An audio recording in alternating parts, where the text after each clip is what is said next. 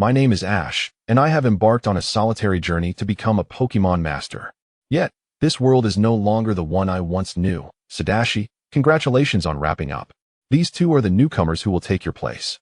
Thank you for your over 20 years of dedication now. Let's allow the newcomers to shine. Everything feels as if it happened yesterday. I still recall that day when I stepped out of my home once more with Pikachu. I asked myself, am I now a Pokemon master? Perhaps not, for why else would I have been struck by lightning? Ash, wearing a straw hat, reclined against a large tree by the pond, his thoughts tinged with a hint of resentment as he counted on his fingers the information he had gathered over the past 2 years. Without a doubt, this was no longer his original world. In this realm, there exists a name that stirs the soul, Red. Indeed, Ash had no recollection of this individual. Yet, in this world, there are not only red but also green, blue, gold, silver, and crystal. There are also champions like Lance, Cynthia, Steven, and Wallace. As this thought crossed his mind, Ash couldn't help but smile. Truly, this was a magnificent era, wasn't it, Pikachu? A golden electric mouse energetically emerged from the bushes, snuggling directly into Ash's embrace. Haha, you're so ticklish, Pikachu. After playfully teasing his companion for a moment, Ash comforted the little creature. All right, I understand. Once I acquire a Pokeball, I will capture you right away. You can rest easy, can't you? Pika Pika, Pikachu nodded adorably in agreement, expressing satisfaction. Having reset his journey, Ash was not idle. Armed with his memories and the extraordinary sixth sense granted by his aura abilities, Ash patiently waited along the outskirts of Pallet Town for a full 42 days before finally encountering a newly evolved Pikachu. This Pikachu, still innocent and unacquainted with the harshness of the world, met Ash, who was seasoned and resilient. For Pikachu, who had recently lost its mother, Ash, though young, provided the warmth of family. Pikachu resolved that in this lifetime, Ash would be its family, and no one else would do. Ash solemnly promised that as soon as he became a Pokemon trainer, his first act would be to secure a Pokeball for Pikachu. For the 2 years prior to turning 10, Pikachu and Ash waited in perfect harmony for one another. Tomorrow marks the day of departure this time. Bulbasaur shall no longer face the days of wandering. Ash sighed gently, holding Pikachu close. His first encounter with that boy occurred in a mountain retreat, where that child stubbornly sought to prove that one need not evolve to earn a trainer's affection. Ash often pondered what experiences could render Bulbasaur's heart so sensitive, even more so than Squirtle, which had also been abandoned.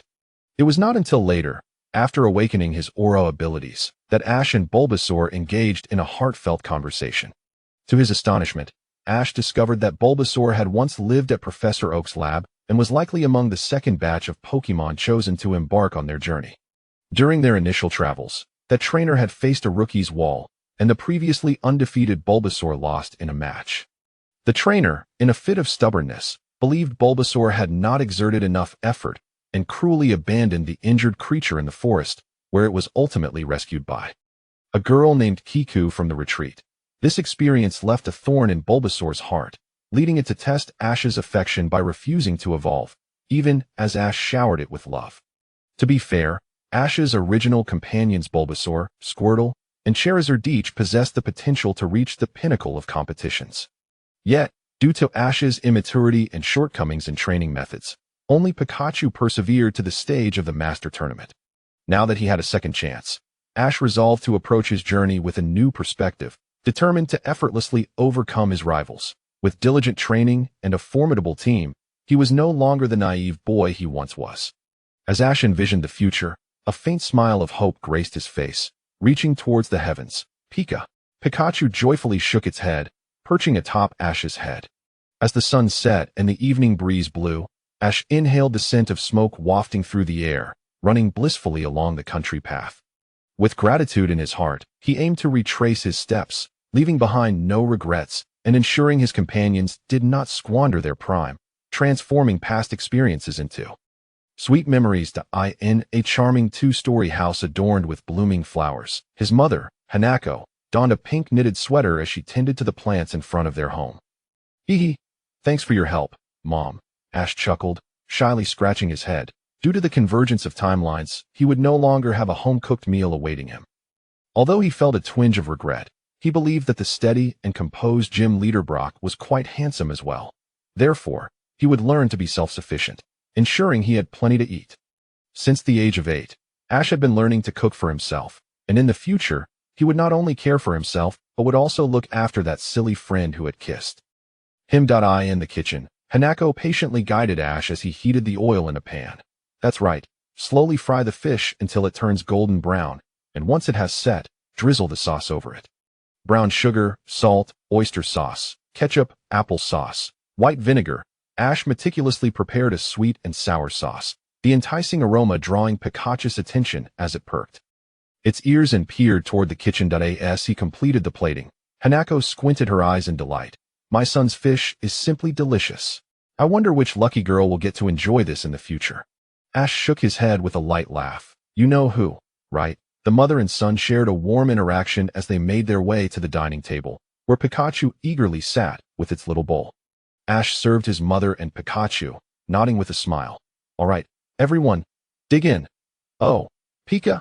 Hanako and Pikachu raised their hands in cheer, filling the atmosphere with joy. Chapter 2. A Different Beginning. In the cool morning of Pallet Town, the gentle dew dripped from the windowsill, rousing the little darling perched at the window. Pika! Pikachu jolted awake, turning to glance at the clock. Fortunately, it was only 6 in the morning. Pie, rubbing its chin, Pikachu recalled Ash's instructions from the night before. Pikachu, I don't quite trust the clock at home, so please wake me before 7 tomorrow. We need to greet our new partner. Pikachu grinned mischievously as it gazed at Ash, who was sleeping soundly with an awkward posture. He only said to wake him, but didn't specify how, right? With a crackling flash of electricity, Ash's bedroom was illuminated, accompanied by his anguished cries reverberating through the air. What the? Ash, his face blackened, collapsed onto the floor, looking up at Pikachu. Did it have to be so intense? Pikachu, the little creature wore an innocent smile, prompting Ash to chuckle helplessly. Cuteness is cheating. Rolling out of bed, Ash completed his morning routine and donned his attire. With a flick of his coat, he placed his treasured hat atop his head. Looking at himself in the mirror, Ash nodded in satisfaction. All right, Sadashi, let's set off again. Pikachu. The little creature leaped up, expertly climbing onto Ash's shoulder as they exchanged smiles. With his backpack slung over his shoulder, Ash hurried downstairs, where his mother, Hanako, had prepared a sumptuous breakfast. You're up, Ash. Eat well. You won't have the chance to enjoy my cooking every day from now on, his mother said with a gentle smile. Don't worry, Mom, Ash replied warmly. I'll call often, and I'll always spend my breaks at home. In the remaining time, trainers can choose to take a vacation, engage in self-training, challenge battle facilities, participate in local tournaments, and more. Therefore, as long as Ash meets his strategic goals on time, he can easily spend his leisure time accompanying his mother on outings and travels. Make sure to eat on time, remember to wash your hands frequently, maintain hygiene, and change your underwear daily, Haruko, Ash's mother, reminded him tirelessly as she sat across from him. With his mouth full of food, Ash nodded vigorously while enjoying his meal. Though her words were simple, they expressed the deepest concern woven through each line. All right, in full. Glancing at the time, which read 6:50, Ash stood up and gently embraced Haruko. Mom, take care of yourself. When I return in glory, let's celebrate with a grand meal. Don't worry about me, dear, Haruko replied, wiping away a tear with a subtle smile as she waved goodbye at the door. Children must eventually soar, and while mothers do not expect them to reach great heights, they only worry about their exhaustion during the journey. Watching Ash's retreating figure, Haruko felt as if she were gazing upon a spirited young man from her own past. Should I gather the neighbors to cheer you on? Haruko suddenly called out loudly. Waving his hand energetically, Ash sprinted down the path. The warmth of the townsfolk in Pallet Town was something he would fondly remember even after so many years. He dashed through the town streets, ascending the stone steps. In the distance, a barn quietly came into view, its large windmill blades turning slowly. The ridge-roofed buildings harmonized beautifully with the surrounding wooden fences. This was the Oak Research Lab where it all began. Excitedly, Ash rang the doorbell and called out, Professor Oak. It's Ash. I'm here to obtain my starter Pokemon. With a click, the door swung open, revealing a young man clad in a green vest, adorned with a purple crystal pendant, strikingly resembling Gary Doe. It's Ash. You're early, the young man nodded slightly. Green, Ash exclaimed, slightly taken aback by the familiar face. This prodigy, praised by Professor Oak as a nurturer of Pokemon, had only briefly held the title of Kanto champion for 5 minutes.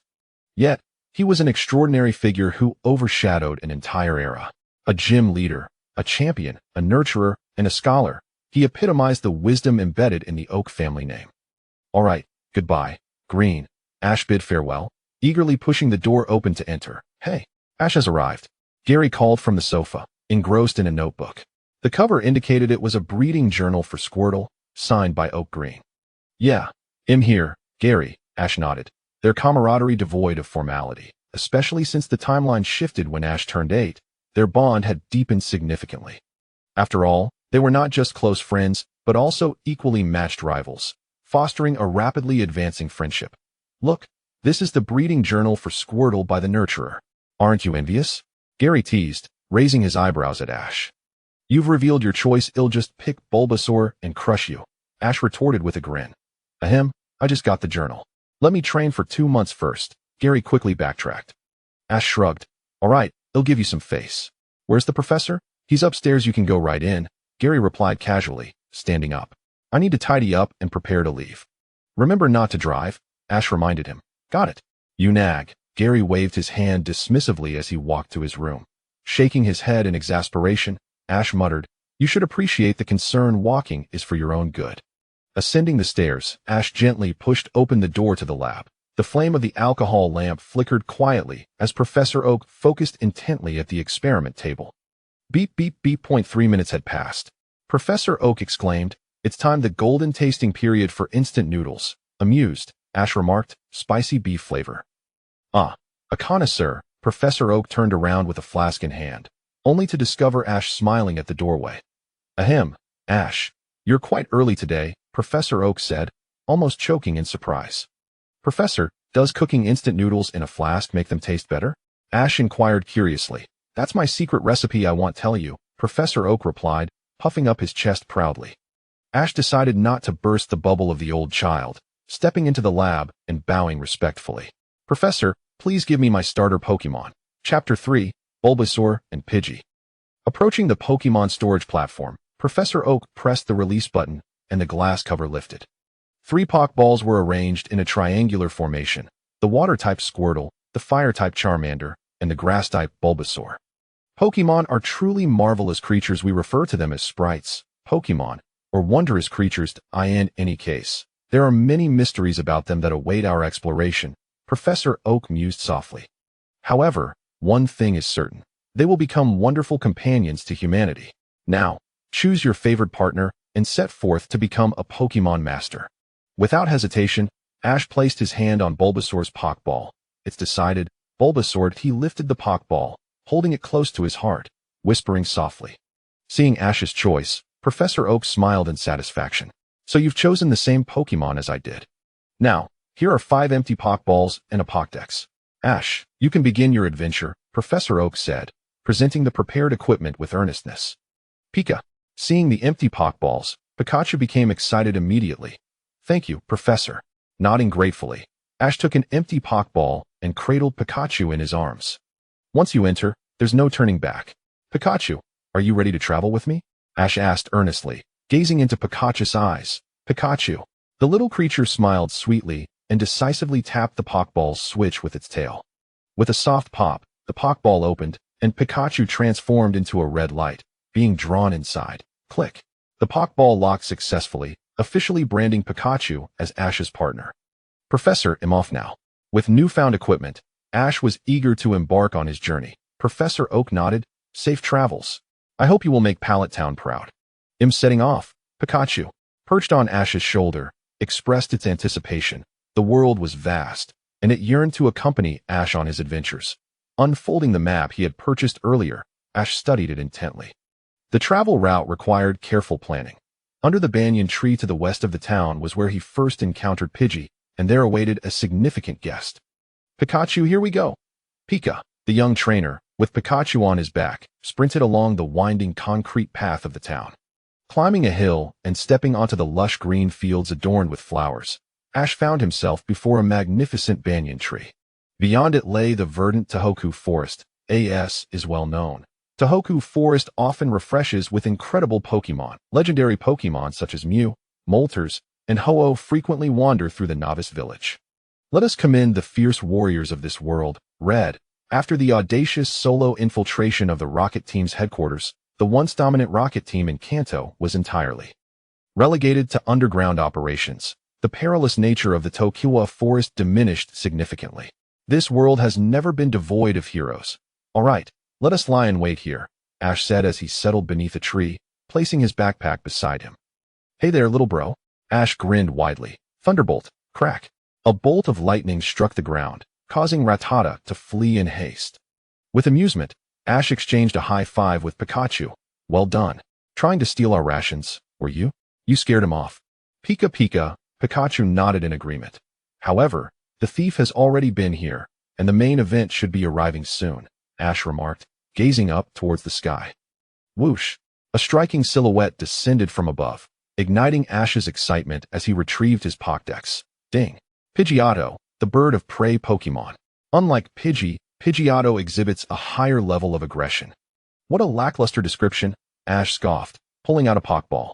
Pikachu, let's go. If we capture him, we can head to Mount Miacha for camping. Pika. Pikachu nodded vigorously, leaping forward to confront Pidgeotto. Pidgeotto, let us settle this.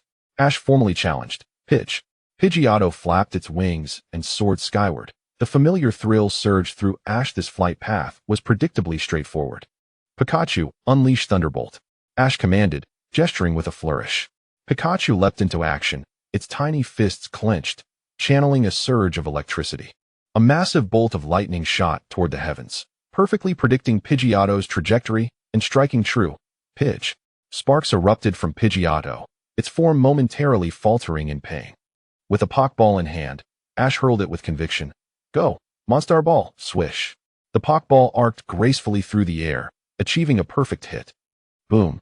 Pidgeotto was ensnared within the ball, which then landed and began to shake violently. Ash and Pikachu watched intently, the red warning light blinking incessantly.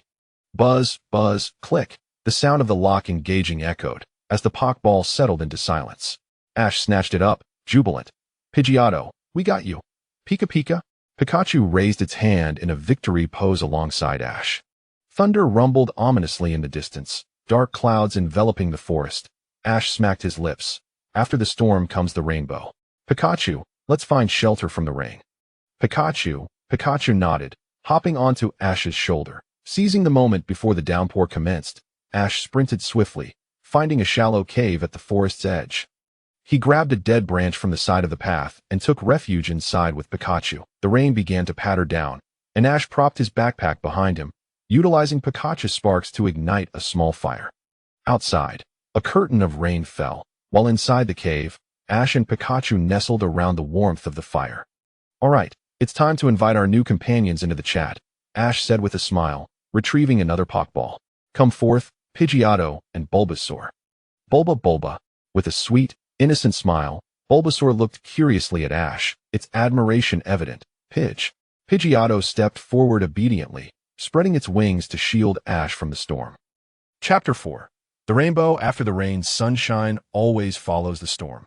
After the rain, humming a cheerful tune, Ash, accompanied by Pikachu, Pidgey, and Bulbasaur, emerged from their shelter. As the downpour subsided, rays of sunlight broke through the clouds, dotting the forest floor with glimmers of light, while droplets on the grass sparkled like jewels. Taking a deep breath of the fresh air, Ash spotted an ancient towering tree. Everyone, let us climb to the top, he exclaimed, and without hesitation, he began to ascend with hands and feet. Pikachu, not to be outdone, darted above Ash, playfully mocking his slower pace. Bulbasaur, exhibiting its own efficiency, utilized its vine whip to latch onto a branch high above, effortlessly pulling itself up. Meanwhile, Pidgey had already perched itself atop the canopy, waiting for Ash. You three are quite the cheats, Ash chuckled as he continued to climb earnestly. Suddenly feeling lighter, Ash realized Bulbasaur had tied him up with its vine whip, while Pidgey swooped down to grasp the straps of Ash's backpack with its claws. With a collective effort, Ash was hoisted up to a sturdy branch at the top of the tree. Sitting side by side with his three Pokémon, Ash gazed into the distance. Just beyond lay the lush greenery of Viridian Forest, with post-rain mist gently floating above the trees. A rainbow arched gracefully across the sky, spanning the direction of Pallet Town and Viridian City, painting the air with vibrant hues. How beautiful! Ash couldn't help but exclaim. Pikachu, Pidgey, and Bulbasaur echoed his sentiment with joyful cries. Ash pondered the allure of travel. He had once questioned himself about this very thing. To write about a trainer, one cannot merely focus on the trainer alone. What truly matters is the grand journey of life that unfolds, the experiences along the way, and the shared efforts with Pokemon. The crown of a Pokemon master is merely the culmination of dreams. The true treasures are the bonds, friendships, and aspirations forged throughout the journey. Human and Pokemon can understand one another, provided that they treat each other with sincerity, Ash reflected softly. From the distant horizon, a majestic cry resonated through the air. Ash and Pikachu looked up in unison. A radiant light broke through the clouds, revealing the legendary Pokemon, Ho-Oh, the divine beast capable of bestowing life and rebirth. With gentle flaps of its wings, it glided past Ash's world. A single, colorful feather descended gracefully, and Ash reached out to catch it, finding it resting perfectly in his palm. "Oh, valiant warrior of the rainbow," Ash exclaimed joyfully. "Even if I were to start anew, would you still recognize me, Ho-Oh?" Pikachu looked at Ash in confusion. Ash shrugged playfully, pointing at Ho-Oh's vanishing silhouette, capturing a blurry image with his Pokédex. "What do you think? Doesn't it resemble a vividly painted Pidgey?" "Pika, Bulbasaur, Pidgey," they chimed in, observing the indistinct image on the screen. Ash chuckled, delighting in the notion that beauty often lies in distance. Professor Oak would likely not mind. "All right, the photographer has finished. It's time for us to continue our journey," he said, gazing towards the city skyline at the forest's edge. "Just a moment, let's first head to Mt. Miacha to gather some experience." Ash believed that sharpening the tools of preparation is essential for success, with the intent of defeating the Viridian Gym last. His first gym target would naturally be Brock in Pewter City. Contrary to his previous image as a mere cook, Brock, the Rock-type gym leader of the same era as Ash, had significantly honed his skills and battle techniques. However, Ash held an advantage. He had access to most gym leader signature Pokemon data. The Pewter Gym, along with other Rock-type gyms in subsequent regions, would always feature the formidable Onix. Conveniently, Mt. Miacha, located behind Pallet Town, was renowned for its abundance of Onix. Ash had already gathered information about the area, knowing that as long as he avoided the rocky summit, the Onix near the foothills would not pose a significant threat. Let us allow Bulbasaur to accumulate some experience against Onix before the challenge. Sliding down the tree trunk, Ash recalled Bulbasaur and Pidgey, preparing to set off towards Mt. Miacha. Suddenly, a plump caterpie crawled leisurely by. Pikachu pointed in its direction. Ash took out a Pokeball, but hesitated, remaining rooted in place. Moments passed, and as the caterpie's silhouette faded into the distance, Ash still did not throw the ball. Pikachu tilted its head, puzzled by Ash's inaction. Let it live its life in happiness, growing, migrating, and reproducing. Ash smiled and waved goodbye. Caterpie, strive to become a reliable Butterfree. Pikachu, though uncertain of Ash's thoughts, joined him in a smile of encouragement. All right, with daylight still on our side, let us set off towards Mt. Miacha. Ash patted his cheeks, invigorated. As for the wild Pokemon we encounter along the way, I leave them in your capable paws, Pikachu. Pikachu pumped its tiny fists. With determination, Ash sprinted towards the mountain path. At the secret base of Team Rocket in Viridian City, a red and blue-haired duo, alongside a Meowth clad in a crimson training suit, stood at attention at the base's entrance. A robust instructor handed them 3 diplomas. "I have nothing more to teach you. Henceforth, I hope you do not bring shame to Team Rocket. Set forth with the objective of acquiring precious Pokemon." "Yes, sir," the trio replied in unison, donning white trainee uniforms and exchanging knowing smiles. "From this day forward, we shall make the world tremble at our wickedness," James declared, a rose held between his lips. "As the top of the training camp, we will not disappoint Boss Giovanni," as serious Jessie stated, her expression cool and determined. "With the strongest abilities, combined with my superior intellect, I vow to impress Boss Giovanni. Meowth chimed in. That year, they brimmed with ambition, ready to thrive from the beginning to the end. Yet, would everything truly unfold as smoothly as they envisioned? Chapter 5. Cobalt and Squirtle, these children shall be entrusted to you, and I hope you can find them a proper home. A girl clad in a blue dress, playfully adorned with a Squirtle hat, stood at the entrance of the sentry post. This was an unnamed town situated between Hualan City and Kai City. By chance, she encountered several abandoned Squirtlests that had made this place their home. Under the leadership of one particular Squirtle, a notorious Squirtle squad was officially formed. They engaged in mischievous antics, tormenting humans, vandalizing fruit shops, and robbing bakeries, which severely disrupted the local peace. Ultimately, the helpless townsfolk pooled their resources to offer a bounty, hoping to summon powerful Pokemon trainers to help drive away or capture the troublesome Squirtle squad. Coincidentally, one of Kanto's legendary trainers, a woman who had saved the world twice, happened to pass through this area. Upon hearing of the monetary reward, she eagerly agreed to assist. The outcome was as one would expect. A handful of untrained Squirtlests faced off against the cunning and sweet-hearted Cobalt, along with her well-battled Squirtle. The Squirtle squad was swiftly defeated. Fortunately, Cobalt, possessing a kind heart, promised the leader of the Squirtlests that she would ensure the well-being of his brethren. Thus, the Squirtle squad announced its disbandment. It was not merely for greed. Rather, it was an act of justice, as Cobalt playfully reminded. Don't forget to transfer the remaining payment to my account. After conversing with Miss June Shah, Cobalt, with her hands clasped behind her back, prepared to leave. The Squirtle, watching the leader of the Squirtle squad trailing behind, felt a tinge of sorrow. The Squirtle, donning sunglasses and exuding an air of authority, was resolute that he would not submit to any ordinary trainer unless it was someone he truly respected. This little rascal was truly infuriating, and Cobalt couldn't help but chuckle at the little bald head. The kamikaze Squirtle admiringly patted the little bald head, proclaiming, "You got the flair of my younger days." Just then, Cobalt's phone rang. "Hello, Cobalt speaking." A gentle voice came from the other end. "Oh, Xiaowang, what is up?" Cobalt's face lit up with a radiant smile.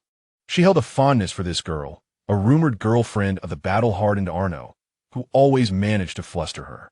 "Has Mr. Arno contacted you?" Xiao Huang shyly inquired. No. Why?" Cobalt asked curiously. "Oh, it's nothing. Actually, I had planned to go fishing with him, but he seems to have disappeared," Xiao Wang lamented. "Well, Xiao Wang, you don't need to feel obliged to wait for Mr. Arno," she said, noticing Xiao Huang's expression turning red, steam seemingly rising from her head.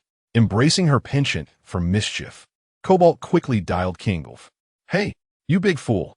Never mind, I'm hanging up." Cobalt swiftly redirected. "Cut the nonsense. Where did you take Arno? He has a romance to pursue." At the Tokiwa gym, Kingolf, who was busy training children, raised an eyebrow. "I didn't have a battle with Arno today. He asked me to deliver a young Venusaur to a new trainer and then headed to Silver Mountain. He has probably training." All right, Cobalt pouted, thinking about how these two straight-laced boys were either training or battling. They'll inevitably become a couple one day. Kingolf sighed. "I feel like you're scheming behind my back, but I have no evidence." "Mr. Arno, the challenger," a timid voice piped up. "Can I forfeit? I'll take a call." "Wait a moment. You still have a Tyranitar battle ahead. Haven't you eaten? Put in some effort." In the gym's arena, a pitiful Psyduck was being pinned down by a Tyranitar, suffering a relentless assault. The challenger was near tears. "I want to come back again. This is too unfair." "Wait, you mentioned Arno sent his old tree's flowers to someone?" Cobalt suddenly paused. "Yes, a new trainer from Osera Town. Perhaps Arno sees a reflection of his younger self in him." Kingolf responded uncertainly. "How intriguing. Where's that boy now?" Cobalt mused. "Probably just left Osera Town, still nearby," Kingolf answered, visibly irritated. "I'm hanging up now." He asked in the midst of a gym battle. "Oh, my apologies for interrupting. Goodbye then, let us have tea sometime." Ending the call, Cobalt turned to the Squirtle.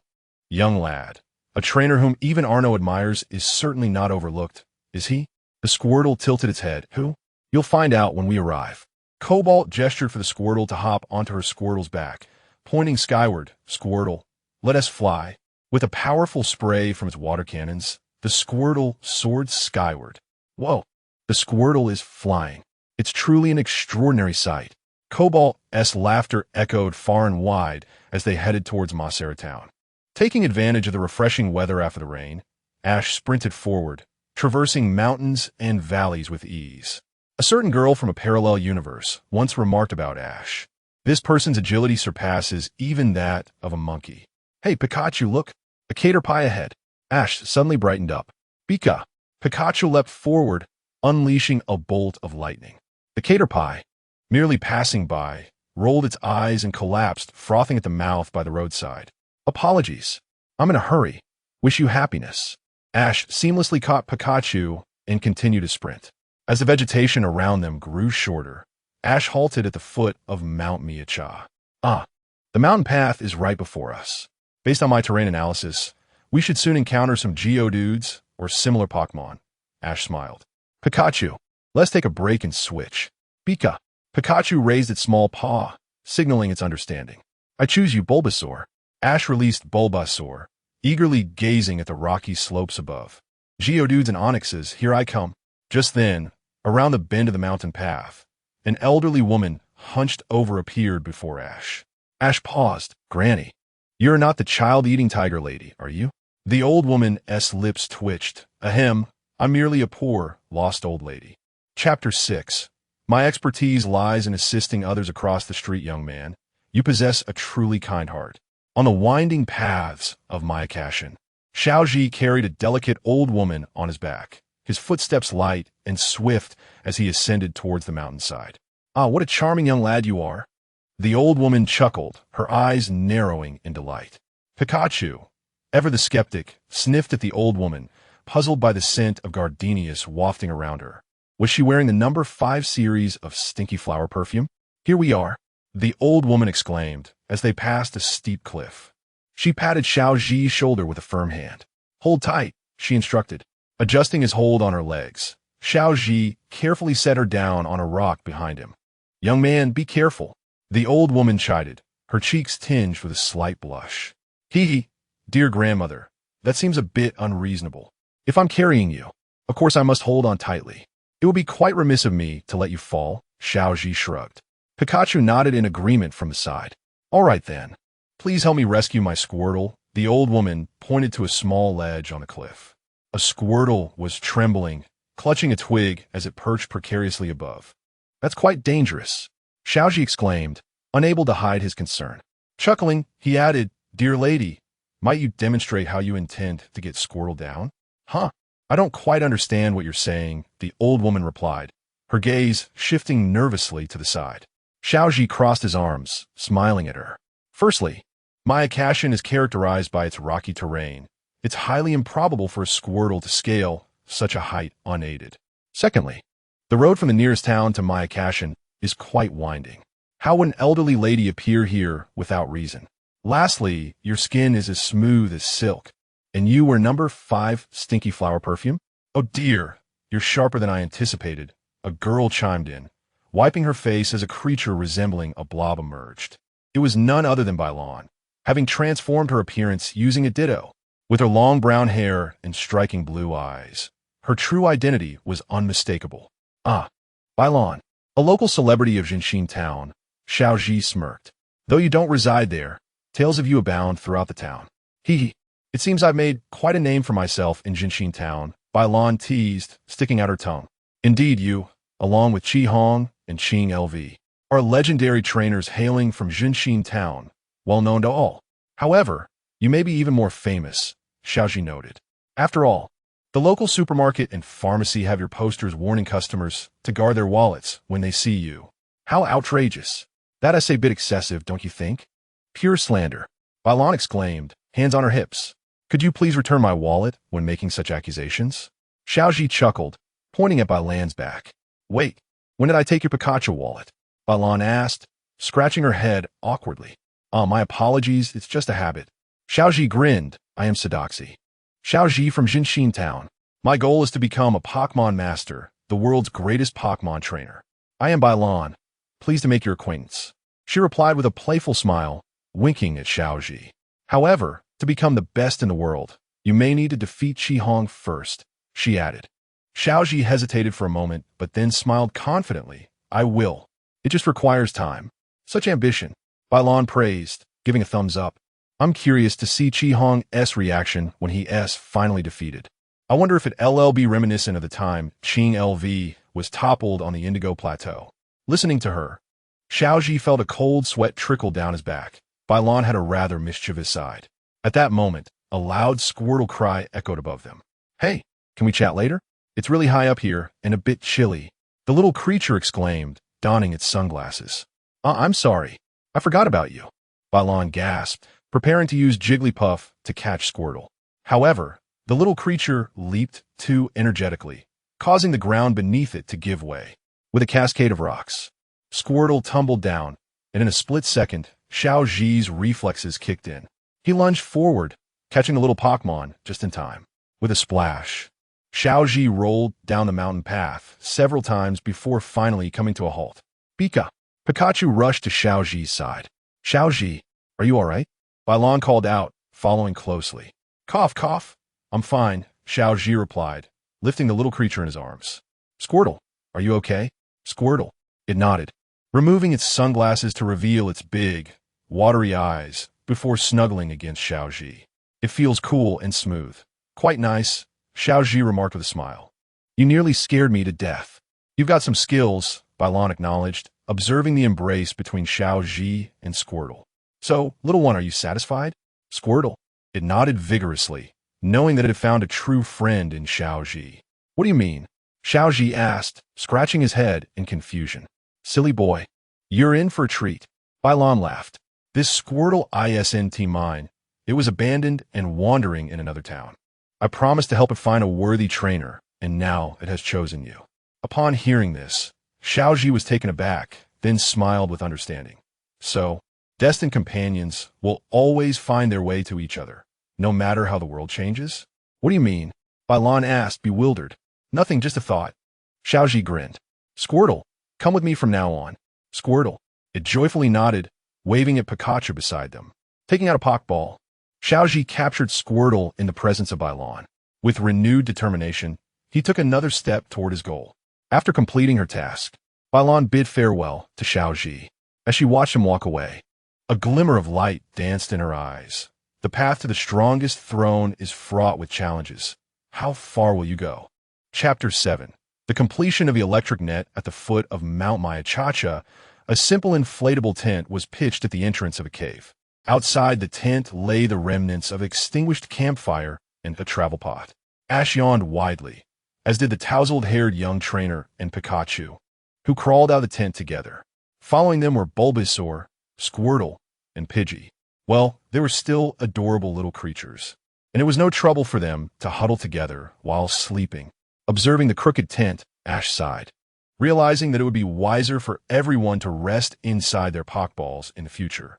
Bulbasaur nodded obediently, while Squirtle hesitated momentarily before agreeing through clenched teeth. As for Pidgey, it was the epitome of a warm, fluffy companion, hard-working and well-behaved. All right, let us stretch a bit and prepare for breakfast, Ash announced, prompting Pikachu and the other little ones to join him as he turned on his portable speaker. The cheerful tunes of the elementary school morning exercises filled the air. 1, 2, 3, 4. Both Bulbasaur and Pidgey took the morning routine quite seriously. Although it was a bit tiring for Bulbasaur to stand upright, Pidgey's wing stretches were rather clumsy. Nevertheless, after completing the exercises, everyone indeed felt invigorated. Not far from the campsite flowed a stream, and Ash led Pikachu to fetch some water, simultaneously assigning tasks. Squirtle was in charge of washing the dishes and pot, Pidgey was to forage for berries, and Bulbasaur was tasked with gathering firewood. Although they had emergency charcoal, it was always preferable to utilize local resources while camping. As Ash filled the water container, he reflected, taking care of everyone's meals and daily needs is truly a remarkable endeavor. Pikachu nodded in agreement and expressed a desire for a tomato ketchup sandwich for breakfast. Got it. You'll have a special treat with extra ketchup, Ash smiled. By calming his mind, he could accurately hear the hearts of his Pokemon, attributing this ability to his aura powers. Although he had not undergone formal training, it felt instinctual, something inherent within him, accessible whenever he wished. Notably, the natural ecology of Mount Mayachacha was splendid. In the brief time spent gathering water, Ash noticed more than one Magikarp swimming past him. Pikachu. With a leap, Pikachu unleashed 2 arcs of electricity. A few Magikarp surfaced, bubbling and flipping onto their backs. Pikachu, you're a bit too eager. Ash chuckled helplessly. Pikachu flashed a toothy grin, asserting that even the smallest of creatures are still worthy prey. By defeating other Pokémon, he could accumulate experience, and one day, shine brilliantly before all. Despite the existence of levels in this world for both trainers and Pokémon, there was no precise method of assessment. At most, one could exclaim, "Wow, this Pikachu is so strong. Its level must be high." It was akin to boasting, "I'm incredibly brave." On the researchers' computers, comparisons were limited to 6 data points represented in bar graphs or pie charts. Thus, Ash pondered continuously about how to accumulate experience and reach higher tiers. After countless mental breakdowns, he realized, why dwell on such matters? Just take action, focus on effort, and leave the rest to fate and fortune. Even without evolving, Pikachu could still accompany him to greatness. In Pokémon battles, level superiority was not the sole criterion for victory. After all, Pikachu had lost to beginners more than once. Hadn't he, Oscar? Observing Ash's peculiar expression, Pikachu tilted his head in confusion. In the campsite, 3 hungry Pokémon sat eagerly in a row. Ash prepared sandwiches by spreading salad dressing and ketchup on cheese slices and ham, ensuring Pikachu received double the ketchup. With a satisfied clap, he served the Pokémon porridge mixed with specialized Pokémon food, balancing taste and nutrition. Nutrition science was taught by Brock, while the seasoning of berries was learned from May, and this casual dressing was a technique inherited from Hidalin. Ash stirred the spoon and tasted it. "Hey, that's my food with added supplements," Squirtle exclaimed, wide-eyed. "Oh, sorry. I was just taste testing for you," Ash replied sheepishly, setting down the spoon and picking up his own lunchbox. "Let us eat." Pikachu raised a tiny hand in cooperation, exclaiming, "Pika, Bulbasaur, Pidgey." Together, they eagerly devoured their meals, transforming even the simplest dishes into gourmet delights. After breakfast, while Ash washed the dishes, everyone began training.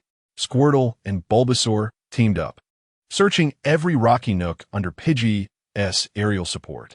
Whether it was Onix or Geodude, upon discovery, they would relentlessly pursue and deliver a sound thrashing. Over the week, the Rock-type and Ground-type Pokémon at the mountainside had begun contemplating relocation, for enduring daily skirmishes felt akin to a job. The key point was that Ash had encouraged these 3 Pokémon to be relentless. If they could defeat their opponents, they were to go all out. If not, Pidgey would provide a swift kick of sand, prompting a hasty retreat.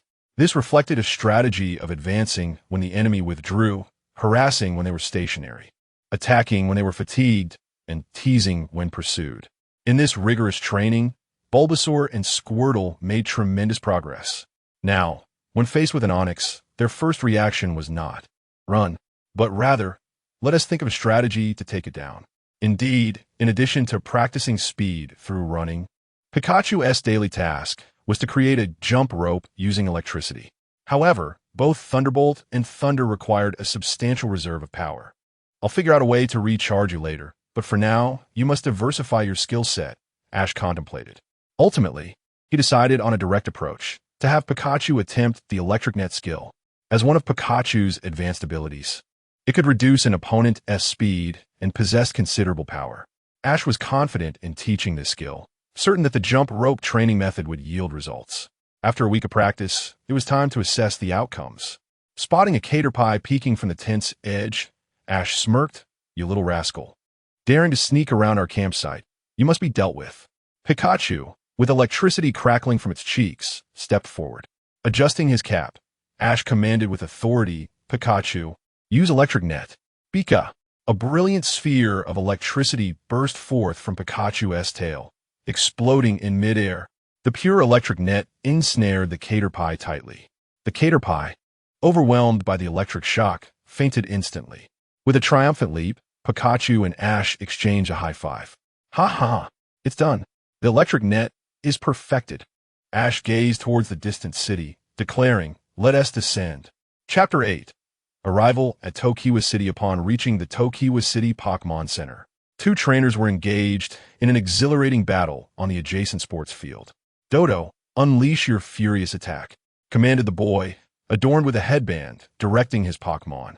The bizarre, dual-headed creature, resembling an ostrich, relentlessly pecked at the Pikachu before it. "Evade it and use Electric Net," Ash urged, adjusting the brim of his cap, his lips curling into a smile as he guided Pikachu's movements. With agility, Pikachu deftly dodged, staying one step ahead of its opponent. "Pika!" As the final peck missed, Pikachu leaped backward. "Now is your chance," Ash exclaimed, pumping his fist in excitement. "Pikachu!" Electricity surged through Pikachu's body, and with a powerful flick of its tail, it released an electrifying ball that exploded mid-air, transforming into a shimmering web of electricity. Dodo was caught off guard, ensnared within the electric net, convulsing as jolts of electricity coursed through it.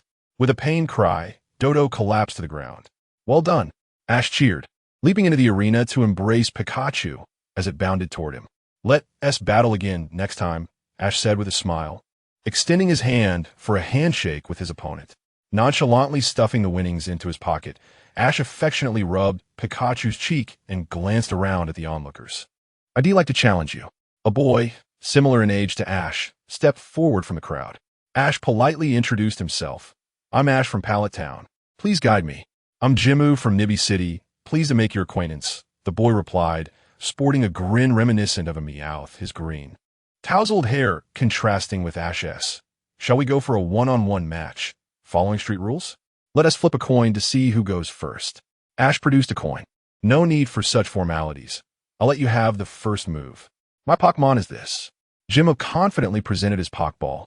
"Come forth, Rongo." "Oh, this opponent is just right," Ash thought, his eyes lighting up at the prospect of gaining experience before challenging the Nibby gym. "Then, Bulbasaur, you're up." The seed Pokemon emerged from its Pokeball, poised and calm.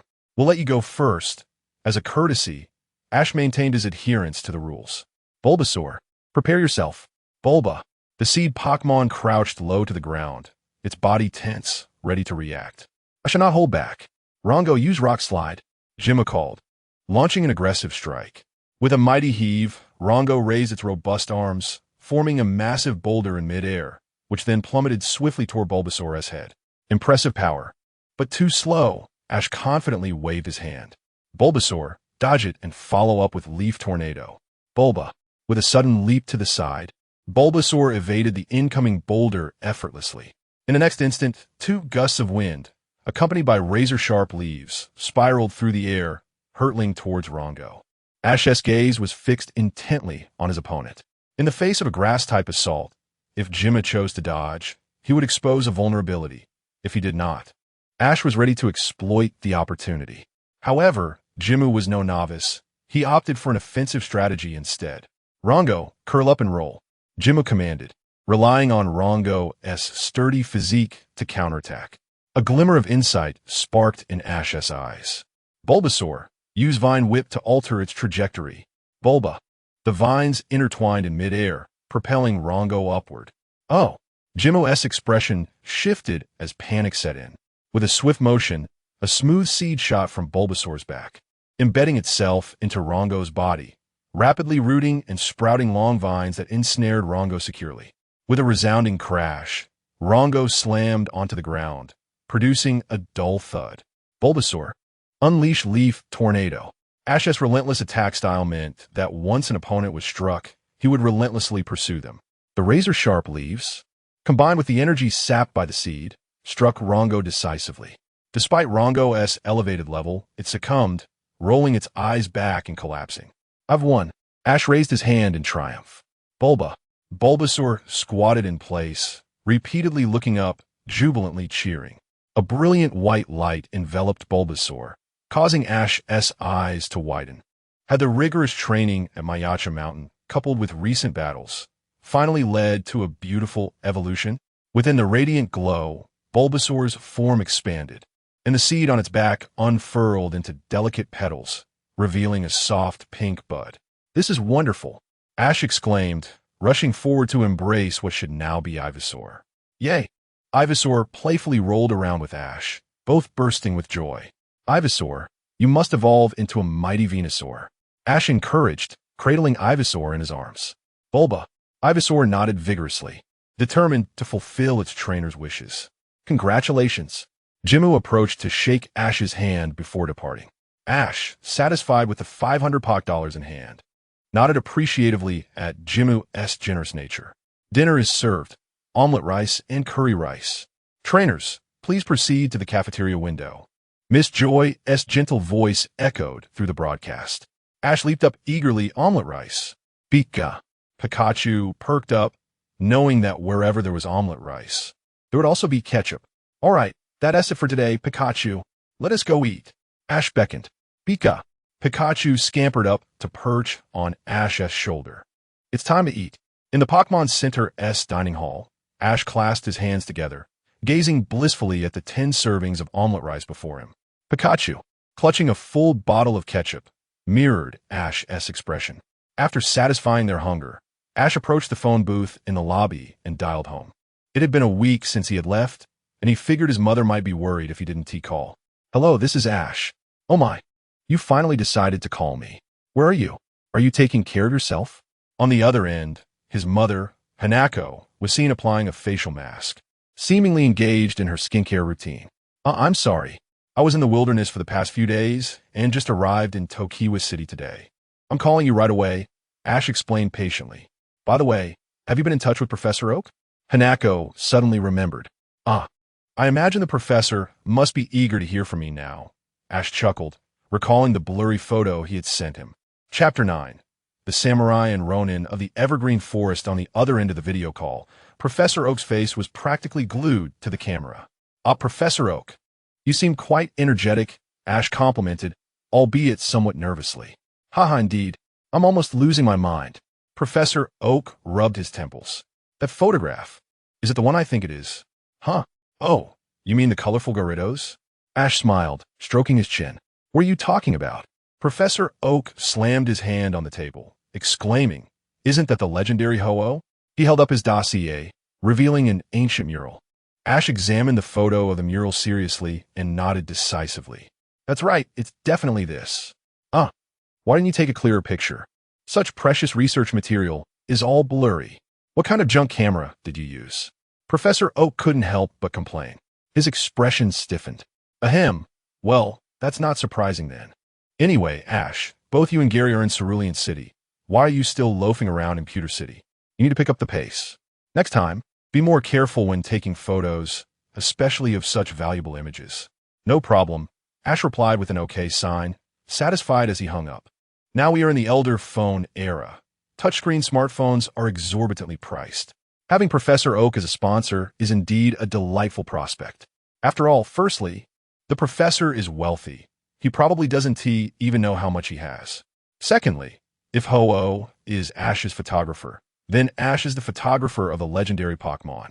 Whether it's Ho-Oh, Lugia, Groudon, Kyogre, or the time-space duo of Sinnoh, or the black and white heroes of Unova, Ash possesses an innate ability to attract legendary Pokemon. With Ash as the photographer, capturing legendary Pokemon photos would be an effortless triumph. Thus, it is only natural for Ash to feel justified in accepting this phone. After ending the call, Ash yawned. He intentionally chose a quiet late-night hour to call Professor Oak, fearing the old man might be startled. It seems Ash's choice was indeed wise. As for whether Professor Oak could sleep after looking at that photo of Ho-Oh, that remains unknown. Suddenly, a loud clap of thunder boomed in the room, causing Ash to tumble out of bed, his face a picture of disbelief as he exhaled a puff of black smoke. Why, Pikachu? Pikachu pointed to the wall clock and then to its mouth. If you're hungry, you could just call me. No need for such violence. Ash rubbed his cheeks, leaping up to stand straight. He clenched his fist and nodded in satisfaction. This surge of energy was indeed a gift from Pikachu's electric therapy. At this rate, he would catch up to the physical prowess of his predecessors in no time. Unlimited brawling and enduring lightning strikes were basic operations in the earlier years. All right, time to wash my face, brush my teeth, eat, and buy some supplies. Who knows if I'll need to stay a night in the evergreen forest. Better to be prepared. Standing at the sink alongside Pikachu, both brushing their teeth in perfect unison, Ash couldn't help but chuckle. It said that Pokemon become increasingly like their trainers, and now Pikachu's brushing technique mirrored his perfectly. Gurgle, gurgle, pop. After finishing his routine, dressed and ready, Ash tightened his gloves. Let us go. Pika. Pikachu leaped onto Ash's shoulder, raising its tiny hand in response. After purchasing some essential medicine, instant food, and other supplies from a friendly shop, Ash set off once more, burdened with a well-stocked backpack, venturing into the dense, evergreen forest. The wild grass outside was exceptionally lush, and Ash could only feel his way forward. Once he reached the main pathway of the forest, his situation would improve significantly. Pikachu, stay alert for any shadows that may show hostility towards us. If you sense any danger, don't hesitate to strike. Ash instructed as he walked. Pikachu perched atop Ash's head, vigilantly surveying their surroundings. The wilderness was unlike the city, where wild Pokemon or lurking trainers could present challenges at any moment. Compared to wild Pokemon, Ash preferred battling trainers. After all, as long as he kept winning, there would always be pocket money to spare. In his earlier days, although Ash relished battles, he was more lenient towards the bug-catching kids or the shorts-wearing boys by the roadside. After all, they were merely aspiring youths with dreams. However, if given a second chance, Ash would not be so lenient. Anyone who dared to challenge him would earn their fate. Thinking back to his first participation in the Pokemon League, with Pidgeotto, Squirtle, and Bulbasaur, all of whom never evolved, he couldn't help but feel a pang of regret. Every time he recalled this, Ash wanted to slap his own face. How many experience points had he missed out on? The outcome was predictable. With his stunted growth, he could only watch his rivals with lesser skills advance to the top 8. But that was all in the past. Ash made a silent vow to ensure everyone received superior training this time around. In his former self, he was passionate but reckless, allowing his Pokemon to fend for themselves. This led to the original team becoming nearly unusable by the later stages of their journey. Why did the Master Tournament's roster solidify within a year? Ash sighed. It was because the partners in the Master Tournament encountered a fully realized Ash. One who understood breeding, tactics, special training, type advantages, and even the intricacies of Mega Evolution, Z-moves, and Dynamax capabilities. It wasn't that his former partners lacked ability, but rather that his past self didn't know how to nurture them. This time, it would be different. Ash was determined to lead everyone to the pinnacle. Just as he was envisioning the future, an unexpected sound shattered his thoughts. A Ronin, dressed in a traditional garb and with long black hair, leaped forward, brandishing a wooden sword directly at Ash.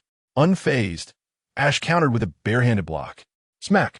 The wooden sword was caught by Ash, leaving the young man momentarily stunned, followed by an expression of admiration. Good skills. Ash twitched his lips, glancing at the wooden sword in his hand. What a poorly crafted weapon. Suddenly, from the nearby bushes, a chubby figure clad in armor swung a plastic toy sword, delivering a blow to the Ronin's head. Ow! The Ronin crouched down, clutching his head. Ash stood by, flabbergasted. Whoa, aren't you the one who ambushed him? How can you mock him? In the next moment, the Ronin sprang up, delivering a fierce kick that sent the chubby boy tumbling to the ground. I'll let you ambush me. I'll let you disregard martial ethics. Intrigued, Ash rummaged his pockets, hoping for snacks, sunflower seeds, peanuts, popcorn. None were present. As the Ronin continued to kick, he casually remarked, Come on, brother, don't just stand there. Join in. It's invigorating. I promise.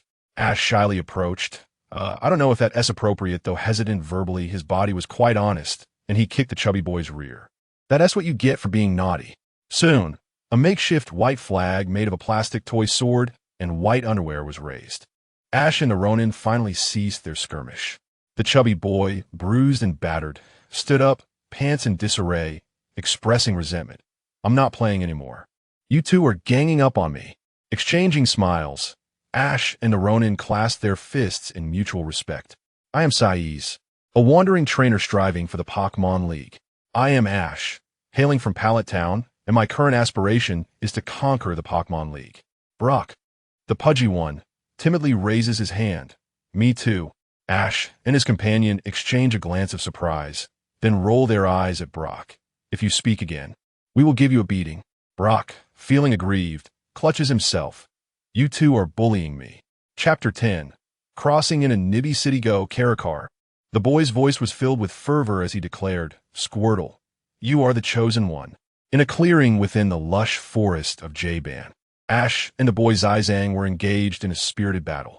A reluctant, chubby warrior donned in armor was serving as the referee, not out of desire, but rather because he had already been bested by both Zizang and Ash in previous encounters, leaving him in a state of existential doubt. Ash and Zizang were undoubtedly more experienced in combat, especially the latter, who had recently made a name for himself in the 8-time Alliance tournament. Karakar, use Bone Club, Zizang commanded, swinging his wooden sword with grand gestures. Karakar, the Pokemon brandished its bone weapon, racing towards Squirtle for a powerful strike overhead. Squirtle, withdraw into your shell. Ash remained composed, knowing that reckless aggression would only reveal vulnerabilities, an insight gained from past experiences. Squirtle adeptly retracted into its hard shell, the Bone Club striking with a resounding thud. But Squirtle's shell was not just any shell. It was exceptionally sturdy. Moreover, a radiant red glow enveloped Squirtle, indicating an increase in its defensive capabilities. Now, Squirtle, let's counterattack with a tackle. Ash had refrained from using Water Gun right away, as the moment had not yet arrived. Squirtle. With a sudden burst, Squirtle propelled itself off the ground, charging back at Karakar. Karakar, dodge, Zizang urged, but Squirtle's rapid acceleration was upon them before they could react. With a loud thud, Squirtle collided with Karakar, delivering a fierce elbow strike that sent the latter sprawling. Karakar skidded across the ground, struggling to regain its footing. Now's our chance, Squirtle. Use Bubble. Ash continued to press the offensive, timing his attack flawlessly. In the depths of the forest, two figures stood quietly in the shadows, intrigued by the unfolding duel. What do you think? The young man in the red cap glanced eagerly at his companion. Though the Pokemon appears somewhat inexperienced, the command techniques are quite adept, far superior to your initial attempts. The muscular young man with squinted eyes replied playfully. That's why I said he possesses potential. The red-capped youth exclaimed, his eyes shining with excitement. Are you seeking a worthy rival for yourself? The squint-eyed man teased. Perhaps, the young man replied, adjusting the brim of his cap. Without a capable opponent to challenge me, life becomes exceedingly dull, you know. A talent too immense will ultimately turn against oneself, he sighed, a hint of nostalgia in his expression. Defend with Bone Club. Zizang steadied himself again on the battlefield. Karakar spun its Bone Club at high speed, successfully blocking all of Squirtle's bubbles. Yet, Ash could not help but smile slightly. He had discerned the opponent's defensive strategy. Squirtle, go for the tackle. Squirtle bravely patted its bald-headed trainer and charged forward. Gather your energy. Zizang took a stance as Karakar mirrored his movements, positioning its Bone Club behind it.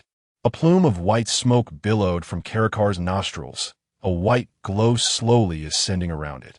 Without hesitation, Squirtle retracted into its shell, spinning at high velocity as it barreled towards its opponent.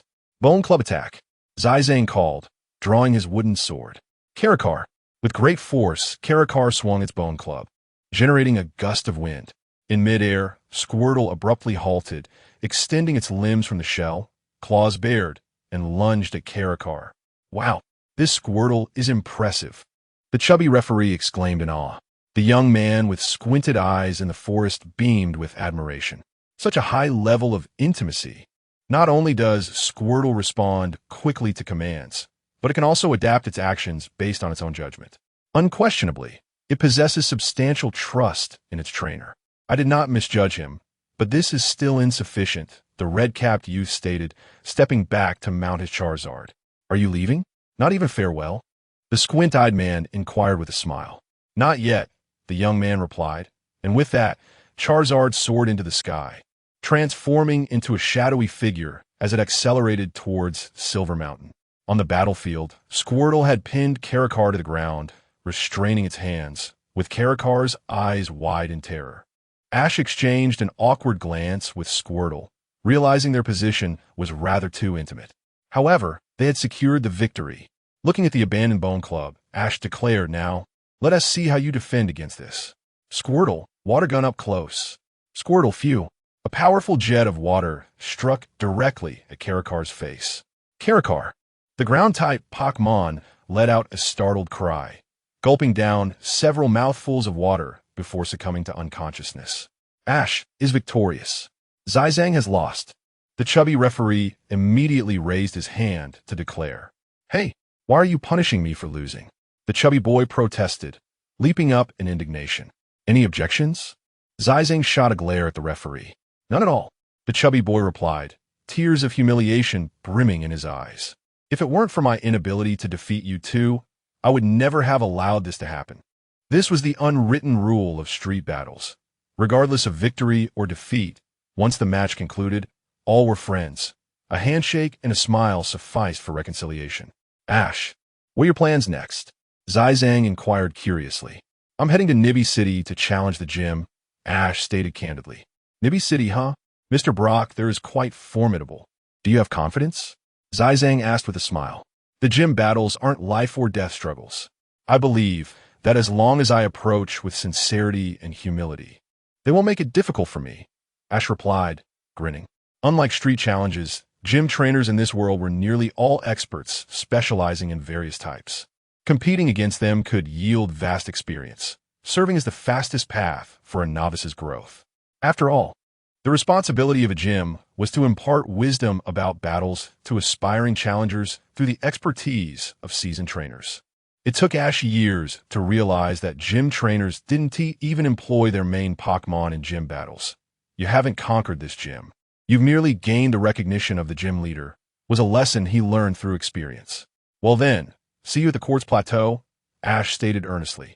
The two waved farewell, while the chubby warrior wore a sorrowful expression as he bade Ash goodbye before being dragged away into the thicket by Zizang. Taking a deep breath, Ash gazed down the forest path, confident that he would soon traverse through the woods. Reflecting on the man who had cared for him for many years, he softly mused. Mr. Brock must be a very gentle man. In the shadows of the forest, the older man felt a flush of embarrassment. What is this guy blabbering about? Chapter 11. Nibby City and Xiaojiang emerging from the dense forest. A winding path stretched out before them, leading towards the city. A signpost stood by the roadside, inscribed with the words, 500 m ahead, Nibby City. Ha ha, I am ahead. Xiaoji, you are such a loser. Xiaoji, taken aback, wondered if the sign was mocking him. The familiar handwriting belonged to Xiao Mao, who, in his frustration, rolled his eyes at the childish graffiti. Pikachu, clutching its belly, emitted a merciless laugh. How infuriating. Xiao Mao, you better remember this. Xiaoji grumbled, thoroughly exasperated with his rival's antics. Why don't you spend your time battling Pokemon in the wild or charming a few ladies instead of defacing signposts just to engage in a petty rivalry? Suddenly, a rustling sound emerged from the grass, and Xiao Mao, grinning widely, popped out. What are you doing, lurking like a Voldemort? Xiaoji exclaimed in surprise. I called Grandpa and calculated that you should be arriving today, so I specifically waited for you. Aren't you touched? Xiao Mao said with a flourish, his expression animated. Cut it out. What do you really want? Xiaoji replied, unimpressed by Xiao Mao's theatrics. Xiao Mao's exaggerated gestures made Xiaoji envision a Siberian husky, begging for praise. All right. I see how bright you are. You can take a bow now. Isn't that right? Xiao Mao replied, his finger raised in mock seriousness. I'm waiting for you, because we Haven Tea battled since becoming trainers. A competitive spirit permeated the air, and a smile crept onto Xiaoji's lips. So, you waited here just to lose to me? Where do you get your confidence? Xiao Mao retorted, laughing in disbelief. Enough talk. Let us bring out our Pokemon and prove the gap in our skills. Go, my darling Nidoran. Xiao Mao tossed a Pokeball, and a purple horn creature appeared before Xiaoji. Nidoran, capable of learning a plethora of skills and possessing exceptional physical prowess, required significant resources for training, particularly the Moonstone for its evolution into Nidoking. However, once nurtured with ample resources, Nidoking's growth rate was unparalleled among ordinary Pokemon. Truly a fitting choice for your character, Xiaoji remarked, smirking. Pikachu, I entrust you with this. Pikachu nodded obediently, leaping down from Xiaoji's shoulder to face Nidoran, sparks dancing from its cheeks. Nidoran, the creature raised its horn, aiming it at Pikachu. Pikachu crouched low, its body tensed, ready to spring into action. Let us settle this. Xiaoji, Xiaomao declared confidently. Come over here. Xiaoji beckoned with his finger. Just as the battle was about to commence, a motorcycle screeched to a halt between them. This is the city entrance. Fighting is prohibited here, stated a vibrant-haired policewoman, confidently positioned on her motorcycle. Xiaoji and Xiaomao immediately complied, pointing at each other in unison. He started it. Upon hearing their words, they exchanged incredulous glances, both exclaiming, Ms. Junsha, arrest him. You two must not cause trouble for Ms. Junsha. If you wish to battle, head to the park or the Pokemon Center in the city, a mature, deep voice interjected, and a familiar figure in an orange sweater emerged from the side. Mr. Xiaojiang, Xiaomao exclaimed. Xiaoji glanced up at Xiaojiang, his words caught in his throat. He appeared more mature, slightly taller, exuding a calm and composed aura that commanded respect. Before Xiaoji could speak, a shadow darted past him. Ms. Junsha, Xiaojiang approached with a flattering demeanor. Are you free tonight for a cup of coffee? Mr. Xiaojiang, I'm on duty, so I'm unavailable. Ms. Junsha dismissed him without hesitation, revving her motorcycle and leaving him in a cloud of exhaust. Ms. Junsha, Xiaojiang raised a hand, his eyes narrowed. Yet his nose stood out prominently. One embarrassing moment. I never expected the composed Mr. Xiaojiang to have such a side. Xiaomao leaned closer to Xiaoji, eager to gossip. I think this suits him well, Xiaoji mused, a smile creeping onto his face. That's all right, I can't understand, Xiaoji nodded, straightforwardly stating, I am Xiaoji from Osera Town, hoping to challenge the Nibby gym. Ah, well, there are rules for gym challenges. Xiaojiang's expression turned serious. If you're prepared, you can come to the gym anytime to find me. Xiaoji smiled and nodded. All right, I look forward to battling you. Xiaojiang returned the smile. I'm looking forward to as well. Got it, Xiaoji sighed, realizing that Xiaojiang was unlikely to give up on battling him anytime soon. This was beneficial, as such rivals typically provided substantial experience. Xiaoji raised his head and, driven by an impulse, asked, may I come over for dinner? What kind of eyes were those? Filled with nostalgia, blessings, reluctance, trust, sincerity, and admiration. Xiaojiang felt a swirl of complex emotions wash over him.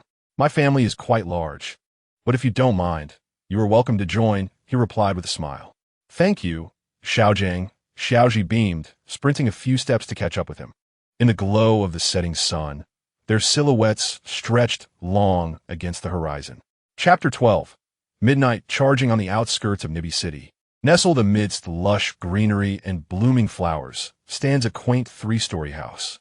This is the residence of the Pokemon trainer, Brock, where Ash finds himself sharing a moment with him at the dining table, distributing candies bought from the store to Brock's younger siblings. The eldest brother, Taro, sits on the living room sofa with Brock's siblings, happily indulging in the sweets while watching television. I apologize for the slight congestion in the house, Brock remarks, clad in a pink apron, as he busily prepares dinner at the stove while conversing with Ash. Do you always manage this many younger siblings on your own? Ash, cradling Pikachu, inquires. My parents are away on a trip, so I've been quite occupied these days, though it's manageable under normal circumstances. Moreover, Taro and the others lend me a hand, so it's not overly burdensome, Brock replies with a casual smile. That is truly remarkable, Ash genuinely expresses. Haha, but to be honest, the household chores do distract me from my duties at the gym. I hope to soon find a mature older sister to share the family responsibilities. Brock muses with a hopeful grin. Why must it be an older sister? Ash ponders, thinking of his childhood friend from Kalos. As long as there is affection, even a charming and generous girl can embody maturity. No, my young friend, you still don't grasp the essence of love, Brock shakes his head, pouring a thick soup into a pot to simmer. A girl is a girl. You must accept her for who she is. That's why I prefer a mature older sister, much like fine wine. Only with age can one savor its richness. Ash raises an eyebrow, intrigued by Brock's refreshing perspective on attraction. So, you simply prefer older women? I find it hard to articulate my thoughts on your preference. However, understanding Brock's yearning for maternal affection due to his upbringing, Ash concludes that he wishes him happiness in his pursuits.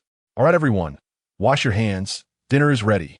Shortly thereafter, Brock presents a lavish spread of dishes: beef stew, hamburger patties, fried chicken legs, sweet red bean soup, vegetable salad, and creamy mushroom soup, each a familiar delight for Ash. Brock's siblings, a lively bunch resembling him, gather around the table, enjoying a joyful dinner. Ash savors every bite as though etching the flavors into his memory, leaving Brock puzzled by his seriousness. After the meal, observing the line of siblings awaiting their turn for a bath, Ash opts to excuse himself and head to the Pokemon Center for the night. As Brock accompanies Ash to the door, he curiously asks, "Did the food not suit your palate?" Shaking his head, Ash earnestly replies, "Every dish was delightful, Brock.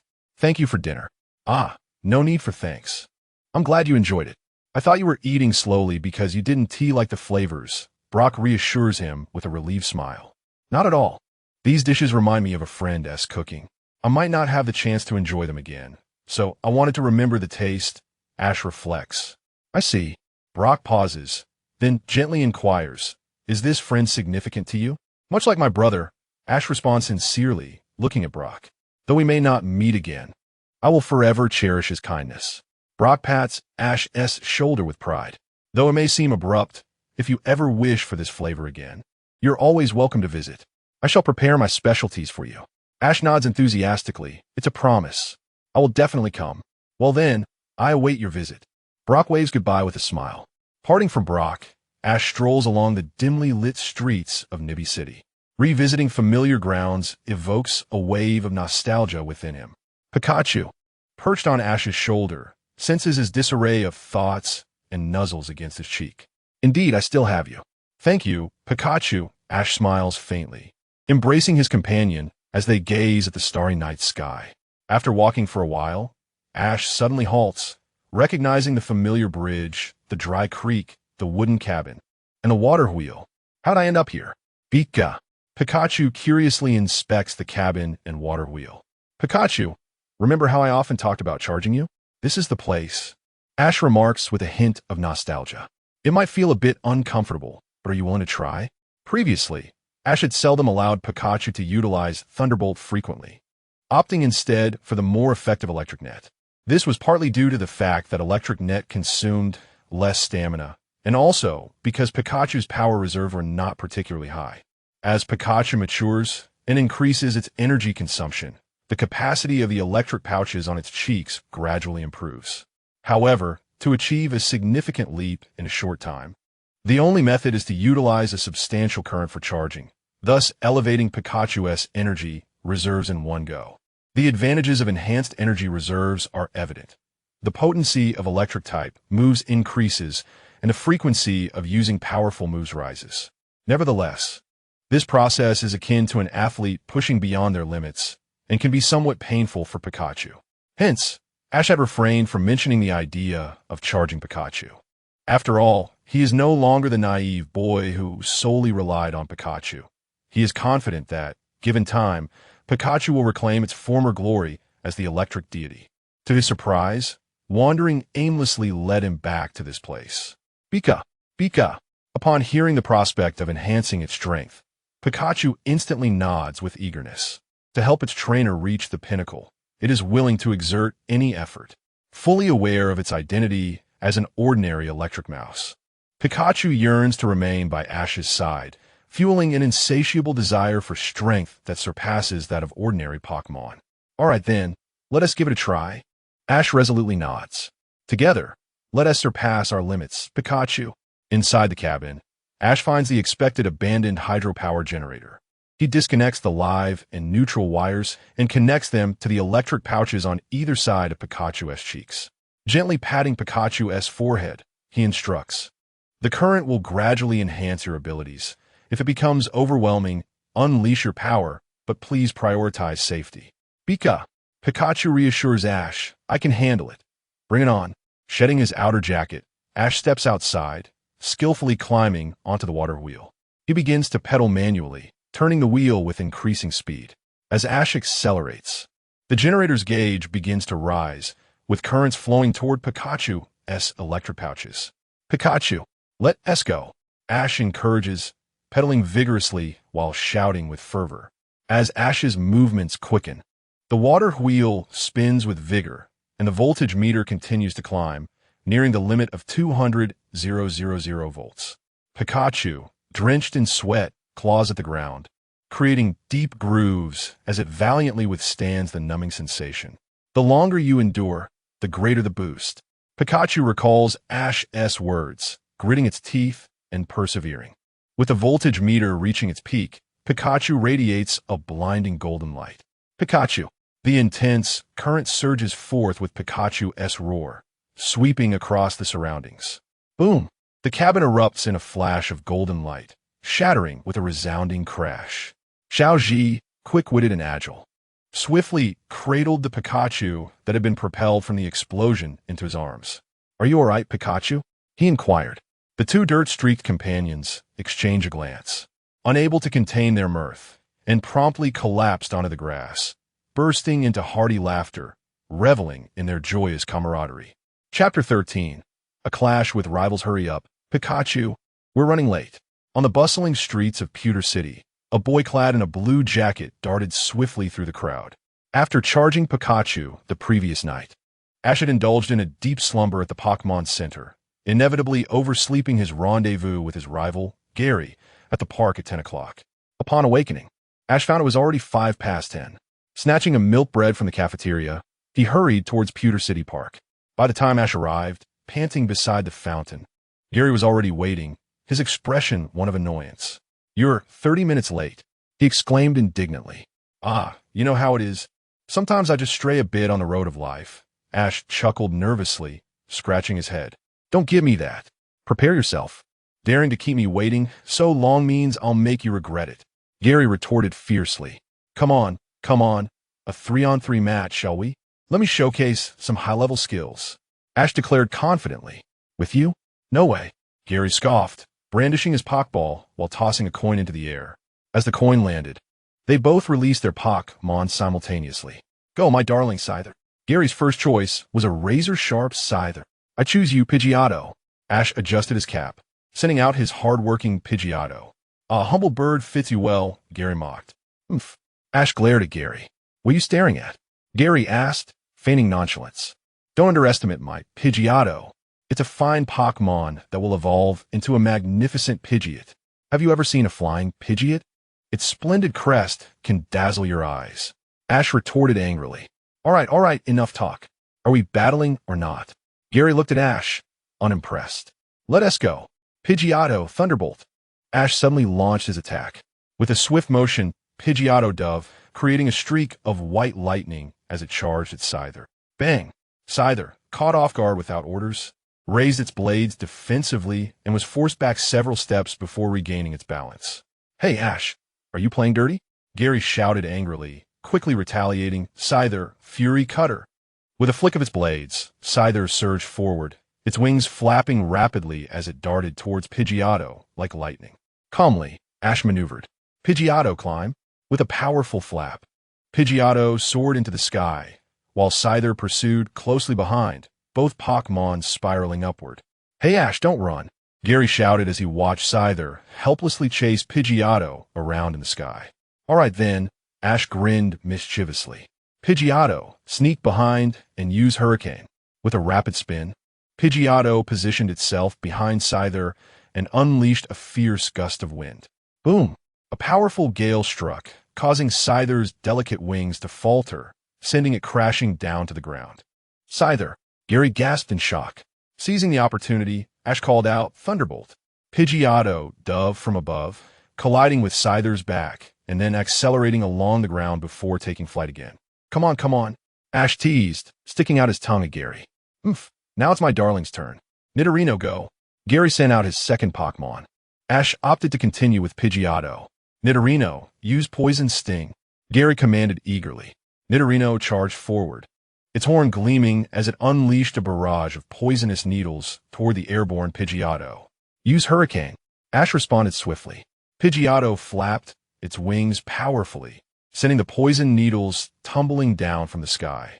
"Nidorino, use Thunder," Gary shouted suddenly. "What?" Ash exclaimed, his expression changing rapidly. "Pidgeotto, dodge." Crack! A bolt of lightning struck down unexpectedly. Pidgeotto, unable to evade in time, was struck directly. Pidgeotto cried out in distress as it plummeted toward the ground. Pidgeotto! Ash sprinted forward, catching Pidgeotto just in time, sliding a meter along the ground. Pidgeotto nuzzled against Ash's chest, feeling guilty for its defeat. Gary smugly produced a disc. Here, the Thunderskill disc. Surely you know what a TM is? Ash's mouth twitched uncontrollably. You must be serious. That disc costs nearly 10,000. 10,000 is nothing. If you win, I'll gift you this TM, Gary said with a haughty grin. Pikachu, Thunderbolt! Ash shouted suddenly. Pika! Pikachu leapt into action, launching itself into the air, leaving a trail of white light. Bang! Nidorino, still recovering its strength, was knocked back by Pikachu's sudden charge, crashing into a nearby flower bed. Wow, Ash, that's a bit much, Gary remarked, exasperated. Do you think such a powerful move doesn't cost energy? Ash retorted with a smirk. While you're weak, I have to strike hard. Gary stood frozen, realizing Ash had deduced his predicament. Only Blastoise left, right? Ash smiled confidently. Surrender and lose half. Really? Gary exclaimed, surprised. Don't get your hopes up. Ash replied cheerfully. Just hand over the TM quickly. You see, Pikachu has recently increased its charge capacity, so you might as well prepare the big move for me. Thank you. Pikachu, gleeful and playful, jumped up on Ash's shoulder, sparks flickering from its cheeks, resembling a mischievous little devil. Sighing, Gary clenched his fist and conceded. Knowing it's impossible, yet forcing my Pokemon would be foolish. This time, consider yourself lucky. Once our teams are fully prepared, we shall have a proper battle. Absolutely. Anytime, Ash replied happily, accepting the TM from Gary. As expected from my rival, while the average passerby might lose me a few dozen to 100, Gary hands over equipment worth thousands. After the match, they shook hands, and Ash couldn't resist giving Gary a hug. Good brother in my heart. Exchanging glances with Pikachu, Ash shrugged and laughed. What else with the urgency? Pika, Pika. Pikachu nodded in agreement, leaping onto Ash's shoulder. A morning workout alongside a bit of rivalry. And now a complimentary TM. What a splendid day. Chapter 14. The Nibby Gym match in the afternoon. The sun shone brightly, slightly blinding as Ash adjusted the brim of his cap and stepped out of the Pokemon Center with Pikachu by his side. Filled with spirited determination, Ash felt a surge of excitement. This was his first challenge at a gym, and the thrill was palpable. After lunch, he had initially planned to leisurely explore the museum, hoping to stumble upon some useful items. However, he learned that the Nibby City Museum had been robbed just 2 days prior, with a significant number of fossil models stolen. The police were currently investigating, and visiting the museum was prohibited. Ash was frustrated. What kind of fool would dare to steal from a museum with such robust security, only to make off with a mere sack of fossils worth no more than 3,000 yen? In a secluded cave on the outskirts of Nibby City, 3 inept thieves were holding a celebration. Cheers! Musashi exclaimed, raising a can of beer. Once we pull this off, we'll be on top. Indeed, Kojer chimed in, clinking his glass in agreement. Once we handle these fossils, we can trade up for something better. Maybe a Tyranitar for me and a Dragonair for Musashi. They reveled in their dreams of success, imagining the proud moment when their leader, Sakaki, would pat them on the head in approval. The trio turned on a small black and white television to see how the news would report their audacious deeds. This is a live report. Early this morning, a group of thieves suspected to be Team Rocket infiltrated the Nibby Museum, stealing numerous fossil models. Although the monetary value is not substantial, the impact is severe. The police have issued a wanted notice, urging citizens to cooperate. The 3 of them froze, glancing at their spoils, their expressions shifting to one of horror as they absorbed the implications. The Nibby Gym, a prominent structure in Nibby City, lay at the edge of the urban area. Upon passing through the rock-decorated entrance, Ash was greeted by a modern sports facility, a stark contrast to the traditional warehouse-like buildings he had expected. As he approached the entrance, 2 youths stepped forward to block his way. This is the Nibby Gym. No unauthorized personnel allowed. A girl from the JK group stated sternly. I'm here to challenge the gym, Ash replied directly. Not just anyone can challenge gym leader Brock, the boy added proudly. Ash tilted his head, perplexed. How long have you been a trainer? The girl inquired. Less than half a month, Ash answered honestly. Puffed. Is that so? You dare challenge the gym? I doubt you can even pass the first round, the boy scoffed, looking down on him. Ash felt a spark of irritation. Just then, Brock's voice rang out, "Oh, Ash, you're here. These two are my guests." Huh? The gatekeepers were taken aback, quickly stepping aside to let Ash through. Come in, Brock smiled, and Ash followed him into the gym. As they walked through the corridor, Ash noted how the gym seemed to have elevated its standards. The facilities appeared remarkably professional. They entered the main arena, illuminated by bright lights, revealing a sandy ground surrounded by rugged rocks. The arena of Nibby City. Brock took his place as the gym trainer and asked seriously, "How long have you and your Pokemon been traveling together?" Ash replied, candidly, 10 days. "Ah, just the right time for bonding," Brock nodded thoughtfully, pressing a button on the wall. A mechanical tray extended from the wall, and, after a moment of contemplation, Brock selected 2 Pokeballs. "In that case, I'll battle you with these 2 basic Pokemon," he said with a smile. A chill ran through Ash. Gym trainers in this world were no amateurs.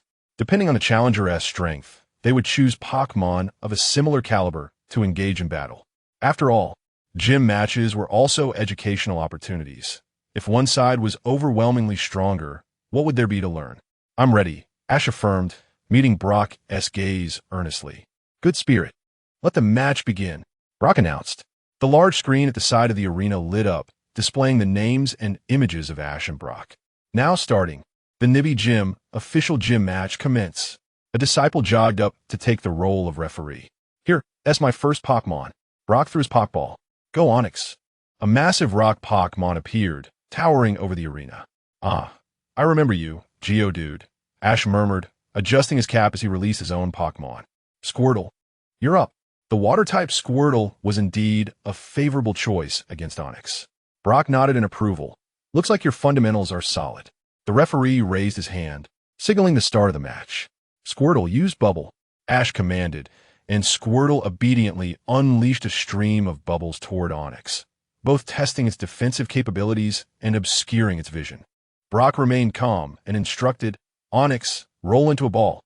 The bubbles struck Onix, which braced itself defiantly. TCH, with a 4 times weakness to water. "It shouldn't have survived that," Ash frowned.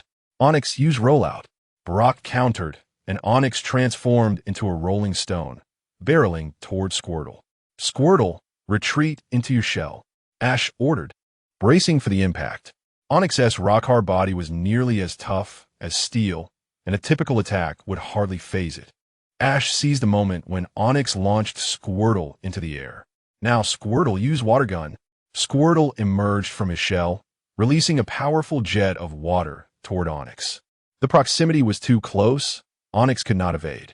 The water gun struck true, sending Onix crashing into the rocks, incapacitated. Onix is unable to battle, the referee declared, astonished. The 2 gatekeepers, who had been watching from the side, gasped in disbelief. "He won so quickly? This newcomer has some skill." Brock nodded in approval. "You seized the moment beautifully, albeit a tad recklessly, very instinctive." Ash grinned. "Earlier, you asked me if battling ability is a gift." Squirtle stood proudly, chest puffed out. Brock chuckled at the sight. "Good confidence, but your next opponent will not be so easily defeated." "Go Golem." The enormous rock Pokemon loomed ominously, almost touching the ceiling. However, to Brock's surprise, Ash did not seem intimidated. Rather, he appeared eager for the challenge. "It's time to showcase the results of my training at MT Miasma." Ash smiled. Chapter 15. Badges and Skill Discs at the Nibby Gym. Ash and Brock were engaged in a gym battle, with Ash currently leading by a score of 1-0. "All right, it's time for you to switch Pokemon," Ash declared. Brock crossed his arms and replied. In a gym battle, switching your Pokemon to respond advantageously is a crucial learning process. You must be quite familiar with type advantages by now. A peculiar smile spread across Ash's face as he rubbed his nose. "Of course, I have the type advantage chart memorized." With a swift motion, he switched Pokeballs, summoning the vibrant Bulbasaur onto the battlefield. A grass type, indeed a solid choice. However, I am not without my strengths. Onix used Tackle. Brock initiated the attack. Although it was merely a simple charge, Onyx's massive form commanded a sense of overwhelming presence. Yet, Ash and Bulbasaur remained unfazed. After all, this Onyx was merely a younger version compared to the one they encountered on Mount Miacha. Bulbasaur used Vine Whip to move, then apply Leech Seed. Ash promptly commanded. With a swift motion, two sturdy vines shot out, wrapping around Onyx's thick waist. Utilizing Onyx's mass as a pivot, Bulbasaur propelled itself away. The impact sent Onyx crashing into the ground, a futile strike. Seizing the moment, Bulbasaur unleashed Leech Seeds, which rapidly took root on Onyx, siphoning its energy. However, due to its colossal size, the damage inflicted was insufficient to halt Onyx's movements. Brock retaliated fiercely. Onyx, use your tail whip. Onyx swung its robust tail, and Bulbasaur, caught off guard, was sent tumbling across the arena before regaining its footing. Bulbasaur unleashed Razor Leaf. Ash's brow glistened with sweat as he felt the adrenaline surge. Brock, equally fired up, opted for a direct confrontation. Onyx endure it. Ash gasped. Aren't you afraid of being knocked out by Bulbasaur? Brock clenched his fists confidently. I believe in Onyx's endurance. Go, Onyx. As Bulbasaur's sharp razor leaves approached, Onyx stood resolute, enveloped in a radiant white glow, meeting the attack head-on. The sound of clashing leaves resonated as they struck Onyx's body. With tension mounting, Ash had no choice but to press on. Bulbasaur, give it everything you've got. Razor Leaf.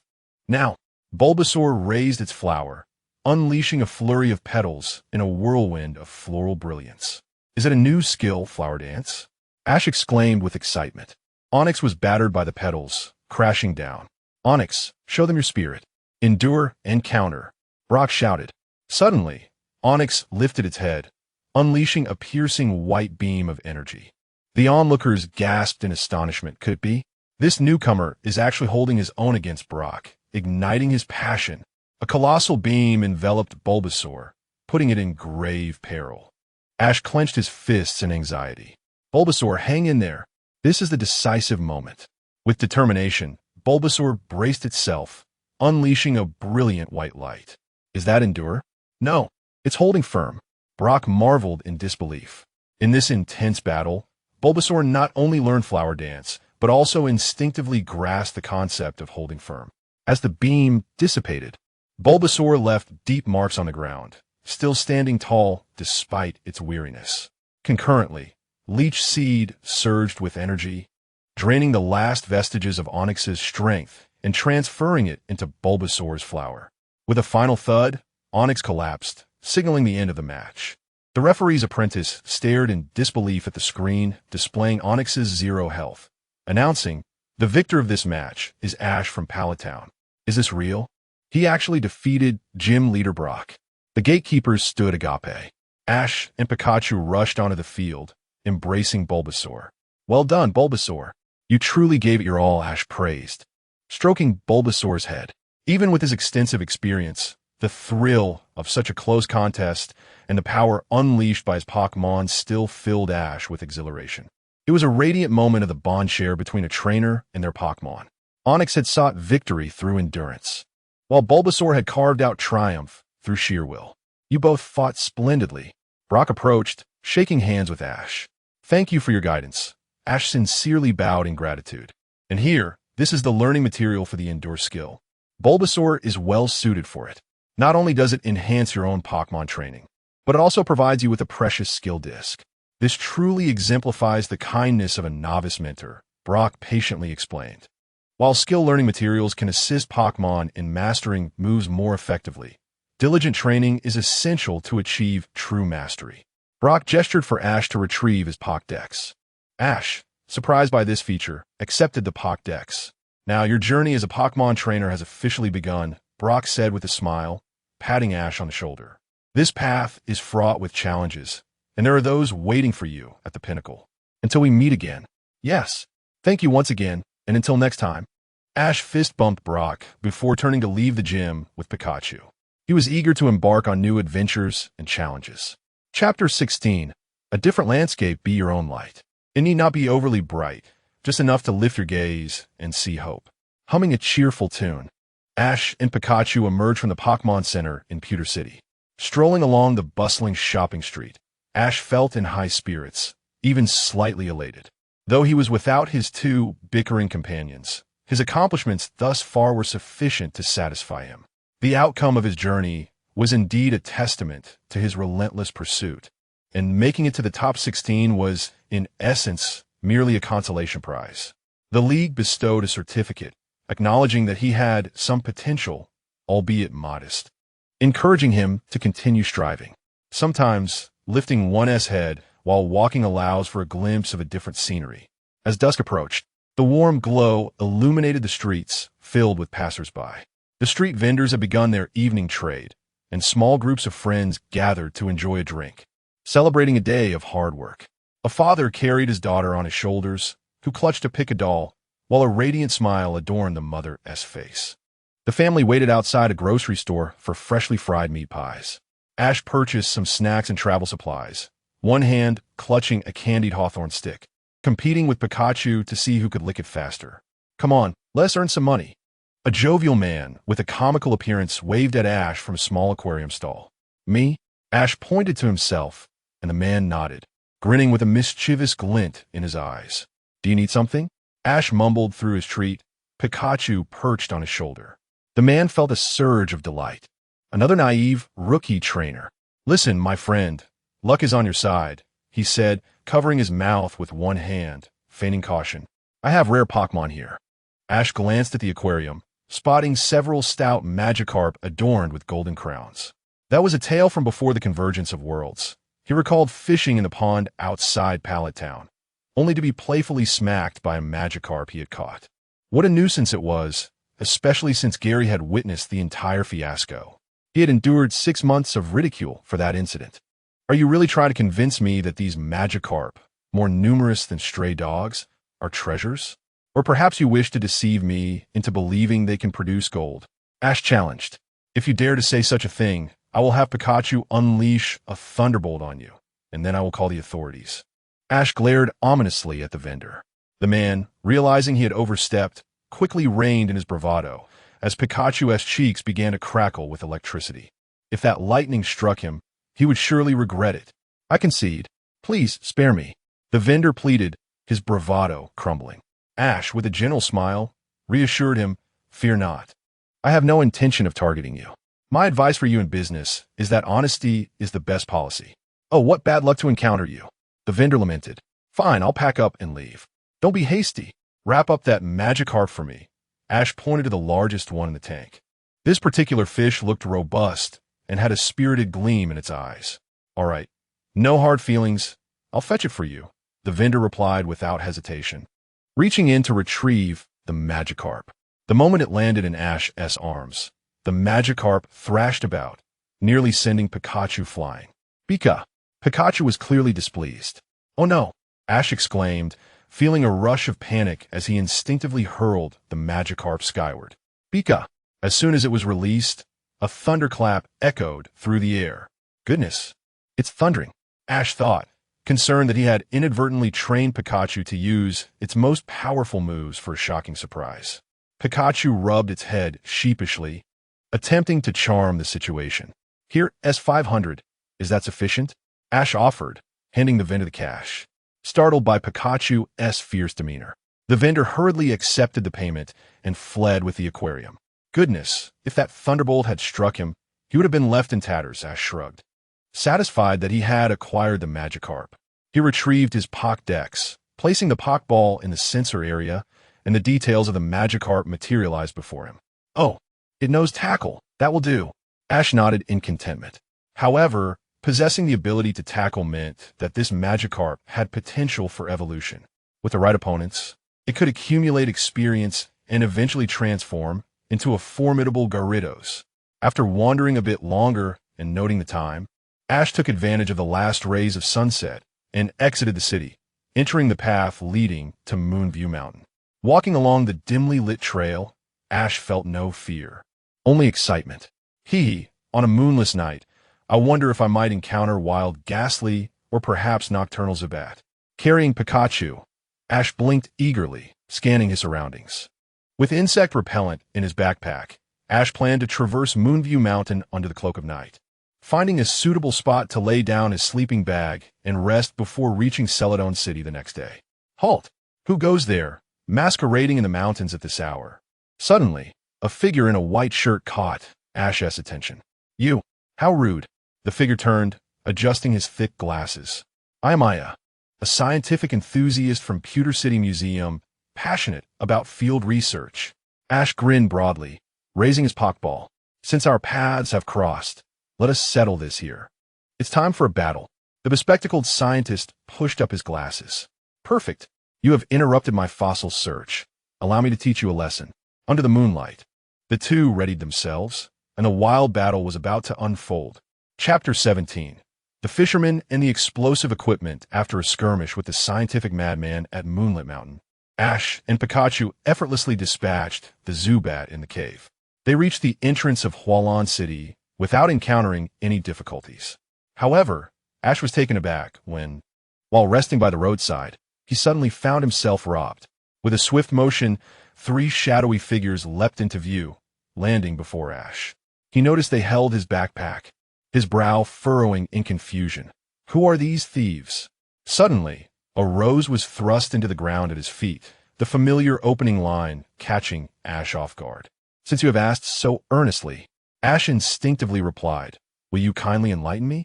The trio of Team Rocket paused momentarily. Do not interrupt, you little brat. Musashi and Kojiro bellowed in unison. Oh, please continue. Ash nodded, comfortably settling back on a nearby bench with Pikachu.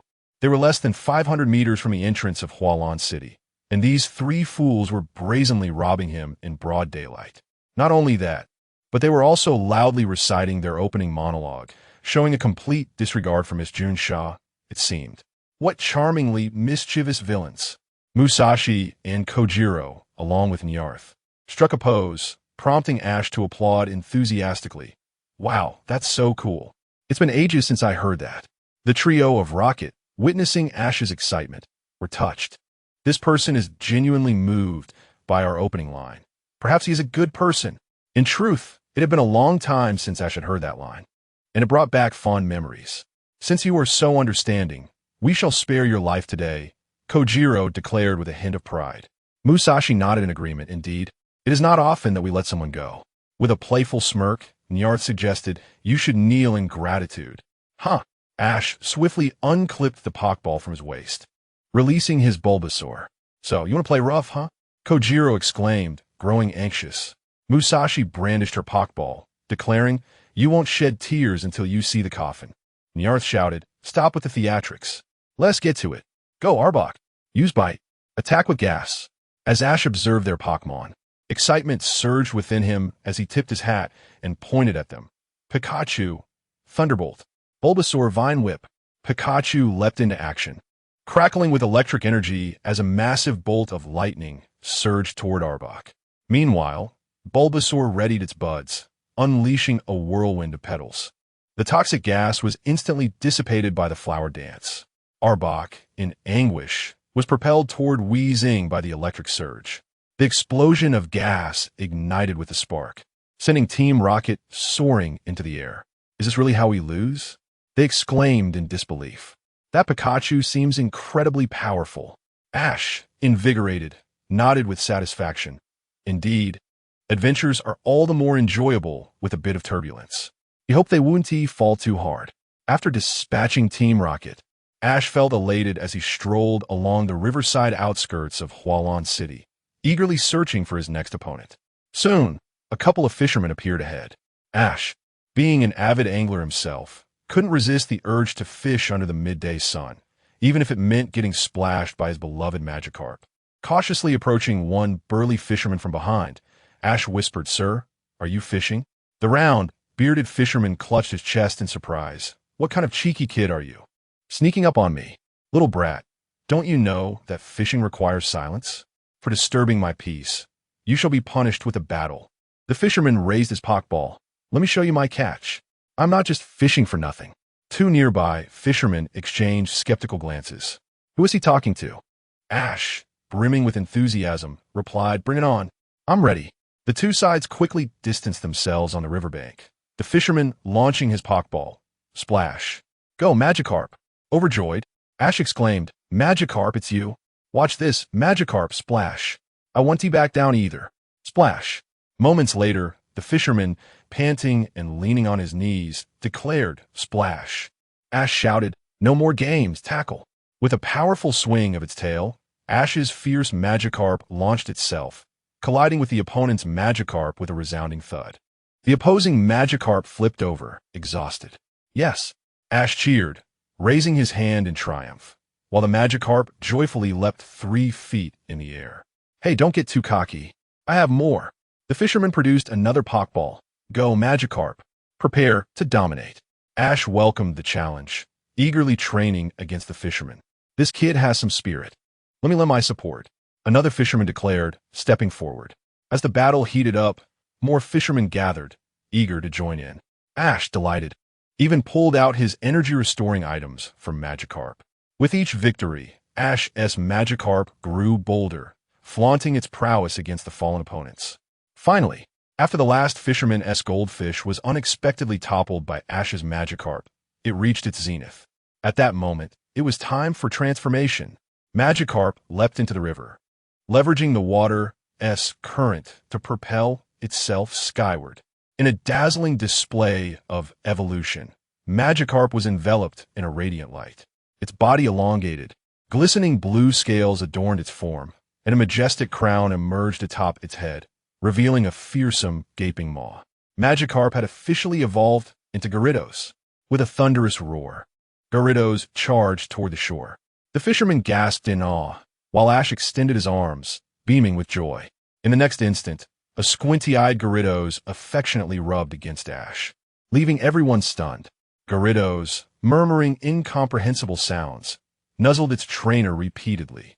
Haha, all right, Gyarados, I know you're thrilled. I'm thrilled too, but no more nuzzling. Ash laughed as he stroked Gyarados' massive mouth. To tame such a powerful Gyarados, this boy must truly be a chosen angler. One fisherman, moved by the encounter, generously gifted Ash his prized fishing rod. Hualan City was now within reach. Chapter 18. The message of NTI upon entering the city of Hualan. Ash showed no inclination to linger over the street scenery. A fleeting glance at the poster for the water ballet was all he afforded before making his way to the Pokemon Center. After days of wilderness travel, it was imperative to restore his Pokemon's stamina, a fundamental responsibility of any trainer. Placing Pikachu on the tray along with the other Pokeballs, Ash handed them over to Nurse Joy and prepared to indulge in a complimentary cup of fruit milk at the restaurant, seeking a brief respite. Once he had rested, if time permitted, he intended to explore the happenings at the Hualan Gym. Should he successfully complete a battle, he could also enjoy the renowned water ballet performed by the beautiful 3 sisters of the gym, thereby enhancing his artistic appreciation. He pondered whether the enchanting Misty, who had once captured his admiration, would be as formidable as he remembered. However, before Ash could finish his milk, a flurry of hurried footsteps disrupted his plans. Excuse me. Make way.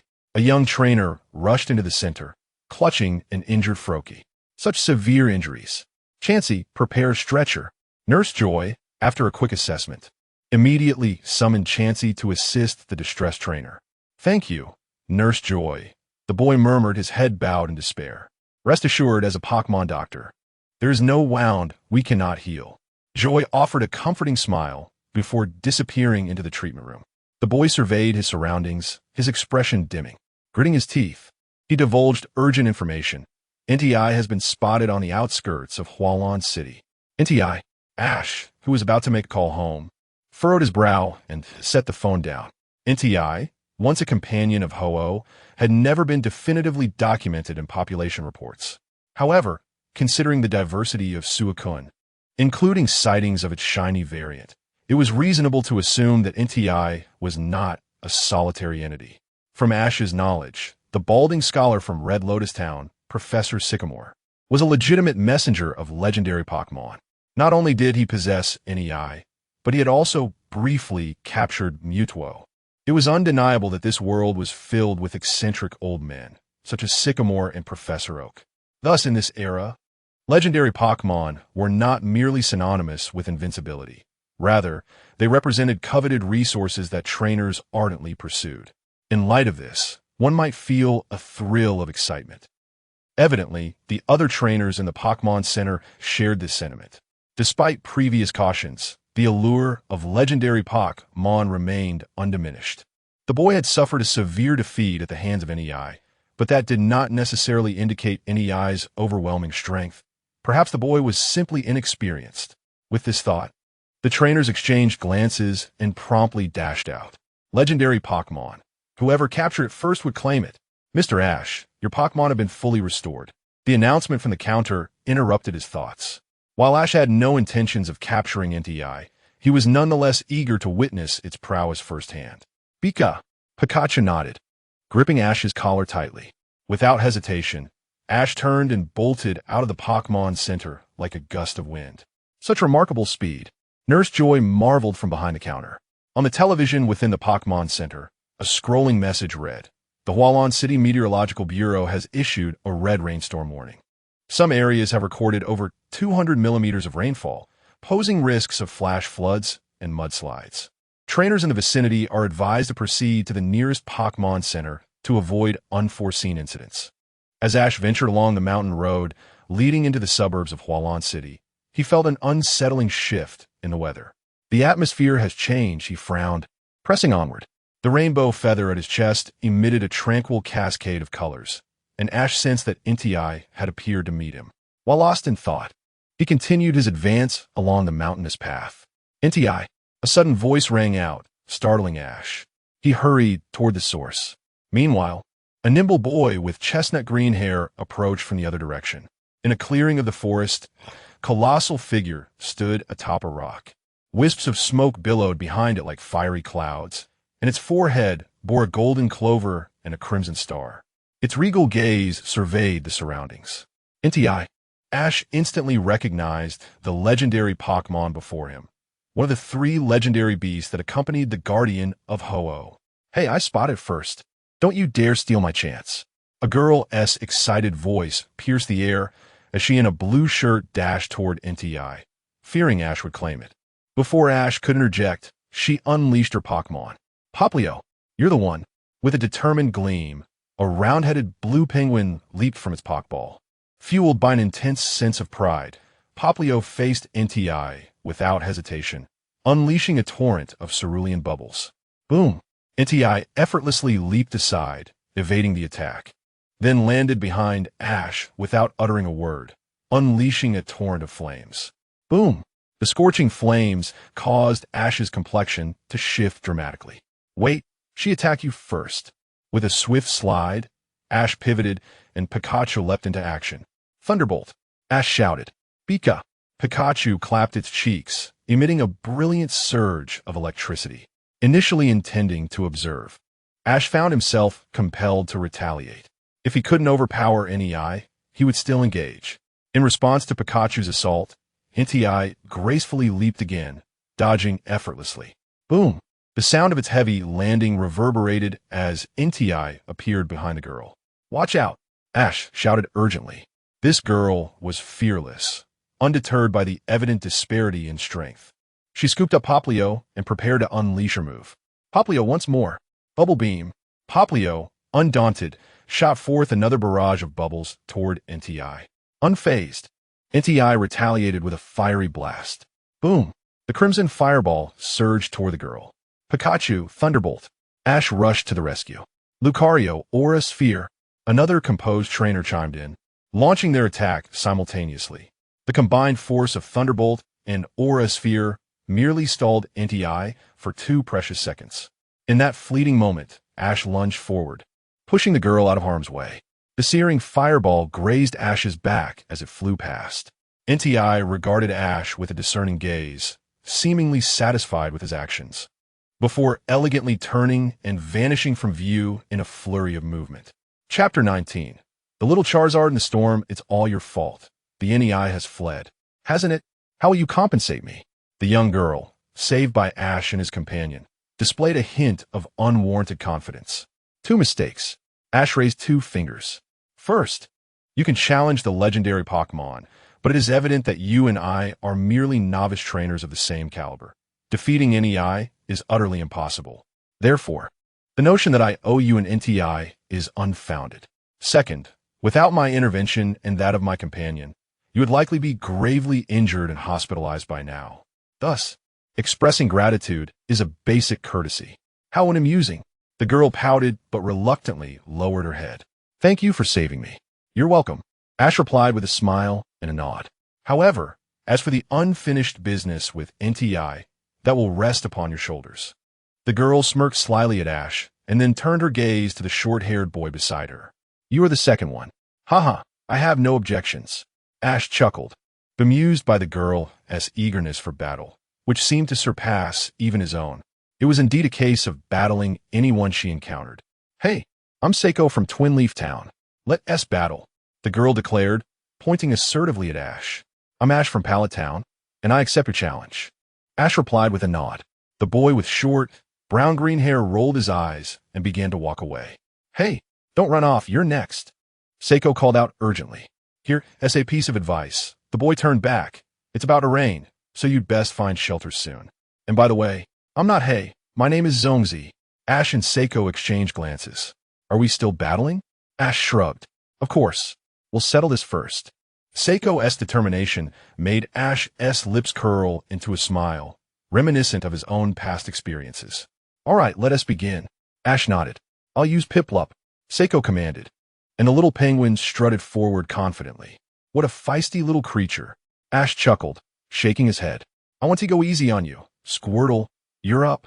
Ash threw out the Pokeball, and Squirtle emerged, ready for battle.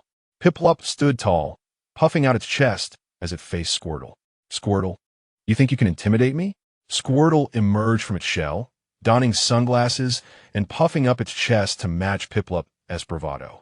Ash was momentarily dumbfounded. Are they just playing pretend? Flipping a coin, Ash looked at Seiko. Street rules? Absolutely. Seiko nodded. Ash flipped the coin, and upon its landing, the match commenced. Piplup, use Peck Attack, Seiko commanded, displaying unorthodox tactics by employing a flying-type move. Piplup lunged at Squirtle with its sharp beak. Withdraw, Ash shouted, and Squirtle instinctively retreated into its sturdy shell. Bam! Piplup's beak struck Squirtle's shell, causing it to wince in pain. Haha, Squirtle, use Tackle, Ash called out with delight. Squirtle burst forth from its shell, launching itself at Piplup and sending it tumbling. Piplup, with its short legs, scrambled to regain its footing. Piplup, regroup and use Bubble Beam. Seiko boldly continued her assault. Ash couldn't help but stroke his chin. Does her style resemble mine from the past? Squirtle, withdraw. Whoosh. Squirtle dove back into its shell. Bam! The bubble beam struck Squirtle's shell, proving utterly ineffective. I can't take it anymore. You cowardly turtle. Fight me head on. Seiko shouted in frustration. Oh, all right then, Ash replied playfully. Squirtle, water gun. Squirtle unleashed a powerful water gun, drenching Piplup. Piplup, this attack may not be damaging, but it's quite humiliating. Piplup shook its head, annoyed, its short legs kicking furiously as it prepared to strike again. Squirtle, withdraw. Squirtle adeptly retreated into its shell once more. Bam! The bubble beam collided with Squirtle's shell, achieving nothing. What? This is unbearable. You pathetic turtle. Why don't you face me directly? Seiko shouted in exasperation. Oh, very well, Ash teased. Squirtle, water gun, with a powerful jet of water. Squirtle doused Piplup once more. Piplup, this is disgraceful. Piplup, feeling flustered, charged at Squirtle once more. Squirtle, expertly, Squirtle withdrew into its shell again. Bam! Piplup, caught off guard, was sent flying by Squirtle's spinning shell. Now's the time for the final blow. Ash raised his right hand. A single drop of rain fell upon Ash's hand, followed by a torrential downpour. It's really pouring.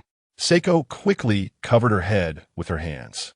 Seeing the rain intensifying, Ash, in a show of chivalry, lifted his backpack and offered it to Seiko. Here, use this to shield yourself. Seiko looked at Ash in surprise, a slight smile playing on her lips. I didn't expect you to have a touch of class. My opinion of you has changed. What? Ash turned around, curious. It's nothing. Let us hurry. Seiko shook her head. As they ran along the mountain path, a figure huddled under a leaf suddenly appeared before Ash. Stop. Ash slammed to a halt and turned to look. In the storm, a small figure clutched its tail tightly, and Ash couldn't discern if the moisture on his cheeks was rain or tears. "Is that a little Charizard?" Seiko exclaimed, following Ash's gaze. As the rain fell harder, the flame on Charizard's tail flickered precariously, yet steadfastly held onto its leaf, gazing resolutely towards the other side of the mountain path. Approaching the little Charizard, Ash crouched down and gently called out, "Are you all right?" "This child doesn't seem well," Seiko remarked, frowning. The flame that symbolizes Charizard's vitality is pitifully small. Suddenly, Charizard's eyes lit up and it stumbled forward, embracing the leg of a figure nearby. Seiko breathed a sigh of relief. "Oh, it turns out it has a trainer." Ash furrowed his brow. "I'm afraid it's not that simple. This person is the one who abandoned Charizard in this timeline. ISNT." Sure enough, the next moment, the figure exclaimed, "You're so bothersome. Why are you still here?" He kicked the already feeble Charizard into a puddle. "What are you doing?" Ash immediately protested, and Seiko angrily charged alongside him. "Aren't you Charizard's trainer? How can you treat it like that?" Seiko questioned in disbelief. "This guy as trainer?" The young man smirked. "Should I say I was once?" "What do you mean?" Ash narrowed his eyes, sensing that this man might be even more malevolent than he had anticipated. "This Charizard was once mine, but it was too weak, so I discarded it." The young man shrugged indifferently. "I didn't expect it to cling on like a stubborn gum. I had to tell it to wait here and not move." "What did you say?" Seiko glared furiously. "Do you know that Pokémon actually wait until they die upon hearing such words?" "Huh, and what of it?" The young man retorted nonchalantly. "This weak little Charizard can die, for all I care. No one needs it anyway." "Hey!" Suddenly, Ash stepped forward. Ash-0. Whoa! The midnight form of Lycanroc lunged at Ash, claws bared. Slam! With a swift motion, Ash caught Lycanroc's paw, leaving Seiko and the young man in shock. "You little brat." The young man stared at Ash, a mix of surprise and anger on his face. "TCH, what a disappointment. I thought your Lycanroc would be formidable." Ash flung the young man's paw away. Lycanroc, incensed, bared its teeth, ready to charge once more. Xiaoji suddenly turned around and admonished, "You disgraceful fool, step aside." His piercing gaze fixed upon the Lycanroc, which whimpered and retreated with its tail between its legs. "What do you truly desire?" the youth questioned, his right hand resting on his belt, poised to unleash a Pokeball at a moment's notice. Xiaoji chuckled softly as he gently lifted the despondent Charmander from the puddle. The little creature, disheartened, showed no signs of resistance. "Do not be anxious. I ask you, have you truly given up on this Charmander?" Xiaoji remarked with confidence. "I believe he will grow to be formidable in the future, and I wager you will come to regret your choice." The youth sneered, observing that Xiaoji refrained from further aggression, his demeanor returning to one of arrogance. "You clearly have never encountered a truly powerful fire-type Pokémon. Even if it evolves into a Charizard, it shall never become a force to be reckoned with. Mark my words, I would rather perish here than regret my decision, even if it means leaping from Silver Mountain." Xiaoji, satisfied, gestured invitingly, "Then, do take your leave." "Insane." The youth cursed angrily before turning away, departing with the Lycanroc in tow. Chapter 20. Seeking warmth on a rainy night, clutching the little Charmeleon and carrying Pikachu, Ash dared not linger in the rain. Together with Seiko, they discovered a deep cavern and promptly took refuge inside. To their surprise, they found someone already there, Zongzi, who had just fought alongside Ash. "Apologies for the intrusion," Ash said, shaking his head. "This little one desperately needs a place to escape the rain. Please, we implore your assistance." "Come here," Zongzi nodded, offering the warmest spot next to the campfire to Ash and his companions. After their exhausting journey, both Ash and Seiko were soaked to the bone. With no time to change out of their drenched clothes, Ash quickly laid a picnic cloth on the ground and placed Charmeleon down. Pikachu leaped to the fire, vigorously shaking off the raindrops and basking in the warmth of the flames, displaying a contented expression. Seiko, filled with concern, leaned closer, gazing at Charmeleon with worry. "Is it going to be okay? It seems like the flame on its tail is about to extinguish." Only then did Zongzi notice Charmeleon, his brow furrowing. "How can you call yourself a trainer and let your Pokémon become so weak?" "No, it's not like that," Seiko interjected, eager to defend Ash. This child was abandoned by another trainer, and Ash rescued him. I see. Zongxi's expression softened as he glanced at Ash. However, Ash had no time to engage with them. He was focused on examining Charmeleon's condition. This is not good. Prolonged exposure has caused it to develop a fever. Ash muttered, frowning as he set aside the healing spray in his backpack.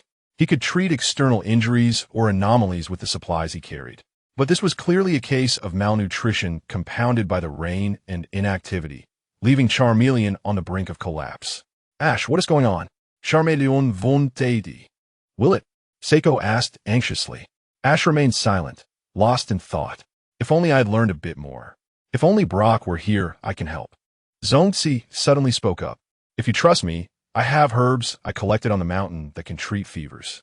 Ash's eyes lit up. Really? Zongxi nodded earnestly. Of course. I would let a trainer's Pokemon perish before my eyes. Thank you, Ash said gratefully, bowing deeply. Zongxi retrieved several herbs from his backpack and began grinding them in a mortar with utmost seriousness. Soon, a thick green concoction was ready. It's a bit bitter, but it's effective, Zongxi declared confidently, handing the mixture to Ash. Thank you, Ash nodded, carefully administering the potion to Charmeleon. Though the little creature grimaced at the bitter taste, it obediently swallowed every drop. Afterward, Ash offered Charmeleon some crushed berries to restore its strength, finally feeling a sense of relief. As silence enveloped them, the storm raged outside. Ash hung his soaked jacket and hat to dry by the fire, while cradling Charmeleon to provide warmth with his body heat. Seiko, unable to shed her clothes due to being a girl, could only remove her shoes to dry them and inch closer to the flames. With one hand holding Charmeleon and the other rummaging through his backpack, Ash handed Seiko a can of instant food. Wow, food. This is fantastic, Seiko exclaimed, her spirits lifted. Thanks, Zongxi nodded as he took a can and began to heat up 3 portions by the fire. Don't mention it. A friend of mine once said that only a full belly allows one to focus ahead. So, during my travels, I always stock up on emergency rations whenever I pass a shop, Ash reminisced. That friend of yours must be quite the wise elder, Zongxi remarked thoughtfully. Yes, he is a remarkable mentor, Ash affirmed. Speaking of which, Zongxi was quite impressive himself, being able to treat ailments with herbs. Seiko joined their conversation. For someone aspiring to be a Pokemon scholar, such skills are essential, Zongxi smiled. A traveling scholar, then? That's akin to Professor Oak. Ash responded with curiosity. Professor Oak. Zongxi suddenly became animated. You know that titan of academia? The renowned Professor Oak? Yes, we live in the same town, Ash replied, somewhat bewildered. Please, allow me to travel with you, so that I may meet the illustrious Professor Oak. Zongxi implored, dropping to one knee, his Lucario mimicking the gesture behind him. Gazing earnestly at Ash. No need to be so dramatic. I promise you can join me. Ash waved his hands in dismissal. Is Professor Oak truly that extraordinary? Seiko asked, perplexed. Ash scratched his head. To be honest, everyone in Pallet Town is used to him, but he must be quite impressive. Indeed, he is, Zongxi eagerly shared. Professor Okito Yukachika, a lifelong honorary professor at Rainbow University, the first champion of the Pokemon League, has traveled extensively to study various Pokemon ecosystems. He believes that scholars must possess both a robust physique and exceptional battle skills, for scholars must understand Pokemon better than trainers. I also set out on my journey from Curtain City, inspired by him, Zongxi continued. Ash, since Seiko is from Twin Leaf Town, it seems you both hail from Sinnoh. Ash noted. Seiko, what brings you to this distant Kanto region? Zongxi inquired. Oh, my situation is rather unique. I'll share it with you later. For now, I aspire to be a trainer who can battle freely, Seiko replied with a smile. Ash, holding Charmeleon, noted how the little creature occasionally stirred, reassuringly falling back in a slumber upon seeing Ash's face. As for me, Ash took a deep breath, declaring with conviction, I aim to become the world's greatest Pokemon master. What does that mean? The world's #1 trainer? Seiko teased. Not quite the same. Ash shook his head. Being the world's best doesn't necessarily equate to being a Pokemon master. I have a long journey ahead of me. Seiko chuckled. The way you say it, one might think you've already achieved world #1. Let us hope so, Ash replied with a smile, his eyes filled with nostalgia. A gust of cold wind swept into the cave, prompting a shiver from the trio. Here is a piece of advice.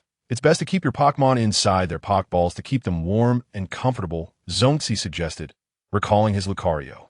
Seiko followed suit, returning her Piplup to its ball.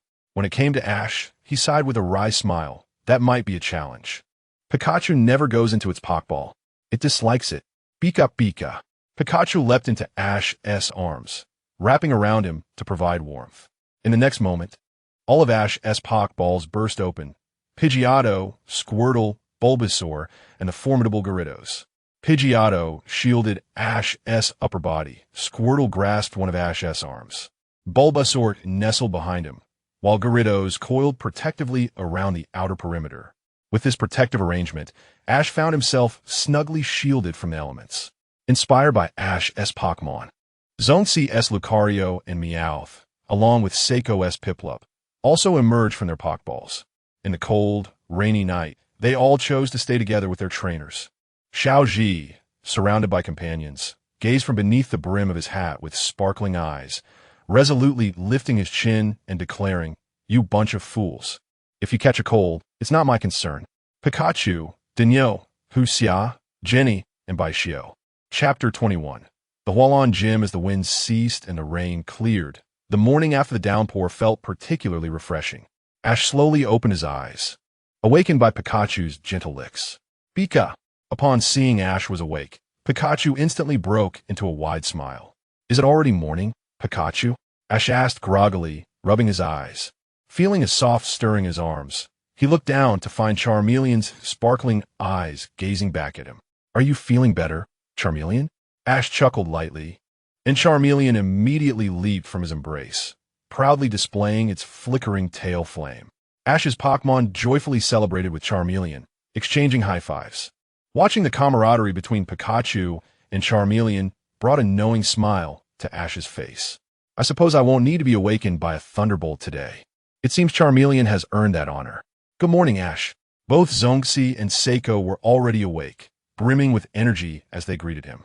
"Charmeleon, may I see your tail?" Zonxi approached with concern and inspected it, nodding at Ash. "It's all good now. It's back to normal." "And I?" Charmeleon tilted its head in confusion, looking at Ash. "Would you like to join me?" Ash asked earnestly. "Become a partner and family with Pikachu and me." "Pika!" Pikachu nodded enthusiastically in agreement. However, Charmeleon's smile faltered as it recalled Cross's words. A worthless Charmeleon like this would be better off dead. Noticing Charmeleon's troubled expression, Ash understood its turmoil. Gently caressing Charmeleon's head, he smiled and said, "I know what you're thinking, Charmeleon. Don't pay attention to what others say. I believe in you.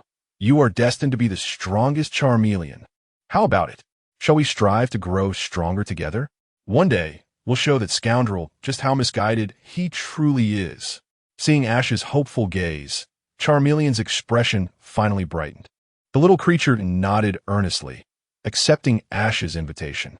Ash then took out a Pokeball, transforming it into its larger form, and presented it to Charmeleon. Charmeleon let out a soft cry, bowing its head reverently to press against the Pokeball's switch. The Pokeball opened and closed with a satisfying sound. "Excellent. Perfect capture." As the weather cleared, Zonxi suggested, "Now that we have seen NTI, we should descend the mountain." "Indeed, I still need to challenge the Hualan Gym." Ash's eyes sparkled with excitement. "What are we waiting for? Let's go." Seiko cheered, raising her hands in joy. The three of them walked side by side, emerging from the cave and heading down the mountain. Upon returning to Hualan City, at Zonxi's suggestion, Ash first took Charmeleon to the Pokemon Center for a health check. Once assured that all was well, the trio proceeded to the Hualan Gym. Located in the heart of Hualan City, the largest swimming pool was home to the Hualan Gym. "Let me see, is there a rule to enter through the side door for gym challenges?" Seiko asked, hands on her hips, puzzled. "Perhaps the main entrance is reserved for the audience," Ash mused, glancing at his phone. "The morning show of water ballet is already sold out. How frustrating. I won't get to see the swimsuit show." Zonxi explained. The water ballet is a signature performance of Hualan City, featuring 3 world-renowned beauties. Ash and Seiko exchanged glances. "Zonxi, your research interests are quite diverse. Seiko teased. Cough, cough. That's what the poster says, Zongzi replied, his face reddening. Well, in any case, let's hurry and challenge the gym. Ash urged, shaking his head. Seiko, do you want to join the challenge? Isn't your goal to become a powerful battle trainer? I still lack the courage, Seiko admitted, hesitating. I should wait until I've captured more Pokemon and feel more confident. Very well, Ash shrugged, understanding that everyone has their own struggles and decisions to make. Upon arriving at the side door, they indeed found the entrance for challengers. A massive swimming pool featuring a diving platform stood before them, with 3 sizable floating boards above, designed specifically for water-type battles. Welcome to the Hualan Gym. A girl in a blue swimsuit with a ponytail stepped forward from the diving platform, showcasing her graceful figure. Zongzi and Seiko instinctively stepped back, leaving the stage to Ash. Standing firm, Ash beamed. You've matured. Even your washboard is transformed. Absolutely splendid. Huh, Nanny? The girl on the diving platform, Misty, couldn't quite hear Ash's mumble and looked down curiously. Ash adjusted his cap to regain composure and stepped forward, declaring, I am Ash from Palatown. I wish to challenge the Hualan Gym. Well done. The girl leaped from the high platform, plunging into the water, only to resurface, lifted by 2 bikini-clad ladies. Impressive. Ash and his companions applauded in unison. Those gym disciples are merely guarding the entrance. The Hualan Gym must also master synchronized swimming. Misty smiled confidently, standing at the edge of the pool. The 2 bikini ladies positioned themselves on the front and back floating boards, which perfectly divided the pool into 3 arenas. According to Hualan Gym's rules, you must first defeat the 2 swimsuit beauties before challenging me. Good luck. Misty winked at Ash. Ash's face flushed with embarrassment. What? This Misty is too much. Seeing Ash's awkwardness, Seiko sighed, gripping his shoulders and shaking him. Ash, stay focused. You can't goof around during the match. You have my sympathy, Zongzi added, his sketching pencil itching to be used. Cough, cough. Ash, nearly choked by Seiko's shaking, quickly regained his seriousness. Don't worry, Seiko.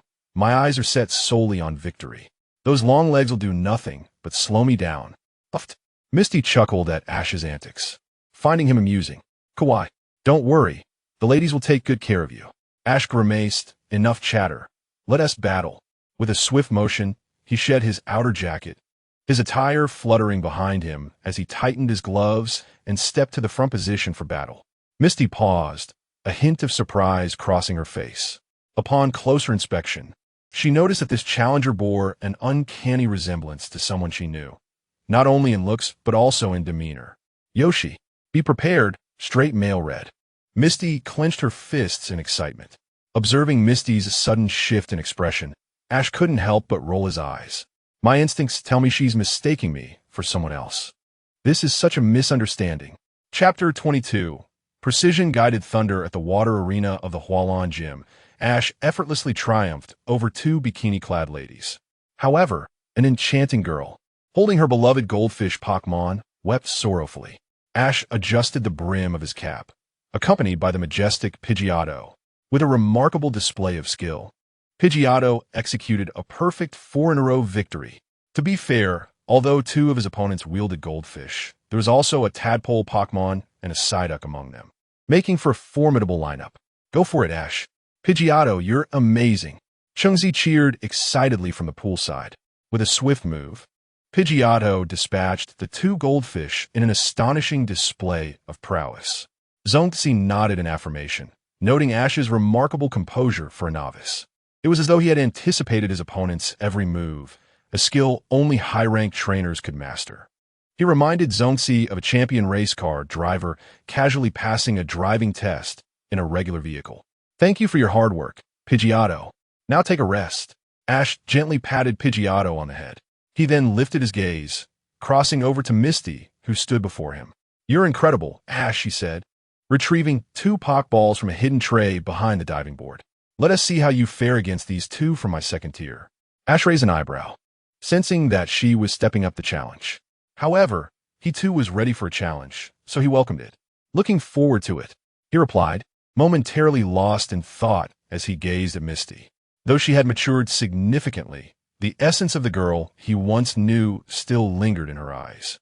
Here, that's my first Pokemon.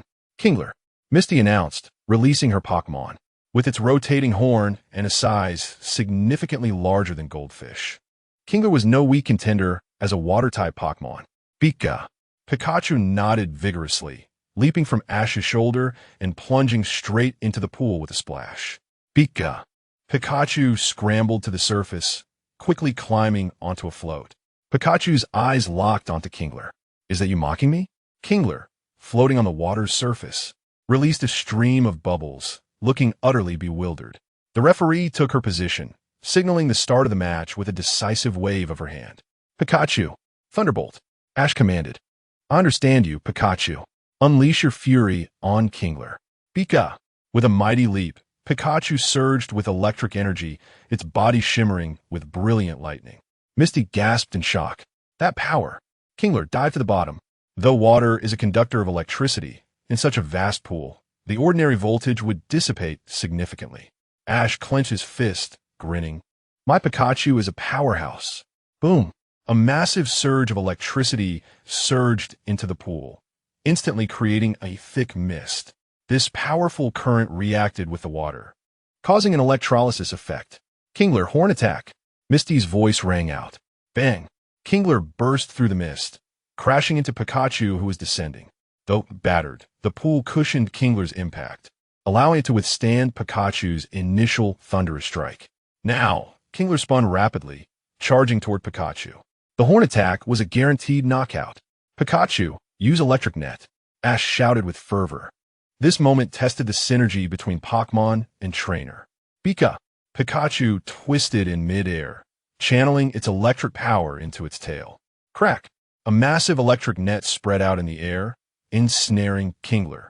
The intense current engulfed Kingler, who rolled its eyes back, sinking back into the water. Pikachu landed gracefully, breathing heavily. Ash exhaled, a bead of sweat trickling down his forehead. Misty, you weren't this ruthless before. Come forth, my azure sweetheart, Gyarados. Misty called. Ash grimaced. I had an inkling. As Misty's future Mega Evolution ace, it was only natural for Gyarados to be part of her regular training roster. Wait, ISNT Gyarados weak to electricity? Chungzi queried, looking to Zongzi for clarification. Zongzi nodded, explaining gym leaders are typically specialists in one type. For challengers, learning to cope and counter specific types is essential. Conversely, gym leaders must learn to overcome their weaknesses. Gym battles are a dual challenge for both parties. Ah, I see. Chungzi nodded in understanding. Bulbasaur, I'm counting on you, Ash declared, tossing out his Pokeball with determination. The battle commenced. Gyarados, Flamethrower, Misty commanded aggressively. Here it comes. Ash felt a jolt of anxiety. Boom! Gyarados opened its massive jaws, unleashing a scorching column of fire aimed directly at Bulbasaur. Thinking quickly, Ash instructed Bulbasaur, dive into the water. Without hesitation, Bulbasaur plunged into the pool. The flames roared, generating a thick mist, leaving the audience in awe. Did Bulbasaur just jump into the water? Can it swim? Chungzi gasped. Zongzi's gaze was contemplative. I'm not sure, but it surely can quench its thirst. Bulbasaur, Petal Dance. Ash declared confidently, I believe in you. A swirling vortex of petals erupted, ensnaring Gyarados within it. That one be enough to take down Gyarados, Misty warned, furrowing her brow. I know, but a few seconds of control will suffice. Ash replied with a subtle smile. Clap. Pikachu's tail met Bulbasaur's vine in a high five. Ash turned to the referee. Switch Pokemon. The referee nodded, confirming the transition. Pika. Pikachu dashed toward the whirlpool, leaping into it as Misty watched in astonishment. What are you doing? Are you giving me points? Misty exclaimed. No, this way, the attack one go astray. Ash shouted, raising his hand. Pikachu, thunder. Boom. A bolt of lightning struck down, piercing through the water vortex. Bang. A blinding flash erupted as the whirlpool exploded. Pikachu emerged unscathed in midair, currents of electricity crackling around its tail. While beneath it lay Gyarados, now incapacitated. Using Pikachu as a lightning rod to guide the thunder precisely was sheer genius. Zongzi couldn't help but applaud. The referee raised her hand steadily, Gyarados is unable to battle. Therefore, the winner of this match is Ash from Pallet Town. Misty stood frozen for a moment, then gazed at Ash, saying, "What a reckless trainer, but quite impressive indeed." Chapter 23. The Giant Crab by the Sea. Ultimately, the swimsuit trio did not appear. Xiaoxia remarked, "Is my swimsuit not enough to satisfy you? Do you really expect to get a ticket for free?" Zongzi timidly suggested, "Actually, we could pay." Xiaoxia and Chengzi retorted, "Go away." After a brief pause, Zongzi appeared somewhat beleaguered. "Brother, I tried my best." Ash patted Zongzi on the shoulder. "It's all right, good buddy." Subsequently, the two were pulled away by Chengzi, each by their ears, from the Hualan gym. The day was still young. After stocking up on travel supplies, Ash and Zongzi decided to take a shortcut to the next city. Let me see. The nearest city is Kuyu City. Outside Hualan City, Zongzi studied the map intently. If we traverse the forest and take the coastal road, it will take us about 5 days. With confidence, Zongzi proclaimed, "Trust me. No one reads maps better than I do." Ash smirked. "I once got lost for 3 days in my past life." "No need for that. I have a faster route." Ash pointed to the lighthouse on the map. "From Professor Jingwei's lighthouse, we can use the Dugtrio Cave to reach the outskirts of Kuyu City. This way, we could save 3 days." "Ah, I see. This is the wisdom of the locals." Zongzi nodded in admiration. "All right then, since we've made a decision, let's set off quickly." "Ash, I'll race you." With that, Chengzi took off running. "Hey, what are you joking about?" Ash grinned, accelerating. A gust of wind swept by, leaving Zongzi in disarray. "Wait, I'm not ready yet." He hopped onto his Luentian cat, calling out as he chased after them. As they dashed through the dense forest, the sound of waves crashing on the shore filled the air. Ash paused to catch his breath and glanced at the time on his Pokédex. A 2-hour jog feels invigorating. Meanwhile, Luentian cat was panting heavily, nearly on the verge of exhaustion. "I'm sorry, Luentian cat. I didn't realize Ash could run this fast," Zongzi said sympathetically, stroking Luentian cat's mane. Luentian cat lay on the ground, looking at Zongzi. "Perhaps you should consider releasing me. I think Windspeed Dog would suit you better." Indeed, if Zongzi were alone, Luentian cat would not have to struggle so much. But it was primarily Chengzi's fault for running out of steam midway and relying on Zongzi for a ride. Observing Ash, who was unfazed and calm, Chengzi complained from Luentian cat's back, "Your stamina is truly monstrous." "Oh, is that so? Thank you for the compliment," Ash replied with a smile, gazing at the vast ocean ahead. "Since we've come this far, let us fish for a while." Zongzi nodded in agreement.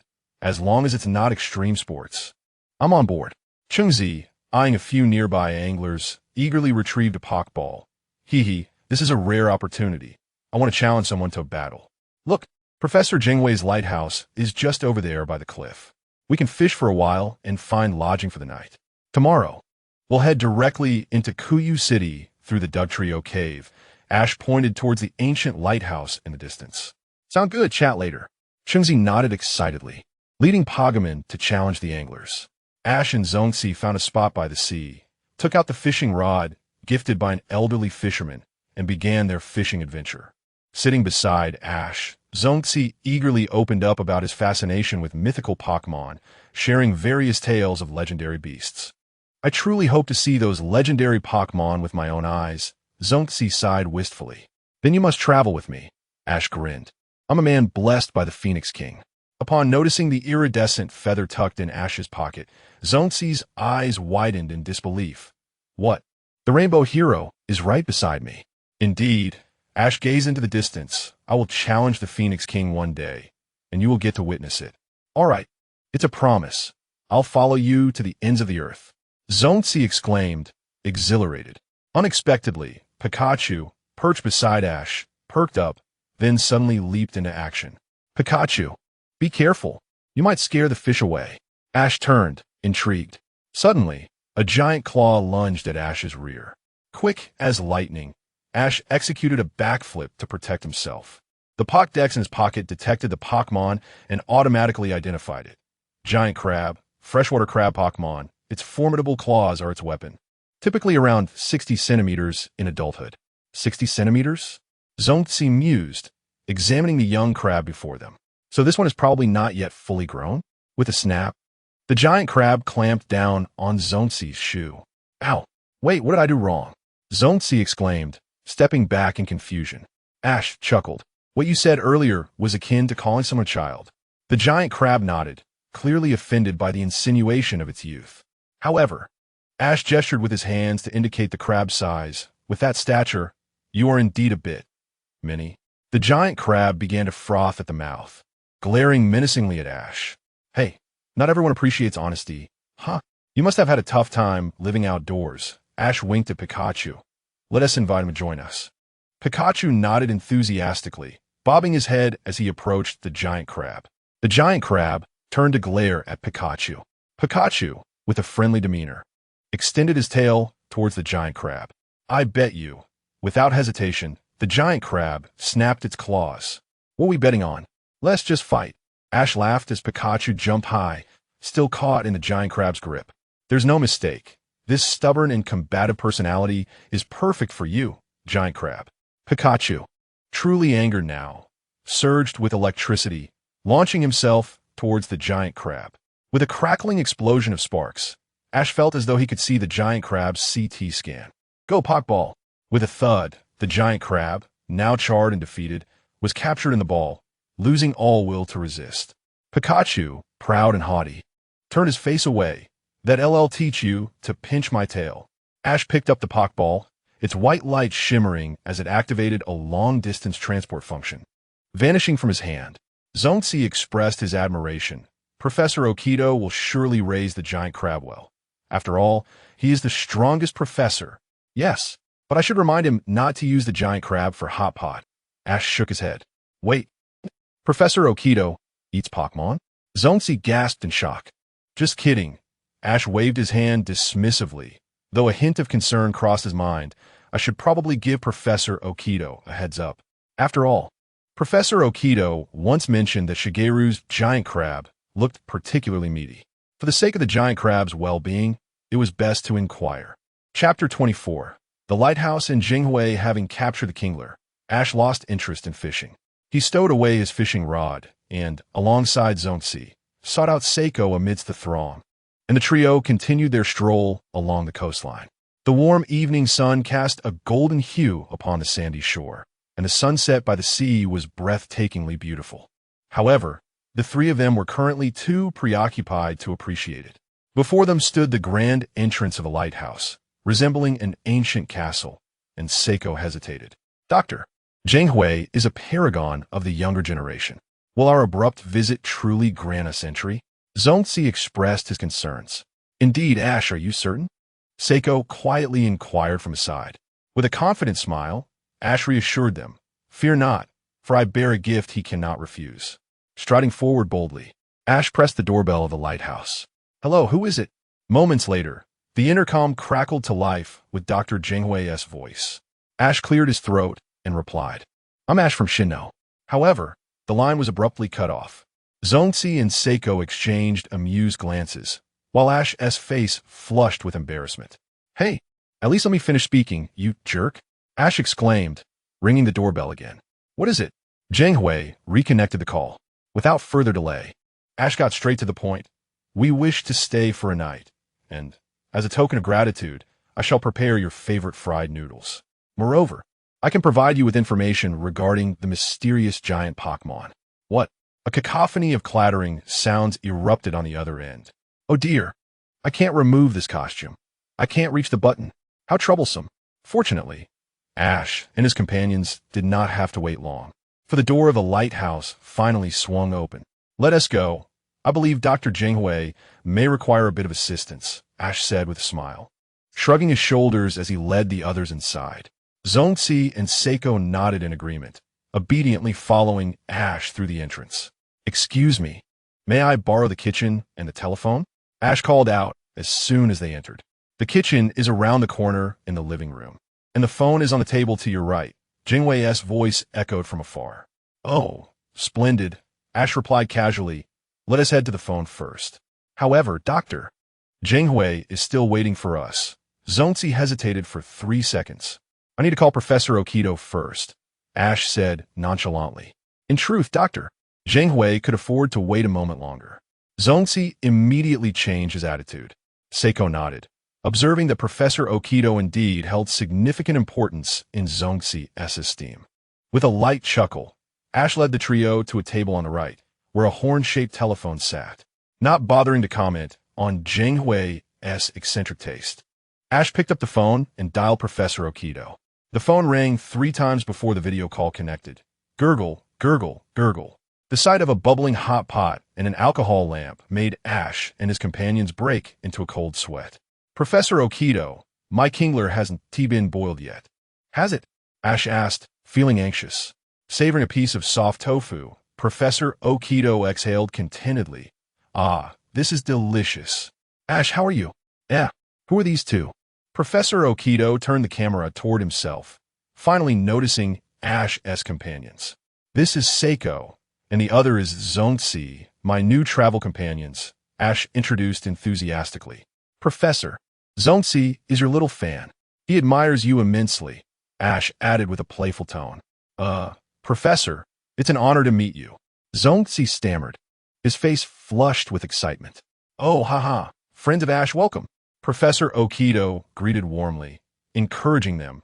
For tomorrow, keep pushing forward and strive hard, Kingler. Wow, is that a haiku? Seiko exclaimed, her eyes lighting up.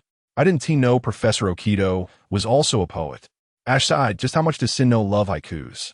In other regions, mentioning Professor Okido would evoke thoughts of a scholarly giant, yet in Sinnoh, he was known as a haiku poet. Oh, by the way, Professor, please take good care of my Kingler, Ash reminded him. Ah, you're Kingler. Professor Okido chuckled, retrieving a small tank from behind him, revealing the Kingler bubbling merrily. I've been nurturing it well.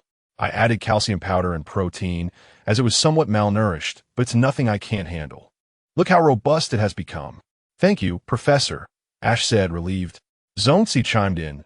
You are truly reliable, as expected of Professor Okido. Meanwhile, Dr. Zheng Hui lay quietly ensconced in a circular cosplay costume, unable to move, mumbling to himself, Look at me, after updating Professor Okido on their latest progress. Ash finally hung up the phone, satisfied. Just as Dr. Zheng Hui's eyes lit up, thinking the trio had come to rescue him, Ash picked up the phone again. I should call my mom now. Dr. Zheng Hui lamented, what a burden. After introducing his travel companions to his mother and enduring a lecture about taking care of himself, Ash finally hung up after half an hour. All right, let us find a place to cook. Ash clapped his hands together. Wait, did we forget something? Seiko scratched her head. It's me. You forgot about me. Dr. Zheng Hui's voice rang out from the surveillance. Right? We haven't visited the host of this place yet. Zongxi exclaimed, smacking his forehead. Dr. Zheng Hui, where are you? Please reveal yourself. Ash called out with a smile. 3 of you, step forward. Dr. Zheng Hui directed helplessly. As the trio ventured to the innermost part of the lighthouse, a spotlight illuminated a raised platform. Welcome to my lighthouse, boomed a gigantic fossilized Pokemon from atop the platform. Whoa, has Dr. Zheng Hui transformed? Zongxi gasped in surprise. No, this is a cosplay costume. Dr. Zheng Hui explained in exasperation. I will embody a Pokemon to experience their thoughts and feelings. It is a serious examination process, not a game. Oh, Ash and the others nodded in unison, although their expressions conveyed skepticism. Ahem, in any case, please assist me. I'm stuck. Dr. Zheng Hui called out helplessly. Oh, it's not a big deal. You should have said so earlier. Ash chuckled, stepping forward to the immense fossil Pokemon and pressing a button beneath its ribs. With a hiss of hydraulic mechanisms, the fossil Pokemon was freed, and a flamboyantly dressed young doctor emerged. Welcome to my lighthouse. Allow me to reintroduce myself. I am Dr. Zheng Hui, he declared, spreading his arms wide in an elegant bow. Chapter 25, Dragonite. I have come to fetch you in the grand dining hall of the lighthouse. Ash's specially crafted Mama Gang's Dongwang fried noodles received unanimous acclaim from the guests. Skipping over Dr. Zheng Hui's lengthy discourse on the harmonious coexistence of Pokemon and humans, Ash deftly silenced him with a mouthful of noodles. Oh, how delicious! I can hardly hold back my tears. Dr. Zheng Hui exclaimed, tears streaming down his face as he savored the dish. Ash, while feeding Pikachu some noodles, explained, I added a generous amount of white pepper just for you. Ah, is this the taste of home? Dr. Zheng Hui mused. No, it's Mama Gang's taste, Ash whispered. Zongzi and Seiko also expressed their admiration for Ash's culinary skills. Though I can cook too, Ash's is undeniably superior, Seiko declared, giving a thumbs up. I concur, Zongzi nodded. Perhaps it's because I have an excellent teacher, Ash grinned, squinting his eyes in delight. Once they had their fill, Dr. Jinghui eagerly pulled Ash up to the lighthouse's observation deck. Zongzi and Seiko, having nothing else to do, followed suit. Now, can we talk about that enormous Pokemon? What on earth is it? Do you know I've dreamed of seeing it again? Dr. Jinghui exclaimed, gesticulating wildly with excitement. In truth, this is related to a mysterious paradise in the Kanto region, Ash replied, his gaze deep and distant as he stared at the horizon. In Kanto, there lies an island encircled by whirlpools. It is the dwelling place of the Dragonite clan. The reason it remains obscure, even to the Dragon clan, is that the whirlpools are caused by the power of Pokemon. Such a phenomenon exists.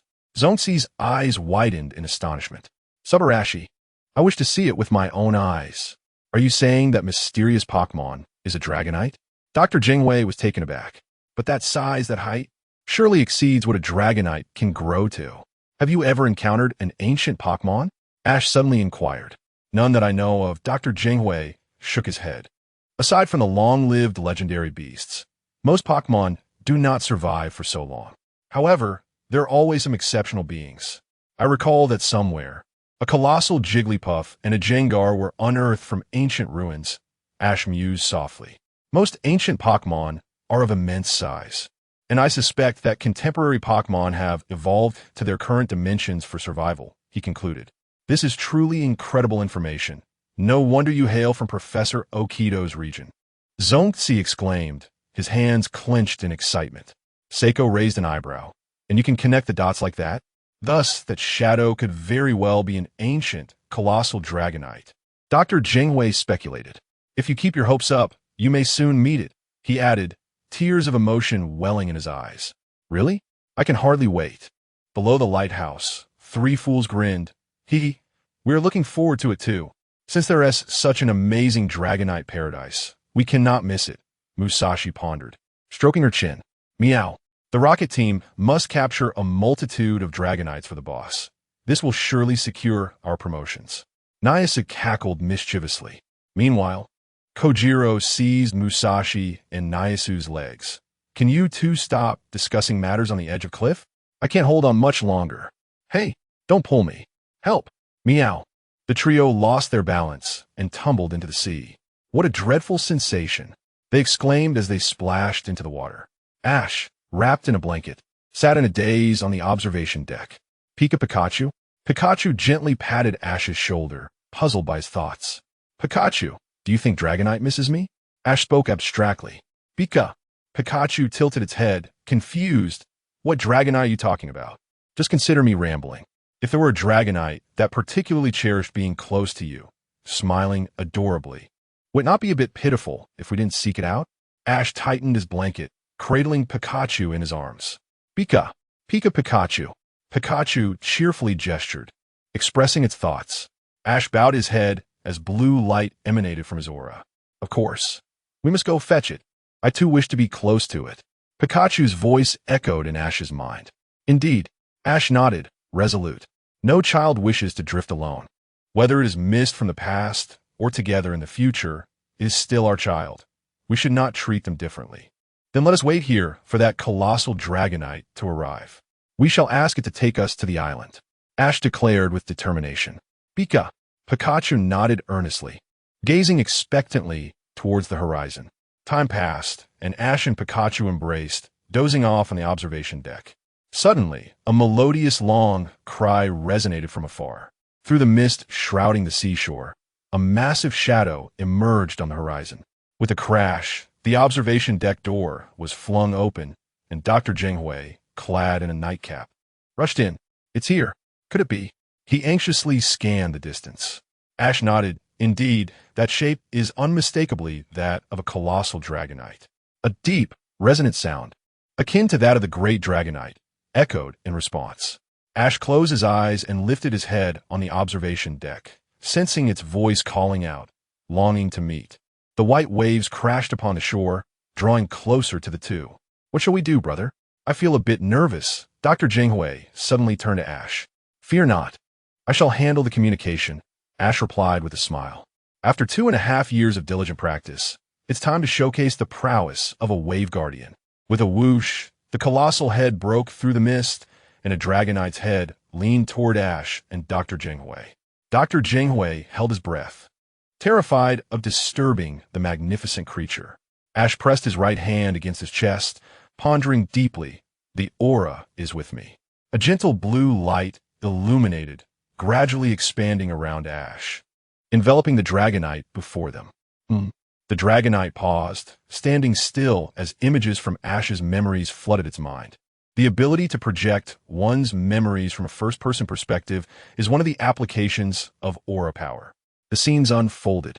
From Ash's near demise at sea alongside a blurry figure, to their arrival at Dragonite Paradise. The adorable, flightless Dragonair, driven to save Ash, ultimately evolved into a Dragonite. Finally, the moment they jointly lifted the championship trophy. The ancient Dragonite nodded slightly, its eyes sparkling. This child is truly happy. As Ash's aura dissipated, the colossal Dragonite revealed its sparkling eyes. Despite having traversed countless experiences, its gaze remained pure. Two immense claws gently rested before Ash and Dr. Jinghui. As the Dragonite's gentle voice resonated. What does this mean? Dr. Jinghui looked questioningly at Ash. Dr. Jinghui's eyes lit up. I want to go. Without hesitation, he leaped over the railing, slipping and tumbling downwards. Whoa! Ash was startled, drenched in cold sweat, but fortunately, the Dragonite swiftly caught him. With two joyful roars akin to the distant horn of a returning fleet, the Dragonite cradled Ash and Dr. Jinghui, turning to plunge into the depths of the ocean. Chapter 26. The embrace of Hakuran thunder rumbled as fierce winds swirled thick clouds overhead, with storms and lightning echoing across the sky. Perched upon the enormous hands of a Dragonite, Ash and Jinghui gazed in awe. Despite the apocalyptic tempest surrounding them, a serene calm enveloped the two. The colossal Dragonite even emitted a leisurely whistle, drawing the curious gaze of Professor Jinghui. This sensation is truly remarkable, Jinghui mused. It feels as though the storm is consciously avoiding us. Ash, comfortably seated on the Dragonite's hand, nodded in affirmation. The Dragonite clan possesses the ability to influence the weather. This stormy region must have been created by them to keep unwanted visitors at bay. The Dragonite nodded, confirming Ash's assertion. Generally, ships and trainers would steer clear of such inclement weather, unless they were as stubborn as Team Rocket. Below the surface, a mechanical Magikarp thrashed vigorously in an effort to propel its submarine forward. Who would have thought anyone could be so reckless? Exclaimed Team Rocket in disbelief as their foot pedal snapped. As they watched the swirling currents around them, they lamented, "This is so unpleasant." Before long, Ash and Jinghui, guided by the Dragonite, traversed the stormy weather zone. As the winds ceased and the rain subsided, the morning sun broke through the clouds, casting its warm light upon them. Gently, the ancient Dragonite set Ash and Jinghui down on the shore, squinting its eyes in contentment before disappearing back into the tempest. "Where's it going?" Jinghui inquired, puzzled. Ash waved his hand with a smile. "It's likely continuing to protect this hidden paradise and searching for any lost Dratini. Indeed, it acts like a guardian." Jinghui nodded thoughtfully. A friendly low hum reached their ears, and turning around, Ash beheld a benevolent Dragonite leading a charming Hakuran from the island. "That must be the current leader of the Dragonite clan," Ash deduced. "What should we do now?" Jinghui asked cautiously. Glancing at Jinghui, Ash replied, "Who is the real expert here?" The leading Dragonite nodded amicably, sniffed Ash's palm, and then continued on its way. In this resource-rich sanctuary, the Dragonite clan spent their days either feasting or soaring gracefully through the skies, essentially living in isolation.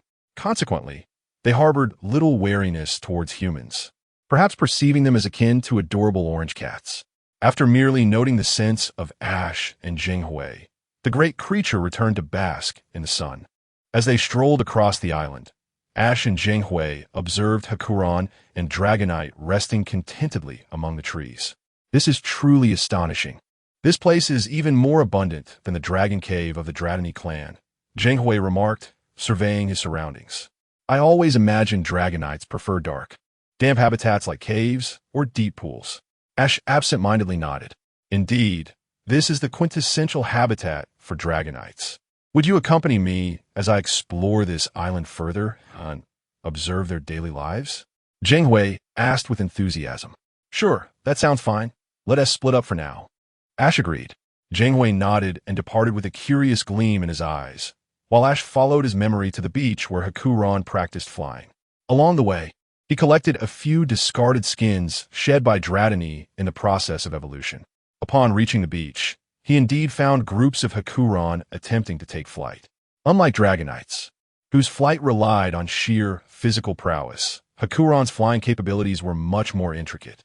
Their ears extended, resembling angelic wings, but the gentle breeze proved insufficient for liftoff. The essence of Hakuran's flying ability lay in their mastery of wind. As the dragon clan that governs the weather, they utilize updrafts to elevate themselves into the air, a skill that embodies the correct approach to flying. Anticipation coursed through Ash as he settled on the sandy shore. Suddenly, a flurry of activity erupted. A Hakuran enveloped in a deep blue glow unfurled its ears and spiraled gracefully into the sky. So elegant, truly mesmerizing. This is the allure of the quasi-deity of Kanto. Ash mused with admiration. Regrettably, upon maturation, they evolve into rather corpulent creatures. Among the flock, a clumsy Hakuran ultimately landed last. Watching its airborne companions, the little one flapped its ear wings vigorously but failed to take flight, crashing down repeatedly. After 3 unsuccessful attempts, the others had soared away, leaving the little one sprawled on the beach like a stranded fish. As it gazed longingly at its departing friends, tears welled in its round eyes. Why can't I fly? We're all Hakuran. It lamented, feeling dejected. Just as despair loomed, a warm hand gently rested atop its head. The Hakuran looked up curiously to see Ash's sunny smile. Don't lose heart. You'll surely succeed. The Hakuran curled up beside Ash, who encouraged, some things simply require practice. Once you grasp the technique, you'll soar in no time. Besides, a certain deity from Hoenn once said, it's perfectly fine not to fly. I will stand my ground, and one day, I shall bring down those who can.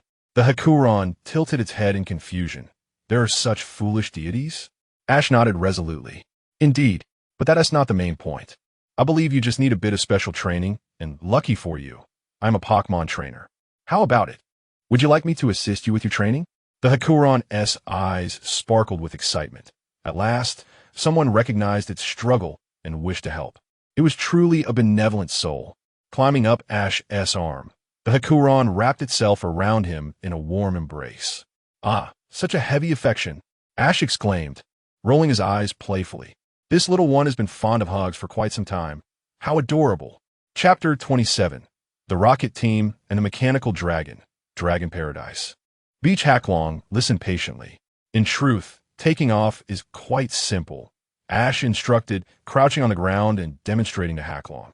BB Bird flapped its wings, deliberately performing a slow-motion display.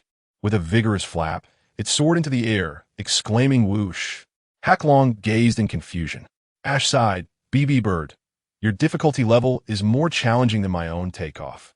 Pikachu nodded in agreement. Hacklong flailed its small wings earnestly, only to tumble into the sand with a thud. Ash and Pikachu gasped in alarm. Hacklong was nearly in tears. Flying seemed impossibly difficult. This approach is all wrong, Ash pondered, sitting cross-legged and rubbing his temples. Suddenly, a light bulb went off in his head. Isn't it said that Hacklong's flying principle relies on Dragon Dance? Hacklong, do you know Dragon Dance?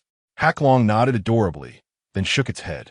It should know it, but its body struggled to keep up with its mind. Pikachu tumbled over, perplexed by this seemingly large yet silly creature. Dragon Dance involves leaping upwards and then spinning. Ash mused, stroking his chin. I understand now. We must first learn Dragon Dance. Hacklong lay dejectedly on the ground, embodying the spirit of a sloth. BB Bird patted Hacklong, assessing the situation patiently. Suddenly, inspiration struck Ash. It's just about spinning and jumping. If Bibabird's method isn't suitable for you, I shall demonstrate myself. He patted his chest confidently. Pikachu tilted its head, questioning Ash's decision. BB Bird covered its face in disbelief. Hacklong looked on with a pitiful expression. The trio gazed at Ash, who raised his chin proudly, proclaiming, "Don't let my appearance fool you. I've mastered high-speed movement, seed bomb, and Iado." In truth, taking off from the ground was quite simple. Ash embraced Bibabird's wings and whispered instructions. BB Bird broke into a cold sweat. "Are you serious, Master?" Hacklong nodded vigorously. Ash waved his hand with satisfaction. BB Bird whirlwind. BB Bird flapped its wings, creating a small tornado on the beach. Ash raised an eyebrow. "You three, watch closely. I shall fly." With a sprint and a leap, Ash was immediately thrown into the sand by the whirlwind. Pikachu and Hacklong rushed forward, concerned, as Ash awkwardly picked himself up. Spitting out sand, he sheepishly scratched his head. The angle was off. "Wait for me. I'll try again." Stomping his foot, Ash plunged back into the whirlwind. Facing the tornado, he spun with all his might, feeling as if he entered a washing machine, soaring upwards. Finally, he tumbled out of the tornado, exclaiming, "Ha! I did it. I have succeeded." He lay on the beach, clapping his hands in triumph. "Hacklong, did you understand?" Ash asked eagerly. Hacklong nodded, determination shining in its eyes. "All right, charge forth, Hacklong." BB Bird whirlwind. Ash commanded loudly. Hacklong flicked its tail and dove into the whirlwind. It flew further than Ash, but its direction was awry, sending it sideways instead. "Keep going, Hacklong, don't give up." Ash encouraged fervently. "There will come a time when the winds will favor you. If not now, then when?" Hacklong, obedient as ever, persevered through multiple falls. Finally, on the 99th attempt, it sensed the power of Dragon Dance. The blue gem around its neck glimmered with a cerulean light, and Hacklong's ears transformed into angelic wings. "I did it!" Ash and Pikachu cheered with exhilaration. Hacklong, now aware of its newfound strength, floated gracefully in the air, buoyed by a gentle breeze. Suddenly, an explosion erupted from the other side of the coast. The startled Hacklong plummeted downwards. "Watch out!" Ash yelled, swiftly sliding in to cushion Hacklong's fall with his own body. Hacklong nuzzled Ash's cheek, teary-eyed with gratitude. "Don't worry, I'm all right," Ash reassured, patting Hacklong affectionately. "Ash," Professor Jingwei's voice called from afar. "Hurry, something's gone wrong." Ash sprang to his feet, realizing that the explosion was indeed a sign of trouble. "Pikachu, Hacklong, BB Bird, let us go." With his Pokémon companions in tow, Ash dashed towards the source of the explosion. "Ha! All the dragons here will belong to us." Mechanical Tyranitar 1, activate. A boastful yet silly voice emanated from a massive machine, sending shivers down Ash's spine. "Look, there are several Dratini over there. Catch them," Musashi exclaimed, spotting the adorable creatures hidden on the island. "Understood. Capture missiles. Launch." Meowth slammed a button eagerly. Boom. 2 rockets soared towards the Dratini, leaving Ash troubled. "Pikachu, electric net." "Pika." Pikachu shot forward, unleashing a golden electric net midair. Crack. Boom. 1 missile was ensnared by the electric net and exploded. However, another missile continued its course toward the group of Dratini. Hacklong summoned a fierce gust of wind, flying resolutely towards the second missile. Crack. The rocket exploded, ensnaring Hacklong in a metallic net, pulling it towards the giant mechanical dragon's maw. In a moment of crisis, Ash shouted, "Hacklong, use Dragon Dance." Hacklong spun rapidly in the air, channeling wild energy to break free from the net. "How could this happen?" Meowth gasped. "Your net is too flimsy." Musashi chuckled awkwardly. "There's not much I can do. The budget went into creating this gigantic, storm-proof mechanical dragon." "Forget it. Launch all missiles," Musashi commanded. "Understood." Meowth leaped from the control seat and slammed the button. "Coming back for more?" Ash's voice rang out. The rocket team turned to see Ash with arms crossed, exuding fierce determination. Behind him stood several adult dragons in formation. Hacklong, now with wings, soared towards Ash, carrying Pikachu. "Pikachu, Thunderbolt." "Hacklong, Dragon Rush." Ash bellowed. Pikachu perched atop Hacklong, crackling with electricity. Haklong unleashed a roar, enveloped in a blue dragon apparition clad in raging lightning, diving down with a thunderous roar. Like a laser beam, their combined attack pierced through the belly of the massive mechanical dragon. Boom! The explosion echoed across the sky. Meowth glanced at the sparks flying from the control panel, sensing impending doom. Boom! Flames erupted from beneath them, sending the rocket trio flying from their seats. Thud! They landed clumsily on the beach, groaning as they looked up to see a row of ominous shadows. With a roar, the Dragon Master, accompanied by an enraged horde of Dragonites, eagerly glared at the trio of foolish companions. Ash stood nearby, waving cheerfully goodbye. Suddenly, a fist as large as a cauldron was raised, showcasing the formidable fighting prowess of the Dragonites. Thunder Punch, Fire Punch, Ice Punch, Focus Punch, Brick Break, Dragon Claw. Dragon Tail, boom! The trio exploded into the air in a spiraling ascent.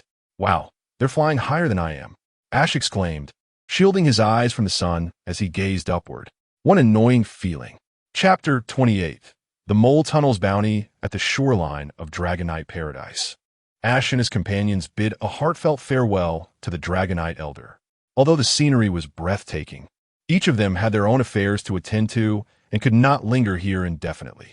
To have encountered the ancient Dragonite and to have been a guest here fills me with immense joy, remarked Zhenghui with a contented smile. Not want to hold back.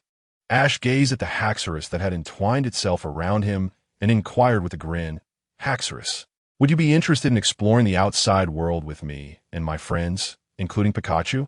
Upon receiving the Elder's approval, Haxorus could no longer contain its excitement and promptly ensnared Ash, binding him to the ground. Well, that embrace is rather suffocating, Zhenghui teased with a chuckle. Cough, cough. I'm fine. I can manage, Ash replied with a smile as he produced a Pokeball. So, Haxorus, I look forward to your guidance. Haxorus joyfully nudged the button on the Pokeball, transforming into a beam of red light and entering the sphere. Lying on the ground, Ash exchanged a delighted glance with Pikachu and raised his fingers in a victory sign. Haxorus, I've got you. Pika Pika. Pikachu gleefully mirrored Ash's victorious pose. Congratulations, Ash. From my observations, the Dragonites on this island enjoy a far superior living environment and developmental conditions compared to the Dragon Cave in the city. If all goes well, that Haxorus possesses better potential than the children in the hands of the Dragon Master, Zhenghui praised warmly. Indeed, I understand, Ash acknowledged with a bow to the Dragonite Elder. Moreover, the temperament of that child is gentle. It will surely become a reliable Dragonite in the future. After taking one last glance at the island's stunning vistas, the two formally bid farewell to everyone. In merely an hour, they traversed nearly 2 towns' worth of distant seas. Truly, one of the fastest Dragon-type Pokemon, Dragonite's wings, despite their appearance, enabled it to soar swiftly. Zhenghui marveled once more at the wonders of Pokemon. It seemed that the paradise they had visited could not be accurately pinpointed even on a map. With this in mind, Ash raised his head and spoke earnestly, Zhenghui, regarding the paradise, I hope you will document it with caution and ensure that not too many people are aware of its location. Zhenghui shot Ash a bemused glance. Please, I am a scholar of the Alliance. Do you think I am of a frivolous nature? Rest assured, I will not publish any academic papers regarding Dragonite Paradise, but I will submit related reports to the Alliance and the Conservation Association. Subsequently, professional conservationists will patrol the area to ensure that no one disrupts their peace. Ash sighed in relief. That's wonderful. I believe they would wish to continue living carefree.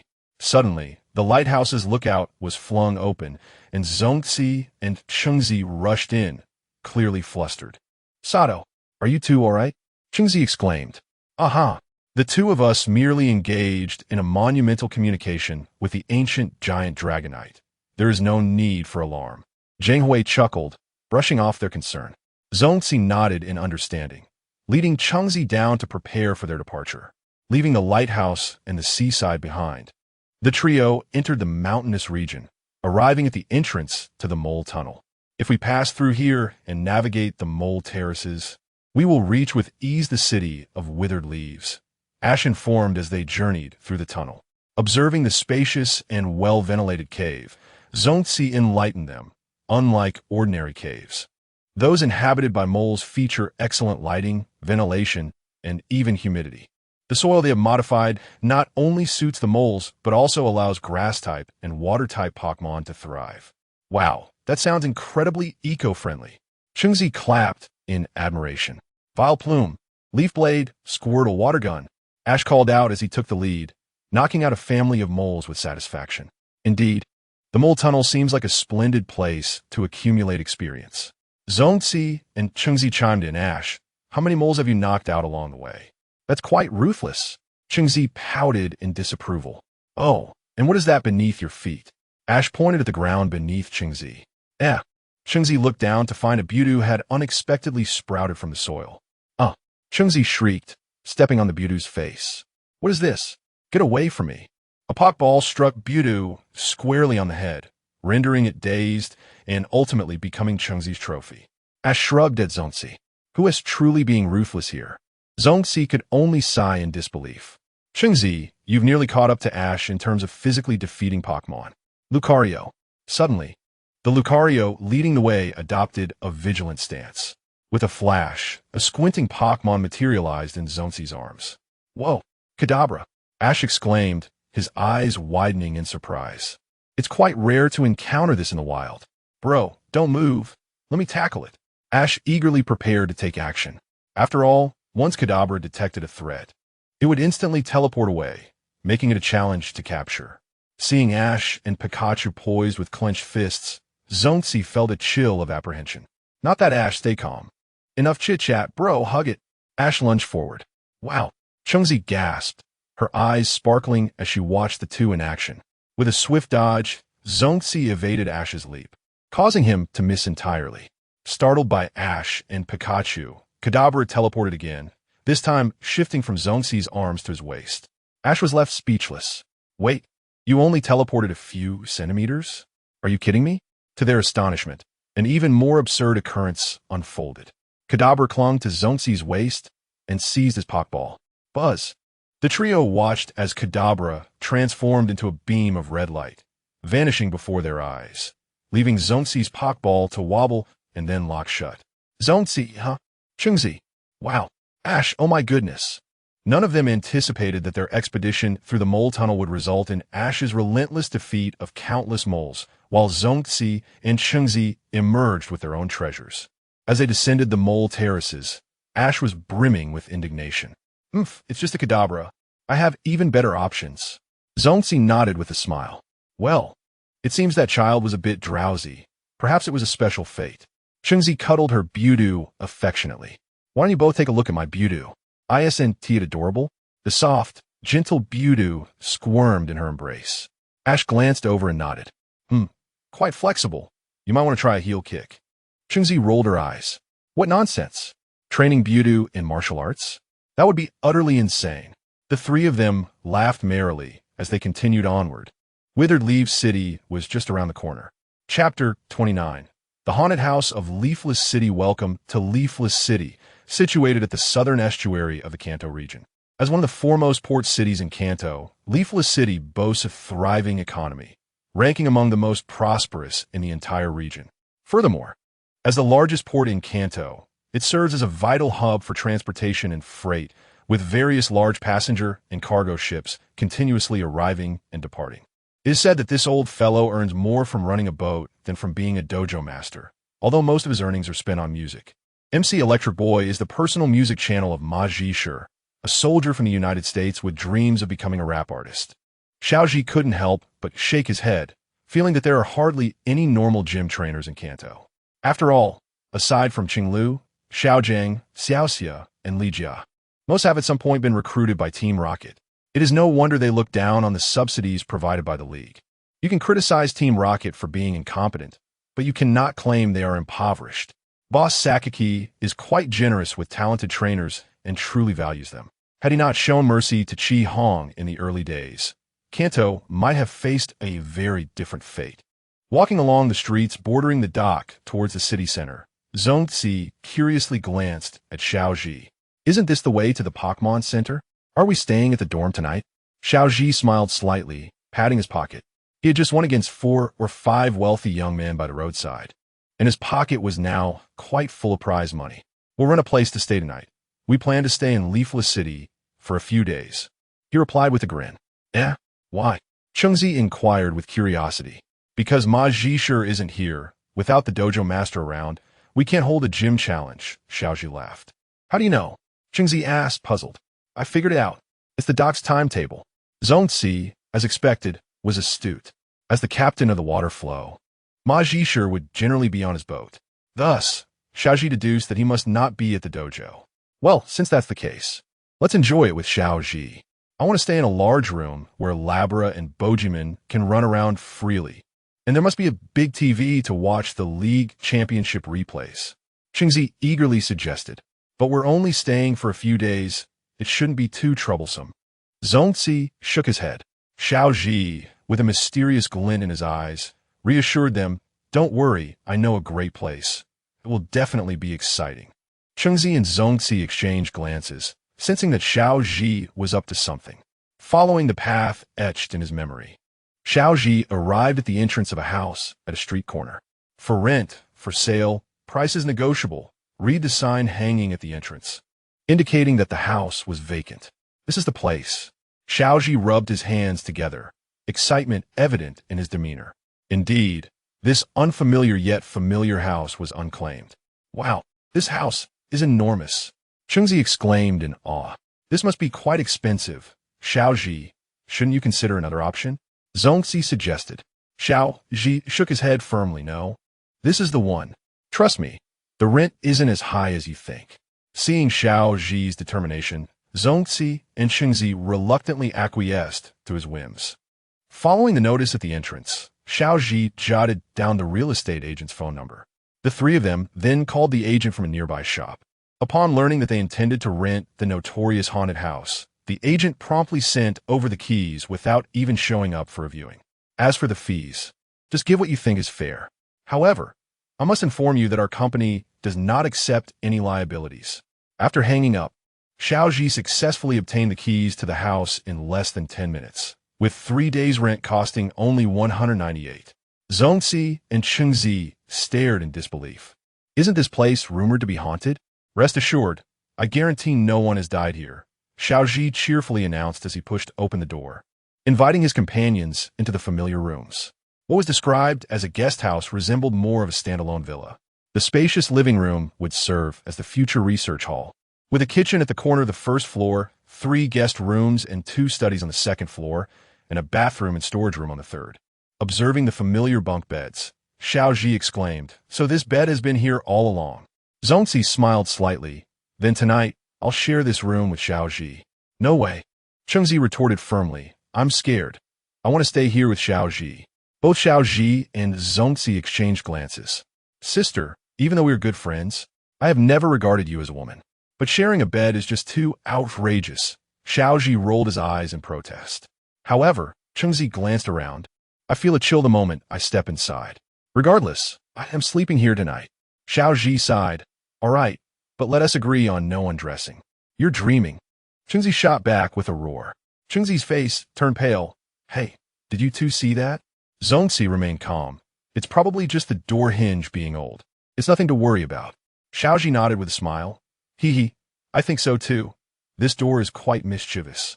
In the shadow of the door, a pair of crimson eyes flickered briefly. Well, we've been walking all day. Since Chengzi is staying here, I'll take the room next door, Zongzi said, rubbing his neck. I want to take a hot shower first to relax. I'll head downstairs to turn on the TV and prepare dinner, Xiaozhi said with a shrug. Chengzi touched her arms, feeling goosebumps. Ahem, then I'll go to the living room to watch TV while helping Xiaozhi cook. Thus, the decision was made amicably. Xiaozhi nodded with a smile, and everyone set off to begin their respective tasks. Carrying Pikachu, Xiaozhi began preparing dinner with fresh ingredients purchased from the market. A simple dish of tomato, potato, and beef stew, heated mushrooms in the oven, prepared bacon and mushroom cream sauce, and finally boiled some pasta. Dinner was coming together perfectly. Pika, pika, pika. Pikachu sat obediently on the kitchen counter with a fresh tomato, keeping Xiaozhi company. Meanwhile, the living room was playing highlights from last year's Kanto League Courts Conference, with Chengzi intently watching the thrilling battles on screen. Xiaoji hummed a tune while chopping the ingredients, but as he reached for the potatoes, they rolled off, scattering across the floor. Hey, that's too much. Xiaoji shot a glance at the shadow in the living room before continuing to cook. Behind the sofa, a cute purple creature with a finger in its mouth looked curiously at Xiaoji, wondering, can this person see me? Why isn't he crying or running away? In the kitchen, Xiaoji's lips curled into a faint smile as he softly hummed, I refuse to let you be alone. As twilight descended, the rented dwelling in Viridian City was bathed in light.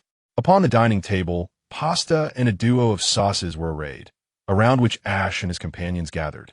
Ready to dine, Pikachu, clutching a bottle of ketchup, liberally doused his plate. Ash subtly placed an oil lamp beside him. Ash, what is this?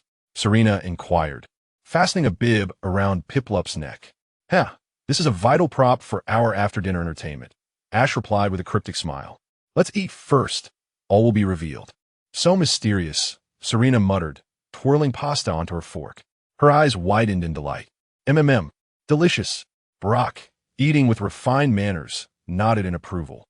Indeed, Sato's culinary skills are impeccable, though they still fall slightly short of my mentor's tutelage, Ash mused, savoring the flavors. It could use a touch more spice. With their appetites sated, Brock cleared the dishes while Serena, seated at the table, gazed expectantly at Ash. Can you unveil the mystery now? What's this after-dinner activity? A sudden gust of wind swept through, causing the overhead light to flicker erratically before plunging the room into darkness. Ash calmly ignited the lamp, holding it beneath his face. And so, the special event for this evening, a fright fest, commences. Eek! Serena shrieked at the sight of Ash's illuminated face. Haha, Ash, an excellent suggestion. Does this mean we'll be sharing ghost stories? Brock asked, his eyes gleaming with anticipation. What? Serena clutched Piplup, the two of them embodying a collective lack of courage. Serena, surely you're not afraid? Ash teased, raising an eyebrow. Nonsense. Serena aspires to be a formidable trainer. She fears nothing, Serena declared, though her legs trembled visibly. Let's do this. If I'm scared, I'm a ninny. Is it possible that you already are a ninny? Brock inquired, perplexed. I'll go first. Serena, determined to preempt any frights from Ash and Brock, took the initiative. Very well. Let the performance unfold, Ash said, clapping his hands. Serena swallowed nervously and began her tale. Long ago, in a derelict chamber. Suddenly, the cabinet lurched. As Serena narrated with dramatic flair, the cabinet in the room rattled ominously. Brock's eyes widened. Whoa! It really moved. I'm out. Serena nearly burst into tears. All right. Serena's eliminated. Brock, you're up next. Ash, filled with competitive spirit, turned to Brock. Among boys, the desire to win can manifest strangely. Upon Serena's elimination, Brock's fear vanished, replaced by a surge of competitiveness. Very well, brace yourselves for my chilling tale, Brock declared confidently. As a scholar of mythology, Brock believed his story would surely terrify Ash. Ash picked his nose. I've already seen this episode, unfortunately. Legend tells that if the rainbow hero succumbs to darkness, Marcia Dow, the guardian of the rainbow trial, will emerge to deliver retribution. And then, one could effortlessly vanquish Marcia Dow and add another mythical Pokemon to their collection, correct? Ash said with a mischievous grin. Brock was speechless. No, Marcia Dow will punish you. So, I'm not wrong to beat him up. Well, that's not how the story goes. Marcia Dow waits until the rainbow hero is asleep to strike. Brock narrated earnestly. Ash listened with amusement, and Serena was left feeling utterly vulnerable. Whoosh! A dark figure darted past Serena's feet, and then, Marcia, get out. This is my territory. Bang! An overweight, purple figure was blasted out, crashing to the ground. The trio exchanged knowing glances. Marcia Dow was mortified. His covert surveillance had been compromised. Ahem, we can pretend we didn't see anything. However, residing here does require the occasional rent payment. Wouldn't you agree? Ash asked, extending his hand to Marcia Dow. Marcia Dow's mind nearly short-circuited. Finally, with Ash's assurance that it wouldn't affect his decision, he agreed to a fist bump. The shadowy figure then vanished. Sato, you're the rainbow hero, Brock exclaimed in astonishment. Oh, Did I not mention that? Ash produced a rainbow wing, then tucked it away. I forgot. To think, we've actually encountered the rainbow hero. How fortunate. When do you plan to challenge Ho-Oh? Brock asked eagerly. We'll see. I'm not fond of unwinnable situations, so I'll need to train diligently until I believe I can truly defeat Ho-Oh, Ash replied casually. Excellent. Until then, I'll stand by you, Brock declared firmly. In Brock's eyes, Ash was no longer merely a human, but his doctoral dissertation incarnate. Shouldn't you two be concerned about the Jengar that Marshadao just punched? Serena asked, pointing to the Jengar, who was lying on the floor dazed. Well, that was unexpected. I didn't anticipate it would dive headfirst into Marshado's arms, Ash said, chuckling, as he crouched down to poke the purple Pokemon. Jengar. Jengar snapped to attention, cowering in the corner. Fear not. If we meant harm, we would have acted sooner, Ash said kindly, patting the Pokemon's belly. So, you've been living here because you were abandoned, correct? Jengar's lips turned downward, and its eyes filled with anger and resentment. According to the records, Jengar-like Pokemon inadvertently drain their trainers' energy to replenish their own. As a result, trainers often feel cold and tired around them. Some become afraid of contact. In truth, these Pokemon are gentle and loyal, Brock explained. Ash nodded, offering a Wiki Berry to Jengar. Jengar, I'm healthy and not afraid of the cold, and I think you're pretty cute. So, given our serendipitous meeting, would you like to join me? Jengar grinned, then snatched the Wiki Berry and knocked Ash down with a shadow punch. Bang! Ash sat up, rubbing his nose. Hey, Jengar, that was uncalled for. Ha ha ha. Jengar tossed the Wiki Berry into its mouth, snickered, and vanished. It ran away, Serena exclaimed. So, this is the origin of the haunted house, Brock realized, turning to Ash. You knew all along, didn't you? Ash smiled enigmatically. Some things are best left unsaid. All right, the Fright Fest is over. Let's get some sleep. In the stillness of the night, under the radiant moon, Jengar clutched the Wiki Berry, peering at Ash from the rooftop. Watching the human sprawled out asleep, it grinned and cackled. Chapter 31. The Withered Leaf Gym with a resounding crash. Early in the morning, Ash dreamt of apples falling from the sky. Thud! The crisp sound left Ash wincing in pain. Wait, this isn't a dream. He sat up, clutching his forehead. Pikachu had already hidden away, laughing heartily at Ash's bewildered expression. Jengar, with its broad grin, floated beside Ash, sharing in the laughter. Hey, look at that. Jengar seems to really like you, said Satoshi with a chuckle, as Seiko and Pokemon, who had risen early to wash up, stood at the door, enjoying the lively scene. All right, Ash said with a resigned smile. Let me get up and make breakfast. He flipped out of bed and, alongside Pikachu, began brushing his teeth and washing his face, while Jengar floated playfully behind him. Zongzi had already toasted the bread, and all that was left was to fry an egg and some bacon and toss together a salad. Once breakfast was ready, the trio fed their Pokemon as well. Jengar naturally joined Pikachu and the others at the table, and after spending a couple of days together, Pikachu and the others had grown accustomed to this mischievous purple creature, treating it as family. Zongzi sipped his coffee while perusing the morning newspaper. Ash, what are your plans for today? Are you still heading to the park to find someone to battle? I'm going first. I aim to achieve 10 consecutive victories with my Budew, Seiko declared, brimming with enthusiasm. Budew, while eating, responded with a sigh, feeling a bit overwhelmed. Pokemon gave Budew a sympathetic pat on its stem, encouraging it. In the past, it was all on you, but now you have company. Let us do our best, Budew. If they were to challenge the Withered Leaf Gym, it would likely be a tough battle. Isn't the gym leader a tough guy? Zongzi nodded. According to the information provided by the Pokemon Center trainers, his fighting style seems quite ferocious. Most opponents who lose end up in the hospital. It's truly terrifying. Seiko stuck out her tongue. That guy is either a Spartan or a complete psycho. That fire Pokemon we saw yesterday was charred to a crisp. Ash nodded in agreement. The overwhelming force is intimidating. Marzi, the gym leader, is an advocate of strength and valor, so we must be thoroughly prepared. Turning to Jengar, Ash earnestly spoke, My friend, I may need to borrow your strength today. Are you ready to join me? Without hesitation, Jengar flicked its tongue, slapping Ash's face with its crimson appendage. Ahem, it seems it has agreed. Are you okay with that, Ash? Zongzi asked awkwardly. Of course, Ash replied calmly, wiping his face and taking a few sips of his acai grass juice. After spending so much time rubbing cheeks with Pikachu, I've developed immunity to most paralyzing effects. Pikachu and Jengar exchanged knowing smiles, both eager to help Ash strengthen his body and spirit. Ash retrieved a Pokeball and tossed it at Jengar's head, which jumped in place, making perfect contact and being captured within. Jengar had officially joined Ash's battle roster. All right, preparations are complete. Let us face Mr. Marzishur, Ash declared, standing up. Seiko and Zongzi nodded, gathering their belongings as they exited the villa with Ash.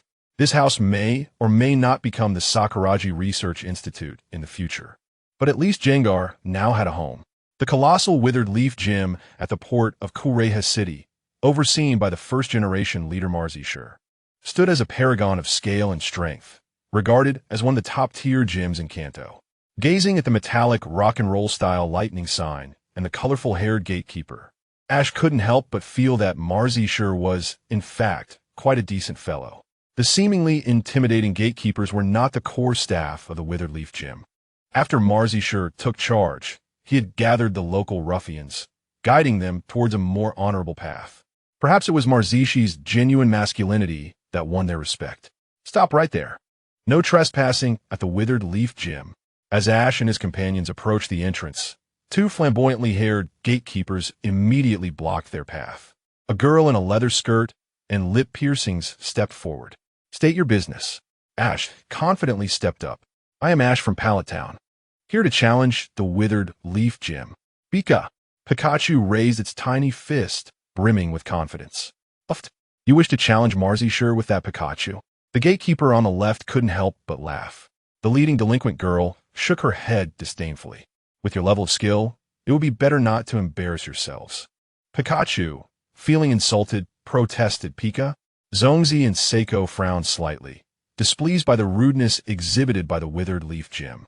Ash, however, remained unfazed. Whether I can win or not will be determined in battle. I believe you have no right to stop us. Hey, are you looking for trouble? The gatekeeper on the right stepped forward, attempting to push Ash. Ash stood his ground, smiling calmly at the opponent. Come on, hit me. If you touch me, it counts as self-defense, and I'll make sure to break your arm.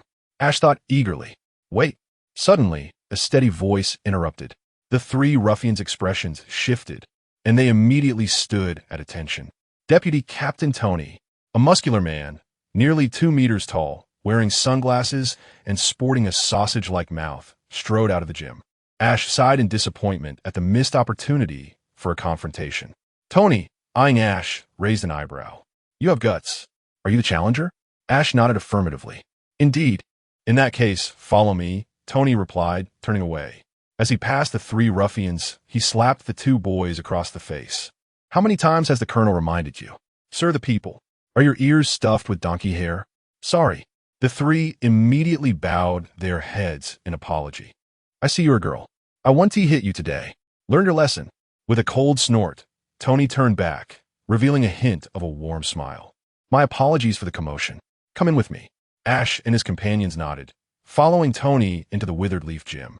Now, this is the real staff of the Withered Leaf Gym, truly military in style, Zongzi remarked. Ash, be careful, Seiko cautioned quietly. Don't worry, I'm a tough guy. Just watch me shine, Ash grinned brightly. This Withered Leaf Gym is far more interesting than the one I faced before. Chapter 32, Majishur in the Retro Showdown. As they traversed the Grand Hall of the Withered Leaf Gym, the group arrived at the second arena. In the standardized expanse, two individuals clad in camouflage work pants were engaged in a rigorous training session with their Electrode and Pikachu. Observing the Pikachu lifting a 50 kilograms dumbbell with its tail, Ash's Pikachu couldn't help but wipe the sweat from its brow. That is quite impressive, my friend. Bliss, Steve. Come on, it's time to work. Tony called out loudly. Yes, sir. A muscular soldier, both male and female, stood at attention before Tony, hands clasped behind their backs. What seems to be the issue? A burly man with golden hair, wearing a military dog tag and green fatigues, emerged from a side corridor. Master, we have a challenger. I'm preparing for the assessment, Tony reported. Oh boy, so you're the challenger? Majishur lowered his head, towering at nearly 2 meters, looking down at Ash. Kawakawa, Ichiko swallowed nervously and took a step back. Zonxi's expression turned serious. Majishu's distinctly patriotic appearance suggested he was not to be trifled with. Ash, undeterred, raised his chin. Indeed, I am Ash from Pallet Town. I request a gym battle. He nodded, affirming that Pikachu was his partner. Ha ha ha. This is intriguing. Majishu's eyes gleamed with enthusiasm. In the past, he would have overlooked such a diminutive Pokemon, but a certain trainer had once taught him a lesson with a Pikachu. Thus, seeing Ash's partner stirred something within him. Yes, Tony saluted earnestly and swiftly made his way back to the main arena. Hey, this big guy looks intimidating, but he might not be so bad after all, Ichiko remarked in surprise. Ash glanced towards the main arena, a smirk playing at the corners of his mouth. I hope you think so too soon. Hey boy, let me see if you're a real man. Come on. Majishu beckoned with a finger, then turned to his two subordinates. Bliss, Steve, you both come along to observe and prepare the first aid kit. Understood. The two sub-captains nodded, jogging to keep up. Ash, I have a bad feeling about this. Shouldn't we reconsider? Zonxi urged. A man cannot back down. Ash replied with a smile. Besides, the arrow has left the bow. There's no turning back now. He reassured Zonxi and Ichiko, leading the way towards the main arena. The spotlight illuminated the arena, which was surrounded by soft ropes reminiscent of a boxing ring. The impeccably polished floor gleamed with a metallic sheen. Just as Ichiko and Zonxi were about to take a step forward, they were halted by Bliss. Please remain behind the yellow line. While observing, she instructed. Zonxi frowned at the peculiar setup. All right, Ash boy, take your position as the challenger, Majishu commanded, tossing off his jacket to reveal a sleeveless shirt showcasing his well-defined muscles. Ash tested the ground with his foot, chuckling softly as he ascended the platform. The two stood firm, with Tony, acting as the referee, announcing, we will now commence the official match of the Withered Leaf Gym. Each side may use 2 Pokemon. Only the challenger may substitute Pokemon. The match concludes when either side's Pokemon or trainer can no longer fight. Huh? The trainer? Zonxi and Ichiko gasped in surprise. Activate. Majishu laughed heartily, commanding with a wave of his hand. Steve promptly flipped a switch, and with a crackle, electric sparks erupted from the ropes surrounding the arena, revealing a faint current coursing through. Simultaneously, Ash felt a tingling sensation in his feet. Huh! A real man wouldn't let his Pokemon bear the brunt of the battle alone. Majishu thumped his chest. In my Withered Leaf Gym, if a Pokemon sustains damage during a match, the trainer must also endure an electric shock as punishment. So, boy, do you still wish to challenge me? Wait, even the trainer? Ichiko exclaimed in shock. Ash, this is too dangerous. Don't agree. Zonxi urged anxiously. Calm down. Ash waved his hand dismissively. It's merely a bit of hardship. I have quite the experience with electric shocks. Excellent. Remarkable. Majishu's eyes sparkled with admiration. Today's trainers are far too pampered. It lacks spirit. In our time, Pokemon attacks were aimed directly at trainers. The current rules are too soft. Ash, you're impressive. Let us see if you can back up that bravado. Ash nodded confidently. I refuse to believe there's anyone more stubborn than me. Let us fight. Tony nodded. The match begins. Raichu go. Majishu called forth his first Pokemon, the evolved form of Pikachu. Raichu, significantly larger than Pikachu, with a robust tail and limbs, pointed playfully at Ash's Pikachu. Unfazed, Ash declared, Pikachu, you're up. Pika. Pikachu leaped forward, facing Raichu in the arena. Let us start. Tony raised his hands to signal the beginning. Raichu used Thunder. Majishu clenched his fists, a savage grin spreading across his face. A thunderous opening. Let us see how you handle this. Ash, however, fully exploited Pikachu's speed advantage. Dodged swiftly. Pika. Pikachu dashed forward, leaving a blur in its wake as it sped across the arena. Crack. A bolt of lightning struck down, but Pikachu nimbly evaded it. You missed. Majishu roared in frustration. Pikachu, Thunderbolt. Ash seized the opportunity for a counterattack. Steve shook his head, chuckling, still too naive. He watched as Pikachu pivoted, unleashing a surge of white electricity toward Raichu, but Majishu merely smirked. Raichu, discharge. Boom. A brilliant explosion of golden electricity erupted around Raichu, instantly engulfing the arena. Pikachu was also knocked back by the impact. However, being an electric-type Pokémon, the effect was diminished. Electric sparks crackled beneath Ash's feet as he raised an eyebrow. Oh, here it comes. Crackle. A surge of electricity coursed through Ash's body, enveloping him in a golden glow. Ash. Ichiko worriedly started to rush forward. But Zongzi held her back. He is still in the match. We mustn't interfere, Zongzi insisted firmly. We must trust Ash. With a puff of smoke, the electrical current dissipated from Ash. Everyone turned their attention to his reaction. Cracking his neck, Ash rubbed his wrist and lifted his head.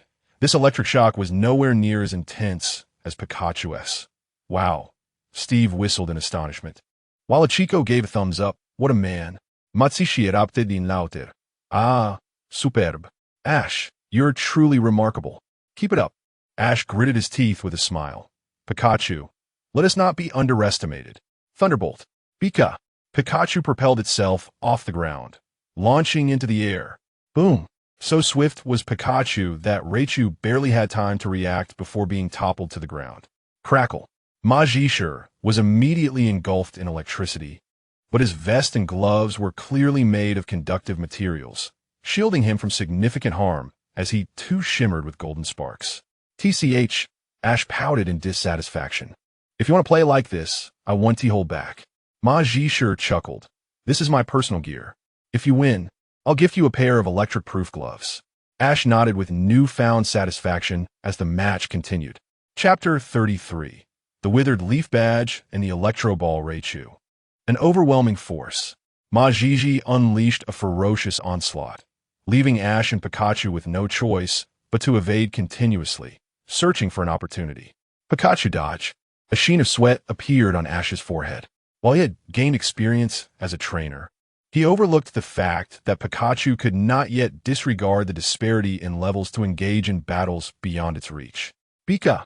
Pikachu cried out in pain as it was caught in Raichu's powerful attack, hurtling towards the edge of the arena. Zing!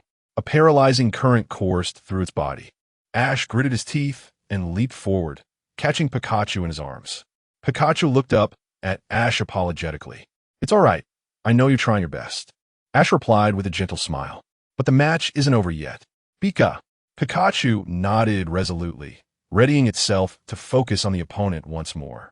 Observing Ash's desperate attempts to rescue Pikachu, Majiji smirked. What's wrong? Out of tricks? Raichu used thunder. Ash's mind raced. Majiji seemed utterly fixated on overpowering Pikachu with electric strikes. Even after several failed attempts, he continued to unleash powerful electric attacks. A flaw. A glint of determination sparkled in Ash's eyes. He had intentionally charged Pikachu in Nibi City to enhance its electrical capacity. Without that special training, Pikachu would have long since succumbed to the overload.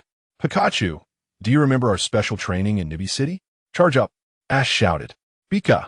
Pikachu nodded firmly, raising its tail and clenching its fists at its chest, bracing itself. A sphere of electricity enveloped Pikachu, as a continuous flow of energy surged from its electric sacs into its body. As Raichu's electrical power intensified, Pikachu winced in anguish. Hiss! As Pikachu endured the relentless assault, Ash too felt the electric current coursing through him. They exchanged a glance and silently nodded. This was a battle of endurance to turn the tide. They had to hold on. As Pikachu's electrical aura grew more vibrant, Majiji sensed something was amiss. Raichu stopped. It was too late. Ash, kneeling from the electric shock, roared with determination. Pikachu released the electricity all at once. Unleash a flash of lightning. Zap! A dazzling golden beam shot skyward, engulfing Pikachu in a torrent of plasma, which propelled it toward the opponent. With a thunderous roar accompanying Pikachu's charge, lightning trailed behind like a shadow. Pikachu, resolute in its gaze, barreled toward Raichu. Boom! At the moment of collision, a colossal explosion of thunderous energy erupted. The arena was instantly shrouded in thick smoke, obscuring everyone's view. Ash's eyes narrowed, fixated on the center of the arena. Zongzi and Chungzi watched eagerly, while Beezy and Steve anxiously observed their captain. As the gym's air filters cleared the smoke, the scene gradually came into focus. Pikachu, battered but standing triumphantly on Raichu's back. Raichu lay on the ground, utterly defeated. "Oh, unbelievable!" Beezy exclaimed, unable to contain her astonishment. Raichu had lost to Pikachu. Pikachu beamed at Ash, but then, exhausted, collapsed. Ash caught it just in time, cradling it in his arms. "Well done, Pikachu," he said, affectionately rubbing its forehead. "Rest well. It's time for the others now." Pikachu nodded, comforted as Ash handed it over to Chungzi at the sidelines. Seeing the soot on Ash's face and his wild, electrified hair, Majiji couldn't help but acknowledge. "Ash boy, you're a true warrior. Hey, let's talk. Our battle isn't over yet." Ash wiped the corner of his mouth and grinned. "Very good. Now, prepare for my most formidable fighter." Majiji, filled with fervor, removed his electric-proof vest, ready for battle. "Electrode, take the stage." Fortunately, this was Ash's first challenge. Had it been his second, he might have faced the dreaded Electrode. Moreover, records indicated that Majiji had previously captured a Zapdos and used it to charge the Maglev train in the Withered Leaf City. Although weakened, who knew if he would unleash the legendary creature in a moment of desperation? At this moment, Ash brandished a Pokeball, his resolve unwavering. "Excuse me, but I am prepared to summon a superior contender. Gengar, you are the one." Ash adjusted his cap and threw the Pokeball with vigor. "Gong!" The crimson-eyed, grinning Gengar floated in mid-air, its presence overwhelming the opponent. "Ah, troublesome Pokemon," Majiji scoffed. Ash flashed a toothy grin, mirroring Gengar's expression. "I told you. This time, I'm changing my strategy to crush my opponent." "Oh, with Gengar in play, we've got this." Chungzi cheered excitedly. However, Zongzi worried.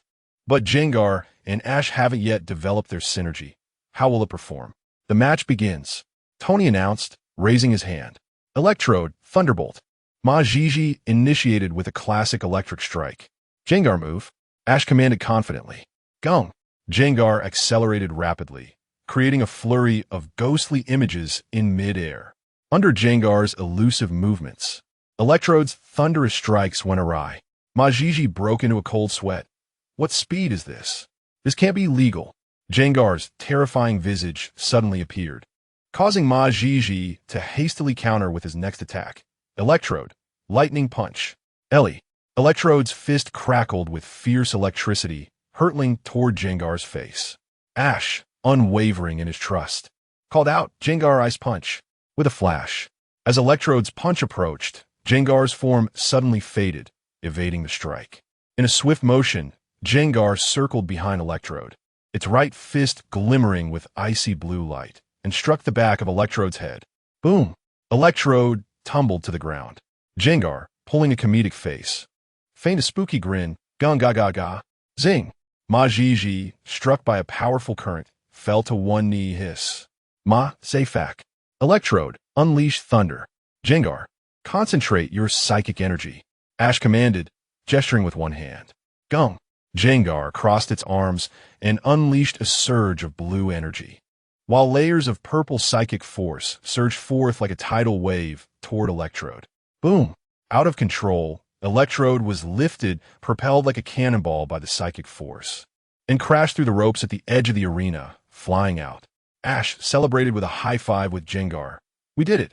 Gung! Gengar grinned widely, playfully smacking Ash with its enormous tongue. The Withered Leaf Gym battle concluded, with Ash from Shinshin Town emerging victorious, as declared by the professional referee, Tony. Hooray! Ash won! Gengar is amazing! Chungzi cheered, thumping Zongzi's shoulder in excitement. Zongzi smiled and nodded. Truly, Ash never fails to astonish me. Ash, delighted, accepted the skill disc from Majiji, surprised to receive such a prize. Skill discs were not common and were rarely bestowed upon challengers. Generally, only gym trainers who held great respect for a challenger would impart such skills. Majiji had bestowed upon him the skill disc for Electro Ball. The swiftness of one's own speed directly correlates to the magnitude of damage inflicted upon the opponent. This can be regarded as a skill that perfectly complements Pikachu's swift assault capabilities. Naturally, Ash embraced this notion with enthusiasm. After shaking hands with Majishur and the two vice-captains, The challenge at the Withered Leaf Gym concluded on a triumphant note. As they were about to depart, Biskies called out to Ash, "As a fellow trainer of Pikachu, I shall undoubtedly face you in a decisive battle in the future." Ash, cradling Pikachu, beamed with a radiant smile. "Indeed, we shall have our match one day." Chapter 34. The Pokemon Fan Club having concluded their challenge at the Withered Leaf Gym, Ash and his companions prepared to revisit the bustling free market of Withered Leaf Port before embarking towards the next town. The trio procured an abundance of fresh berries at the market, much to Pikachu's delight, who looked utterly enchanted. "We bought so many," Chiriko exclaimed, wiping the sweat from her brow. Such high-quality berries were indeed a rare find. Zongzi nodded in agreement. "It's a pity the berries have such a short shelf life. Otherwise, we could have purchased even more." Upon hearing this, a sudden spark ignited in Ash's mind. "Energy cubes, what are they?" Chiriko asked innocently. "I can't believe you even know about that." Zongzi responded in surprise. Just a bit of knowledge," Ash scratched his head, admitting that he had mostly observed others making them rather than trying it himself, compared to the more complex pastry making that required heating ingredients. The process for energy cubes should be simpler, right? Shall we turn these berries into energy cubes? This way, we can carry more berry materials, Chiriko proposed. "That's a brilliant idea. But is there a machine for making energy cubes here in Kanto?" Zongzi questioned uncertainly. "Wait, let me check," Ash replied as he retrieved a travel guidebook and began to search through its pages. "Here it is," Ash exclaimed, his eyes lighting up at the information he found. "The Pokemon Fan Club?" Zongzi inquired, looking at the guidebook with curiosity.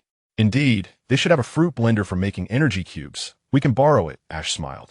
"Fantastic. Let us head there." Chiriko agreed enthusiastically.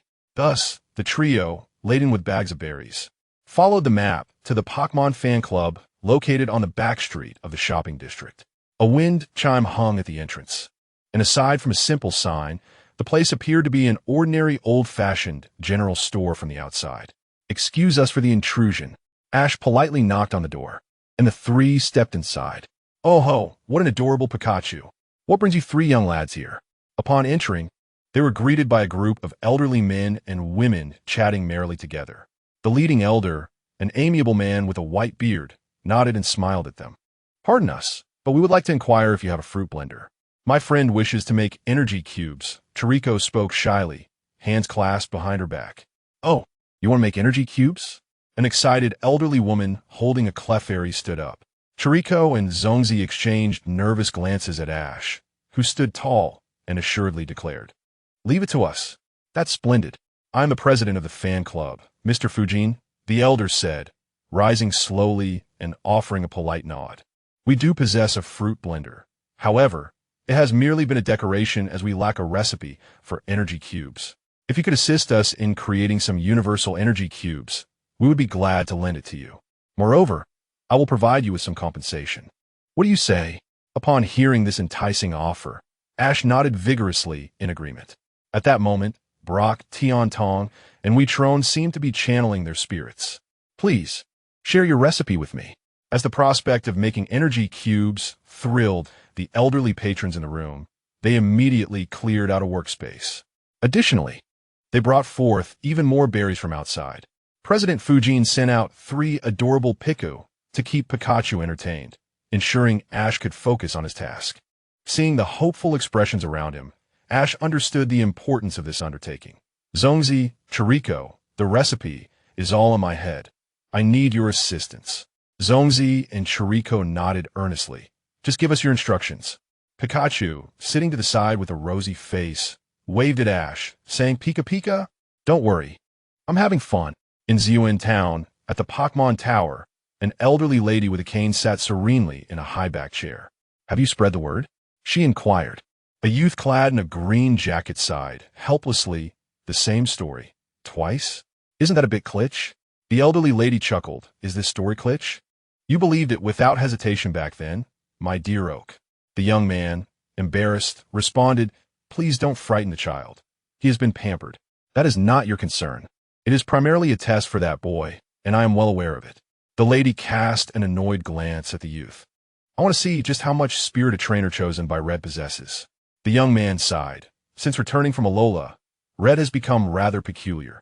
I wonder what troubles he has encountered. The elderly lady shook her head. Regardless of his intentions, he is someone who once saved the world. I choose to believe in him. At the Pokemon House in Zun Town, a cherished haven for abandoned Pokemon and those in need of care, Mr. Fuji served as its caretaker. Arno, I entrust this to you. The young man in the red hat smiled shyly. If he successfully emerges from the Pokemon Tower, please hand this to him. Before the youth lay a safe, containing 4 round stones adorned with mysterious spirals. Since this is your request, I will certainly see it through. Mr. Fuji nodded solemnly.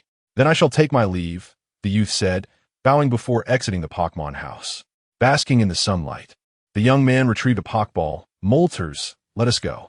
After rubbing his stiff wrist, he leapt into the air, mounting the fiery bird adorned in 3 colors. Soaring towards the heavens, rubbing his somewhat stiff wrist, the youth chuckled at himself. I still cannot move as freely as I wish. Moltres, head to the hot springs of Silver Mountain. With a mighty cry, Moltres took flight towards Silver Mountain. In Goldenrod City, atop the headquarters of Sylph Company, the corpulent president gazed in terror at the man before him. I never imagined you would dare show your face again, the #1 wanted criminal of the league. Team Rocket's leader, Giovanni, draped in a black trench coat and seated in the boss's chair, Giovanni exuded an air of authority as he spoke. I do not wish to harm you or anyone at Sylph. However, I require power, the power to rectify my past mistakes. Therefore, the development of the Master Ball cannot cease. I must obtain it. Only by acquiring the Master Ball can I attain strength to rival that organization. Hoping to appeal to the president's emotions, Giovanni slammed his right hand on the table. I cannot leave my mistakes for Silver and his friends to confront. I will resolve this matter myself. I need power. If the divine beast refuse to grant it to me, I will seize it. In any case, I will bear the consequences alone. I will descend into darkness while he ascends into the light. After his defeat by Red, Giovanni embarked on a solitary quest for power, only to inadvertently unlock Pandora's box. It was an insurmountable darkness, and had it not been for Red, he would not have even had the opportunity to escape. Although he retreated while Mutuo obliterated the space-time tunnel, causing countless parallel worlds to become chaotic, he knew all too well that they would eventually find the correct passage and descend into this world. When that time comes, both Silver and the rest of the world would face impending doom. How laughable it is. Sakamaki curled his lips into a smile, the most notorious criminal in the Alliance. And yet, his intention was to save the world. Silver, my child, will you understand me? Boss, there have been new developments in the laboratory. The secretary, Jean Yao, wearing black-rimmed glasses, briskly entered the office. Sakamaki abruptly stood up. Let's go and see. Only after Sakamaki had departed did the chairman of Silver Fall collapse onto the sofa, gazing at the retreating figure of his secretary, sighing inwardly. I must find someone to rescue me. Looking at the neatly arranged energy cubes before him, Xiaoji finally breathed a sigh of relief. Fortunately, Zhong Ci possessed sufficient skills. After attempting his formula twice, he finally succeeded in crafting a universal blue-orange energy cube. Subsequently, the trio collaborated seamlessly to produce a substantial number of energy cubes. Not only could they fulfill their obligations, but they also managed to accumulate a considerable stock of energy cubes. Stuffing the completed energy cubes into his backpack, Xiaoji nodded in satisfaction. There is no need for formality. We're doing this for our own convenience, Zhong Ci said politely, waving his hand to the elder. That won't do. Elder Fu Jin generously produced 3 exchange tickets and handed them to Xiaoji. These are bicycle exchange tickets. With them, you can claim the latest model of a folding bicycle. This item will surely assist you during your travels. How could I possibly accept this? Zhong Ci began, but was abruptly silenced as Seiko kicked him aside. How could I not accept such a kind gesture? The chairman's intentions are heartfelt. Seiko joyfully accepted the exchange tickets. Xiaoji also nodded gratefully. Thank you for your generous gift. I never imagined that I, Xiaoji, would become part of the cycling community. Do not mention it. With daylight still on our side, let's set off, Chairman Fu Jin said with a smile, bidding farewell to the 3 young adventurers. After exchanging the tickets for bicycles at a shop on the corner, Xiao Zhi and his companions mounted their bikes and departed from the city of withered leaves. Chapter 35. The Spirit Tower departing from Dry Leaf City. Ash and his companions exchanged their previous mode of transportation for foldable bicycles. Riding along the winding mountain paths, Ash sped ahead, feeling as if he were soaring through the skies. Pikachu nestled comfortably in the soft basket of the bicycle, peeking out with its small head, relishing the refreshing breeze that caused its eyes to squint with delight. A smile crept across Ash's face. This was indeed the ideal way to travel. Reflecting on his last journey, he lamented the numerous items he had overlooked in his single-minded pursuit. "Watch out, Ash!" Suddenly, a mountain biker leapt down from a distance, blocking the descent of Ash and his friends. Clad in professional sports gear, the young cyclist removed his sunglasses and addressed Ash and Pikachu. "This mountain path is my territory. Since we've crossed paths, let us engage in a battle." Zongzi and Seiko exchanged glances, sharing a resigned smile. "Here we go again." Ash grinned widely. "Just what I was hoping for. Let us battle." The two sides took their positions on either side of the path, and the cyclist released his Pokemon. "Mac-Hop, go." Without hesitation, Ash called forth his own Pokemon. "Pidgeotto, you're up." Zongzi, acting as the referee, waved his hand. "Let the match begin." "Mac-Hop, use Karate Chop." The opponent charged forward with determination. Seiko shook her head disapprovingly. "This is precisely why amateurs can be so exasperating." Ash shot her a glance. "Don't complain about the meal when you're the one begging for food." "Pidgeotto, unleash a hurricane." Boom! A fierce gust of wind whipped up a small tornado, drawing Mac-Hop into its vortex. Before the opponent could land, Ash struck decisively. "Thunderbolt." "Pidgeotto." The bird Pokemon dove dramatically, its entire body radiating a brilliant white light. In midair, Pidgeotto's silhouette expanded, its vibrant crown of feathers elongating behind it. Bang! The dazzling light faded as the majestic Pidgeot collided forcefully with Mac-Hop, sending it crashing against a nearby tree, leaving it dazed. Zongzi raised his hand, signaling the end of the match. The battle is over. Ash is the victor. Ash affectionately patted Pidgeot's wing, grateful for its unwavering loyalty. The trio continued their descent and soon arrived at a new town, Ziyuan Town. Ordinarily, had they taken the ferry from Dry Leaf City, the route would have led them through Landpolki, Maiden Gorge, and then on to Golden City. However, thanks to their bicycles, Ash and his friends had opted for a direct route through the mountain paths, arriving at Ziyuan Town. Despite it being midday, the town exuded an eerie quiet. The streets were nearly devoid of pedestrians. The aging storefronts, coupled with the somewhat desolate patches of land and overgrown greenery, imparted a sense of decay. An unsettling chill permeated the atmosphere, prompting Seiko to instinctively huddle into herself as they walked. Suddenly, a hefty figure emerged behind Seiko. Startled, she turned to find Gingue, who burst into laughter, clutching his stomach in amusement. Seiko, hands on her hips, declared, "I've made up my mind. The next Pokemon I capture will definitely be one that can bite. If Gingue scares me again, I'll have it nip at his backside." Wojia, taken aback, exclaimed, "Why am I losing my charm?" He added, "Let's just say if I peck his rear, it would have the same effect." "Haha, don't take it too seriously." Zongzi reassured, "Gingue is still a child at heart." Seiko rolled her eyes, "Right? A child who has lived for hundreds of years." Ash shook his head in resignation, believing Gingue merely sought to lighten the mood. He held a firm conviction that his beloved Pokemon were kind-hearted and gentle. The town's dilapidated state dampened their spirits, and they promptly purchased some snacks before heading straight to the Pokemon Center. Upon entering the center, they registered at the front desk, received their dormitory keys, and then split up. Seiko went to their room to take a shower, while Zongzi headed to the library to research local legends and lore. Ash took his Pokemon to Nurse Joy for a recovery session and then prepared to indulge in a meal. "Hey, have you heard? The Spirit Tower has been haunted again." "Yes, it's terrifying." "Apparently, a trainer dressed in purple with a scyther has gone in and hasn't come out since." "That's nothing. The elderly Fuji-san from the Pokemon house has a granddaughter who went missing in the Spirit Tower, which is truly frightening." Ash, waiting for Pikachu to recuperate, was taken aback. The description of the purple-clad trainer with a scyther sounded eerily familiar. Could it be that unfortunate Mo? A shiver ran down his spine as he pulled Gungue from behind him. Gungue grinned widely, swaying its head in delight. I knew you'd come out again. Ash chuckled, playfully ruffling Gungue's cheeks. After a hearty meal of curry, Ash felt his energy and focus restored. Pikachu licked the tomato sauce from its mouth, nodding in agreement. However, a sense of concern lingered in Ash's mind. Sitting on a chair in the dining area, he pondered deeply. What if it truly was Mo in trouble?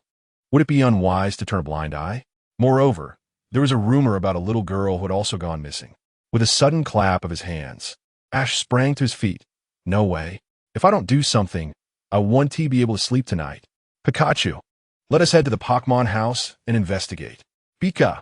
Pikachu nodded enthusiastically, leaping onto Ash's shoulder. After informing Zone C, who was still engrossed in the library, Ash and Pikachu set off towards the Pokemon house, following Nurse Joy's directions. Chapter 36. The manipulated Xiao Mao. The House of Elves is situated on the outskirts of Ziyuan Town, near the Elf Tower. It appears somewhat antiquated, featuring a fenced yard accompanied by a row of two-story vintage buildings, which together form the House of Elves. This sanctuary is home to many abandoned elves. Upon visiting, Ash was warmly welcomed by the staff. Learning that Elder Fuji was still preparing the Pokemon dinner, Ash graciously offered to wait. During this interlude, a volunteer guided Ash through the living quarters of the Pokemon. The spacious hall was divided into small sections resembling a kindergarten, with each Pokemon having its own individual living space. Observing the forsaken Pokemon, Ash furrowed his brow, particularly perplexed by the presence of popular Pokemon like Vulpix and Houndour among them. Noticing Ash's bewildered expression, the volunteer shook her head and explained, "It is indeed strange. It's hard to fathom why even beloved Pokemon like Houndour and Vulpix are abandoned." Ash nodded, acknowledging the incomprehensibility of the situation. It's worth noting that many cannot even afford to have a Houndour. What do you believe Pokemon represent for trainers? The volunteer inquired. They are friends, family, and companions, Ash replied without hesitation. Pikachu nodded in agreement, affirming Ash's sentiment. The volunteer then sighed. However, there are many who regard Pokemon merely as tools or even disposable items. If they fail to meet a trainer's expectations, they are heartlessly discarded. These children have suffered severe trauma, both physically and emotionally. Once they recover a bit, we conduct regular adoption events to place them with kind-hearted trainers or individuals. In Elder Fuji's eyes, having a loving owner is more important than anything else. Indeed, the strength of Pokemon does not stem from hatred or manipulation. Their power should arise from love and bonds. Ash solemnly nodded.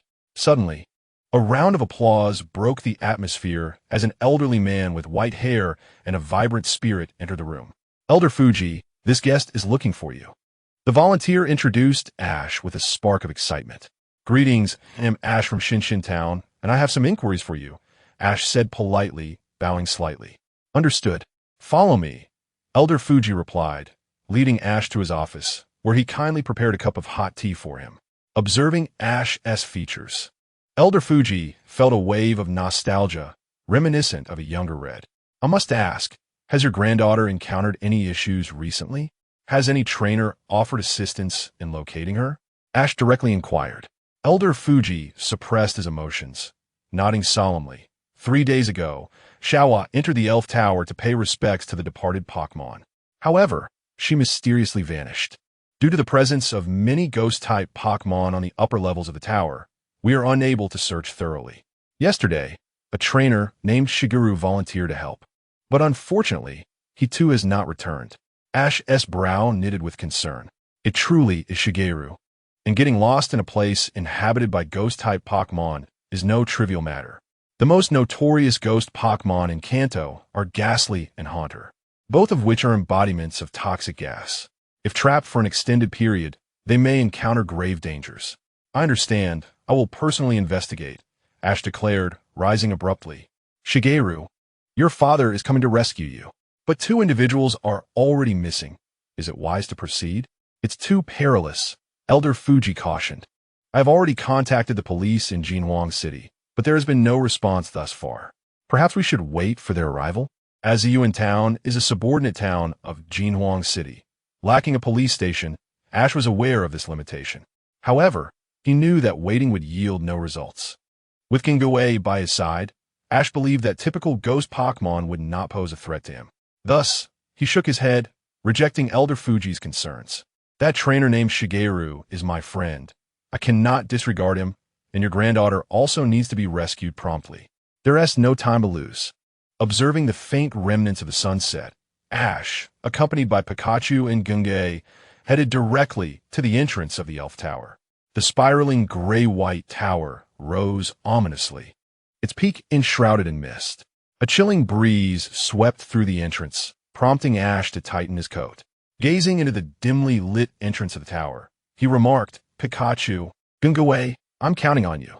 Pikachu nodded nervously, while Gingwei, unfazed, patted his belly, confident in his dominion over such places. Unless there's a Giratina inside, I can stride through unchallenged. Once more, Ash retrieved a Pokeball, beseeching, Charmander, join us as well.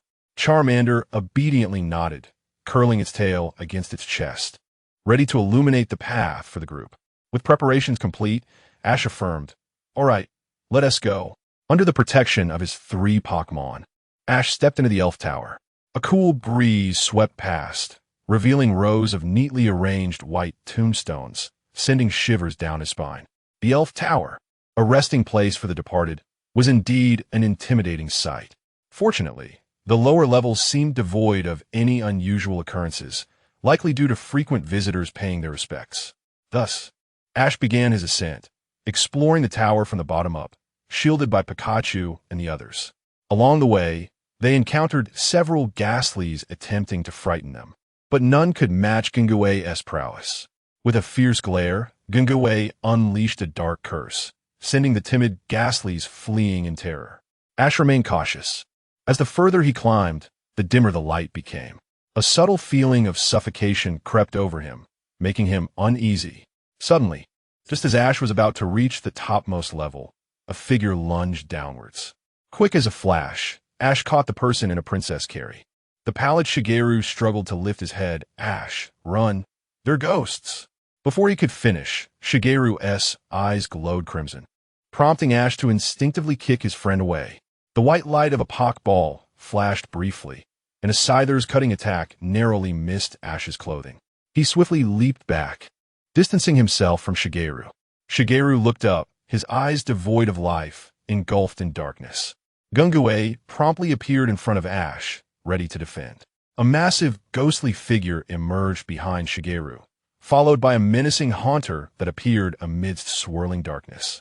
With a wave of its arm, Shigeru began to move like a puppet, ensnared by Gingwei's hypnotic control. Has he been entranced? Ash questioned uncertainly, glancing at Gingwei. The latter nodded gravely, indicating they had encountered a formidable opponent. Ash regarded Shigeru warily. It seems this will not end peacefully. Hey, Gingwei, return my friend. Ash shouted, but Gingwei behind Shigeru merely beckoned, disregarding Ash's plea. As he surveyed the menacing Scyther, Ash sighed, understood. I suppose I must defeat you first before we can negotiate. In the dimly lit tower, Xiao Ji was intensely focused, as the battle between the two sides was on the verge of erupting. Chapter 37. The Spirit's covert assault at the entrance of the tower's summit.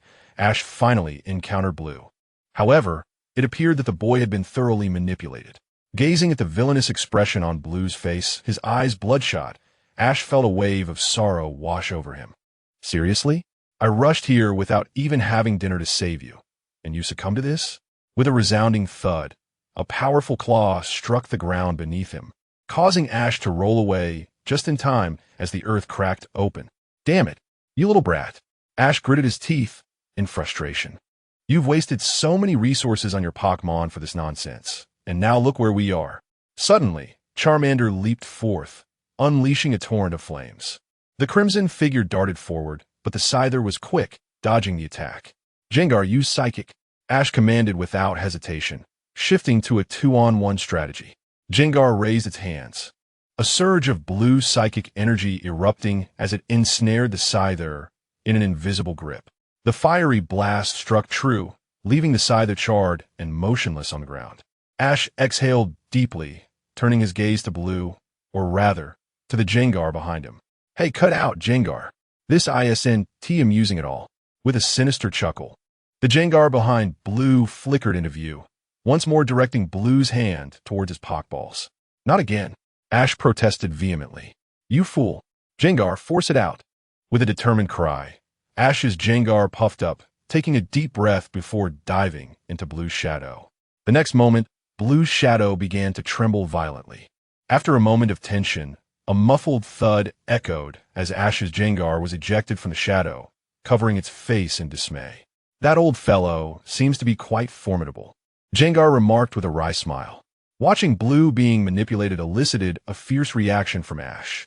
That's my friend, not your toy. You jerk. In a dim corner of the top floor, a small television rested against the wall, where an elderly woman with silver hair watched the surveillance footage with keen interest. Well, little one, let me see what you're capable of. Jengar's shadow manipulation is not easily broken, she mused. With a playful flick of its tongue, Jengar once again compelled Blue to reach for his pockballs. Damn you, Ash shouted, launching himself at Blue in a bear hug before collapsing onto the ground, securing him in the 7 days lock. Jengar blinked in confusion. What is this embarrassing position? Ash grinned mischievously. How's that? You can't escape now. Blue's stamina can't possibly break free from me. However, reality proved Ash's assumption to be overly optimistic. After 2 failed attempts to grasp a Pokeball, Jengar transformed into a streak of darkness, charging toward Ash. Pika! Pikachu crackled with electricity, anxious and restless. With Ash, Blue, and Jengar all clustered together, Pikachu found it difficult to strike. In a moment of crisis, Jengar deftly dodged and was sent flying by a punch from the assailant. After knocking Jengar away, the opposing Jengar dove back into the shadows. That speed is incredible, Ash thought, feeling a chill run down his spine. Originally, his Jengar's agile movements were already a challenge, utilizing its ethereal properties to appear and vanish rapidly. Yet, the opposing Jengar's ability to meld into darkness and re-emerge was far more enigmatic. Jengar, can you replicate that kind of attack? Ash asked, tightening his grip on Blue's neck. Jengar hesitated, biting its lip before nodding vigorously. It could give it a try. All right, I'm counting on you. Ash turned to his other Pokémon, Pikachu, Charmander, once Jengar successfully draws the opponent out from the shadows. Unleash your most powerful Thunderbolt and Flamethrower. Pikachu and Charmander nodded earnestly, taking their positions on either side, ready for action. Sensing Blue's struggling resistance growing stronger in his arms, Ash felt a surge of anger. Blue, snap out of it. Wake up. With another failed attempt, the opposing Jengar was enraged and darted back into the darkness. Now, Jengar, Ash shouted, swiftly unbuckling Blue's belt. Don't get the wrong idea. I'm just confiscating the Pokeballs on it, he clarified. Jengar's eyes widened with determination, fixated on the opponent's elusive attacks. Suddenly, Jengar leaped into the shadows. Unfortunately, it was ultimately overpowered and ejected from the shadowy realm. Pika! Pikachu jumped in distress. Amidst the chaos, Ash had managed to separate from Blue. In his hand, he held a black belt adorned with Pokeballs. Ash smirked provocatively. Go ahead and try again. You got nothing now. In a fit of rage, the opposing Jengar manipulated Blue to strike Ash. Oh, you want to brawl? Then I'm wide awake. Ash grinned wickedly, raising his right hand for a punch. Blue, don't blame me for this. With a powerful strike, Ash remained stationary while Blue doubled over in pain. Sliding to the ground, the elderly woman at the tower's summit froze momentarily. Cough, cough, this child's physical prowess rivals that of our era. Pikachu crackled with electricity, clearly at its limit. Ash spread his arms wide, addressing the opposing Jengar. At this rate, you can't possibly overcome me. How about we make a deal? The opposing Jengar paused in confusion. The elderly woman tilted her head, equally puzzled. I'll cease my resistance if you enter my shadow and release my friend. Ash stated calmly. If you refuse, I could always have Pikachu zap Blue instead. He won't die. He might just wet himself and be incapacitated for a week or 2. In that case, you'll be in for a world of trouble. So why not just control me instead? The opposing Jengar was taken aback, Was this truly an option? The elderly woman shook her head, stifling a laugh as she stepped back. Not only that, but Ash's Jengar also pulled Pikachu and Charmander back a step. Watching Ash's lack of resistance, the opposing Jengar hesitated before suddenly revealing itself behind Blue and lunging toward Ash's shadow. In the next moment, the air erupted with ghostly flames. Get out! The force of the punch sent a dark energy column soaring, as Jengar shot out of Ash's shadow like a cannonball. Ash's Jengar covered its mouth, reveling in the misfortune of its counterpart. That LL teach you to show off. My Master's shadow is not a place to linger. With a bewildered expression, the opposing Jengar glanced at the ground, its eyes burning with dark flames before vanishing. It trembled, then suddenly looked up to see Ash clenching his fists, flanked by 6 Pokemon. Enjoying the game? Now it's our turn to play, Ash hissed through clenched teeth, a fierce smile gracing his lips. The opposing Jengar gulped nervously, transforming into a shadow and retreating along the wall. The elderly woman at the tower's summit rose, beaming as she exited through another door. That must be Marcia Dow. This child is quite intriguing. Chapter 38. Harvest and Journey to Golden City with a Spray of Water. Ash revived the unconscious Shoma, smacking his lips in satisfaction. After all this effort, a little splash of water is not too much to ask. Shoma frowned as he stirred awake in Ash's embrace. Ah, this guy only addresses me as Lord Ash when he's either happy or vulnerable, he mused. Little Flower, the granddaughter of the esteemed Fuji, was in a room at the top of the tower. Once the ghost had retreated, the door to the upper floor had opened automatically, allowing Ash to discover the little girl soundly asleep. According to her account, while offering incense to the Pokemon in the tower, she had seen the late Gyarados and played with it for a long time, eventually falling asleep at the tower summit. Ash found the situation rather odd. The ghost did not seem to possess the characteristics of a wild Pokemon. Nevertheless, as everyone was rescued, he chose not to delve deeper into the mystery. Ah, you found her, Shoma remarked, wiping his face. Where did this tea come from? Ash, taken aback, turned his head. Was it tea? I didn't really notice. The 3 of them exited the Pokemon Tower together. Once Shoma regained his composure, he bid farewell to Ash and departed, presumably feeling a bit embarrassed about being rescued. After settling his granddaughter, Fuji led Ash to his office and presented him with a long-prepared token of gratitude. This is a small token of my appreciation. It may be of use to you, as I can no longer utilize these items, Fuji said with a warm smile. Oh, helping others is my passion. How could I refuse? Ash replied, his tone shifting. Besides, the treasures in that alley are simply too precious, and they surpass the previous versions. The 3 adults and 1 child gazed at the 4 gleaming stones, each radiating a mysterious light. Ash immediately recognized the blue stone as the Mega Evolution Stone for Charizard X.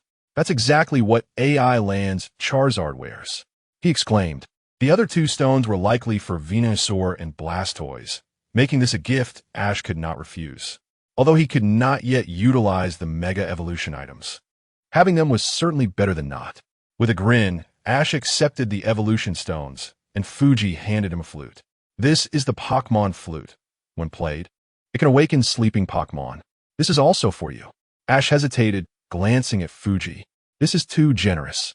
Should I bow in gratitude? Oh, you're far too polite. Fuji insisted, humbly deflecting Ash's gratitude.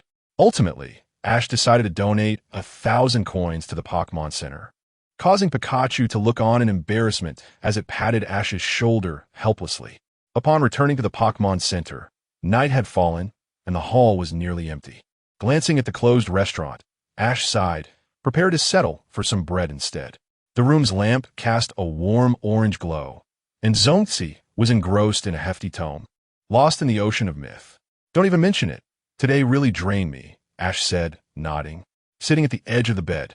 He recounted his day's experiences to Zongzi, who listened with astonishment. Generally, ghost-type Pokemon enjoyed playing pranks on humans, but rarely engaged in such malevolent acts. It seems there must be more to this story, Zongzi concluded. I think so too, Ash agreed, sipping his barley tea. However, since no one was harmed, I chose not to investigate further. Indeed, being alone can be quite perilous, Zongzi remarked seriously. Ash, should you encounter anything like this again, you must inform me. As your travel companion, it is my duty to support you. Ash chuckled, thumping his chest lightly. Thanks, bro, it means a lot. Get some rest. Good night. The night passed without incident. The following day, Ash and his companions replenished their energy and set forth once more. According to the map, Golden City was merely 2 hours away by bike. Golden City, they say, is a metropolis. I can't wait to shop, Ertzi exclaimed excitedly. Ash nodded, though his enthusiasm was somewhat subdued.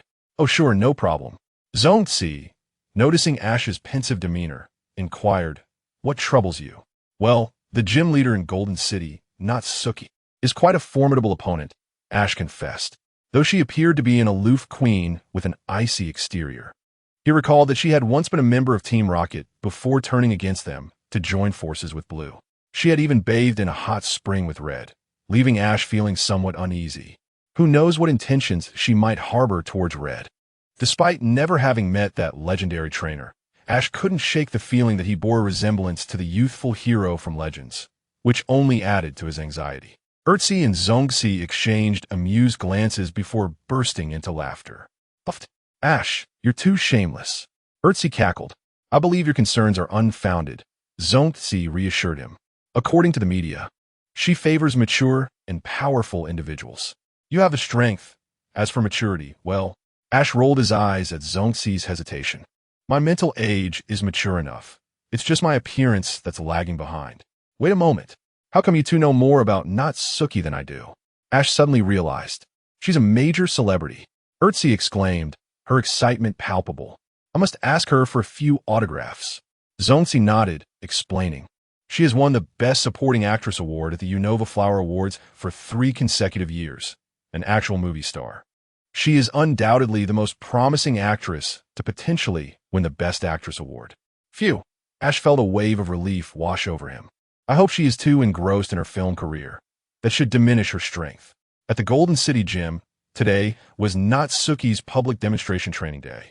The gym's top student, Yuta, was currently engaged in training with her. Use hypnosis, Yuta commanded with a stern expression. Hypno, holding a metallic pendant, began to sway it, casting a lewd grin as it activated hypnosis. The crimson waves of hypnosis spread towards the opposing alakazam. Use psychic, a clear voice rang out. Natsuki, dressed in a light pink tank top and white pants, casually brushed her purple hair back, exuding an air of composure. With a sharp crack, Hypno's world flipped upside down, and with a resounding crash, it succumbed to a debilitating headache and lost its fighting capability. Observers watched as Natsuki's powerful psychic energy erupted from her and alakazam, flipping Hypno upside down before it crashed to the ground.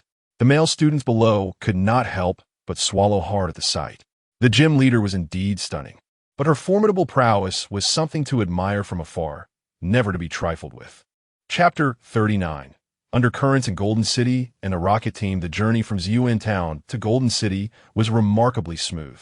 Thus, Ash and his companions faced no significant obstacles and arrived at their destination after cycling for over 2 hours. It was only due to Ash's insistence on engaging in a battle with some wandering psychics along the way that they were delayed. This was hardly Ash's fault. Those psychics, in their arrogance, felt compelled to demonstrate their telekinetic prowess, bending spoons to the point of causing Ash considerable embarrassment. In response, he effortlessly crumpled one into a ball, exclaiming, "You are insulting psychic powers. I demand a duel." Seeing the enraged psychic, Ash wore a provocative smile and replied, "I was just waiting for you to say that." As a prelude to his challenge at the Golden City Gym, it was essential for him to acclimate to psychic battles. Fortunately, given that this town was predominantly inhabited by psychics, Ash had ample opportunity for practice with his Pokemon. However, these challengers were no match for Natsuki, merely serving as a means to pass the time. Some even became so desperate after losing that they approached Ash, attempting to curse him in a circle. Ash, unperturbed, responded with a swift slap, saying, "Are you out of your mind?" The defeated opponent fled, clutching their face in embarrassment. As they passed through the city security and entered Golden City, Ash suddenly felt a tightening sensation on his skin. He had encountered the overwhelming presence of psychic energy that enveloped the entire city. I must learn some skills for a protective aura, Ash muttered to himself. Upon entering the metropolis of Kanto, he and his friends were awestruck by the towering skyscrapers, the bustling urban jungle, and the throngs of vehicles filling the streets. Where to next, Ash? Zongzi inquired uncertainly. Ash scratched his head and suggested, let us ask a local for directions. Zongzi and Seiko nodded earnestly. After waiting by the roadside for an extended period with no luck in spotting a local, Ash eventually gave up. Why can't we find a single Miss Junsha in this city? ISNT had said that when in trouble, one should seek the police. Ultimately, the trio abandoned their hopes and settled into a CAF for some milk tea. The attentive barista quickly provided them with a map, pointing out the Pokemon Center, the gym, and even a struggling fighting gym. The roads in Golden City are quite easy to navigate, the barista explained, gesturing to the central business district. Here is the Silver Company S skyscraper, the tallest building in Golden City. Use it as a reference, and you should not get lost. Learning never stops. Ash and his friends nodded in unison. After finishing their drinks, they prepared to check into the Pokemon Center, intending to settle their rooms and train before facing their upcoming challenges. Zongzi and Seiko had no objections to this plan. Let us find the Silver Building, and that way, we want to lose our way, Zongzi suggested. Ash agreed, that sounds good. I've heard their SA department store nearby. After my match, we can explore it. As they discussed their plans while walking towards the tallest structure, they suddenly encountered a panicked woman in a narrow alleyway. Her professional attire was tattered, and her stockings were in shambles. Oh no, a mugger, Seiko exclaimed. Are you blind? Look at how those people are dressed. Zongzi quipped, pulling out a Pokeball. It's Team Rocket. Ash's expression turned serious. Aside from Jesse, James, and Meowth, the other members of Team Rocket were certainly not benign. Pikachu, Thunderbolt. Without hesitation, Ash commanded. Pikachu leaped from Ash's shoulder, curling its body mid-air and unleashing a dazzling burst of electricity. A thick bolt of lightning struck the Team Rocket grunts behind the woman, causing them to scream and collapse. Are you all right? Seiko rushed forward to support the fleeing woman. I'm okay. Thank you for your help, she replied, looking at Ash with a momentary daze. Suddenly, as if making a crucial decision, she bowed and pleaded, please. You must help me. Ash scratched his head. Oh, is this a side quest? Naturally, he could not leave a woman in danger. How about we discuss this at the Pokemon Center? He suggested. The woman shook her pale face. No, that place isn't safe right now. The police station in Golden City has been completely diverted by Team Rocket. Even the Pokemon Center has their spies. We cannot go there. Upon hearing this, Zongzi realized. No wonder we haven't seen Officer Jenny. Team Rocket must have lured her away. Ash furrowed his brow, since being defeated by the formidable Red. Team Rocket has become much more cautious. What could be so important that they would risk creating such a commotion? Let's south go to the park. It's not far from here, and there are places in the woods where we can find ghost Pokemon, the woman suggested, looking at Ash with pleading eyes. What do you think, Ash? Zongzi asked. Ash nodded. Since we've encountered the situation, we certainly cannot stand by idly. Let us go. Following the woman, they wound through several turns until they reached a tranquil forest. The woman sat on a nearby stump and began to recount her story. She introduced herself as Naiko, the secretary of the chairman of Silver Company, explaining that she had escaped from the company. The reason for her escape was that Team Rocket had invaded Silver Company once again. Hearing this, Ash felt embarrassed for Silver Company. The leading conglomerate of Kanto had been completely taken over by Team Rocket not once, but twice. Why would you allow yourselves to be so easily manipulated by Giovanni? This has happened before. Why haven't you reinforced security measures? Ash asked incredulously. Because the chairman believed Team Rocket had been completely dismantled by that legendary trainer and could never return.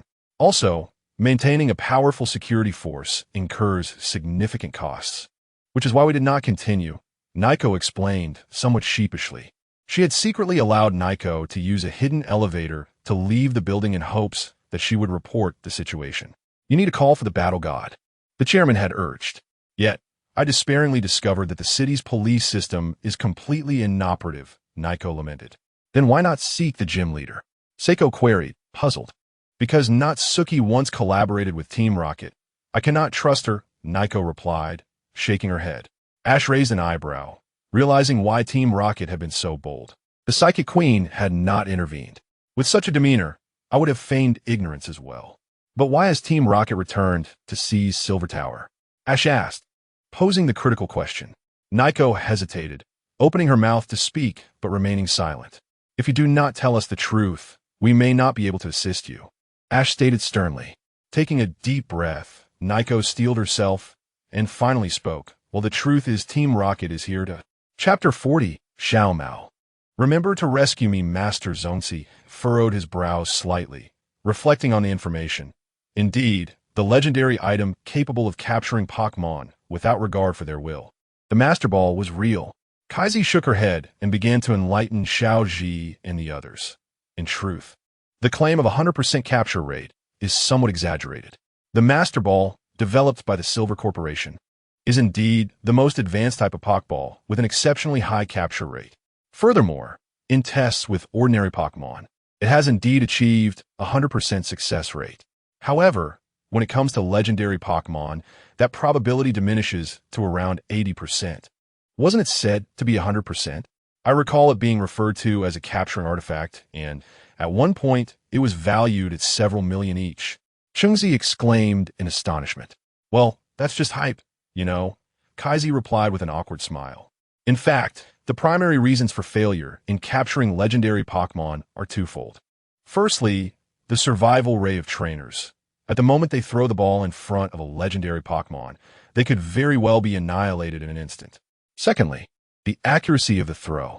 Although the internal locking mechanism of the Master Ball is highly extensible, it can still shatter under extreme heat, lightning, or city-destroying psychic attacks. Thus, the so-called 100% capture rate of the Master Ball necessitates that the user possesses the ability to briefly suppress the legendary Pokemon. Xiaoji crossed his arms and pondered deeply. At that moment, the aura of a seasoned champion seemed to resurface. Who then would still desire the Master Ball despite knowing all this? Kaizi's complexion paled as she uttered a name that haunted her like a nightmare. Sakaki, the world's most wanted criminal. Zonzi's expression changed dramatically. Indeed, a figure one cannot overlook. Xiaoji forced a bitter smile. No matter the timeline, Sakaki is always the top villain. Kaizi, still pale, continued. He has reclaimed the Silver Building for Team Rocket and ordered the Master Ball Laboratory to be reopened. Moreover, to enhance efficiency, he has been conducting live experiments using various Pokemon, leaving our staff with no choice but to comply. What? How can this be allowed? Chungzi gasped in shock. Xiao Ji's face turned serious. It really does seem like something he would do. Now that we are aware, we cannot turn a blind eye. Xiao Ji, Zonzi suddenly exclaimed, his tone stern. This is no longer something you can handle. I know, Xiao Ji replied, adjusting the brim of his cap. But how can I ignore this suffering Pokemon? Right, Pikachu? Pikachu nodded solemnly. Don't act impulsively. Reckless actions will only exacerbate the situation, Zonzi advised. Xiao Ji smiled slightly. Don't worry. Even recklessness has its limits. I will call in the strongest support. Strongest support? The three looked at him in surprise. Yes, Xiao Ji nodded, then turned to Zonzi and Chungzi. I'm counting on you to assist me. They exchanged glances and nodded gravely. All right, Xiao Ji, just tell us what to do. Zonzi replied earnestly. I will contribute as well, Chungzi said, clenching her fist in determination. Then we shall split into 3 groups. Xiao Ji calmly outlined the plan. Zonzi, you head to Rainbow City and notify the police about the situation here. Chungzi, you protect Miss Kaizi and take the back roads towards Leafless City. As long as one of you contacts the police, I will be safe here. And what about you? Zonzi asked with concern. I will secretly infiltrate the building and strive to rescue the trapped Silver employees, Xiao Ji declared with a smile. Apologies, but let me be the hero here. If no one holds Team Rocket back, won't they easily escape? No way. That's too dangerous. Zonzi immediately protested. Yes, Xiao Ji, don't act recklessly. Chungzi shook her head. I know you're strong, but that is only compared to ordinary people. You'll be facing the terror of Team Rocket. Xiao Ji chuckled self-deprecatingly. I know, but I want to attempt to resolve everything alone. I will call for external assistance. External assistance? Zonzi looked at Xiao Ji seriously. Xiao Ji waved his Pokédex. The gym leader from Shirakawa City, the nurturer and former champion of the Quartz League, Mr. Okiaoi, upon hearing Aoi's esteemed name. Zhongzi visibly relaxed. Yes, after all, he is a champion-level trainer who has saved the world before. That sounds reassuring. Are you certain you will reach him? Zhongzi hesitantly inquired.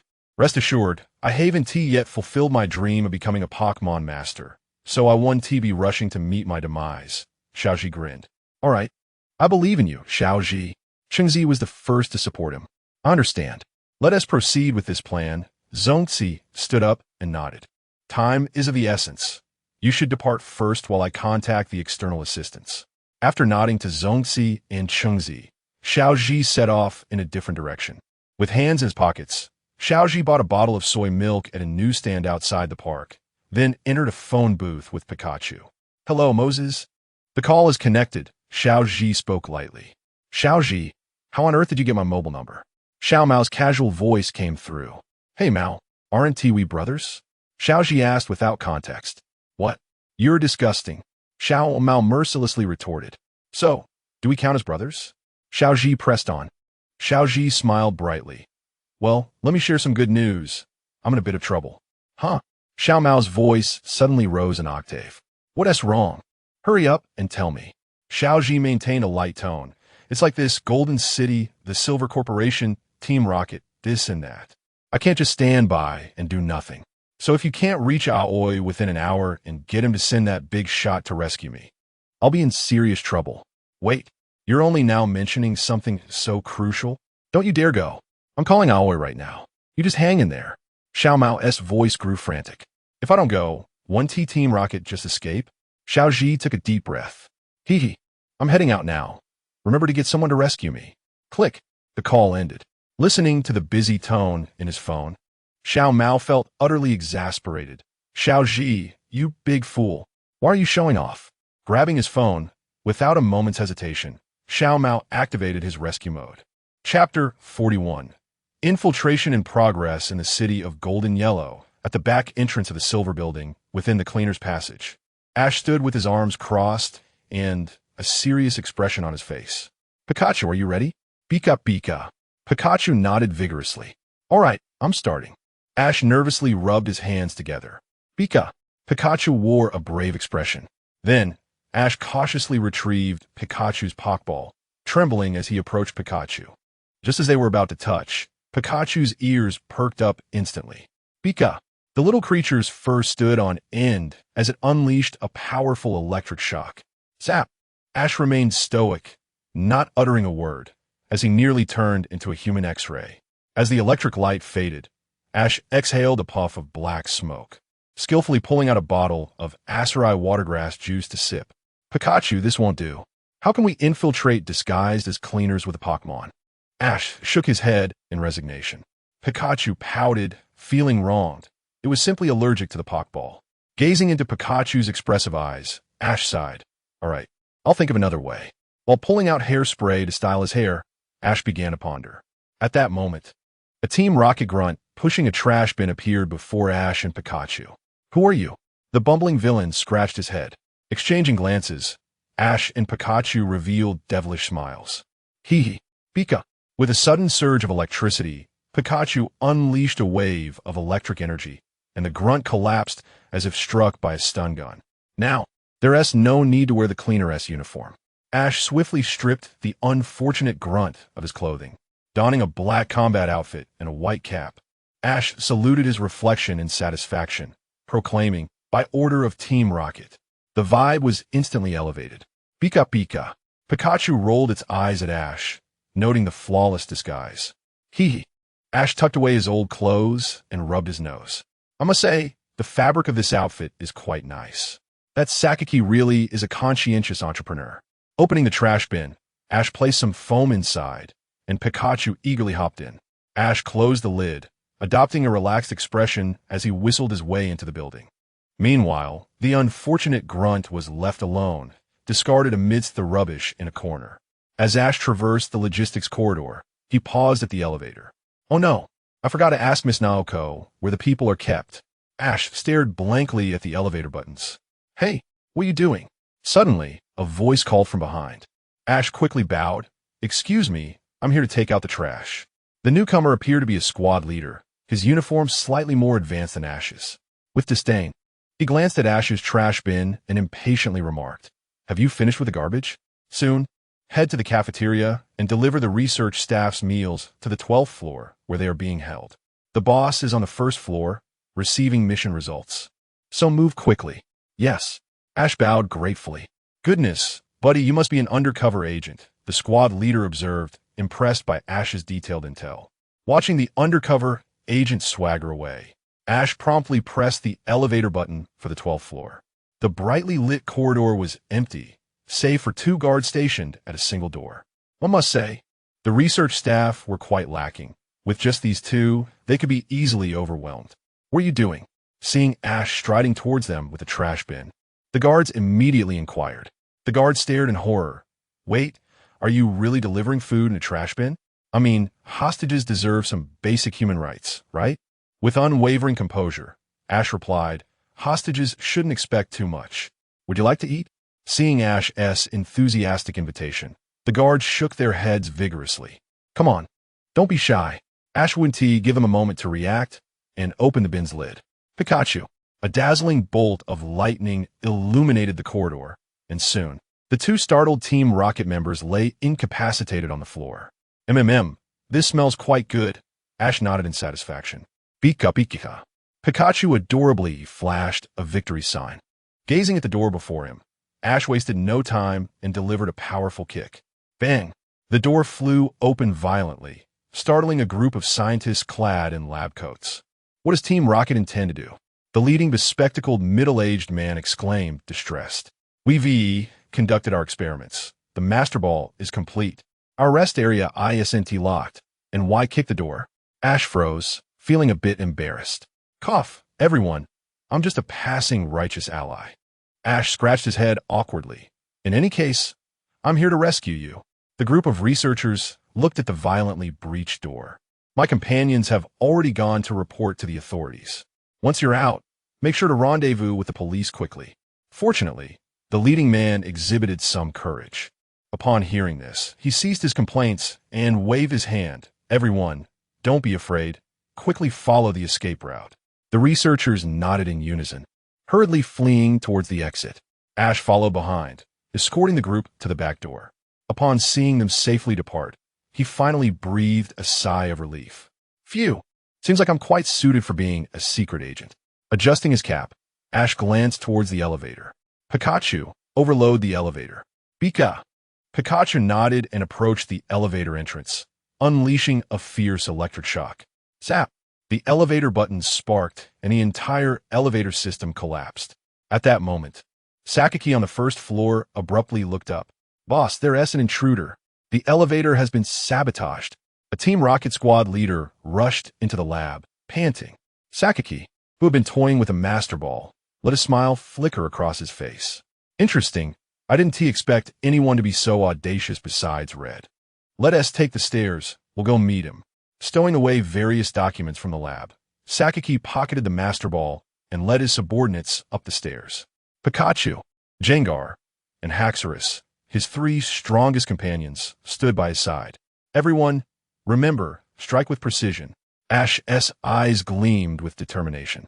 "Hope you found someone to rescue me." Green, in Silver Mountain, 2 figures soared towards Golden Yellow City at high speed. Charizard and Moltres streaked through the sky, leaving fiery trails behind.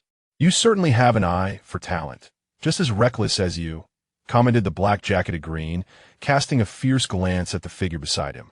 The young man wearing a red baseball cap seated astride Moltres smiled and nodded. "Indeed, that temper is quite reminiscent of mine. In fact, if we think about it, Sakaki should be considered half a mentor to both of us," Green sighed. Whether it was Green's quest to understand the mysteries of the Earth or Red's personal victory over Sakaki, both had, in some manner, been influenced by him throughout their growth. "However, I shall show no mercy." Green's tone was resolute. Red smiled slightly. "Neither will I." Chapter 42. The rescue of the Twin Stars in Newtown. A thunderous explosion reverberated through the first-floor hall, as Ash and Pikachu stood resolutely amidst the billowing smoke. However, facing the elevator before him, Ash found himself in an awkward predicament. He had liberated the researchers, opened the prison housing the Pokemon, and even managed a brief visit to the restroom. Ash felt he had executed his tasks flawlessly. Yet, before he could bask in his own triumph for 3 minutes, reality struck him harshly. To his utter astonishment, he had overlooked the most significant hostage. In the penthouse chairman's office, the portly Chairman Sylph was being brutally kicked in the rear by a member of Team Rocket, reduced to a state of helplessness. "Help! Save me!" he wailed, while Giovanni, the leader of Team Rocket, lounged in the executive chair, legs crossed, chin resting on his hand, tauntingly urging, "Let him scream louder." "Yes, it's Giovanni."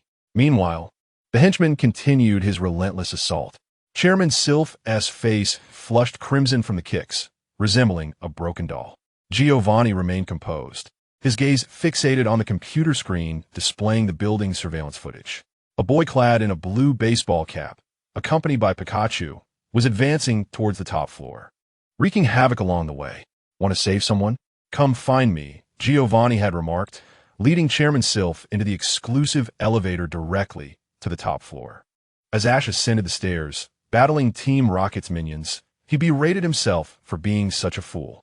The exhilaration of blowing up the elevator faded as he climbed the staircase, feeling as though he were trudging through a funeral pyre. "I'm just that unfortunate," he lamented. "Stop right there." 2 members of Team Rocket appeared around the corner. "Go, Zubat.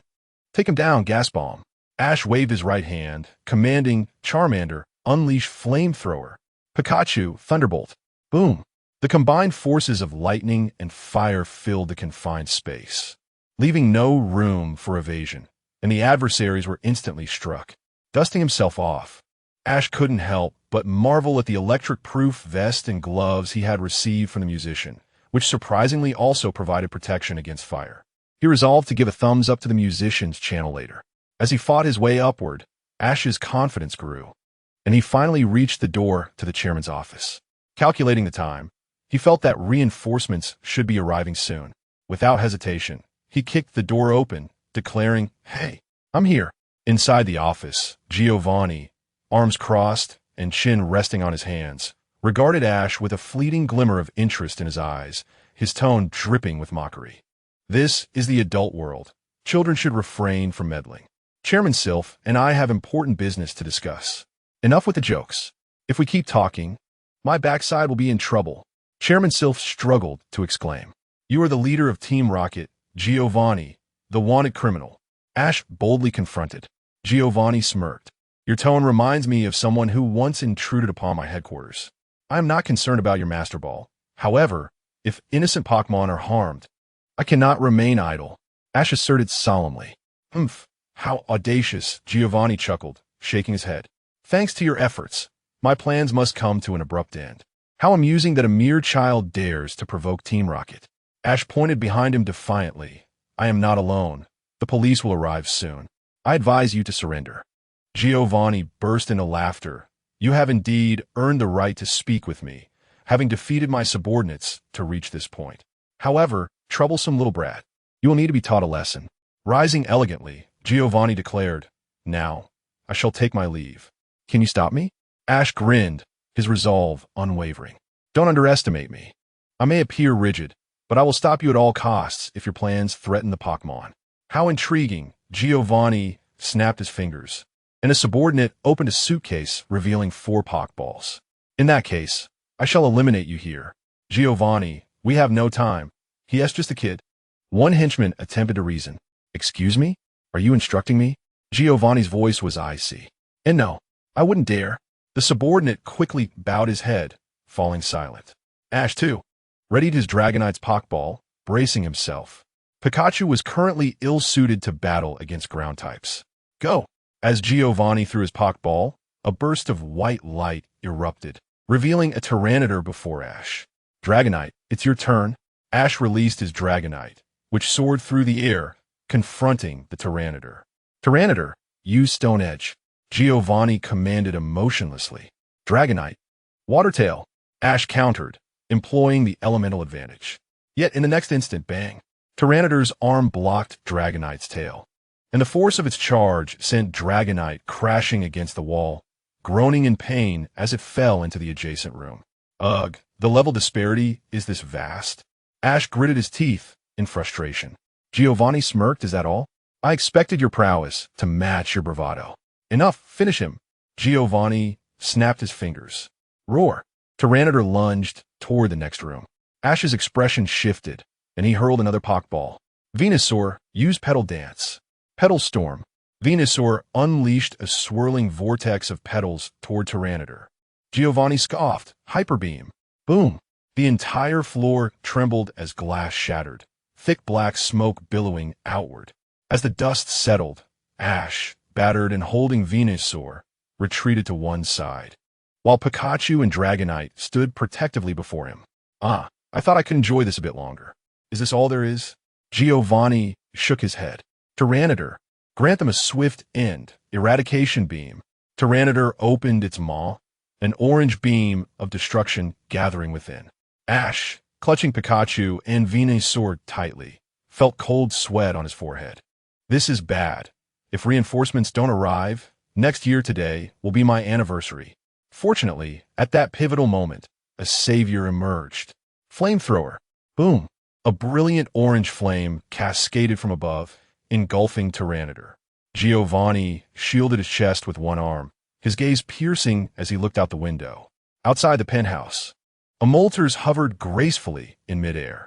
A boy clad in a red coat stood tall, the fabric billowing in the night breeze. Will you leave now? Or shall we settle this here? Red's voice was steady, instilling a profound sense of security. Ash sighed, since even Red had not intervened against Giovanni's escape. He could only remain a passive observer. As Giovanni departed, Red and Green, the dreamlike twin stars of Newtown, arrived amidst the ruins of the office, lifting Ash from the ground. Hello, Green and Red. Ash scratched his head, feeling somewhat bashful. A bit overconfident. Yet you performed admirably, Green remarked, his demeanor cool yet warm. Red, simpler in his manner, offered an appreciative smile and patted Ash on the shoulder. Satoshi, I have high hopes for you. If you have the time, we can train together. Though you lost to Giovanni today, do not be disheartened. If you are willing, I will teach you how to elevate your skills. Xiaoji nodded earnestly, expressing gratitude. Thank you. I shall strive diligently. Chapter 43. The Summit of Scarlet and Sakaki, the corpulent President Silver grasped Ash's hand, expressing his heartfelt gratitude. However, it was all rather superficial, primarily because this magnate discreetly slipped a gift box into Ash's hands as he departed. The box contained an entire collection of special silver Pokeballs, worth several tens of thousands. Ash was thoroughly satisfied, feeling that his efforts to save him were not in vain. Yet, beneath the assortment of Pokeballs, a purple M-marked Pokeball caught Ash's eye, causing him to shudder with excitement. Silver was indeed generous. He truly was willing to part with valuable treasures. Perhaps even Sakaki was unaware that under his very nose, Silver managed to procure a genuine Master Ball. Ash quietly tucked the ball into the innermost part of his backpack, pondering its potential usefulness in the future. After all, did Ho not wish for him to challenge it? One could only imagine how it would react should he produce the Master Ball. The thought sent a thrill through him. However, that was a matter for another time. After receiving the protagonist's gratitude, Ash found himself at a critical juncture, facing an admonishment assembly. Two individuals, identical in appearance, green and blue, surrounded him, launching into a tirade that left Ash feeling as if he were ensnared by two versions of the same person. Do you have any idea how perilous this situation is? There must be limits to your bravado. Blue exclaimed, hands on hips, her voice echoing with indignation. Foolhardy. You never consider the consequences. What if Red and I hadn't happened to be together? Green lamented with genuine concern. Wait, why were you two together? Ash silently questioned. Well, I admit my fault. In any case, I am grateful to both of you for saving my life, he said awkwardly, scratching his head, feeling a buzz in his brain. Who cares about you? Blue huffed, turning away in a huff. Ash raised his hand, but lowered it upon meeting Green's scrutinizing gaze. Sensing Green was about to speak again, Ash cleverly shifted the topic. What about Brother Red? Wouldn't it be better if he were here to scold me? Green's attention was immediately diverted. He has his own matters to attend to. Keep this phone, it's from the old man. It contains my and Red's numbers, so you can contact us directly if needed. Ash took the phone, nodding earnestly. Is there anything else? Green's eyes deepened. He has high hopes for you. Strive to surpass him as soon as possible. Wow, that might be a bit challenging. Ash rubbed the back of his head, but I will certainly give it my all. Unmoved, Green offered, once your strength increases, seek his guidance on how to defeat him. No one knows better than he himself. Ash's expression froze for a moment before he nodded, feeling a wave of emotion wash over him. He sensed that Red was indeed anticipating the day when Ash would surpass him. Defeating me? I've taught you that invincibility must be quite lonely, Ash thought, clenching his fist. Then let me come to your rescue, oh Red. Observing Ash's demeanor, Green nodded in satisfaction. I've seen your lineup. It's quite impressive for Kanto. Should you have any breeding questions, feel free to message me. These energy block recipes are suitable for Pikachu and Dragonair. Dragon-type growth requires substantial energy and, according to my formula, evolving into Dragonite before the League Conference should pose no issue. Thank you, esteemed one. Ash bowed sincerely. This was the culmination of a top breeder's hard work, and one might say that no amount of money could procure such a treasure. To receive it so generously was a weighty favor indeed. No need for thanks.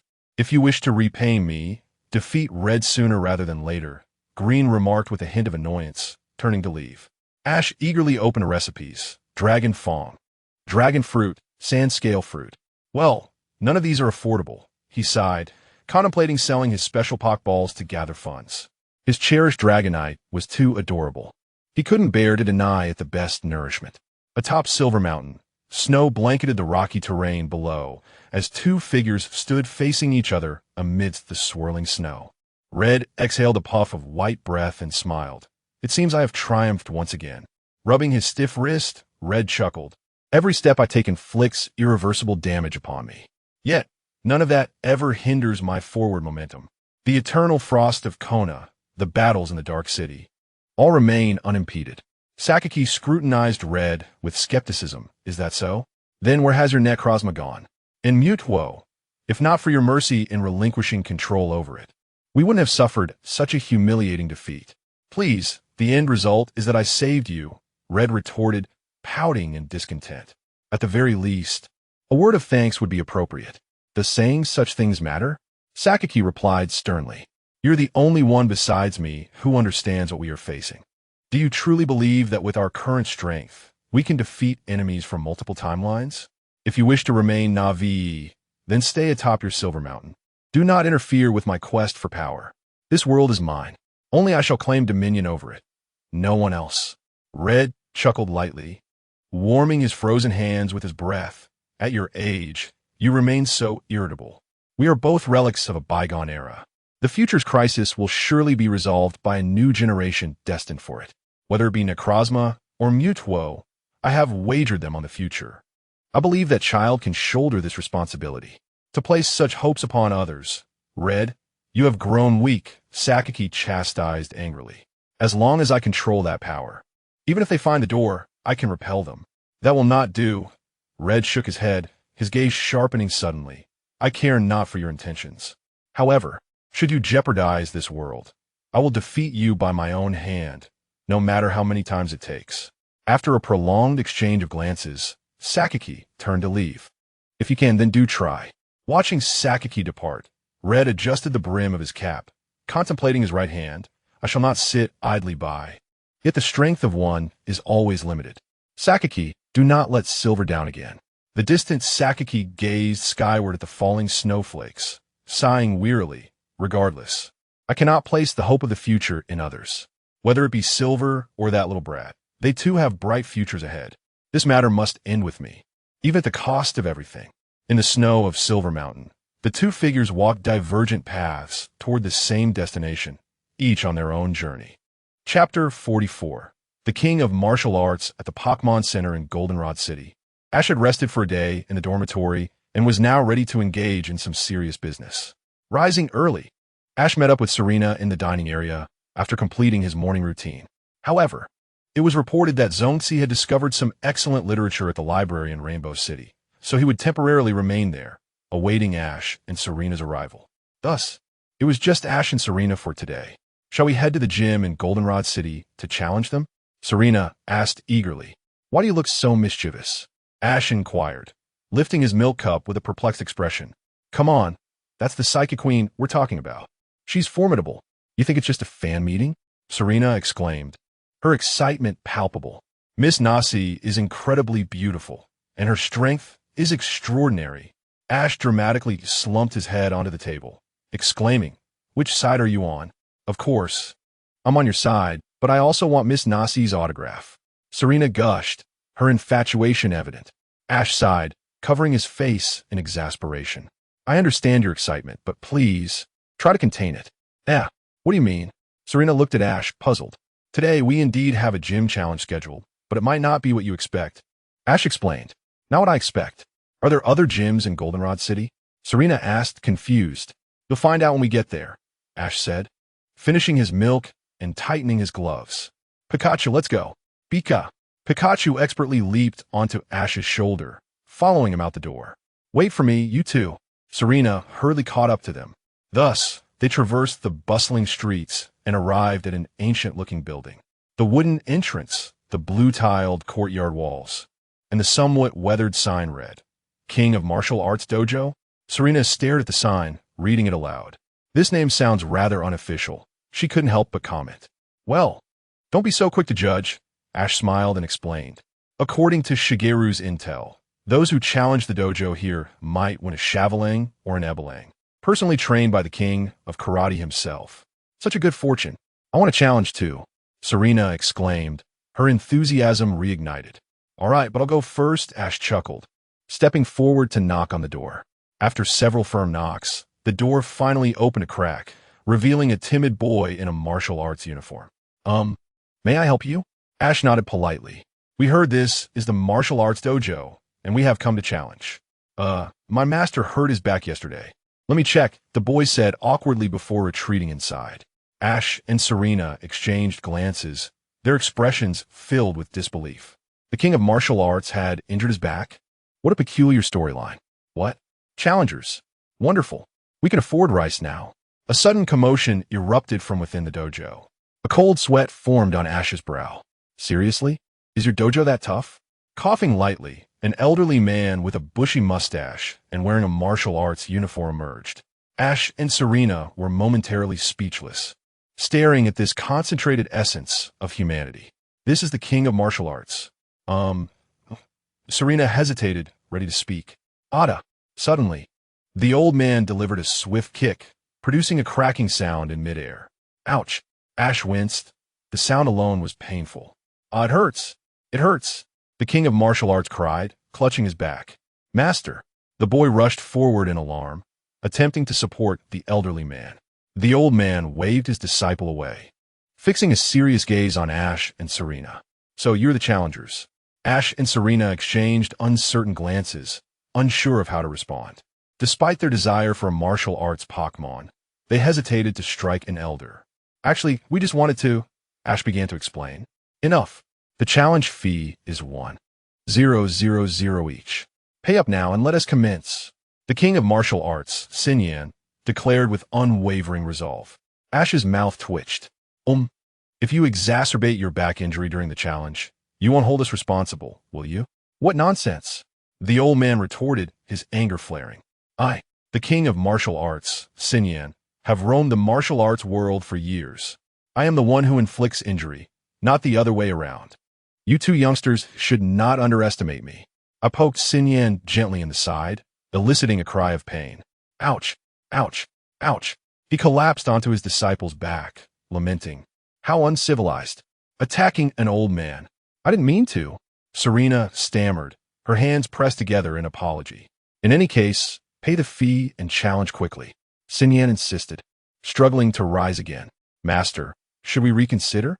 The disciple pleaded, his eyes brimming with tears. Reconsider? This concerns my honor. It cannot be dismissed so easily. Xinyan, somewhat stubborn, declared. Tengxin, open the main door and accept the challenge. The old man bellowed.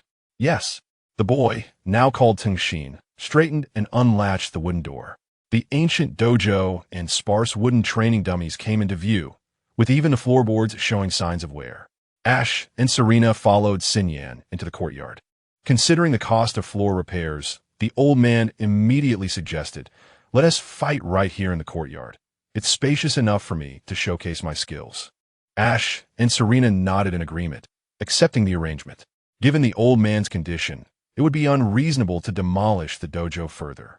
After paying the challenge fee, both sides took their positions, ready to begin the battle. Ash, observing Serena's eagerness, graciously allowed her to take the lead. "Old man, please don't push yourself too hard," Serena said, expressing her concern. "What nonsense! I don't need a little girl like you to worry about me. And remember to call me the king of martial arts," Sinyan declared, hands on his hips, attempting to exude an aura of mastery. "Understood, king of martial arts," Serena replied, sticking out her tongue, not fully absorbing his words. "Oomph." The old man scowled, retrieving a pokeball. "Let me teach you the essence of martial arts. Then I want you to hold back." Serena's eyes sparkled as she readied her pokeball. Thus, the one-on-one battle at the martial arts dojo begins now, Tungshin announced as the referee, standing between the two. "Go! My Pokemon Machoke." Sinyan dramatically threw his pokeball, revealing a Machoke with wrinkles at the corners of its eyes and mouth.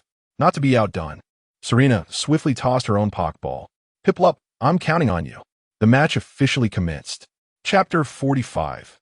Guidance from Chavalang in the esteemed dojo of Golden City. Ash accompanied Serena to engage in a challenge, hoping to acquire the formidable fighting-type Pokemon, Aberrang and Chavalang. Standing at a modest height of 135 meters, the essence of martial prowess, Master Nabahiko, graciously accepted the duo's challenge. Despite the fees involved, Ash couldn't help but admire the old man's determination, even as he clutched his back in discomfort. Now that is a true man. Serena's Bojaman faced off against Nabahiko's elderly Gyarados. Ash initially anticipated a one-sided slaughter, yet the unfolding events exceeded his expectations.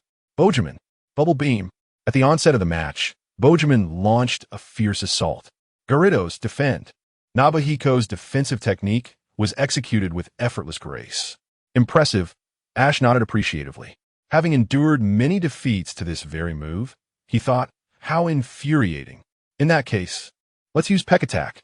Serena, somewhat underestimating her opponent, charged forward. Bojaman. The elongated beak of Bojaman shot forth, aiming directly at Gyarados' face.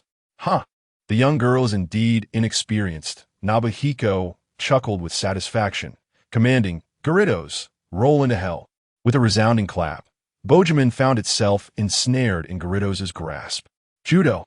Ash's eyes widened in surprise. The old man truly possessed martial skill. Bojaman is in peril. Serena, use the skill disc. Ash whispered, realizing that Serena had recently borrowed his skill disc, enabling Bojaman to learn Brock's signature move. Bojaman, use Endure. Following Ash's command, Bojaman lowered its head and tightened its body, surrounded by a milky halo. Now, Nabahiko hesitated to strike, for if this move failed to overcome its opponent, it could lead to a counterattack. Gyarados, throw it. At Nabahiko's command, Bojaman was lifted high by Gyarados. In sheer terror, Bojaman soared upwards. Bojaman, release Endure. Serena had no choice but to unleash the damage. Bojaman expelled a powerful gust. Boom! A column of white light shot downward. The old man remained unperturbed, instructing Gyarados, flex. Gyarados posed dramatically, displaying its biceps as the Endure light beam struck its chest. How infuriating! The damage is insufficient, Serena exclaimed, her frustration mounting. Bojaman Bubble Beam. Upon landing, Bojaman promptly unleashed a torrent of bubbles towards Gyarados. Let us settle this. Nabahiko grinned, seemingly envisioning victory, and struck a pose reminiscent of a graceful crane. Cross chop. With arms crossed and striking a superhero pose, Gyarados mimicked the stance. Crack, crack. Two sharp sounds echoed as their bones misaligned, both Nabahiko and Gyarados turning pale. My back is ruined. Gyarados collapsed, mirroring its trainer's fall. Ash watched in astonishment. Master! Fushin cried out in alarm. Serena and Bojaman exchanged glances. Does this mean we won? Master, can you still fight? Fushin carefully assisted Nabahiko.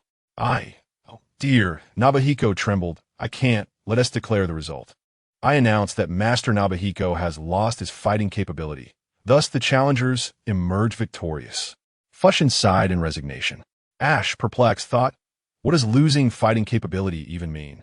One might think Serena had defeated the old man. Shall I return another day? Ash tentatively suggested, pointing to himself. That is acceptable, Nobuhiko replied nonchalantly. Then, refund the challenge fee. Ash extended his hand. Not all. How can we send a challenger away empty-handed?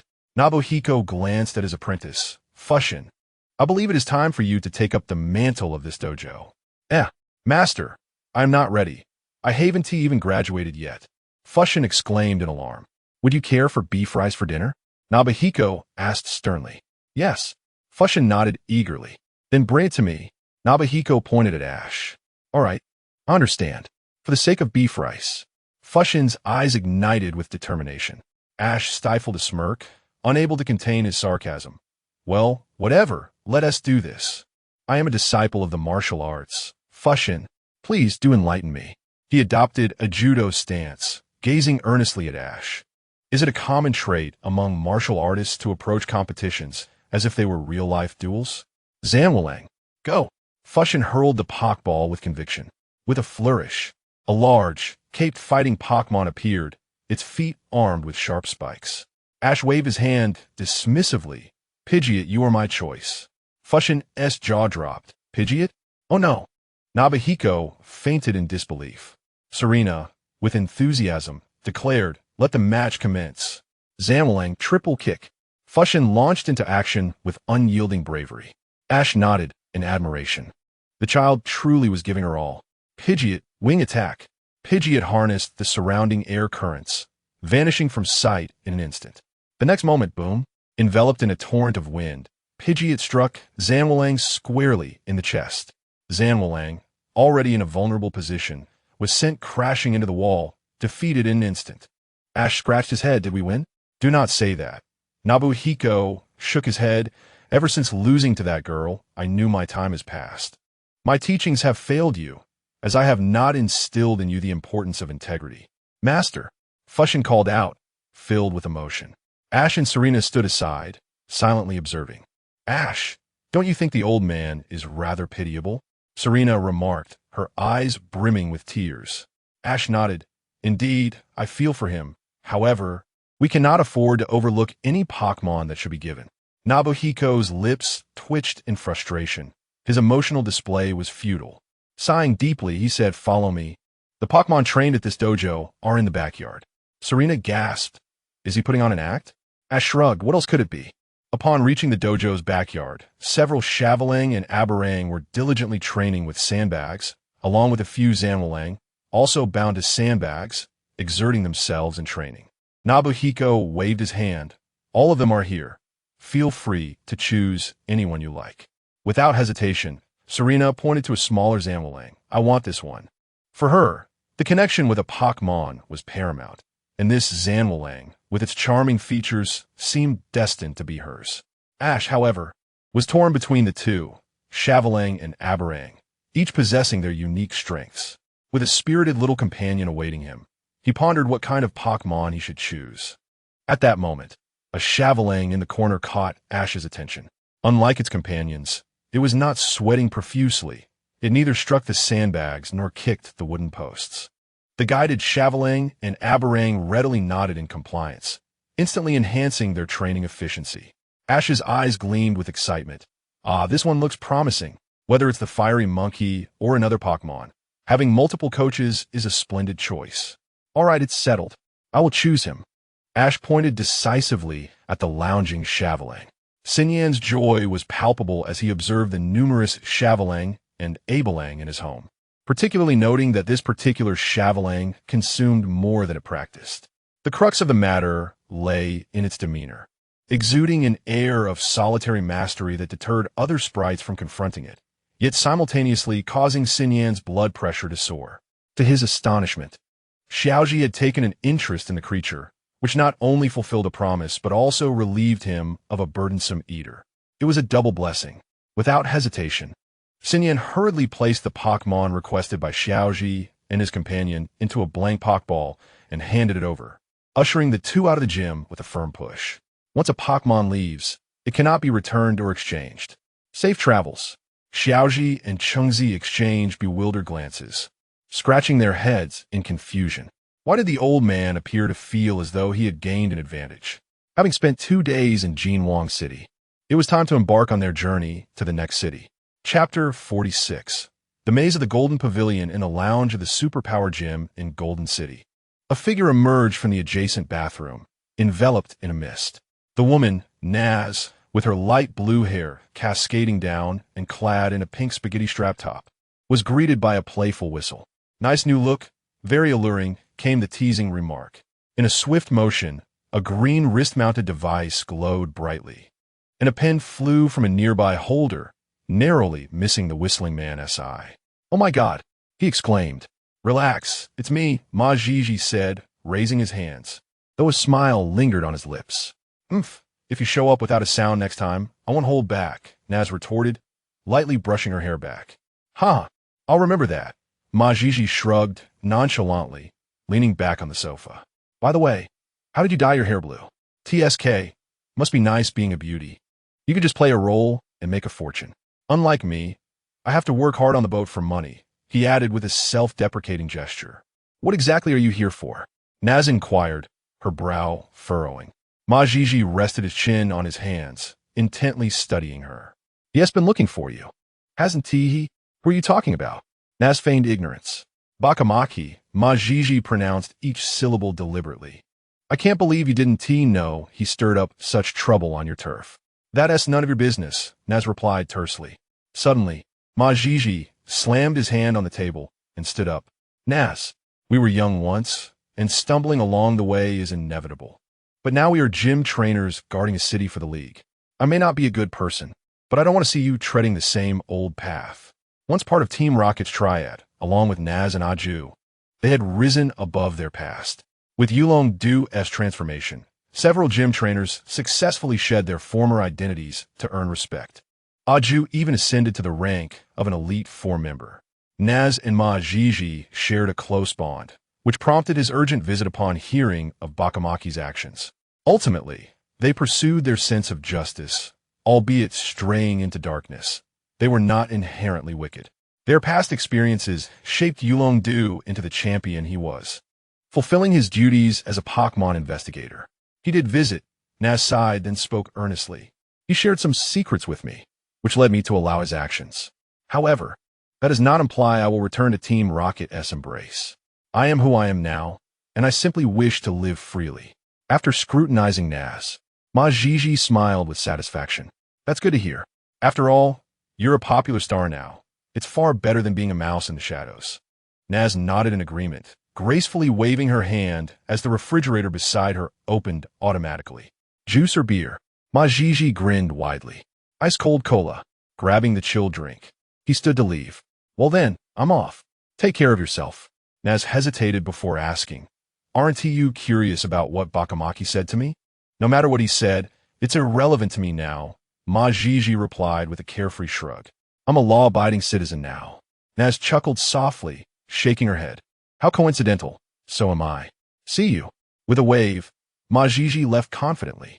Naz lifted her right hand, bending a spoon lightly. "Is it him? Let me see what different choices look like. I must tell you, I met someone who resembles my former self. I have a feeling he will be the answer of this era." The youth clasped his hands behind his head, his tone brimming with hope. "Oh, I must personally verify what kind of genius you are describing," she mused, a blush tinting her cheeks beneath the steam of the hot springs. At the entrance of the Golden Pavilion, resembling the Sydney Opera House with its shell-shaped roof, a young boy donned in a red, blue, and white baseball cap tightened his grip on his electric-proof gloves. "Xiaoji, what are you doing?" Chengzi asked, observing him curiously. "You've been standing here for 5 minutes." Xiaoji wiped the cold sweat from his brow. "Ahem, mainly, I'm a bit intimidated by the Golden Pavilion." "Wow, how unusual." "Xiaoji, afraid of someone?" Chengzi teased, mimicking his usual bravado. "ISNT your motto Don T, be timid. Just act." "Under normal circumstances, I'm not scared." Xiaoji rolled his eyes in exasperation. After all, he could endure 100,000 volts without flinching. The issue lay in Naz's past antics, which were somewhat twisted. Turning you into a doll and playing with you in a miniature world? Who could withstand that? Oh, don't overthink it. Just close your eyes, and it'll be over before you know it. Hurry up, I can't wait to see Miss Nas. Chengzi urged eagerly. Xiaoji sighed, realizing he couldn't just turn back after coming this far. Pikachu, you got my back, right? Bika Bika. Pikachu nodded, perched on Xiaoji's shoulder. Don't worry, I got everything covered. Taking a deep breath, Xiaoji stepped forward and proclaimed, I am Xiaoji from Jinshin Town, here to challenge the Golden Pavilion. With a creak, the door swung open, revealing a trainee clad in white who covered his ears in annoyance. Why are you shouting? Didn't you see the doorbell over there? Sorry. Got a bit too excited. Xiaoji replied sheepishly, scratching his head. Do you have a reservation? The trainee asked, rolling his eyes. Yes, I reserved a spot yesterday afternoon. Xiaoji affirmed, nodding. The trainee pulled out a registration form and glanced at it. Xiaoji from Jinshin Town. All right, come with me, but keep your voice down. Okay. Xiaoji saluted lightly and followed the trainee through the entrance. Chengzi whispered excitedly, Woo, off to see Miss Nas. Navigating through the auditorium, the classroom, and the superpower research room, Xiaoji and Chengzi arrived at a vast, open arena. The trainee spoke briefly with a referee by the entrance before disappearing through a side door. Chengzi curiously surveyed the surroundings. This place feels like a maze. Xiaoji felt reassured. No dolls or menacing figures awaited him. I love the premise of this timeline. The referee approached, addressing Xiaoji earnestly. Challenger, welcome to the Golden Pavilion. The rules here are simple. Navigate the maze and challenge opponents in each room. Only by defeating them can you proceed. The gym leader, Nas, awaits you in one of the chambers. When you encounter her, trust your instincts. The challenge format is 1v1 against the challengers and 2v2 against the gym leader. Is that clear? Xiaoji nodded affirmatively. Clear. I have a question. Chengzi raised her hand. Can companions accompany you? The referee nodded. As long as you don't assist, they can stay. However, if you help, you will lose your qualification. Chengzi immediately patted her chest. Oh, I'm not that familiar with him. I just want to meet Miss Nas. I'm her fan. Xiaoji sighed. Chengzi, I'm truly amazed by you. After the explanation, the referee opened the entrance to the maze. Then let the challenge begin. With a shake of his coat, Xiaoji stepped into the maze. Golden Pavilion, here I come. Chapter 47. Engaging in the dungeon in the Golden Gym, amidst a labyrinthine chamber illuminated by bright lights, Ash strode forward with determination. Mimikyu, Shadow Punch, cried a flustered student clad in a white researcher's coat. Jengar, Shadow Punch. Ash bellowed as he swung his fist with vigor. Suddenly, Jengar emerged from the shadows, passing through the luminous barrier and throwing a flurry of powerful punches. Bang! The shadowy fizz struck the opponent, causing him to tremble uncontrollably before collapsing to the ground. Ha ha ha! Jengar laughed triumphantly, mimicking boxing jabs in a display of pride. Who's next? I should sign up for a fighting tournament. I would undoubtedly win. Surely, the top 8 in the league aren't this challenging. Apologies, Ash grinned at his opponent, who lowered his head in defeat. You've passed. You may proceed. Yay! 5 consecutive victories. Misty cheered from the sidelines. The two crossed the challenger, standing before 3 doors, forward, left, and right. Ash smiled slightly, no rush. Good things come to those who wait. Placing his hand on the doorknob, Ash focused his energy, a flash of blue light shimmering in his eyes. As the sound of a droplet fell onto a tranquil lake, a gentle wave of aura radiated outward. With a light chuckle, Ash released the doorknob, saying, This door does not appeal to me. Let us try another. With that, he pushed the door to the left and entered another room. On the other side of the door, Naza raised her head slightly. Interesting. Is this fellow training here? The maze randomly shuffled the positions of Naza and the students. Yet Ash consistently managed to evade her presence. Initially, Naza attributed it to bad luck, but now she suspected it was the legendary aura he wielded. As she opened the door, a bespectacled student widened his eyes, gazing at Ash and Misty. Not everyone can brush past the right answer. How did you manage that? Ash rubbed his wrist, looking at him. Well then, I'll look forward to your guidance. Let me showcase my proud psychic Pokemon, the student scoffed. And with a swift motion, his Pokeball flew into the air. Out emerged a Mothim, fluttering gracefully. Misty tilted her head in wonder. Wow, does this count as a psychic Pokemon? Does that mean Butterfree counts too? The bespectacled student's face flushed with embarrassment as he retorted, well, there are many types of psychic Pokemon in Kanto. As long as it has psychic abilities, it qualifies. What do you know about psychics? Ash suppressed a laugh. All right. Misty, remember, fight the Pokemon, not the trainer. Enough chatter. Even if it's a Mothim, it's still a psychic Pokemon. Let us go. The bespectacled student shouted angrily. All right then, Ash nodded, tossing out a Pokeball. Charmander, you're up.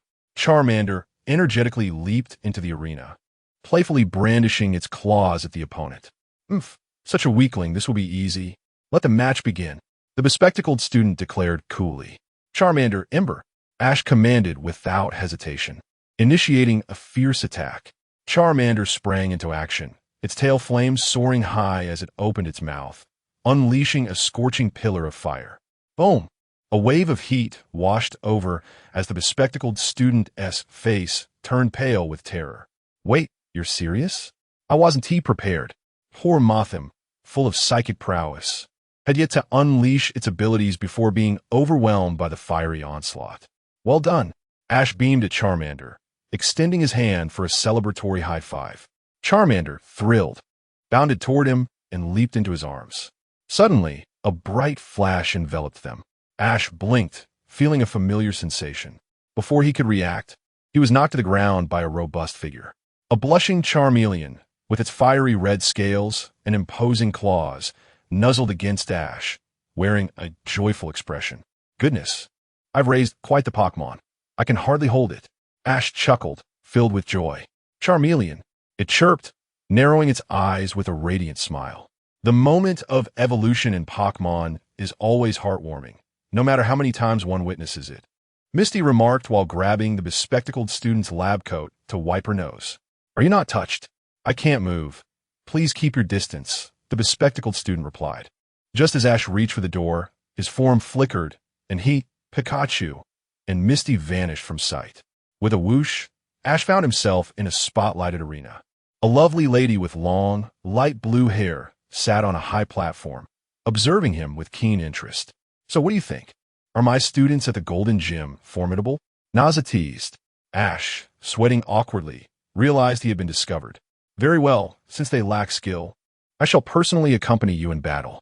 Naza gracefully descended from her platform, seemingly floating down. Ash gulped, just as I prefer. Let me demonstrate the true dominance of psychic Pokemon, Naza declared, her hair flowing majestically without wind. As both sides prepared for battle, a notebook was suddenly presented to Naza. Huh?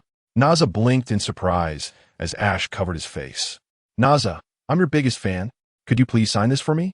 Misty's eyes sparkled with excitement. Thank you, but during gym battles, trainers cannot be disturbed, Naza replied with a gentle smile, waving her hand lightly. A pen began to dance, and a beautifully artistic signature appeared on the page before Misty was softly lifted to the sidelines by a gentle telekinetic force. Naza's psychic abilities are so gentle. Misty sighed dreamily. I must cheer for her. Ash rolled his eyes. Hey, Misty, which side are you on? Misty boldly declared. I am me. I support Naza, my idol. Ash looked heavenward in exasperation. Ugh. Misty, remember this. Naza chuckled softly. Thank you for your support. Now let the match begin. With a flash, a referee appeared in the arena, raising his hand to announce, now, the Golden Gym battle will commence. The rules are a 2v2 singles match, where only the challenger may substitute Pokemon. The match concludes when one side's Pokemon can no longer battle. Now, let the gym trainer present their Pokemon to begin. Chapter 48. The Golden Badge. Obtain my first Pokemon. Is it Go Forth Wall of Magic? The first choice dispatched by Nasi was somewhat unexpected. Observing the mime artist across the arena, Ash raised an eyebrow, his gaze filled with aggression. Indeed, Pokemon increasingly resemble their trainers. Wait, Ash suddenly became alert. No wonder his team was comprised of either brutes or adorable ones. Well, it must be because I too am adorable. Pikachu, you shall be the one. With a grand gesture, Ash summoned Pikachu, who leaped into the arena. Sparks danced across Pikachu's cheeks, and it met its opponent's gaze without flinching. Begin, the referee announced succinctly. Pikachu, Thunderbolt. Ash initiated a quick attack for reconnaissance. Pikachu sprang forward, a white streak of electricity trailing behind. Boom! An invisible barrier halted Pikachu's advance. Pikachu executed an abrupt stop, narrowly avoiding a collision. When did Miss Nasi even utter a command? Seiko exclaimed in astonishment, covering her mouth. Ash adjusted the brim of his cap, his expression serious. Telepathy, right? Nasi smiled faintly. Indeed, that is one of the unique battle strategies of a psychic trainer. To break through the synergy between a psychic and their telekinetic Pokemon. That is your challenge. Ash understood. This gym in this timeline was undoubtedly more specialized, and the purpose of each gym leader was to teach novice trainers how to respond to corresponding specialized attributes. Faced with psychic types, one must adopt a swifter assault to disrupt the opponent's formation. A spark of determination flickered in Ash's eyes. However, we need to prepare first. Pikachu, move at high speed. Pikachu obediently dashed away, leaving a series of afterimages in its wake. Indeed, Pikachu's erratic movements immediately put the wall of magic on high alert. Telekinesis, Nasi gently commanded. The wall of magic's eyes glowed blue as it raised its hands to envelop Pikachu. Pikachu, unleash him, Ash called out with fervor. Pikachu surged forth, erupting with a brilliant flash of electricity, its speed escalating once more. Crack! The blue telekinetic energy missed its target as the wall of magic's concentration faltered, unable to keep pace with Pikachu. Interesting, remarkably impressive speed. However, running amok will not defeat me, Nasi remarked, resting her chin on one hand, a playful glint in her eyes. I know. Ash suddenly launched an attack. Unbeknownst to them, Pikachu had already reached the back of the wall of magic. Pikachu, tackle! With a fierce charge, Pikachu struck the wall of magic's back. Simultaneously, Ash's commanding voice echoed. Electromagnetic wave. A torrent of electricity surged from Pikachu into the wall of magic, causing it to shudder and fall into paralysis. Ah, so that was your strategy. Nasi nodded in satisfaction. Since ordinary attacks can easily be neutralized by psychic powers, one must disturb the opponent with speed while simultaneously controlling their output frequency with electromagnetic waves. A splendid tactical plan. Wall of magic, illusionary light. Nasi commanded within her mind. The wall of magic's eyes suddenly erupted with a pink glow, ready to unleash its power. However, Ash's assault was far from over. Pikachu, Thunderball. Pikachu executed a drift and spun, gathering electricity at the tip of its tail to form a dazzling orb of light. With a powerful swing of its tail, it struck. Boom! The Thunderball shot forth, exploding above the wall of magic's head, shattering the illusionary light. Amidst the smoke, the wall of magic collapsed to the ground. Ash exhaled a sigh of relief. He had secured victory in the first round. Now, Hudi, the most flawless psychic Pokemon from Kanto, entered the fray, wielding 2 spoons. Now, let me see how you will respond. Nasi smiled, looking up. Pikachu crouched low, its cheeks crackling with electricity, ready for action. Oh, aren't you going to press the advantage? Nasi probed. I'm stubborn, not foolish, Ash replied, tipping his cap. Hudi's intelligence is unparalleled among psychic Pokemon. Such high intelligence translates to exponential increases in information processing capabilities. While speed may have overwhelmed the wall of magic, it will be ineffective against Hudi. I didn't expect you to possess such knowledge about Pokemon.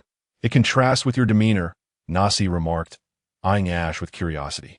I conducted research as an investigator in my dreams for a few years, Ash casually explained.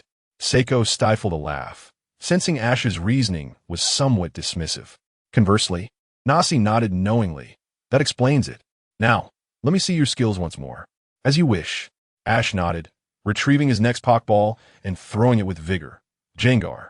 You are the chosen one. Jengar, the purple blob, spread its limbs mid-air, crimson eyes locking onto Hudi, its large tongue licking its lips in utter provocation. Confident in your abilities, are you?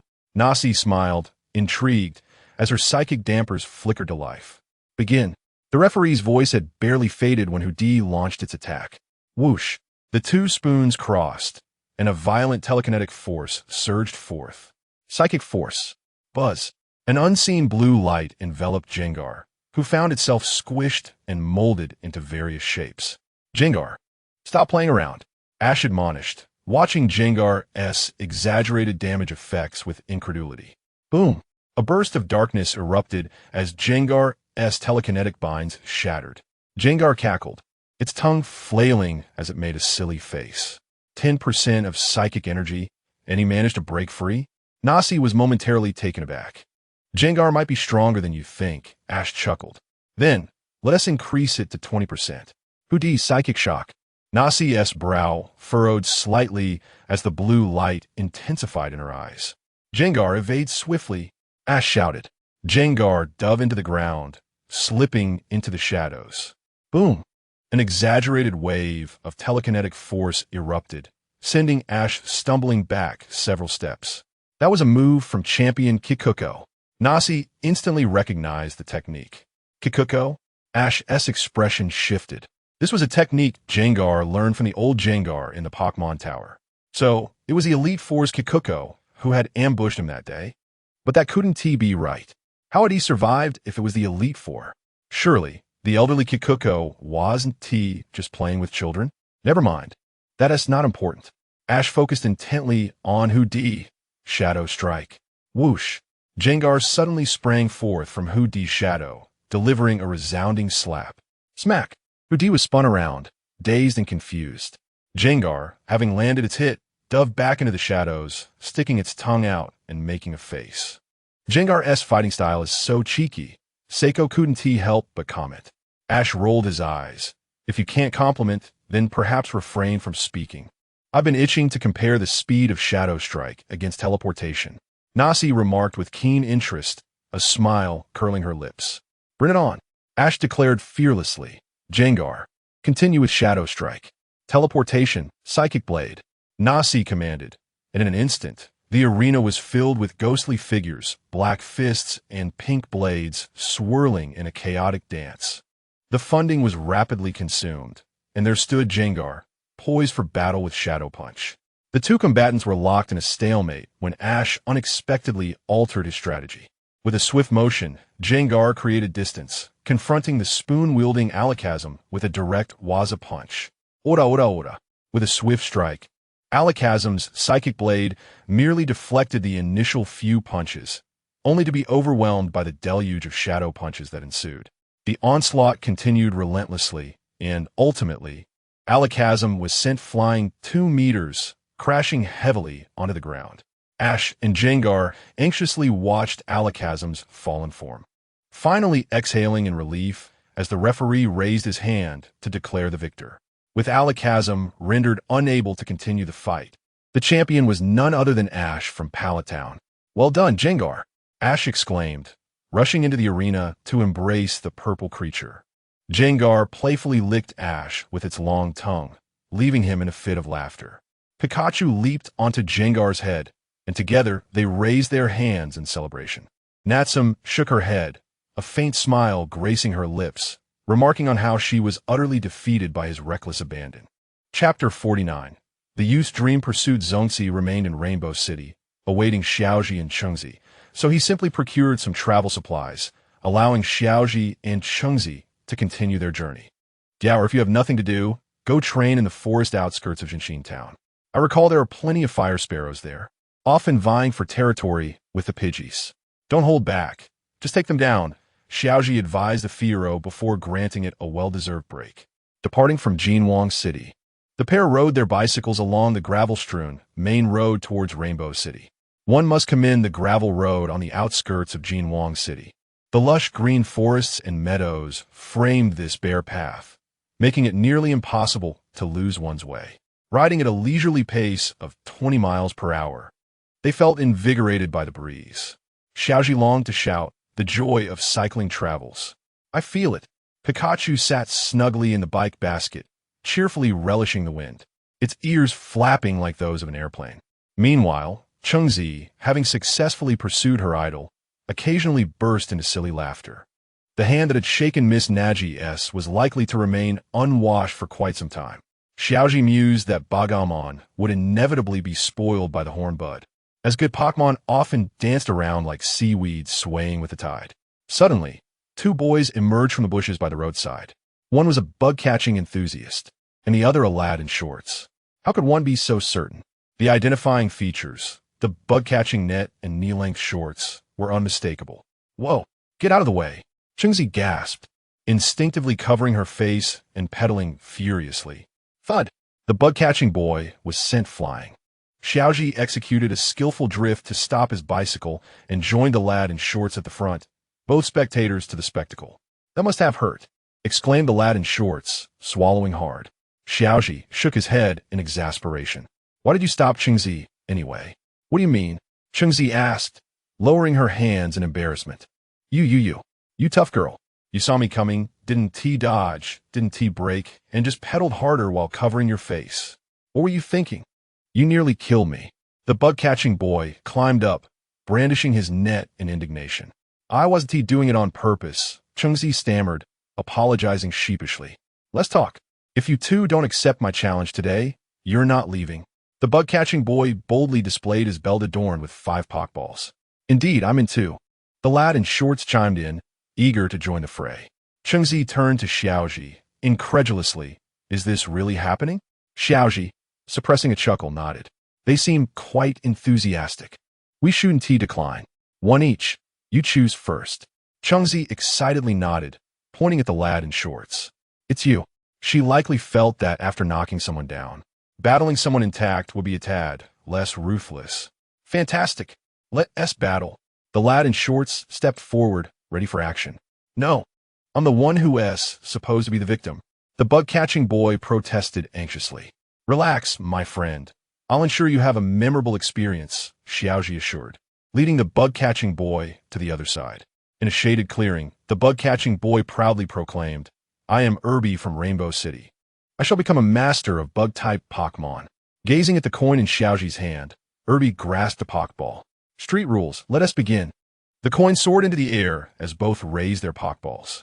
Green Caterpie go, Irby exclaimed, not disappointing. Xiaoji, with determination, responded, Charmeleon, let us go. As the coin landed, the match commenced. String shot, Irby commanded, and the green Caterpie unleashed a resilient white thread towards Charmeleon. The thread's elasticity was exceptional, capable of even pulling a fully grown Kakuna if sheer strength were the only measure. Flame burst, Xiaoji declared, his gaze unwavering. Overcoming his opponent was a sign of respect. Charmeleon inhaled deeply, its chest swelling before releasing a scorching pillar of fire. The flames consumed everything in their path, engulfing the Caterpie entirely. Battle incapacity. Switching. Next is the horned Caterpie. Flame burst. Darn it. Next is the Kakuna. Flame burst. This is my final Pokemon, Beedrill. Go. The boy shouted with fervor. Xiaoji took a deep breath, switching to Pikachu from Charmeleon. Pikachu. With a surge of electricity, Pikachu unleashed a devastating thunderbolt, overwhelming Beedrill in mere moments. What are you saying? Xiaoji's voice rang out. The boy looked up to see Pikachu perched on Xiaoji's shoulder, its smile radiant and sincere. Aren't we at 5? 2? I've only used 2 Pokemon as well.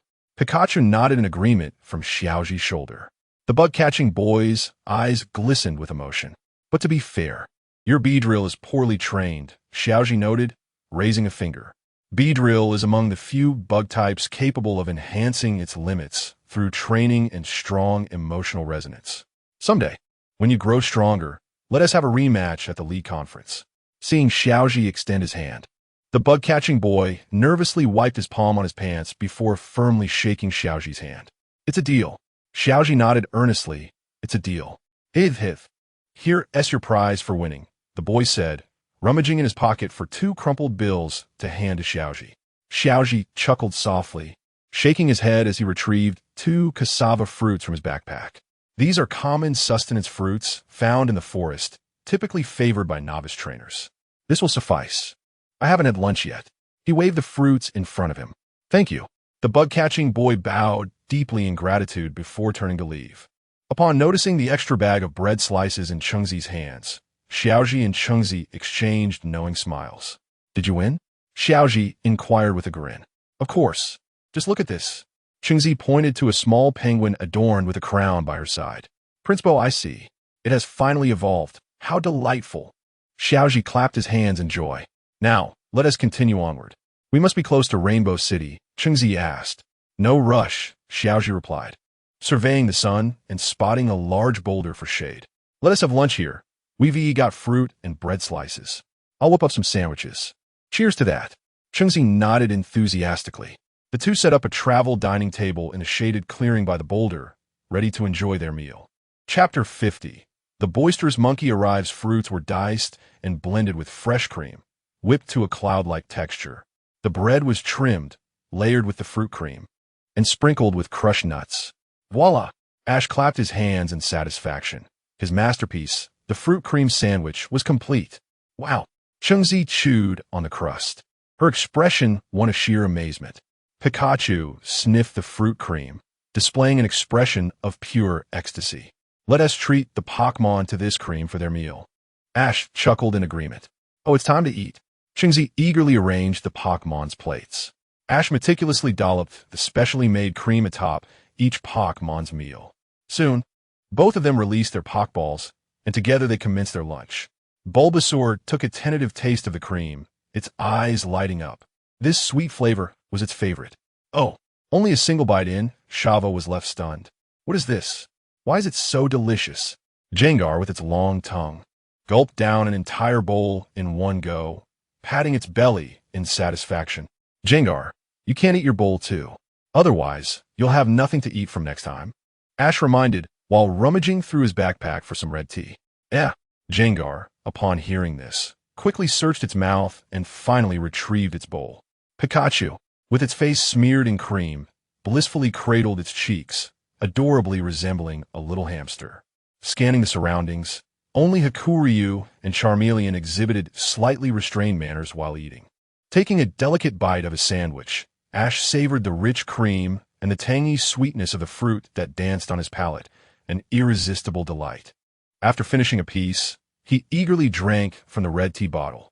Slow down, Shava, Chengzi complained. After finishing his tea, Ash sighed contentedly. Don't worry, I made plenty. Even if you want more. Just as Ash was about to finish his sentence, a plump Mankey leaped out from the bushes.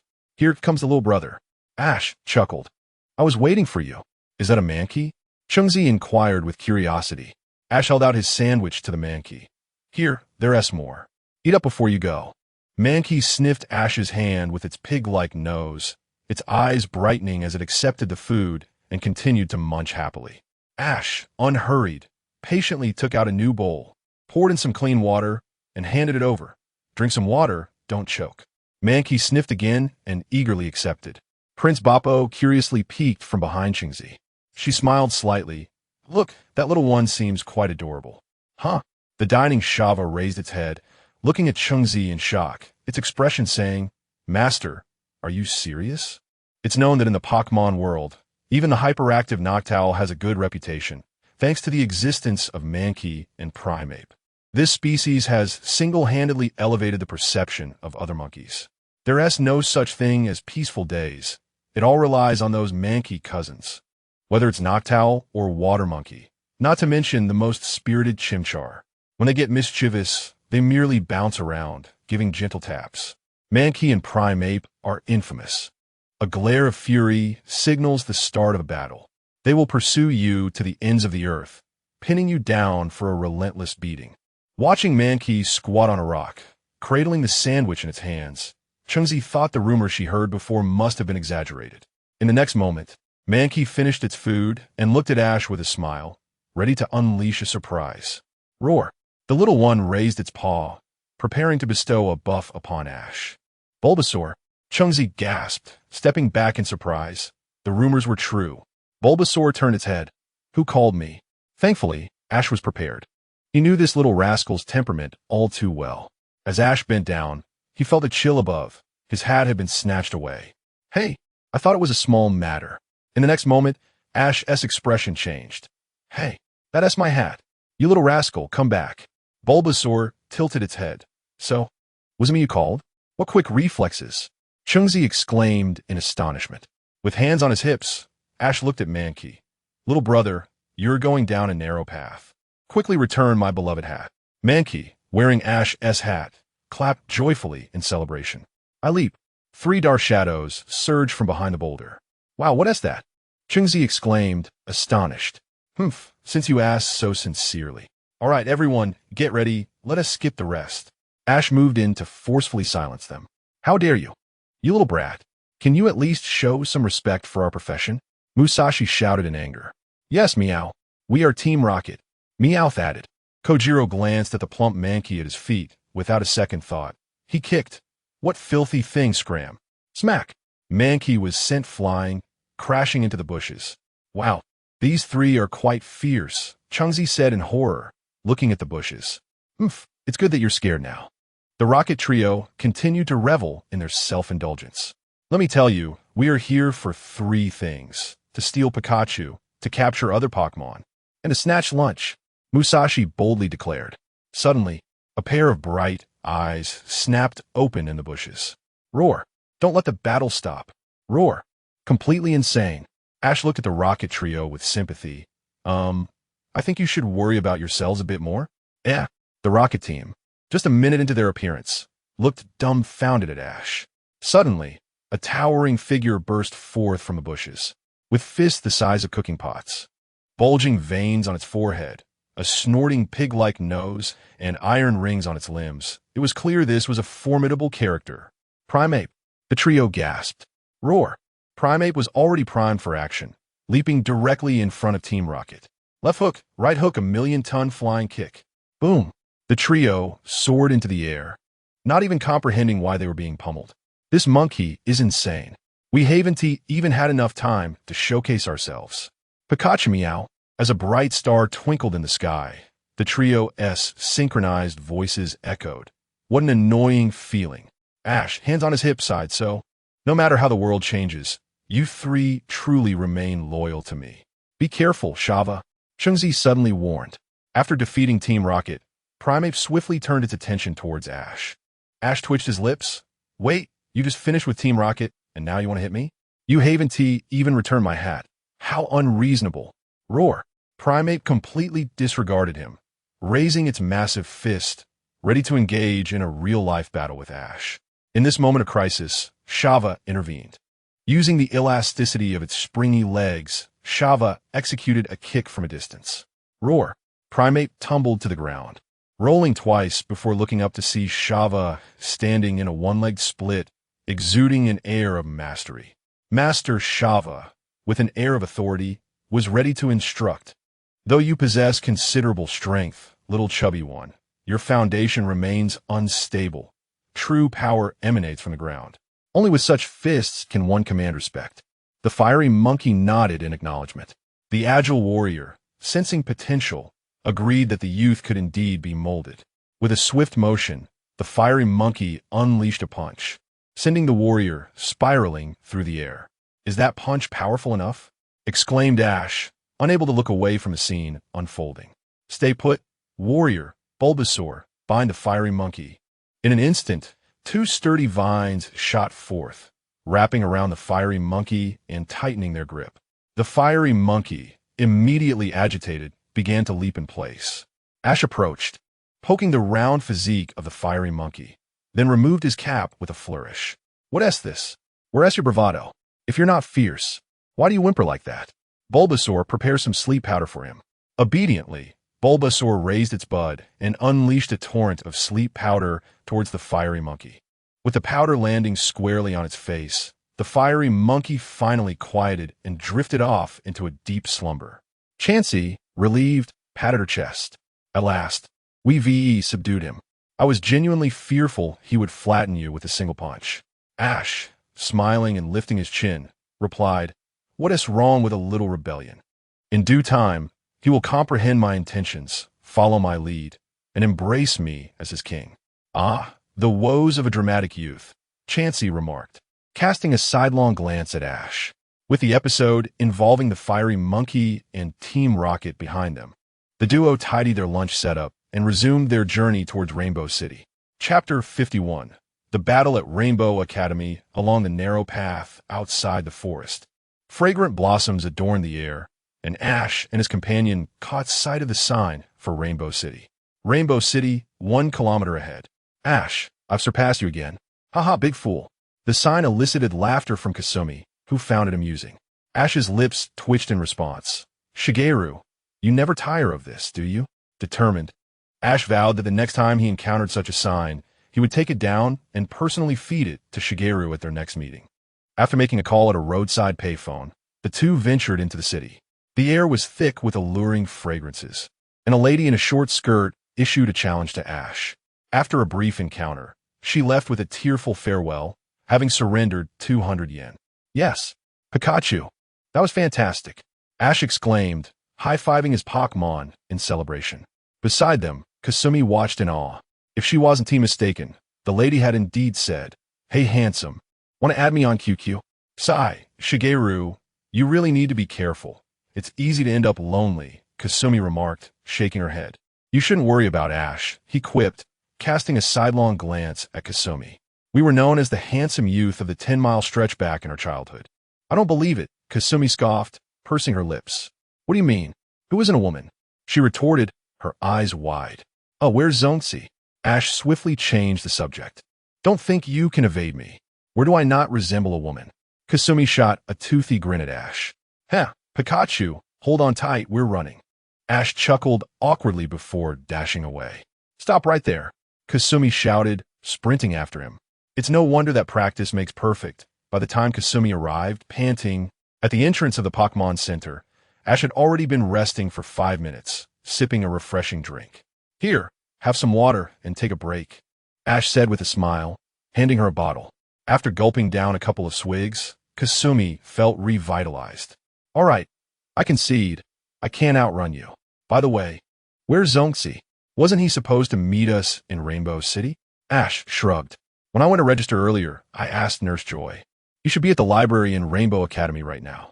What should we do then? Kasumi inquired, resting her chin on the table. Ash pondered, stroking his chin.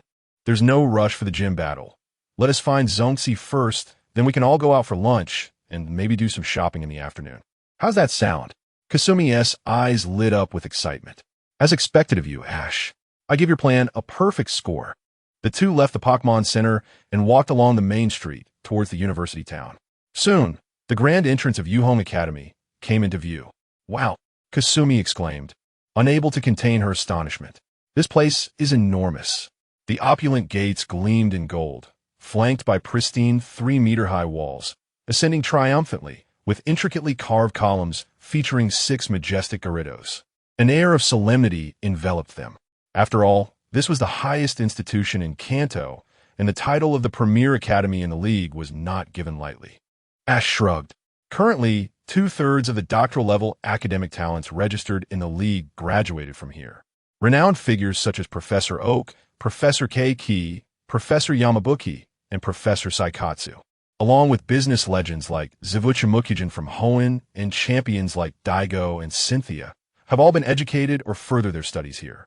The vast university town boasted libraries, swimming pools, sports fields, chemistry laboratories, and a plethora of facilities. It's not an exaggeration to say that Rainbow City is Rainbow City, and the university town is its own magnificent entity. As Ash and Kasumi marveled, they climbed the steps, preparing to enter through the grand doors. Wait, what are you two doing? A security guard, wielding a baton, halted their progress. Is he a student here? The guard continued questioning. No, but he is reading in the library, Ash replied honestly. All right, come over and register, the guard relented, leading them to log their visit. While they registered, the guard sternly warned, once inside Rainbow Academy, do not wander about aimlessly. The student council maintains campus order. If you're mistaken for troublemakers, it could lead to unpleasant consequences. Thank you, sir, we understand. Kasumi nodded obediently while Ash wore a rebellious expression. Thinking, you think you can take me on? Just wait and see. After completing the registration, Ash and Kasumi received visitor badges to wear around their necks as they ventured deeper into the campus. This place is vast. By the way, where's the library? Kasumi asked, looking around the small square as they entered the campus. There's no map around. Ash scratched his head. No worries. Let us just ask someone. Since it was still class time, the campus was relatively empty. They wandered through winding paths until they stumbled upon a training ground. Hey, there are people ahead. Kasumi pointed excitedly at the training area. Ash looked up to see several boys in Rainbow Academy uniforms surrounding a girl, showering her with compliments. As expected of the president, Senpai Shindai is unbeatable. She defeated a grass type with a rock type.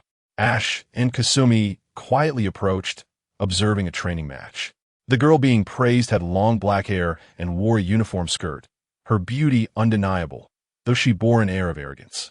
Her opponent was another female student, appearing much more unassuming. The Pokemon battling were Geodude and Chikorita. Despite Chikorita's grass-type advantage, it stood no chance against Geodude due to the overwhelming level difference. Now you understand, Haruko. Your pride in your traveler father and the Chikorita he gifted you are merely trivial matters. Focus on your studies and strive to excel in your academics.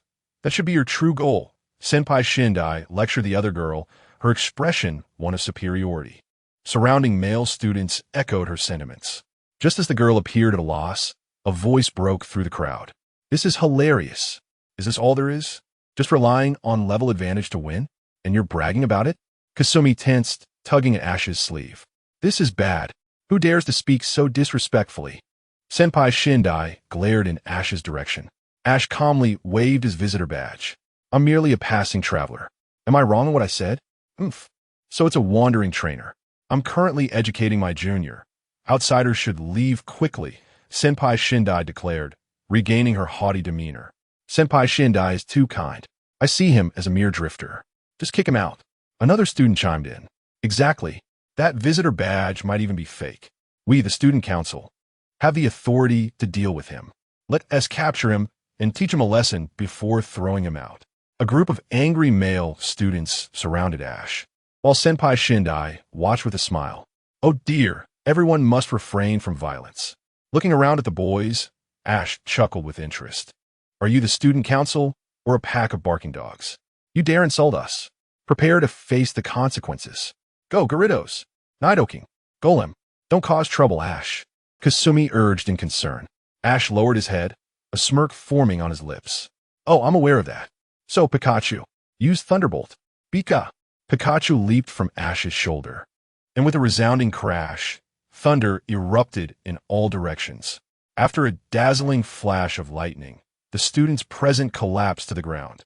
A group of sycophants cast disdainful glances at the fallen boys, while Ash turned to Side-Eye and inquired, You must be the student council president, correct? What if I am? Side-Eye replied, unflinching as she met Ash's gaze. Let me inform you that this is Rainbow Academy, not a place for your reckless behavior. I was merely acting in self-defense. Ash shrugged and continued to fix his gaze on Side-Eye. Or perhaps, do you wish to avenge your club members? Impertinent fool. Side-Eye fumed, raising a finger towards Ash. If you have the courage, let us engage in a formal Pokemon battle. If you lose, you shall apologize to everyone. This woman was indeed a bit much. Even Seiko's expression turned frosty. Ash readily nodded, no problem. But what if you lose? How could I ever lose? Side-Eye elevated her chin with pride. TCH, if you can't handle defeat, then you shouldn't play, Seiko remarked sarcastically from the side. Who says I can't handle it? If I lose, you may do as you wish. Side-Eye boldly declared. Ash surveyed her with a discerning eye before nodding in agreement, his tone teasing. You certainly offer me little to gain. How about this? If you lose, you shall withdraw from school. Side-Eye's expression tightened, yet upon witnessing the eager gazes of her fellow club members, she defiantly replied, Very well. Ash clapped his hands joyfully. It's a deal then, let's proceed. Approaching the girl who had just been bullied, Ash smiled gently. Excuse me, classmate, may I have your seat? Oh, sure. Haruko stammered, lowering her head and hastily fleeing. As he watched the girl's retreating figure, Ash hesitated. Wait, am I really that intimidating? Chapter 52. The duel with Rika in the training grounds of Rainbow Academy. Ash faced off against Side-Eye Yudo, unable to tolerate the girl's condescending demeanor. Ash resolved to teach her a profound lesson. Go for it, senior. Victory is ours. The crowd of male students rallied behind Yudo, chanting slogans of triumph. Ash, you must win, echoed the voice of Seiko from the sidelines. Wow, Seiko, your voice is really loud. Ash chuckled, rubbing his ears. Of course, with me around. How could I let you be outshouted? Seiko declared, hands on her hips. I can't stand that woman's arrogant attitude. So teach her a lesson. Are you confident? With a grin, Ash's expression turned serious. Of course. This match isn't determined by who has more supporters. Spare me the chatter. Let us begin, Yuto retorted coldly. Ash sighed, acknowledging the absence of a referee. All right then. With a snap of her fingers, Yuto summoned a young man dressed like a butler, who wheeled in a cart laden with neatly arranged pokeballs. Let me think. I shall use this treasure to teach you a lesson, she said, retrieving a pokeball with a confident gaze. Unfazed, Ash remarked, it seems your family is quite affluent to transport pokeballs in such a manner. Prepare to witness my true prowess, Yuto declared, throwing the pokeball. Coconuts. A creature resembling a palm tree with a stout trunk appeared in the arena, exuding an air of mischief. Ash's fists clenched at the sight of the coconuts. Charizard, you're the one. Adjusting his cap, Ash released his pokeball. With a fierce roar, Charizard emerged, ready for battle. Oh, I thought you had something new up your sleeve, but it's just the same old type advantage, Yuto mocked, covering her mouth in laughter. Ash's forehead pulsed with anger. What is wrong with type advantages? Do you have any idea how hard I worked to memorize them? Huh. You're just a low-level trainer. Go ahead and make the first move, Yuto said, raising her chin arrogantly as if bestowing a favor. Heh, you're truly insufferable. Ash replied with a bitter smile. Charizard, unleash flamethrower. With a fierce roar, Charizard puffed out its chest and released a torrent of flames. Boom! The concentrated inferno surged toward coconuts. Yuto, unfazed, toyed with her hair. Such a straightforward attack. Coconuts use psychic. The coconuts emanated a blue psychic energy, creating a wave that expanded outward. The fiery torrent collided with the psychic wave, resulting in a tremendous explosion. It didn't break through? Yuto was momentarily taken aback. Recovering quickly, she commanded, Coconuts, use confusion.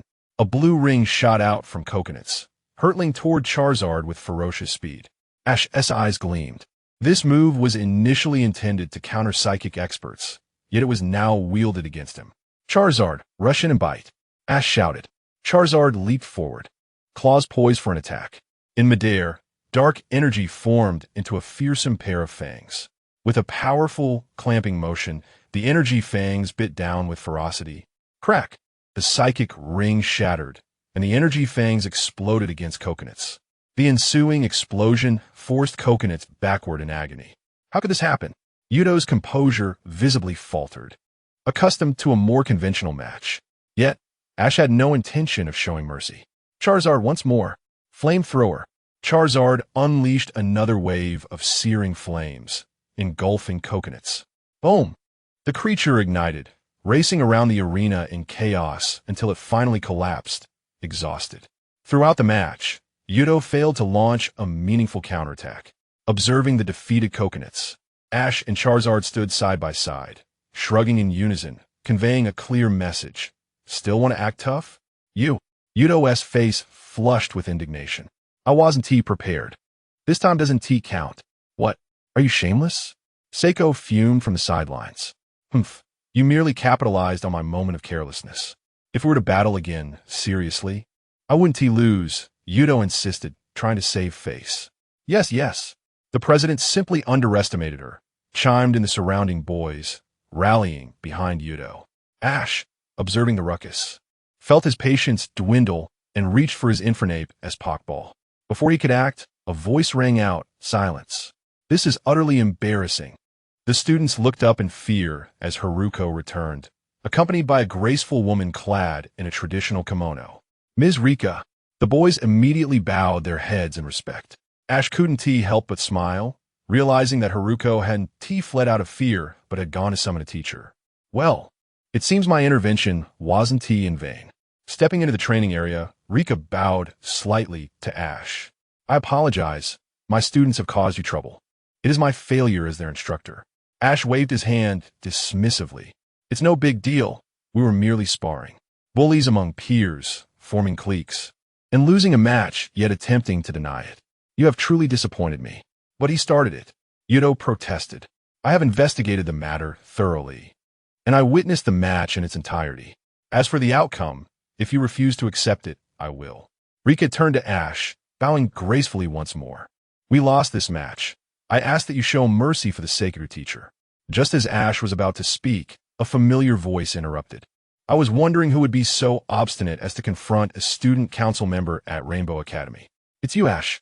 Zonzi, Ash and Seiko exclaimed in surprise. Zonzi approached Ash, saying, I'm here conducting research, and Ms. Rika has been quite helpful. So I ask you to refrain from retaliating. Ash glanced at the flustered Yudo and softly said, From now on, do not look down on anyone, be they from the academy or travelers. Trainers should let their strength speak for them. Do you understand? Yudo's face turned crimson as she nodded meekly, her voice barely audible. I understand. Satisfied with her response, Ash smiled and nodded. Good, let us consider this matter resolved. Thank you for your understanding. Rika also nodded appreciatively. Oh, by the way, I actually came to challenge the gym in Rainbow City, Ash added. Rika's interest peaked at his words. I have classes today, but I'm free tomorrow afternoon. You are welcome to challenge me at your convenience. All right, it's a promise. I will definitely come. Ash affirmed, sealing their agreement. Then, see you all tomorrow. With a gentle smile, Rika turned and departed. Meanwhile, Ash and his companions left Rainbow Academy together. I concur, Zonzi said with a playful shake of his head. Allow me to offer you a piece of advice. While hot pot is delightful, the treat is on me. Immediately, Ash and Seiko flanked Zonzi, exclaiming, Charge. Today, we shall devour Zonzi to the point of bankruptcy. Zonzi chuckled helplessly. There is no need to be so ruthless, ha ha ha. Chapter 53. Reunion with Cross. The trio reassembled, and Ash, along with his companions, indulged in a delightful hot pot feast. After savoring their meal, Ash guided his friends to the bustling shopping street to procure the renowned Stinky Flower No. 5 series of perfumes. He carefully selected gardenia and citrus scents for his mother and Aunt Sachi, while for Serena, he chose a new fragrance named Qinghuan. The subtle aroma left Ash feeling utterly content.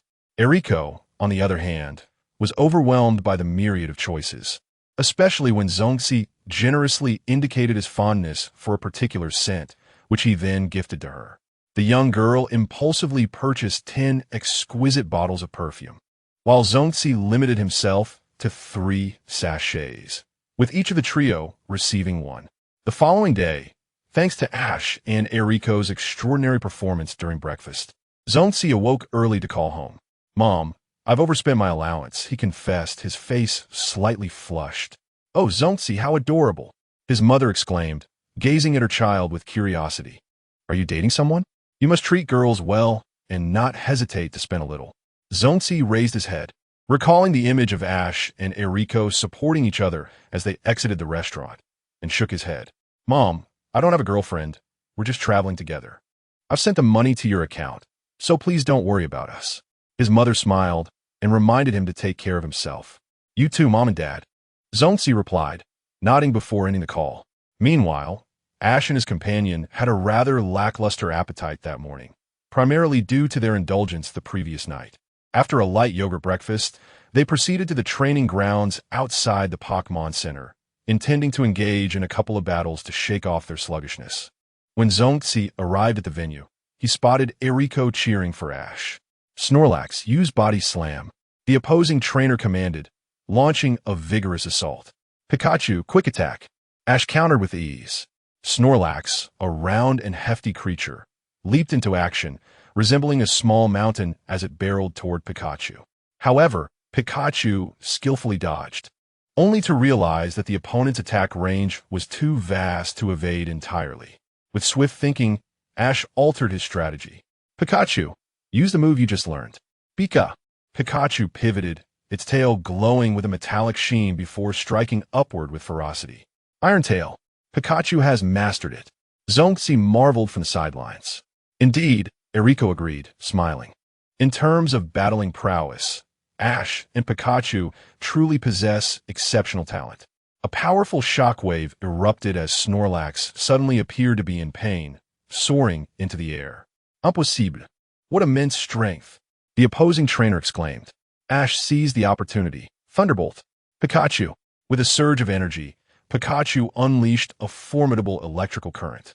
The dazzling lightning pursued the airborne Snorlax, culminating in a tremendous explosion. Hooray! Ash wins! Eriko and Zongzi cheered, clapping their hands in delight. With a triumphant spirit, Ash beckoned. Who else wishes to battle me? Eriko eagerly prepared to step up, but another voice interrupted. Let me have a go. A trainer with orange hair, standing upright like needles, emerged from the crowd. It's him, Cross. Eriko gasped. Is he the one who abandoned Charmeleon? Zongzi's expression turned serious. Cross, Ash said, lowering the brim of his cap, his tone icy. What, afraid to fight me? Cross taunted with a mocking grin. Ha! I'm merely concerned you wouldn't own up should you lose, Ash retorted disdainfully. You think you can defeat me? Cross calmly retrieved a Pokeball. You lack the capability. Let me show you how utterly mistaken you are. Unperturbed, Ash threw his Pokeball. Charizard, you're up. With a ferocious roar, Charizard faced Cross. Upon seeing Cross, Charizard froze momentarily, displaying a complex expression. Charizard, focus. Let's prove that he is wrong. You're not a weak Pokemon. Ash shouted passionately. Roar. Charizard flexed its arms, its eyes gleaming with determination. It was not trash. It was time to validate Ash's faith in it. Observing Charizard, Cross sneered. So, you ended up with that little Charmander after all, and it evolved into Charizard. However, I will show you that garbage remains garbage, regardless of evolution. With a snap, Cross released a formidable red and black-striped beast before Ash. Now, let me show you what a truly powerful Fire-type Pokemon looks like. This is bad, Zongzi worriedly commented from the sidelines. In terms of levels, there's no doubt that Blaziken has the upper hand. As the match commenced, Cross beckoned Ash with a gesture. Go ahead, make your move first. Then I shall not hold back, Ash declared, his gaze sharp with determination. You genuinely believe I am a novice? It's merely a matter of the weak overcoming the strong. I am well versed in that. Charizard used Smokescreen. With a mighty roar, Charizard unleashed a cloud of dense smoke, obscuring itself from view. Cross remained unfazed, crossing his arms. Blaziken, wait for him to make a move. Blaziken stood confidently, hands on hips, exuding an air of arrogance. A swirling gust of wind spiraled through the smoke, leaving the spectators puzzled. Suddenly, Cross's expression shifted. Dragon Dance? Ash smirked. If you have the guts, stand still and wait until I reach the 5th level of Dragon Dance. I'll crush you. You little brat, you're playing dirty. Cross seethed in anger. Who would have thought that the smokescreen was not for a surprise attack, but rather a means to conceal and enhance? Ash provocatively called out. What are you going to do about it if I play dirty? Blaziken, use Blaze Kick. Cross commanded fiercely. Oh, the act failed. He is getting anxious. Eriko taunted gleefully from the sidelines. With a sudden twist, Blaziken launched itself into a swirling black tornado, charging into the smoke. However, Charizard, having completed 2 rounds of Dragon Dance, was faster. With a thunderous boom, Charizard leaped from the smoke, raising its arm. Ash beamed with confidence. Master Sand's secret technique. Split the roof. Everyone laughed at Master Sand's notorious reputation for his verbal prowess. Yet he truly possessed the skills to guide. The training value of Fighting Master was undeniably on the rise. A surge of energy transformed into a white lightning bolt, coursing through Charizard's arm as it roared and struck down toward Blaziken. The ground trembled as Charizard's elbow slammed into Blaziken, sending it crashing to the ground. A deep fissure split the earth, its power terrifying. Chapter 54. Yet you are the most resilient. The blazing, roaring flame tiger shook its head, struggling to rise. The fighting-type move, Split Tile, was exceptionally effective against it, especially considering it was unleashed after the Fire Dragon had executed 2 consecutive Dragon Dances. You don't really think this guarantees your victory, do you? Cross glared maliciously at the Fire Dragon, taunting, you should reflect on why you were abandoned. Roaring Flame Tiger, unleash your flamethrower. With a sudden surge, the roaring flame tiger lifted its upper body, and a torrent of searing flames erupted from the belt around its navel. The immense column of fire engulfed everything in its path, surging towards the Fire Dragon. They all claim you are unworthy. They all look down upon you. Yet you are undeniably the most resilient. The fire dragon nodded, facing the oncoming inferno, and spread its arms wide. Boom! The roaring flame tiger, fueled by fierce flames, unleashed a jet of fire that was incomparable in both temperature and power. Hissed the fire dragon, enveloped in flames, exuded wisps of black smoke. Its golden eyes remained bright and defiant. Thud! As the flames extinguished, the fire dragon, marked with charred scars, knelt on one knee. Ha ha ha! Is that all you've got? Do you still expect me to regret my decision? I assure you, I will never regret abandoning you. Cross shouted maniacally, causing the onlookers to frown in disapproval. This guy, Seiko, filled with rage, was about to leap into the arena to strike him, but was held back by Zongzi. What are you doing? Let me hit him a couple of times. Seiko flailed her arms in frustration, throwing imaginary punches across. Don't be hasty. Ash hasn't lost yet.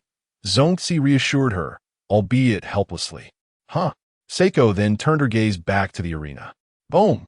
The sound of flames igniting filled the air as crimson flames erupted from the tip of the fire dragon's tail, gradually spreading outward. A magma-like glow surrounded the fire dragon, which, with a powerful thrust of its arms, emanated an aura as explosive as a volcanic eruption. Ash clenched his right fist and looked up resolutely. Now, it's your turn to witness our inferno. Fire dragon, unleash your flamethrower. Roaring flame tiger, let us also unleash our flamethrower. Cross, undeterred, faced the challenge head-on. Uru. The roar resonated with the might of a fire-breathing dragon as the fire dragon leaned back and unleashed a pillar of golden flames. Roar. The roaring flame tiger, unwilling to concede, planted its hands on its hips, and from its belt erupted deep crimson flames. Boom! The two contrasting flames collided midair, creating a stalemate. Roaring flame tiger. Crush it! Cross bellowed madly. Roar! The roaring flame tiger gritted its teeth, intensifying the flames. However, Ash's command was the opposite. Fire dragon.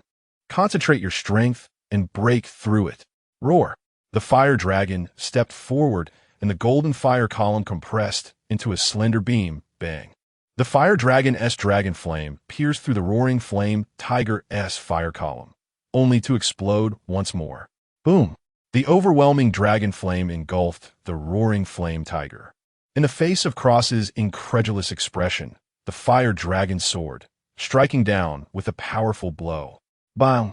The roaring flame tiger was hit squarely on the head, its eyes wide with shock as it fell backward. Impossible! Cross stared in disbelief at the Pokemon he had forsaken. Unfortunately, the fire dragon didn't spare him a glance, instead turning to Ash and celebrating with a fist bump. Ash raised his right index finger, pointing skyward. We have emerged victorious. Wow, Ash has won. The fire dragon is so cool. Seiko cheered loudly from the sidelines. Zongzi joined in, clapping and nodding. That fire dragon proved itself. It is no less worthy than any other Pokemon. He didn't merely underestimate the fire dragon. He was stubbornly convinced that only the Pokemon native to Alola could match their superiority. The next time we meet, I will demonstrate my flawless techniques to defeat you. Little did he know, the next encounter would see Ash as the one to be revered. Ash, splendid job. Individuals like him deserve to be dealt with. Seiko praised Ash as he descended from the arena.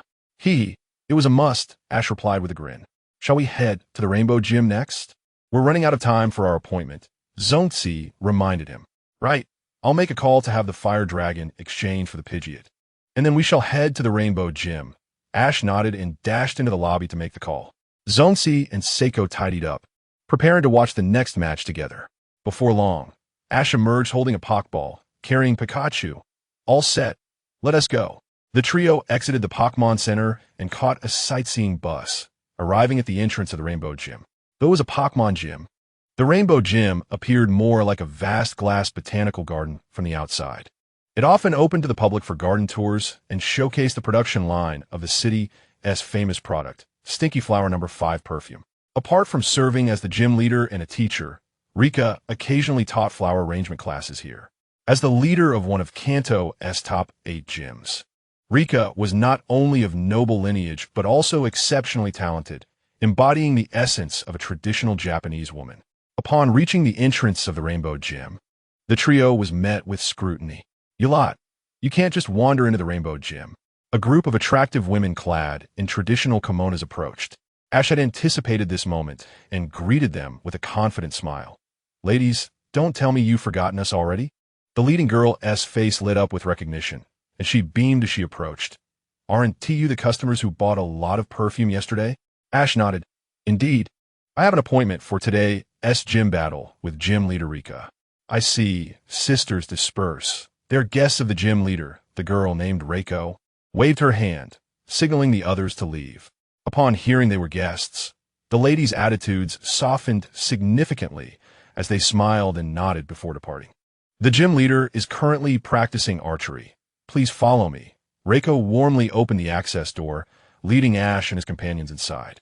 As they walked through the lush venue, Zongzi quietly asked Ash, "So, the perfume shop is run by the Rainbow Gym?" Ash shrugged. "What else would you think?" Zongzi silently gave a thumbs up. "You certainly know how to handle this."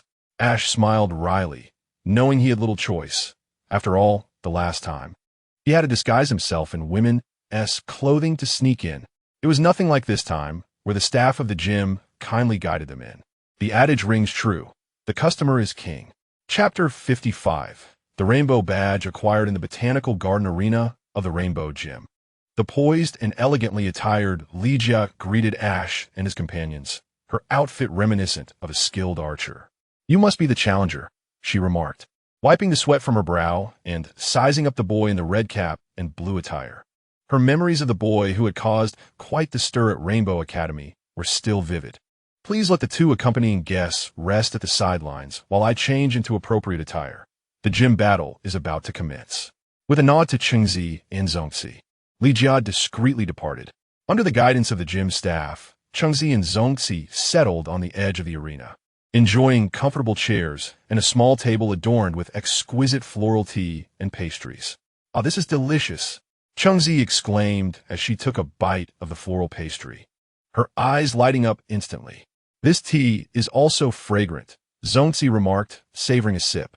"The hospitality of the Rainbow Gym is indeed remarkable." Ash, filled with a sense of injustice, swallowed a piece of cake in silence.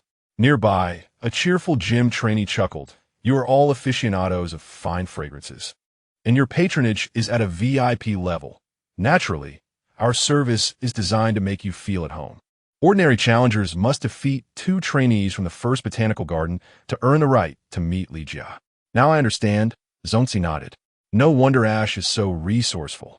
Not a single penny is wasted. It's all experience," Ash sighed, unable to argue. After a brief wait, Li Jia returned, adorned in a warm yellow kimono. Her traditional attire paired with a sunflower hairband, enhancing her natural grace and charm. "Is this the essence of a grass-type specialist?" Zongzi mused, pulling out a sketchbook. Chengzi shot him a sideways glance. "What exactly are you recording?"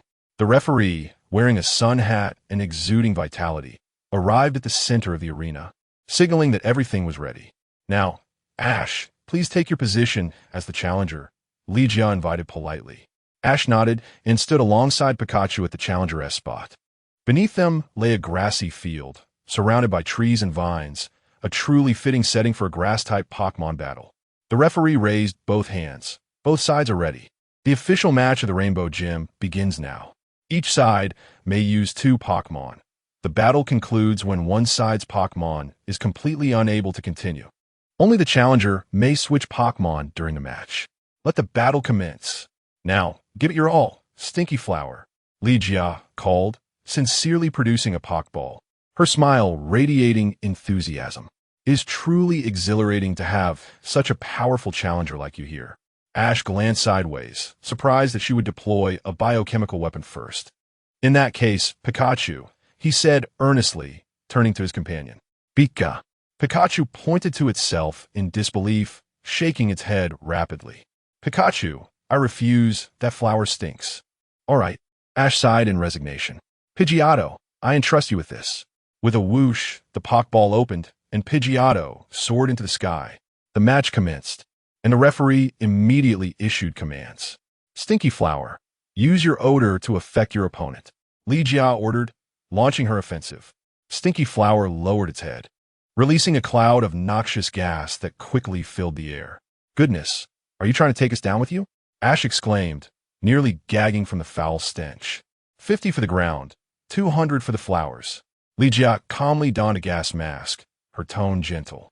"Wow, this lady is a bit ruthless," Chengzi couldn't help but comment. "This little bit of cunning is quite the charming contrast," Zhongzi added, nodding appreciatively. Fortunately, Ash was prepared. Pidgeotto, catch the wind. In the air, Pidgeotto flapped its wings, creating a tailwind that prevented the foul odor from reaching it.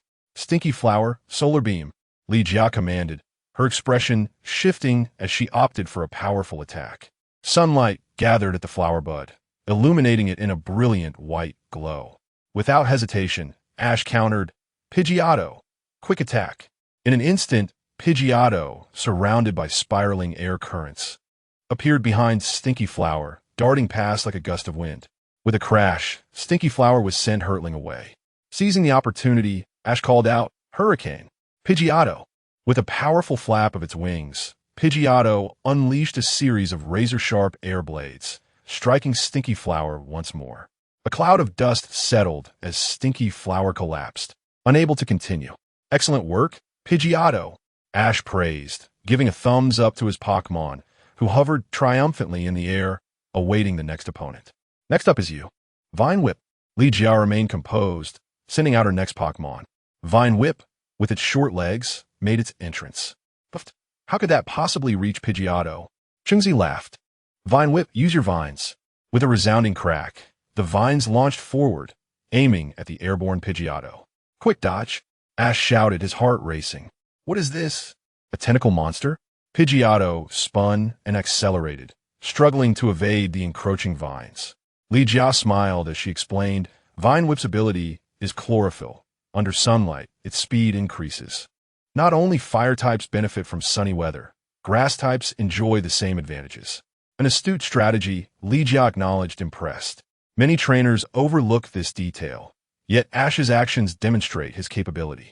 In a flash, Pidgeotto darted downward, leaving 2 trails of air currents in its wake. "Pidgeotto, go!" With a powerful dive, Pidgeotto broke through the vines, sending Vine Whip crashing to the ground, sliding several meters before finally succumbing. Li Jia smiled gently, nodding, though defeat may leave a bitter aftertaste. Witnessing the rise of a formidable trainer fills one with hope for the future. Should you find time, please do return to the Rainbow Gym. I would be eager to showcase my true prowess in a rematch. Chapter 56. The news of the fighting tournament. The story begins when Ash makes a phone call to Professor Oak in the morning and discovers that Green has been training at the laboratory recently. In order to enable Jengar to master Shadow Ball and allow Dratini to learn additional skills, Ash entrusts these 2 adorable Pokémon to Professor Oak. After all, with the combination of a nurturing spirit and Professor Oak's expertise, Ash can only imagine the strength of their guidance. In exchange, he receives Bulbasaur and Squirtle. Next, at the penultimate stop, the Red Lotus Gym requires Squirtle to take center stage, so Ash prioritizes Squirtle's training. "What is our next destination?" asked Seiko while watering her Beaudoo in the restaurant. Taking the map that Zhongzi handed him, Ash pointed to a town nestled in the mountains. "This is it, Aohong City." "Oh, the Ninja Gym. I'm quite fascinated by ninja culture," Zhongzi said with a smile. Starting from Rainbow City and passing through Black Cloud City, they would soon arrive at Aohong City. Ash traced a line on the map. "So today marks our last day in Rainbow City. Is there anywhere else you all wish to visit?" "Definitely the Beauty Street. I want to experience a massage," Seiko exclaimed excitedly. "Beauty Street is a place for Pokémon massages, right?" Ash remarked with a hint of exasperation. "That's true," Seiko pouted. "Then it's settled." Seiko jumped with glee. "I could learn a few techniques and take care of everyone's Pokémon." Zhongzi nodded. "Truly commendable for a future scholar." Ash praised Zhongzi's determination, urging him to maintain that spirit. With their plans set, the trio tidied up and left the Pokémon Center. As they strolled along the shopping street towards the northern district of Rainbow City, beauty salons adorned with signs and streamers came into view. "Wow, this whole street is lined with beauty salons?" Seiko gasped in astonishment. Indeed, most of the proprietors here are Pokémon breeders, and they are experts in enhancing the beauty of Pokémon, Zhongzi explained, glancing at a travel guide. So, which one should we choose? Seiko hesitated, feeling overwhelmed by the multitude of options. Zongzi turned directly to Ash. What do you think, Ash? As Ash surveyed the flamboyantly adorned Pokemon on the street, including a Blastoise dressed in a skirt, he couldn't help but shudder. I think we should just find the highest-rated massage parlor. If we get entangled with these beauty and hairdressing professionals, I can't guarantee I won't lose my temper, he said, his tone laced with irritation. Zongzi and Seiko exchanged nervous glances, realizing Ash seemed particularly averse to such ostentatious styles. Just as Ash was about to voice his displeasure, a voice chimed in beside them. Hee, young man, are you feeling uncomfortable? Would you like this Kadabra to teleport you to the Pokemon Center in the previous town? An elderly woman draped in a purple cloak, with wispy hair and a haggard appearance, cradled the Kadabra in her arms and smiled cryptically. Pika! Exclaimed Pikachu, lifting its head from Ash's shoulder, sniffing the air, and immediately transforming into a high-pitched squeak, its ears twitching with excitement. Big Sister Bylin, you truly love to perform. Ash sighed, hands on his hips. Even Pikachu could detect her perfume. Caught red-handed.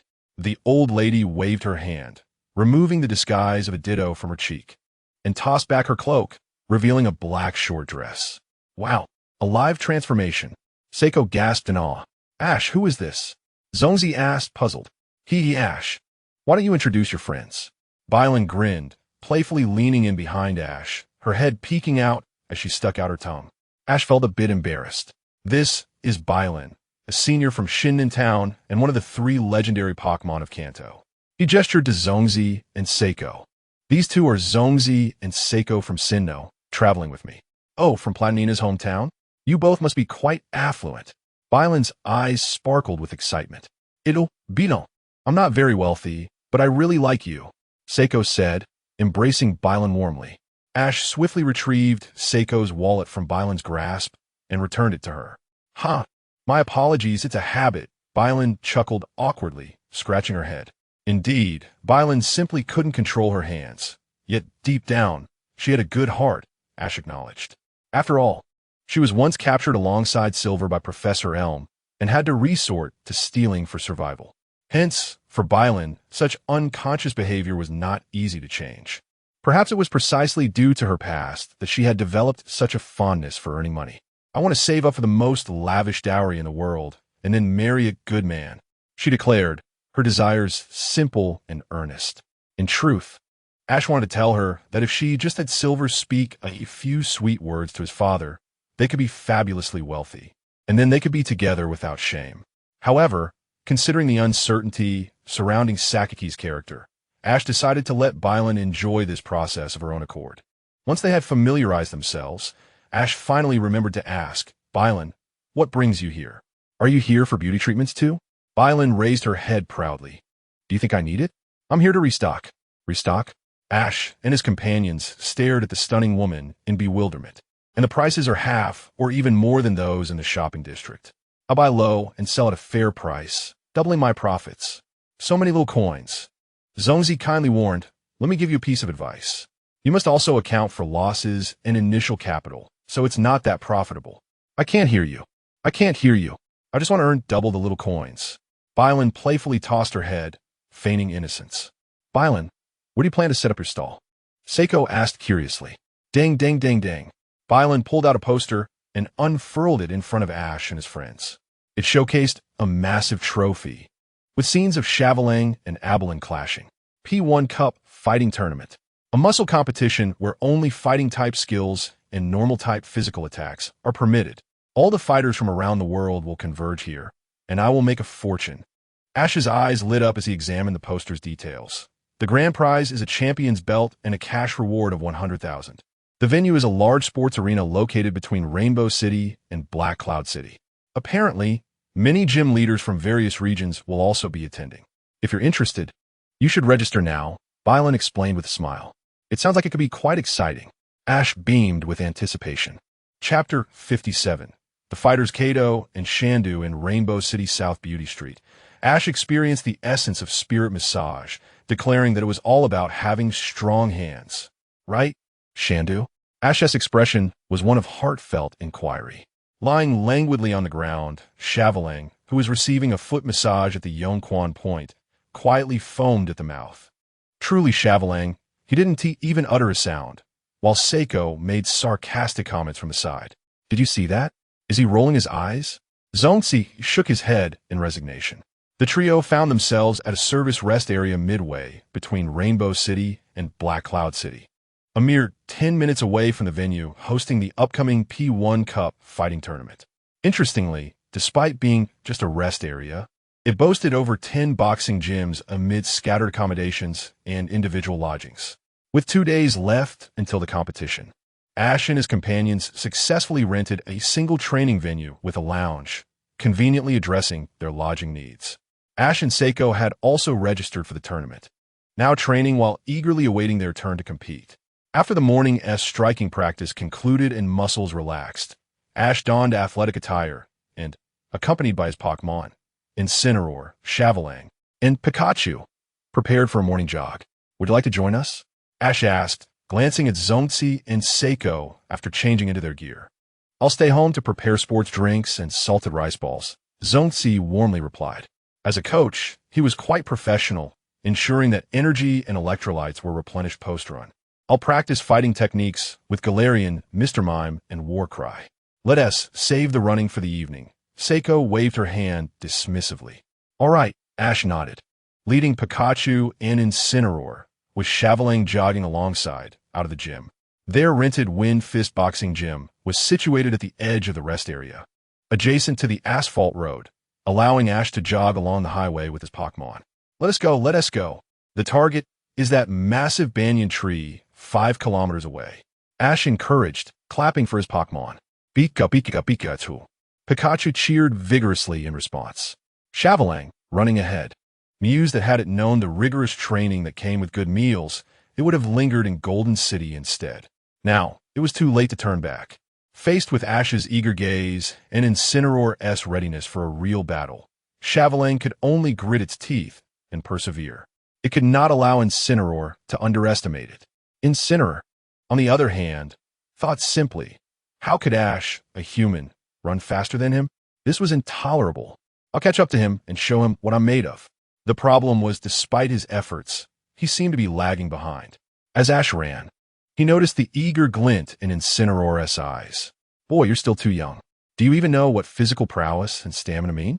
This P1 fighting tournament, sponsored by Silver Corporation, was the grandest event in the fighting world. In terms of scale and allure, it rivaled regional tournaments. Masters from around the globe, including rising fighters and veteran dojo owners, were set to participate. If it were unrestricted fighting, Ash would have no chance. However, the unique aspect of this tournament was that it prohibited the use of skills beyond physical strength. In other words, the competition would solely test Pokemon fighting techniques and physical power. If you were to discuss this with Ash, he would be wide awake. As the foremost physical powerhouse of Palatown, Ash held a certain confidence in matters of strength. Despite the insufficient preparation time, he had a secret weapon. Over the past few days, Incineroar and Chavalang had found themselves repeatedly shocked by Pikachu's sudden thunderbolt attacks. The effect of electric muscle conditioning was undeniable. The famed martial artist Bruce Lee employed similar training methods. Coupled with Ash's dedication to training, running 5 kilometers 3 times a day along with rigorous fighting practice and nightly massages, Chavalang and Incineroar's muscle definition had visibly sharpened. The banyan tree loomed ahead, and Ash raised his arms in triumph. Charge! Incineroar's veins bulged, Pikachu gritted its teeth, and Chavalang accelerated, even while exhaling. A cloud of dust billowed as they charged toward the banyan tree. Don't come near. Suddenly, a voice from the banyan tree caught Ash's attention. He skidded to a halt, and Chavalang, Pikachu, and Incineroar took a break on the spot. Looking up, Ash saw a middle-aged man with a square jaw, tearfully tying white silk to a tree branch, while a small Apom anxiously shouted from below. Nearby, a girl in a Galarian-style tracksuit with short gray hair was watching with interest.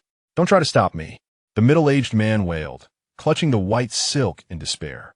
I, Shandu, sacrificed my family in pursuit of victory in the P1 Cup fighting tournament, and after years of hard work, I was easily knocked out by a little girl. I refuse to accept this bloody truth. Let me end it myself. Silently, Ash approached and offered a piece of chocolate from his pocket to the little Kato. Here, would you like some? Arigato. Kato hesitated, but ultimately succumbed to the allure of sweets, nodding as he accepted the treat. As they munched on chocolate, they naturally transitioned from strangers to acquaintances. What is up with that, Uncle? Ash inquired. I don't know, Kato replied, cheeks full of chocolate. I was jogging with Mac Hoke when he insisted on sparring with me. Then, my Mac Hoke knocked out his A-palm with a cross chop, and now he is crying. What does he want to do? Ash shrugged. Probably seeking sympathy? Maybe, Kato said, finishing the chocolate. I'm leaving. This is boring. However, Ash, intrigued, stopped Kato. Since we've met, let us have a fight as a gesture of respect for fighters. Sure, but Mac Hoke is tired. Can I use other Pokemon? Kato asked cutely. No problem. Ash nodded, turning to the eager Incineroar. Incineroar, let us fight. Hey ha! Incineroar raised its fists, marching forward with a fierce demeanor. Galvantula go! Kato threw a Pokeball. With a thud, the Galvantula landed before Incineroar, its four limbs poised for battle, radiating an intimidating aura. Ash and Kato exchanged respectful bows, and the sparring match commenced. Meanwhile, Shandu, still suspended in the tree, cried out, Hey, you guys saved me. I'm about to hang myself. And you two are down there fighting without an ounce of sympathy? Ash rolled his eyes and raised an eyebrow at Pikachu, who flashed a mischievous grin, electricity crackling from its cheeks. With a thunderous clap, lightning struck the treetop, causing Shandu to leap down in a panic, clutching his chest. Whoa, that was close. Ash nodded at Kato. All set. Let us begin. Kato's expression turned serious as he produced a coin, tossing it into the air. In accordance with street rules, the match officially began as the coin landed. Chapter 58. The friends gather as the competition approaches on the vacant lot by the roadside. The octopus warrior suddenly unleashed its intricate web, firmly ensnaring the fiery simian behind it. The finesse of grappling techniques can be quite troublesome, Ash mused, a smile spreading across his face. If only I had the fiery simian back then, I wouldn't have been so disadvantaged. Fiery simian, unleash your wrath. With a fierce roar, veins bulging on its forehead, the fiery simian erupted with a tremendous force, breaking free from the octopus warrior's grasp. In a swift motion, it leapt upward, slamming the octopus warrior down towards the ground. Boom! A cloud of dust erupted as the octopus warrior's grip was shattered. What a reckless style of fighting. This fiery simian is quite volatile, observed Kato calmly. The octopus warrior is relying on brute strength. The octopus warrior's robust tentacles flexed with muscular might, launching a ferocious assault toward the fiery simian. The opponent's attack was powerful and swift, almost instantaneously gaining the upper hand in proximity to the fiery simian's chest. Fiery simian, protect your head, Ash shouted. Hey ha! The fiery simian shielded both sides of its head with its fists, firmly rooted in a stable stance. Bang! Bang! The sound of fists meeting flesh reverberated, and the fiery simian gritted its teeth, enduring the onslaught. Young man, your commands are ineffective. Sometimes conceding is a virtue. Fondo interjected from the sidelines. Uncle, it's only natural for you to lose repeatedly, Ash retorted with a sidelong glance at Fondo, his gaze fixated on the two dueling figures. Ash was acutely aware of the octopus warrior's formidable prowess. If the fiery simian's combat strength was rated at 8,000, the octopus warrior was surely above 10,000. A prolonged battle was unfeasible, and gaining an advantage through technique was impossible. Thus, there remained but one strategy: to fight with reckless abandon. As fatigue set in, a surge of crimson energy enveloped the fiery simian, gradually boiling over. Octopus warrior, absorb the punch, Kato suddenly exclaimed, attempting to alter the offensive approach. With a powerful roar, the fiery simian surged upward, blood-colored energy coalescing around its right fist, delivering a fierce strike aimed squarely at its opponent's face. The octopus warrior, with its verdant swirling fist, collided directly with the fiery simian. Boom! A shock wave radiated from their clash, and the octopus warrior nearly crumbled under the impact. Kaboom! The fiery simian's charged punch sent the octopus warrior soaring, and it leapt after its adversary. Double the payback, Ash called out again. The fiery simian's right fist ignited with a blazing white energy, crashing down with an overwhelming force. The essence of its approach was clear. No blow should be wasted.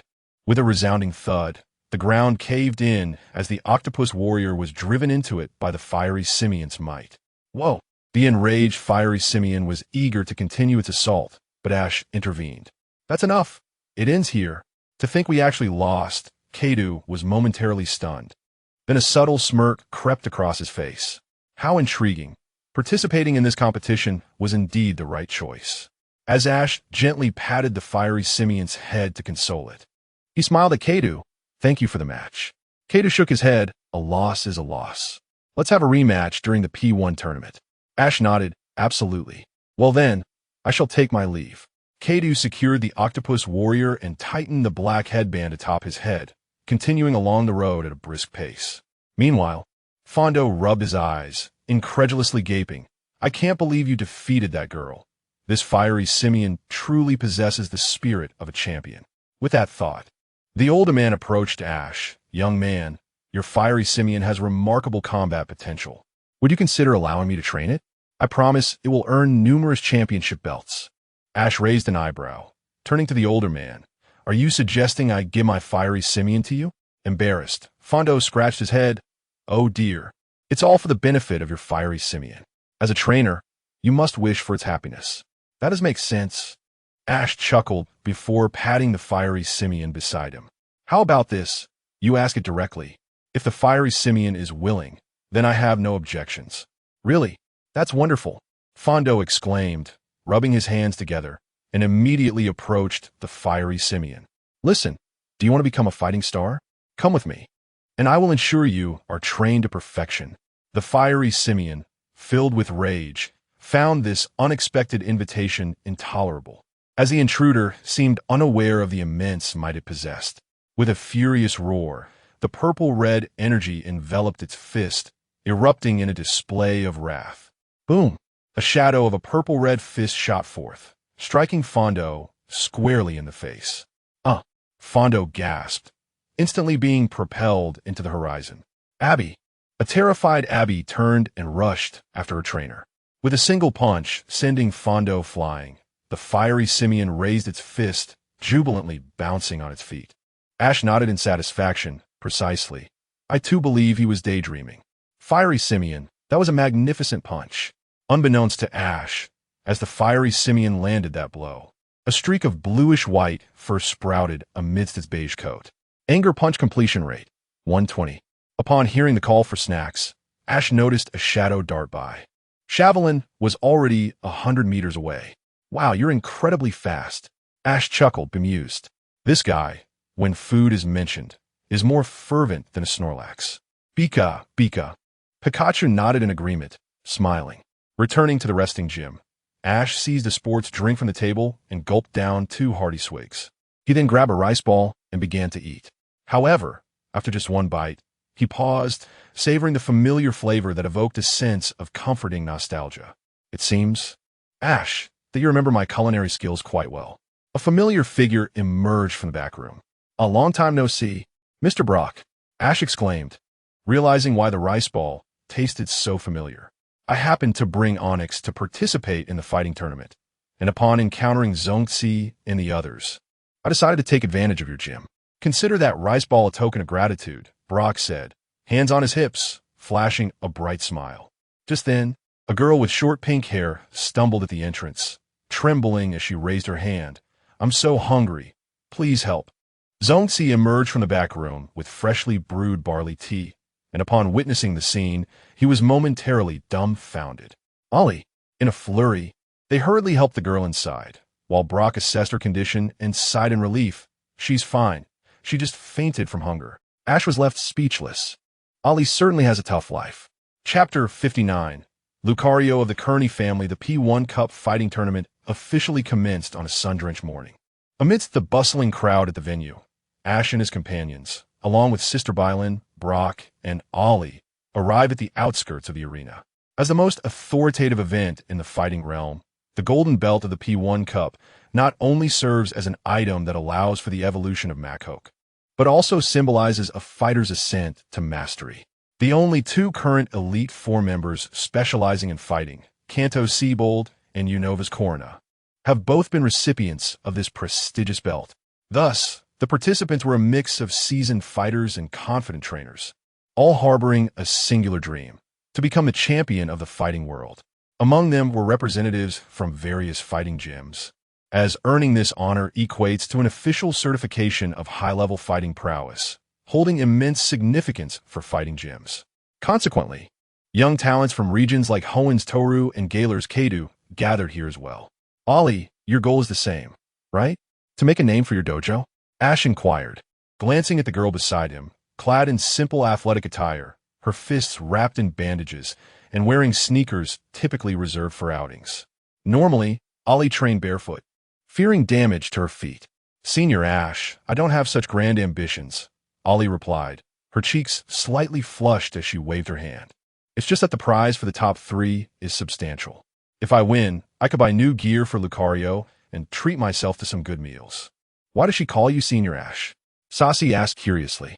Sassy smiled and explained, because of Ash's unique bond with Aura.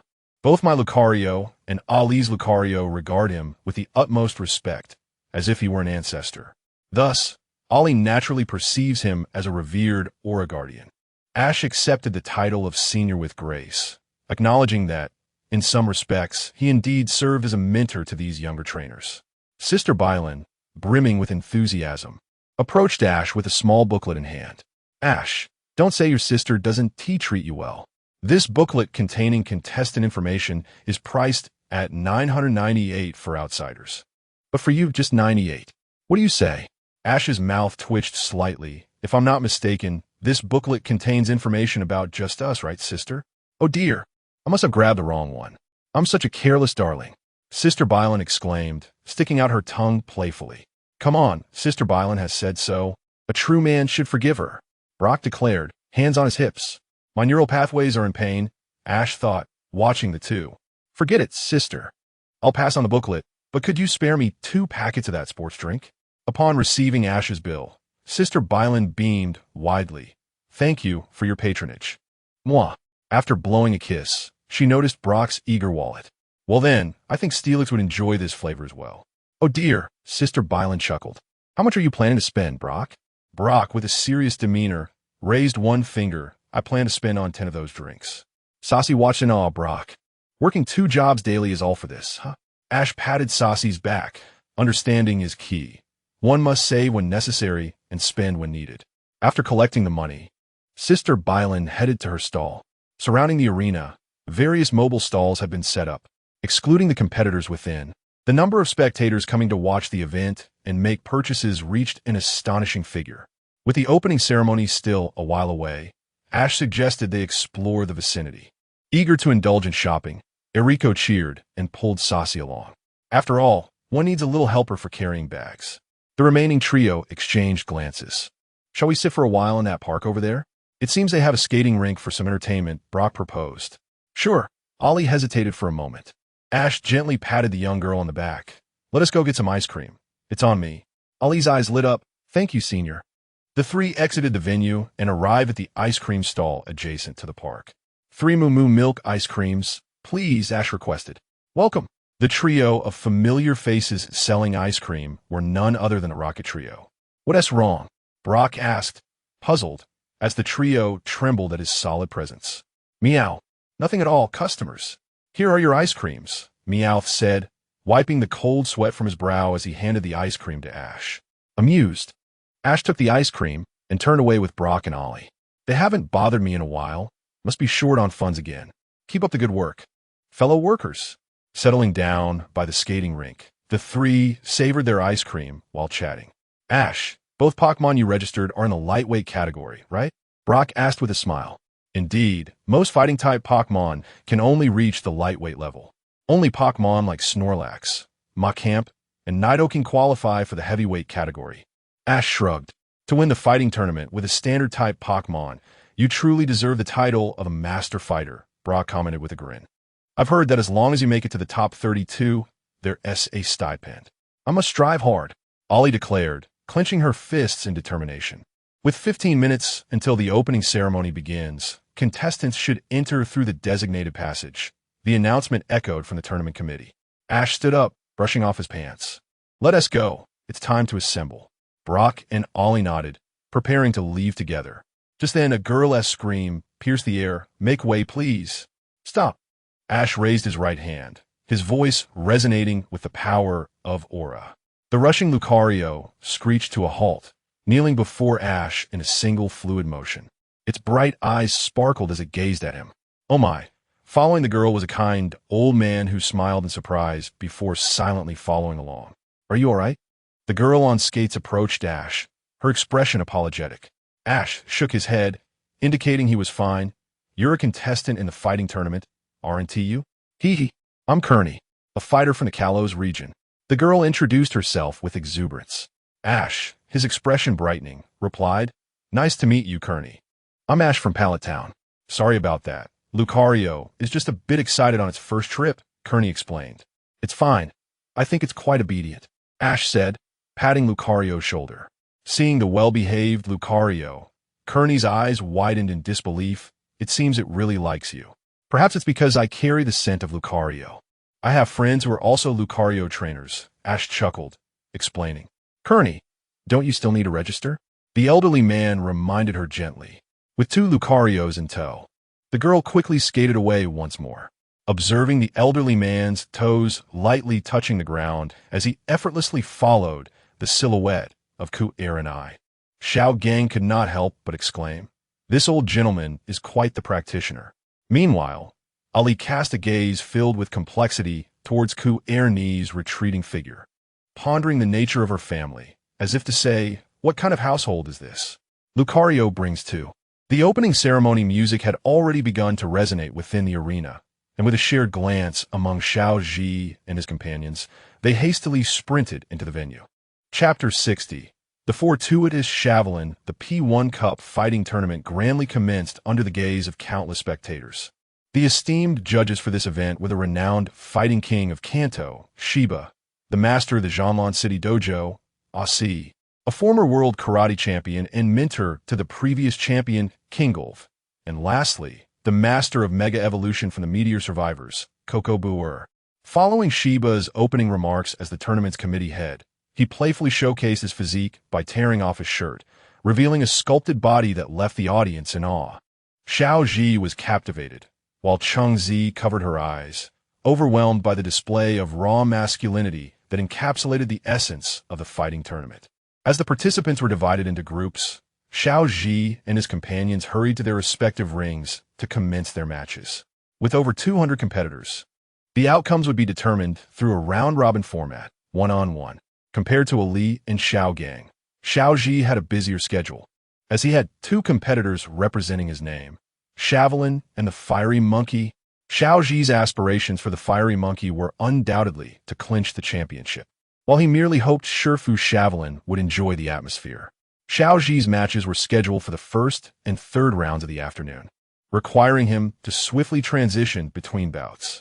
Zhong Xiai was a steadfast companion, providing unwavering support throughout Xiao Ji's participation. According to tournament rules, both trainers and Pokemon needed to be present in the boxing ring simultaneously, though trainers were prohibited from attacking one another. This slightly dampened Xiao Ji's spirits, as he believed that under unrestricted conditions, he could easily propel the Fiery Monkey into the finals. The first match saw Xiao Ji face off against brother A-Sam from Fengyuan. His opponent's Pokemon was a rather ethereal Charm, which hovered in the air, casting a condescending look at the Fiery Monkey. Infuriated, the Fiery Monkey retaliated with a powerful leap, seizing its opponent's leg and spinning it around before launching it out of the ring. With the Fiery Monkey crowned victor, the referee raised its hand in triumph, and the monkey's snout emitted 2 puffs of smoke, exuding an air of arrogance. Xiaoji chuckled silently, realizing the monkey's flamboyant nature, which suggested it thrived in grand spectacles. This brought to mind thoughts of future wrestling champions. In the audience, Ali watched in astonishment. Incredible! Is this the strength of Senior Xiao Ji? Meanwhile, Lucario nodded in silent admiration, affirming that it was indeed a worthy Pokemon of the brave master. From the judge's seat, Coco Buer scrutinized Xiao Ji, noting the absence of any signs of aura manipulation. Yet he was undoubtedly an emissary of the aura, as only the purest aura would catch Lucario's attention. Asi, feeling the weight of King Gul's words, mused that Xiao Ji would likely claim victory. "Why do you hold such high hopes for him?" Asi inquired. "Because he is favored by Qi Hong," King Gul succinctly replied. Shiba, standing beside Asi, nodded in agreement. Though he may not yet be at a high level, his agility and skill promise a bright future. Following the first match, Xiao Ji had little time to rest, offering the fiery monkey a functional drink before hastily making his way to the next ring. Shavelin's opponent was a small, yet menacing boy. However, upon entering the arena, the boy withdrew from the competition due to an upset stomach, allowing Shavelin to advance without struggle. The exhilarating preliminary rounds concluded before 8 o'clock that evening, with Xiao Ji, Ali, Kaido, and Ku Er and I advancing to the top 64 without question. Surprisingly, Xiao Gang was eliminated in the preliminaries by a female fighter from the Unova region, who had a striking appearance in a high-slit Qipao. A swift kick from her sent Xiao Gang bleeding from the nose, rendering him incapable of continuing. Cheng Zi, unfamiliar with the fighting realm, faced off against Fujiki and was thoroughly dominated, unable to mount any resistance. Fortunately, she participated without expectation of victory, so her loss bore no regret. The most noteworthy achievement was Xiao Ji securing 2 spots in the top 64, with both Shavelin and the Fiery Monkey advancing. Though the Fiery Monkey fought valiantly, while Shavelin advanced without contest due to the uneven number of participants. As Zhong Ci remarked, Shavelin's luck in the tournament was beyond scientific explanation. It seemed he was graced with extraordinary fortune. Meanwhile, the Rocket team, eyeing the tournament's substantial prize, finally settled on a target. Lacking their own fighting Pokemon, they devised a plan to gather information and then seize a promising contender, aiming to impersonate them and claim the championship prize. As Xiao Ji and his companions exited the venue, they spotted the gray-haired girl cornered by 3 shadowy figures. "Hey, hand over your Machoke," the trio threatened, their fists clenched and mischievous grins plastered on their faces. Xiao Ji exclaimed in disbelief. Are they really brave enough to provoke a humanoid Machoke? Before Zhong Ci could comprehend the situation, Kaido's voice rang out coldly. "So you're the bad guys? In that case, there's no need for courtesy." With a swift elbow strike, she sent one of the trio flying, followed by a kick that sent another reeling. "Don't come any closer. I can be quite ferocious," Meowth threatened, raising its claws in a shaky display of bravado. Just as Kaido prepared to teach the trio a lesson, Xiao Ji descended dramatically. "Rocket team, prepare to face your reckoning." Pikachu leaped into action, unleashing a paralyzing thunderbolt that sent the trio soaring. "Remember this, you little brat," one of them shouted, filled with frustration. How infuriating to fail again. Watching the trio vanish like shooting stars, Xiao Ji smirked. "You should consider yourselves lucky. If Kaido had continued, it wouldn't have ended so lightly." With a smile, he added, "No need for thanks. It was merely a trivial matter." Recalling Asi's advice to cultivate friendships, Kaido hesitated before suggesting, "How about we share some cake?" Xiao Ji, momentarily taken aback, replied with a grin, "Then we shall join you." Chapter 61. Advancing to the top 16, the crisp autumn breeze cannot extinguish the fervor of combat. The P1 fighting tournament continues to blaze with excitement. Surrounding the main arena, the hustle of the crowd and the spirited calls of vendors create a lively atmosphere. The cheers from the arena soar to the heavens, resonating even in the outer grounds.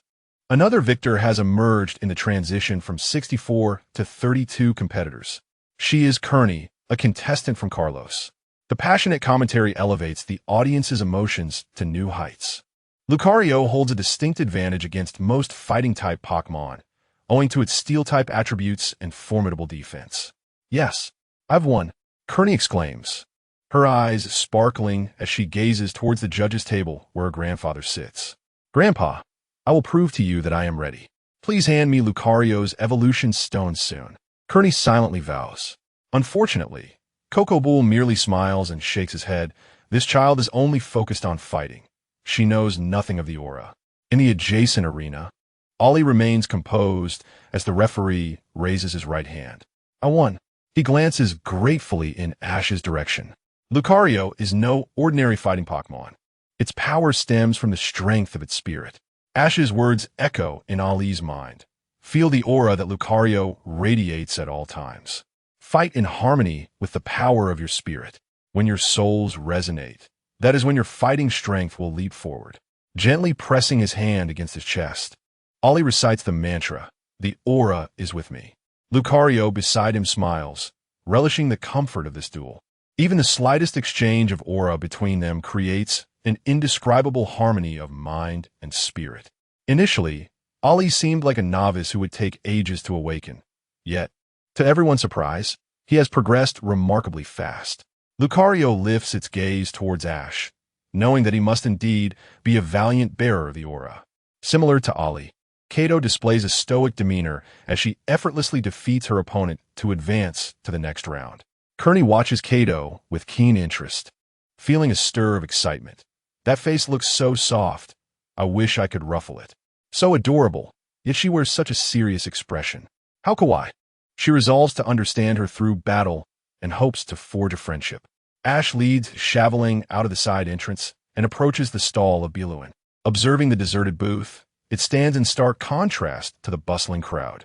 The commercial acumen of this beautiful girl is aptly described as far too optimistic for the likes of Team Rocket. Biluin, I'd like 2 packets of functional drink powder. Ash requests. Of course. Biluin cheerfully hands over the drink powder. How did you perform today? Shaveling advanced easily. Ash shrugs. His opponent tripped on stage, hitting his head and was rushed to the hospital. If I'm not mistaken, that penalty is called a decapitation, isn't it? Biluin jokes with a smile. Regardless, Shaveling has successfully made it into the top 32, to which Ash nods in agreement. Shaveling stands with arms crossed, exuding an air of superiority. What of luck? Luck is a form of strength. Curious, Ash inquires, Biluin, why is your stall so unpopular? Don't mention it, Biluin sighs. Eyeing a nearby stall where 2 peculiar characters accompanied by a Meowth are selling their wares with great success, drawing away her customers. Well, you can't say you didn't deserve that loss. Ash chuckles helplessly. It's fine. As long as you come by to buy something daily and I earn from selling information, I'll 1TB at a loss, Biluin retorts stubbornly. Here's the information about your next opponent. Don't say I don't treat you well. Biluin hands Ash a piece of paper. Ash instinctively accepts it. So, Fando is that shameless old man. Aberrang, overall strength rating. A. Not too shabby, Ash muses. What about Shavelang's rating? Biluin smiles, SR. Wow. Ash glances at Shaveling. Old Shah, is that formidable? Shaveling turns its head. I advance to the top 32 without even battling. Can you comprehend my strength? Please, the next participants. Ash and Fando proceed to ring number 6. The venue's announcement rings out. Today, Seiko is out shopping, while Zongji serves as a temporary coach for Ollie. Thus, Ash boldly approaches the ring alone, facing the broad-chinned Fando and his Aberrang. Youth, a moment's negligence can lead to a lifetime of pain. Can your Shaveling defeat me? Fando raises his chin arrogantly. Is he asking you something? Ash looks at Master Shah beside him. Shaveling's eyes narrow. Who does he think he is? Even Master Shah has mountains to climb. Indeed, as fighting-type Pokemon of the same lineage, losing to anyone is unacceptable, especially to Aberrang. The 2 combatants take their stances, while the audience fervently discusses the potential outcome. Aberrang is an experienced veteran, having participated in 4 tournaments. This should be a sure win, one murmurs. I doubt it. Ash's Shaveling has an SR rating. 1T, it easily overpower Fando. Another counters. Having not fought a serious match, who knows if it's just all talk? The match begins. The referee's hand slices down, and he swiftly retreats from the ring. Aberrang, unleash a barrage of punches. Fando commands, pressing forward. Aberrang. It charges at Shaveling with swift, powerful strikes. Thud. A solid kick from Shaveling sends Aberrang staggering backward in pain. Damn it. Aim for Aberrang's weak legs. Fando grits his teeth. Watch your footing and seize the chance to hit it with a 1,000,000-ton punch. Regaining composure, Aberang shifts its stance, darting left and right while closing in on Chavaling once more.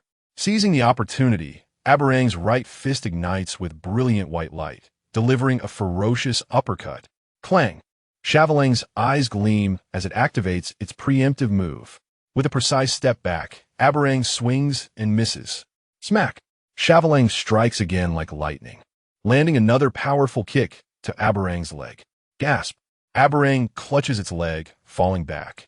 Kato remains expressionless, observing, simple yet effective. Ash truly knows how to fight. This technique swiftly dismantles the opponent's capacity to retaliate. It's evident that Aberang is struggling to stand. Despite Fando's relentless encouragement, Aberang, having sustained 2 hits to its right leg, can barely maintain its footing. Chavaling relentlessly follows up with a flurry of kicks, leaving it unable to evade. Ultimately, as the accumulated damage reaches its peak, a 1,000,000-ton kick from Chavaling sends Aberang crashing down. Cool, the referee declares, sealing Fando's fate. Thus, with Chavaling's remarkable performance, Ash joyfully advances to the top 16. Chapter 62, Master Sha's on-site dumpling making. In the round of 32, with no significant danger, Ash successfully advanced with 2 Pokemon.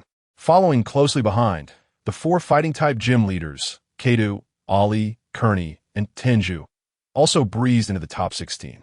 After reviewing the matchups, Ash couldn't help but express his disbelief.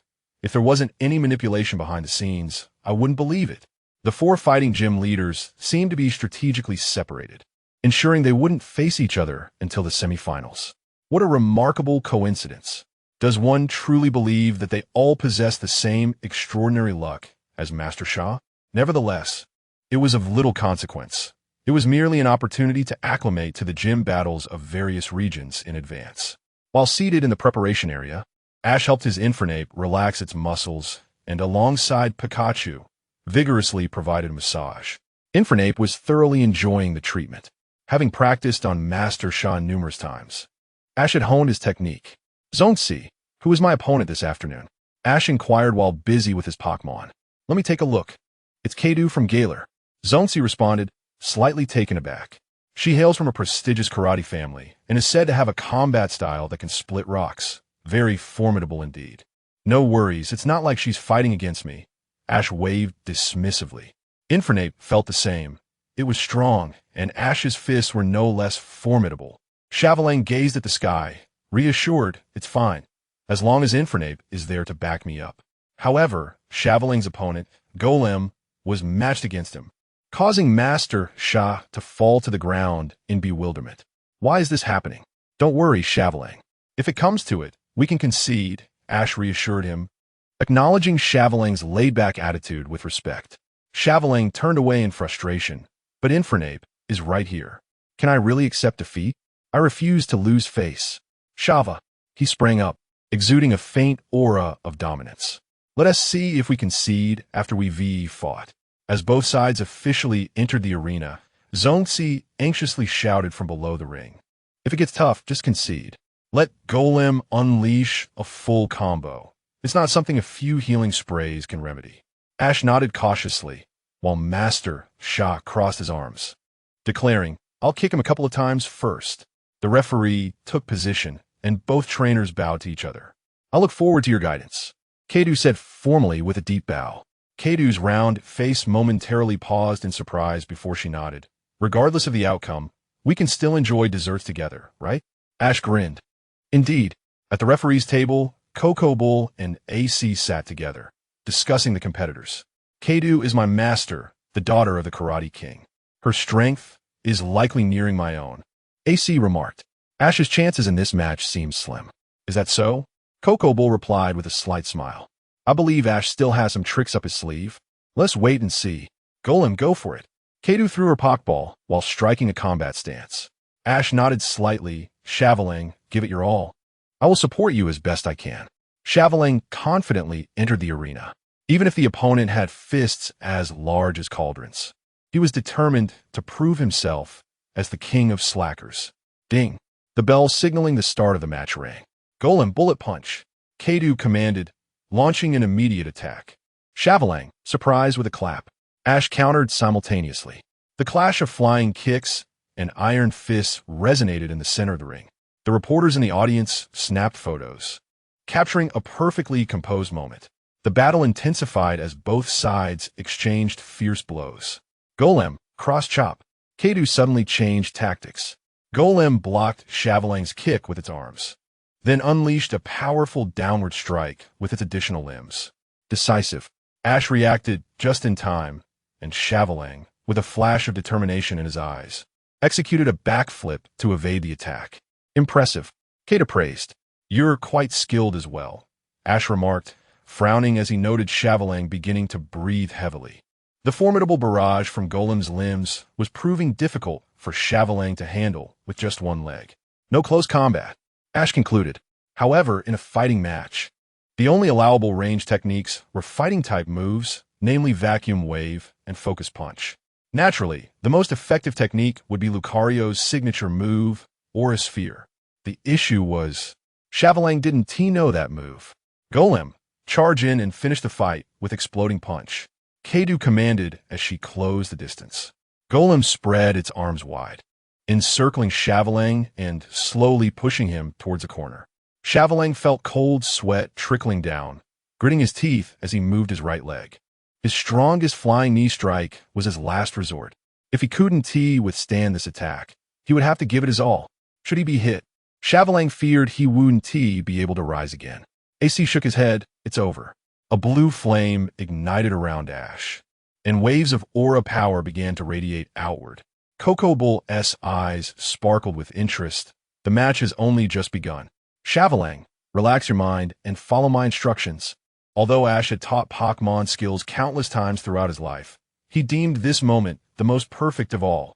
In the audience, Kearney's Pokeball suddenly activated, and her Lucario gazed intently at the ring. At the same time, Kearney's expression turned to one of astonishment. This is the aura power. It can't be mistaken. It's just like what my grandfather used. Chavalang felt a wave of clarity wash over him, and his eyes glowed blue. The aura within him began to flow in response to this newfound power.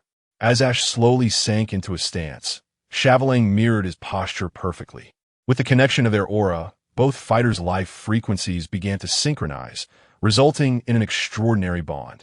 Feel the aura, gather it in your palms, vibrate inward, and strike outward. With a sharp sound of energy reverberating, Chavalang thrust his palm forward, unleashing a high-frequency blue energy sphere that spiraled outward. Golem, defend. Kadu suddenly snapped to attention. Golem quickly crossed its four arms defensively across its chest, but the next moment, bam! The spiraling aura sphere struck Golem's arms with tremendous force, sending it sliding uncontrollably backward. The swirling energy left dark marks on Golem's arms as it struggled to regain its footing. Only when the energy of the aura sphere finally dissipated did Golem manage to stabilize itself, its arms falling limply to its sides. Chavalang remained in the position from which he had launched the aura sphere, staring in disbelief at his hands. Did I do that? Kata's expression turned serious. I didn't expect to encounter an opponent who could utilize aura power. Now, I will unleash my full strength. Golem, charge in with consecutive rock smash punches. Kadu swung her fists, her eyes ablaze with determination. Golem lifted its remaining arms, unleashing a barrage of punches that rained down upon Chavalang like a storm. Chavalang leaped backward, creating distance, and then like a spring, he extended his legs and executed a spinning kick. Boom! Golem was struck on the head and toppled backward. Ash exhaled softly. If this were Golem 6 years later, it wouldn't have been so easy to take down. The referee approached the ring, counting down to 10. Golem could not rise. And ultimately, Master Shah advanced to the top 8. Is there a chance we could battle again? Kadu asked, her demeanor slightly reserved. Ash smiled and nodded, of course. Especially if you treat me to some little cakes. The colorful beans quivered slightly, and then the corners of their mouths subtly lifted in a gentle smile. No worries. Let's give our best in the upcoming competition. Chapter 63. The semifinals and an exceptional sparring partner, the P1 fighting tournament. The transition from 16 to 8 competitors was an exhilarating spectacle that kept the audience on the edge of their seats. The tension and intensity of the matchups were palpable, providing an exhilarating experience for the spectators. However, the real excitement began as the top 8 progressed to the semifinals. Remarkably, Ash found himself in a predicament where his own 2 top competitors, the fiery Monferno and the formidable Chavalong, were pitted against each other. In such a scenario, Master Shah, exhibiting remarkable sportsmanship, readily conceded defeat, allowing Monferno to pursue the championship title. With a firm pat on Monferno's shoulder, Chavalong imparted a heartfelt message. "Throughout my life, I have walked on thin ice. The next step is yours, my partner." In a moment of camaraderie, Monferno swiftly pinned Chavalong against the wall, quipping, "If you wanted to take a break, you could have just said so instead of creating such an emotional scene." Following a series of fierce battles, the final 4 contenders emerged: the vibrant Cucumber Kelnia, the unfortunate Ollie, the dashing Tenzu, and Ash himself. After the pairings were drawn, Ash discovered that he would face Tenzu, while Ollie would contend against Kelnia in a battle between their Lucarios. The semifinals and finals were scheduled 2 days apart, providing Ash and his companions with a brief respite of half a day. Bright and early, Ash and Zongzi ventured into the commercial district outside the venue. The breakfast options were diverse and, more importantly, economical. Ollie and Kelnia's duel was slated for the morning's A group, and today, Seiko joined Ollie as part of her support team, arriving at the venue early to cheer her on. Sharing a regional bond as fellow Sinnoh natives, Seiko and Zongzi felt a sense of empathy for Ollie, who was competing alone. Thus, they took turns accompanying the young girl throughout the tournament. With Seiko's turn coming up today, having indulged in 2 baskets of crab meat soup dumplings and a bowl of wontons, Ash felt satisfactorily full. Zongzi, munching on a fried dough stick, remarked in awe, "Sadao, if you entered an eating contest, you'd probably place quite high." Ash shrugged off the compliment. "Oh, I'm just being modest. You should really meet Miss Ami from Chengdu. She's the epitome of a delicate figure with a Snorlax's appetite." Zongzi broke into a cold sweat at the thought. Just then, a girl clad in a blue short-sleeve shirt paired with a red skirt and a white sun hat plopped down beside them, boldly snatching Zongzi's breakfast. "Mind if I join you?" she inquired. Zongzi's face flushed with embarrassment as he stammered, Please, go ahead." Sister Bailan happily dug into her meal, while Ash glanced toward a nearby stall. "Bailan, you're being rather frugal today, aren't you?" "Well, the medical supplies I prepared went unsold," Bailan lamented, taking a swig of milk. "I never expected the tournament would even set up a temporary Pokemon Center. What a blunder." With a light chuckle, Ash responded, "It seems this opportunity for a big profit has slipped away. By the way, where's that girl you were with?" Bailan asked. "Seiko is with Ollie today, helping her prepare in the contestant lounge," Zongzi explained. "Ah, so Ash, your match is this afternoon then?" Bailan inquired playfully. "Indeed, and I've arranged for a formidable sparring partner," Ash affirmed with a nod. At that moment, the arena erupted with cheers as the audience began to enter. Ash and Zongzi exchanged nods before bidding farewell to Bailan. "Make sure to visit again," Bailan reminded them. "Of course." Ash waved goodbye, carrying his packed sweet tofu and fried cakes as he departed the breakfast stall. Ladies and gentlemen, the first semifinal match of Group A, featuring Kelnia versus Ollie, is about to commence. The announcer's voice boomed, igniting excitement within the arena. Despite both being from esteemed fighting lineages, the circumstances surrounding Ollie and Kelnia were starkly different.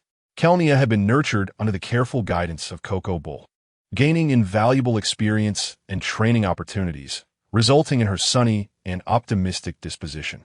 In contrast, Ollie had endured the absence of her parents, left to manage the dojo alone as a young girl, and her character, forged through hardship, was more resilient than anyone could imagine.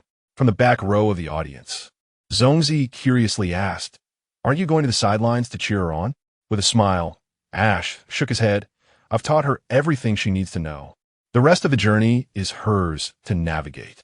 At the judges' table, Coco Bull scrutinized Ollie, unable to suppress a chuckle as he shook his head.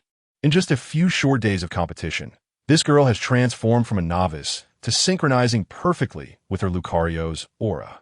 Clearly, she has received guidance from someone remarkable. Beside him, Shiba tilted his head in curiosity. "Is there a master we are unaware of?" This is quite intriguing. Lucario, go. Both competitors sent their Pokemon into battle. Vacuum Wave. Kelnia struck first, launching an attack. Ollie's eyes, previously closed, snapped open as a blue aura flickered. Focus Punch. Ollie commanded, her Lucario flowing seamlessly into action. With deft movements, Ollie's Lucario blocked Kelnia's attack while delivering a powerful counterstrike, sending Kelnia's Lucario staggering back several steps. Wave Bomb. Kelnia instinctively ordered. Her Lucario began to gather energy, hands poised at its waist. Bullet Punch. Ollie unleashed a rapid series of strikes, forcing Kelnia's Lucario to abandon its attack and raise its arms in defense. Vacuum Wave. One precise hit sent Ollie's offensive into a relentless barrage. Come on, Ollie. You can do it. Seiko cheered excitedly from the sidelines. In a moment of crisis, Kelnia's reflexes kicked in. Lucario. Kelnia's Pokemon executed a series of acrobatic maneuvers, narrowly evading the Vacuum Wave attack. As Kelnia sighed in relief, a flickering blue light sent chills down her spine. Wave Bomb. Ollie's hands thrust forward, and her Lucario unleashed a powerful blast, sending a spiraling wave of energy toward Kelnia's Pokemon. Boom! The swirling air struck Kelnia's Lucario with precision, sending it sliding uncontrollably until it halted at the edge of the ring. Kelnia was astounded, recognizing the sensation her grandfather had described as the resonance of the aura. She gazed across at the calm and composed girl before her, astonished that Ollie had already approached this elusive realm. Ollie, with unwavering determination, lifted her gaze. I won't let you down, Ash Senpai. Coco Bull, observing from the judge's seat, sighed with a wry smile. This girl has certainly earned her respect. It seems I should prepare a gift and have a conversation with that young man. Meanwhile, Ash and Zongzi exchanged greetings as they exited the arena early. With Ollie having secured her victory, it was time for Ash to focus on his own preparations. In the gym where Ash and his group were staying, a girl with gray, tousled hair sat cross-legged in quiet meditation alongside Hitmontop. Kadu, let us begin training after lunch, she instructed, her demeanor serious. Monferno was eager for action, ready to face its opponent. Hitmontop. Though Machoke was Kadu's main asset, Ash had specifically chosen Hitmontop as a sparring partner. The rationale was straightforward. Machoke favored a karate-like fighting style, while Hitmontop excelled in grappling techniques. Handing Hitmontop a can of homemade energy cubes, Ash earnestly requested, allow Monferno to experience firsthand the art of neutralizing an opponent's offensive capabilities. Hitmontop nodded in satisfaction, extending its flexible and powerful appendages toward Monferno. The fiery monkey massaged its shoulders and suddenly pounced. Hey, come on, brother! With a resounding slap, it was pinned to the ground by a powerful blow, leaving the fiery monkey feeling a surge of heat once more. Chapter 64. Defeating the Vines Tree and the Fiery Monkeys return in the afternoon of the semifinals. The B group showdown commenced punctually. On one side of the arena stood Ash, clad in athletic attire, while on the other was the bare-chested Vine Tree. This muscular figure, adorned with a bluefin hairstyle, was none other than Vine Tree, a surfer hailing from the Hoenn region and a protege of Asi. Asi had bestowed high praise upon this karate master, noting that his martial art style was unique and had evolved into a distinct path of its own. Observing the irritable fiery monkey across from him and the composed youth, Vine Tree couldn't help but smile. Ash's fiery monkey excelled in a frenzied, all-out fighting style, akin to a series of towering waves that ignited a desire for conquest. Come, let me see if I can ride this wave, Vine Tree said enthusiastically, raising his hands. Subordinate warrior, go. Fiery monkey, ready for battle, Ash replied, adjusting the brim of his cap, his tone steady. With a snort, Fiery Monkey charged onto the stage, having endured torment from the Octopus Master for quite some time. Now, it was time for the subordinate warrior to experience that feeling. Facing the formidable Fiery Monkey, the subordinate warrior swayed gently, his muscles relaxed. What an unusual stance for a challenger, Ash mused. Experience the skills honed amidst countless waves, Vine Tree beckoned to Ash. Ash smirked, aware that his opponent was a defensive counterfighter. He had no intention of falling into such a trap. Flex, Ash commanded calmly. With that, Fiery Monkey's muscles swelled, emanating a crimson glow. Let us see what you can do. Vine Tree grinned. Subordinate warrior unleashed the pressure. With a swift motion, the subordinate warrior dashed a few steps before leaping toward Fiery Monkey, resembling a tidal wave crashing down. Fiery Monkey, 1 million-ton punch. Ash countered head-on. Boom. Fiery Monkey struck fiercely, and the subordinate warrior twisted his body, skillfully dissipating the force upon landing. Concentrated strike. Vine Tree's voice echoed once more. As the subordinate warrior landed, his right fist ignited with a radiant white energy, crashing down toward Fiery Monkey. Excellent technique, exclaimed Sheba from the referee's table. However, the anticipated sound of fists meeting flesh did not come.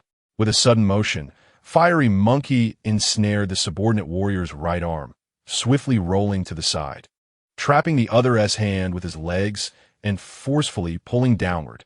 Thud! The subordinate warrior found himself immobilized, bewildered. Fiery Monkey wasted no time, twisting the captured arm with all his might. Impressive. That's a locking technique, Sheba exclaimed again, recognizing its effectiveness in judo and wrestling. Don't run away. Ash smiled at his opponent. If a battle of strength is easily exploited, then let us engage in a grappling match of true men. This is troublesome, Vine Tree frowned. Subordinate warrior, break free. The subordinate warrior struggled valiantly, yet Fiery Monkey's determination was unyielding. Asi observed closely, shaking his head in silence.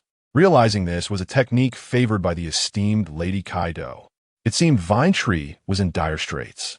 In the arena, the subordinate warrior's face reddened. With every moment of hesitation, Fiery Monkey threatened to break his arm. Helplessly, the subordinate warrior exerted all his strength, yet this only drained his stamina.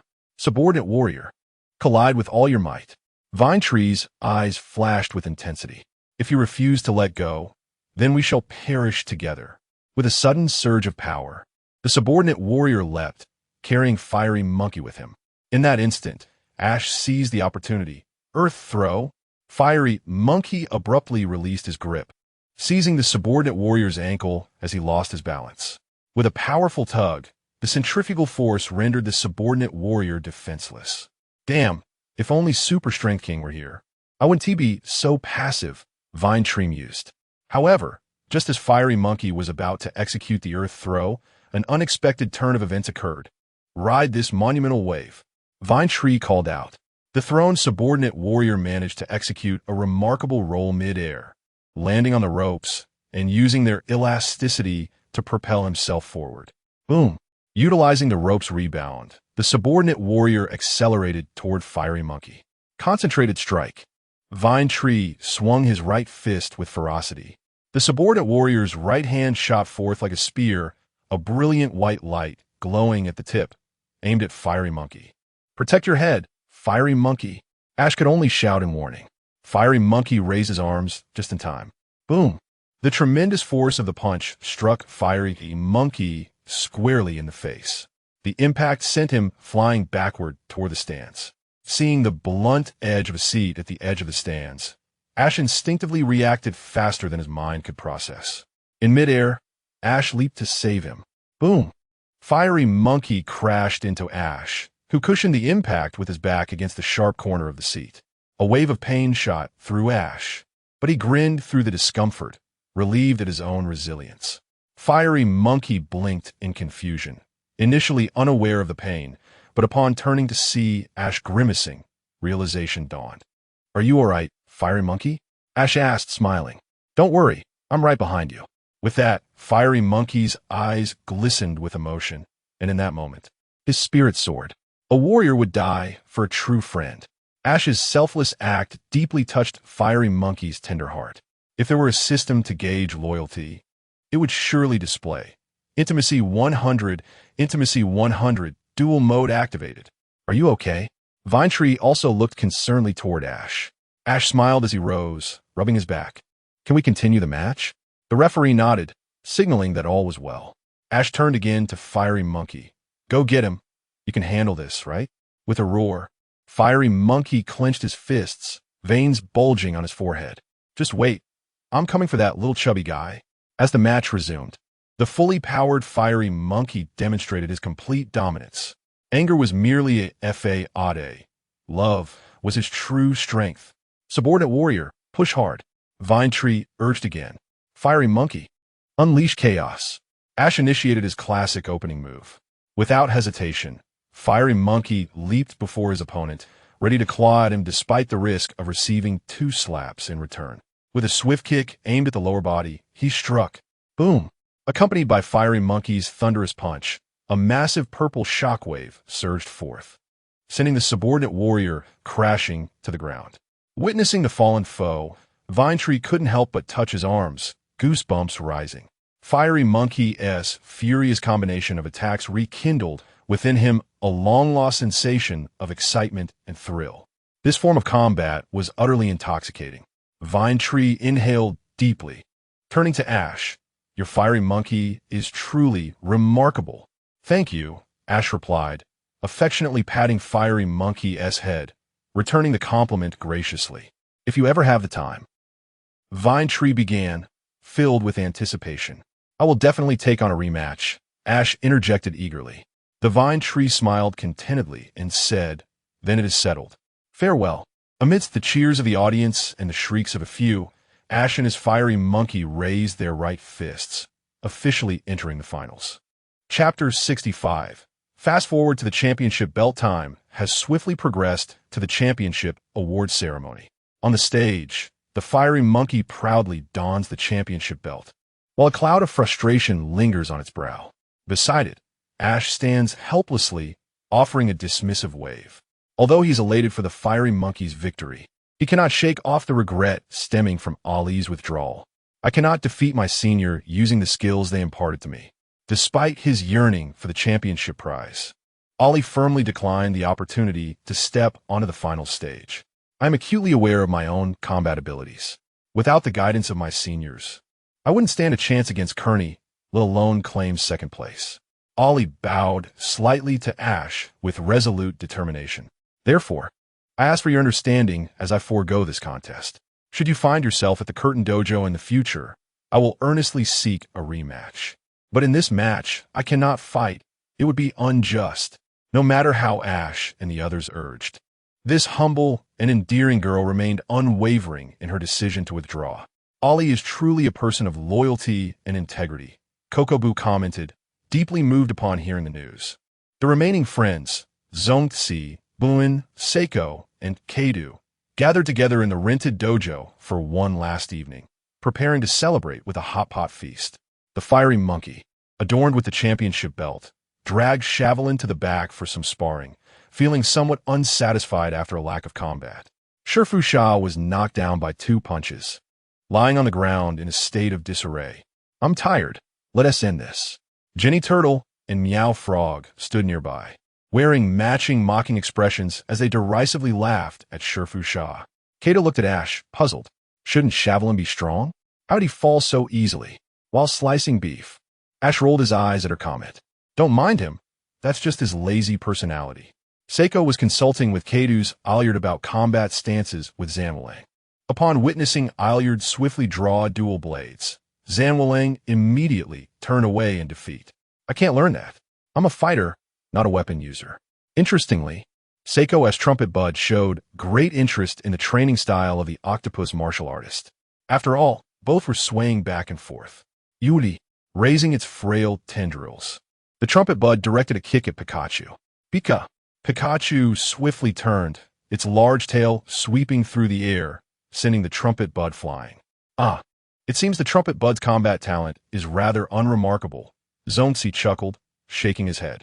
Ash set the frozen meatballs he purchased on the table, hands on his hips as he addressed the Trumpet Bud. Don't learn those useless things. Practice grass-type skills with Meow Frog instead. Julie, the Trumpet Bud, widened its eyes in terror, feeling overwhelmed by the pressure. Ash, please don't scare the Trumpet Bud, Seiko admonished disapprovingly. Ha ha ha, all right, it's almost time. Let us eat. Ash cheerfully beckoned everyone to take their seats. Typically, no one would come to mooch off a meal at such times. Ding dong. Ash's lips twitched.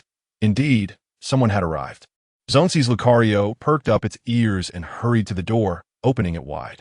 A young Lucario dashed into the gym, sliding towards Ash. Wait. Ash grabbed the Lucario's arm. Puzzled. Aren't you Kearney's blue little two? Lucario gleefully looked up at him. Ash, please allow me to accompany you. Huh? Ash was taken aback. Ahem, how fragrant. Old man and Kearney, please join us.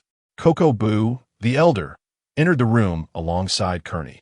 Kato-chan, upon spotting Kado, Kearney immediately leaped forward for a bear hug. Kado's pupils dilated, and her cheeks flushed as she was embraced. Strange, my defense mechanism didn't deactivate? Could you let go of me? Kato softly requested. Yada, Kato-chan is so cute. Kearney, akin to a fervent cat lover, was utterly enamored with Kado. Please have a seat, old man, if you don't mind. Let us share meal. Ash invited Coco-Boo to the main seat and set out bowls and chopsticks for both him and Kearney. Oh dear, the old man is being too polite, Coco-Boo smiled, nodding. On the other side, Kearney happily sat next to Kado, with one being aloof and the other exuberant. They were bound to become excellent friends. Mr. Coco-Boo, what brings you here this time? Zongzi inquired curiously. Let us eat first, then we can talk, Coco-Boo replied, leisurely shaking his head. Zongzi had no choice but to suppress his curiosity. The hot pot simmered with fresh ingredients, enticing everyone's appetite.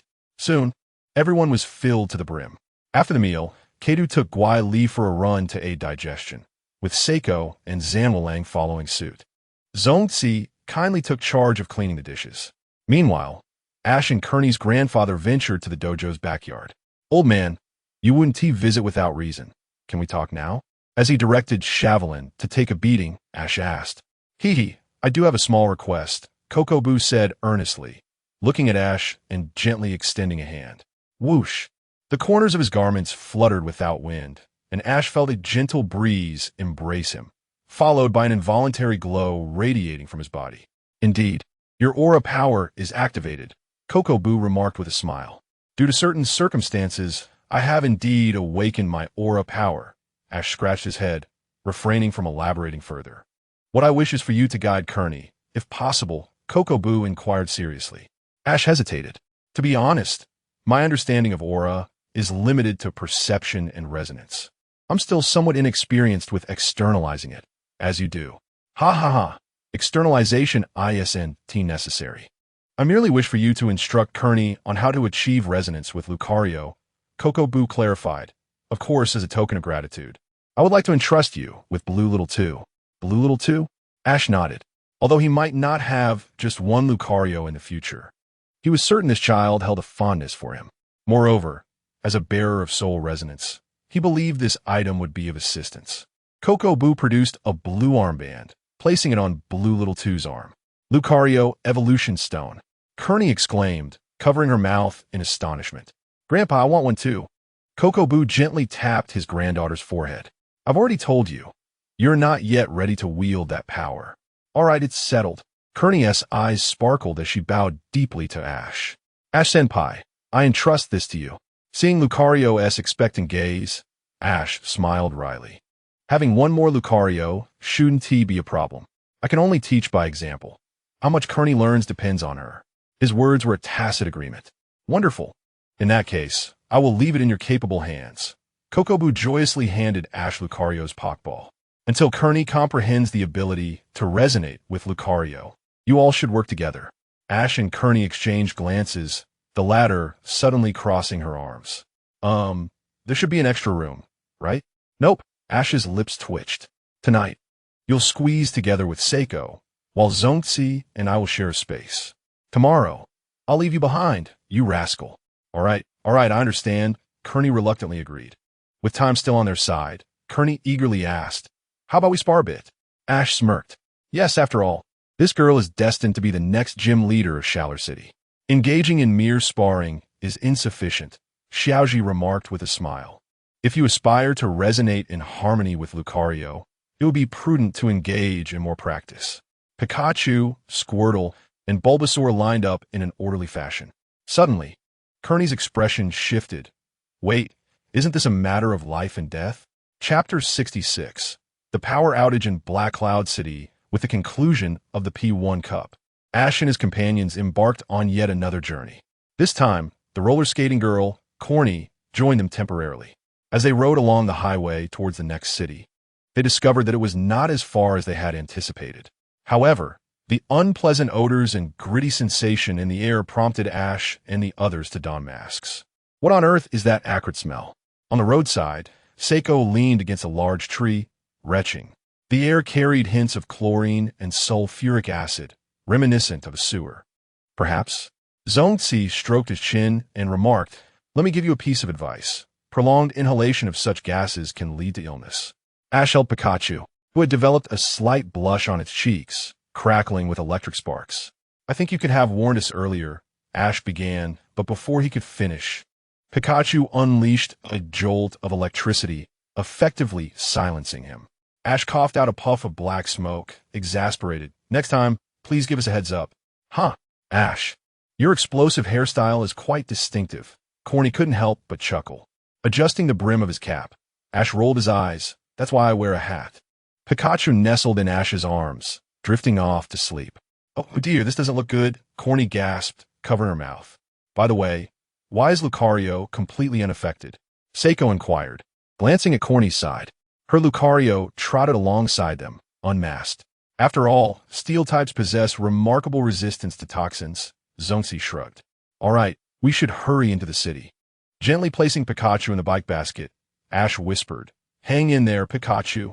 We'll take you to the Pokemon Center right away." Pikachu sleepily nodded. "Let's go. I'll lead the way," Corny exclaimed, gliding swiftly ahead. "That direction is the opposite way," Seiko shouted in surprise. "Let us go," Ash sighed, realizing he had no grounds to criticize her sense of direction. The four sped along towards the city, where billowing black smoke awaited. Soon, they passed through the city's police booth, successfully entering the realm of Black Cloud City. "Goodness, everything is shrouded in darkness," Seiko remarked, unable to restrain herself.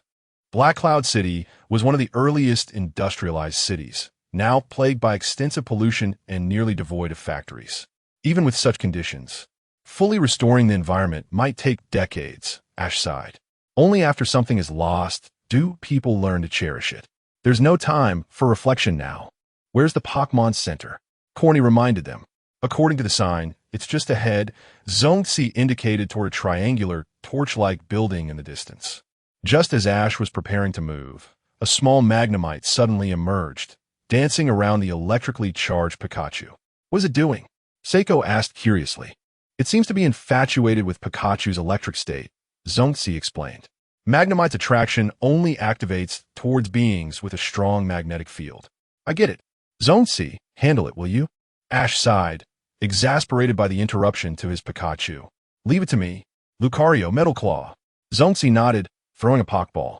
Lucario, with a swift, cross-swipe of its metallic claws, Magnemite fell to the ground. Zongzi pondered for a moment and turned to Seiko and Corny. "I already have a Rhyhorn. Are you two interested in this Magnemite?" "Leave it to me," Seiko declared confidently. Corny shrugged. "I specialize in fighting types." Thus, before Magnemite could react, it was captured by Seiko. The group hurried onward to the Pokemon Center. Fortunately, Nurse Joy was still on duty. After assessing the situation, she promptly took Pikachu into the care room. "Don't worry. As long as it stays in the care box overnight, it will be healthy by tomorrow," Joy yawned, offering reassurance. The group exhaled in relief. "You all have worked hard. Let us grab a bite to eat," Ash suggested. Nurse Joy lazily pointed towards the nearby vending machine. "The chef is on vacation for a couple of days, and I can't cook, so you'll have to settle for bread or instant noodles." The group broke into a cold sweat. "I have a feeling this Nurse Joy is rather laid back compared to her sisters," Zongzi remarked. "I am my own unique joy," the nurse replied, shrugging her shoulders nonchalantly. "Geniuses often have their quirks. That's perfectly normal," Ash shrugged, noting how quickly she diagnosed and addressed the situation in under 5 minutes. As they settled down, preparing to boil water for instant noodles, a sudden click echoed through the Pokemon Center. The power went out. "Oh no, this is serious," Nurse Joy exclaimed, leaping into action towards the care room. Ash and the others exchanged glances before following her. Indeed, the room was engulfed in darkness. "This is bad. If the power doesn't return soon, the Pokemon in care will be in danger," Joy frowned. "Doesn't your center have an emergency power system?" Ash asked in astonishment. "Good question. Joy pointed to the area where several Pikachu lay. Just 2 days before you arrived, our power team succumbed to the flu. It seems we have no choice, Ash stated, picking up Pikachu. We'll have to resort to old methods. What methods? Joy asked, puzzled. If we release a large amount of voltage, Pikachu will naturally recover from its fever, right? Ash explained. That's true, but what can withstand its power? You can't just take it yourself, Joy reminded. Not entirely impossible, Ash replied instinctively. Huh. Noticing the horrified expressions around him, Ash awkwardly chuckled. Just kidding. Sitting idle would yield no results. We should investigate the power plant to determine the cause of the outage. Corny nodded in agreement. Exactly. We can't just stand by idly. We'll go too. Seiko and Zonzi chimed in. Then I'll entrust you all with this task, Joy said, bowing in gratitude. Pikachu, hang in there. Cradling Pikachu in his arms, Ash was the first to dash out of the center, with Corny and the others following closely. The power plant in Black Cloud City relied on sustainable seawater energy generation, a new attempt to protect the urban environment. However, due to the influx of factory waste, the nearby coastal waters had become unbearable. In this environment, filled with mud and toxins, a multitude of Grimer thrived. One day, due to the unique circumstances one Grimer evolved, the vast Grimer population suddenly found a leader. Having grown accustomed to a life of indulgence, today, Grimer awakened to the realization that its existence should not be so mundane. Thus, after much contemplation, it decided to orchestrate a grand scheme to attack the power plant, which continuously siphoned away a significant amount of wastewater. With a rallying cry, Grimer declared, "A true being born of the heavens and the earth cannot languish beneath others." Countless Grimer surged towards the power plant, ready to raze it to the ground. The inexorable wheel of fate belonging to Grimer began to turn. Chapter 67. The stinky sludge at midnight in the city of Black Cloud, a massive power outage occurred. In a bid to rescue the Pokémon at the Pokémon Center, Ash proactively volunteered to investigate the power station, accompanied by his friends. Gulme, allow me to guide you, Miss Junshaw kindly offered, pointing out the way to Ash. In fact, you have already circled the power plant 3 times. Just turn left at the coastal road, and you will see the entrance. Thank you, Ash replied, scratching his head in embarrassment. Cerny crossed her arms and nodded in agreement. It's all right, Ash. I understand how you feel. All right, let's hurry, Ash said with a hint of resignation. With the correct directions in hand, they finally arrived at the entrance of the coastal power station. As they stood in the darkness, Cerny instinctively shrank closer to Zonzi. It's because of the power outage, Zonzi replied, speechless. If you're scared, you shouldn't have come, he added. That won't do. How could I let you all take risks alone? Cerny declared resolutely. Okay, let's go inside, Ash said as he approached the door, which was rendered inoperative due to the power cut. A strange gurgling sound echoed around them. And Cerny tensed up. Lucario, you go ahead, Ash suggested, surveying the group, a Pikachu, a Litten, 2 Lucarios, and a Magnemite. With such a lineup, even if they encountered a ghost, it should be the ghost that fled first, right? Don't worry, ladies, walk boldly ahead. Zonzi and I will ensure your safety, Ash joked. Cerny and the others relaxed at Ash's lightheartedness. They reached the entrance of the power plant, only to be blocked by an electronic lock. This seems to require an access card to enter. Zonzi mused, stroking his chin. Or should we deduce the password? Pikachu rubbed its cheeks. Ash promptly placed Pikachu on the lock, and the little creature, charged with electricity, gave it a gentle rub. With a crackle, the lock burst open in a shower of sparks, rendered utterly useless. Cerny, give a kick. Ash tilted his head. Really? Ash swore. Cerny's eyes lit up. Special circumstances. This isn't an escape room. Ash nodded. All right, everyone stand back. Ada. Cerny took 2 steps back and delivered a flying kick. Bang. A dull thud echoed as Cerny clutched her knee. Ouch, that hurt. This thing is too hard. I'll take it from here, Zonzi said, exasperated as he held his forehead. Cerny was too reckless. Ash had merely suggested a kick, and the power plant's door was as sturdy as a bank vault. Lucario rock smash. Zonzi's Lucario stepped forward and delivered a powerful punch. The crimson aura of fighting energy instantly created a dent in the iron door, which then creaked open. Ash glanced at Cerny. You still need practice, Cerny. Otherwise, how will you catch up to Caibao's level? Regardless, they had finally made it inside. The gurgling sound returned, causing Ash to furrow his brow. What is that noise? Cerny's face flushed. I haven't had dinner yet. Don't listen. Ash's mouth twitched. I didn't say your stomach was growling. All right, it's time for me to shine. Ash stepped forward, stretching his jaw. What do you plan to do, senior? Cerny asked curiously. Ash took a deep breath and suddenly shouted, Is anyone home? Is anyone home? Home! The group fell over, exasperated. Is it all about shouting?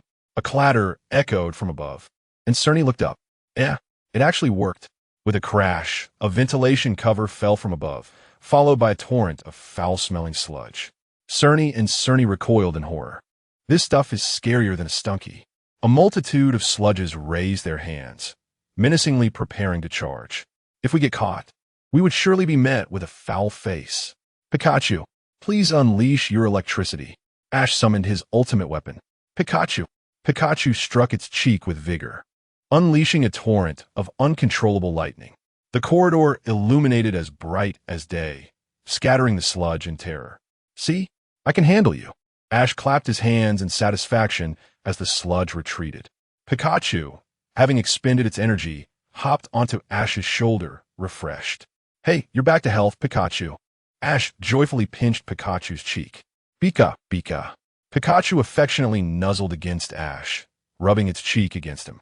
Ash was instantly jolted with electricity. Haha, I'm tingling, watching Ash's exuberant antics. Cerny was left in awe. Now I understand why Ash's physique is so formidable. It's not something just anyone can learn. Cerny nodded in agreement. It seemed they had finally identified the culprit behind the disturbances. Ash observed the foul traces on the floor, grimacing. Ugh, let us head to the central control room. All right, I'll lead the way, Zongzi volunteered. Litten Youngara, I count on you. Zongzi's two Pokemon took the lead, with the group following closely behind. It was quite miraculous. Zongzi's Kadabra had barely been trained, spending its days reading alongside him, yet it had evolved inexplicably. Zongzi felt it must be the result of cerebral development. As they cleared the sludge along the way, Ash and his companions finally arrived at the entrance of the central control room. They could hear the workers inside, calling for help even from a distance. Ash, Zongzi shouted. Understanding immediately, Ash called out, Cerny, let us crash the door. Here we go. Without hesitation, Cerny charged alongside Ash, launching themselves at the door with all their might. Bang! The door burst open, and as they entered, they witnessed a group of sludge encircling two workers. Yikes! The damage isn't severe, but it's psychologically tormenting, Cerny exclaimed, covering her nose. Cerny, Zongzi, let's act.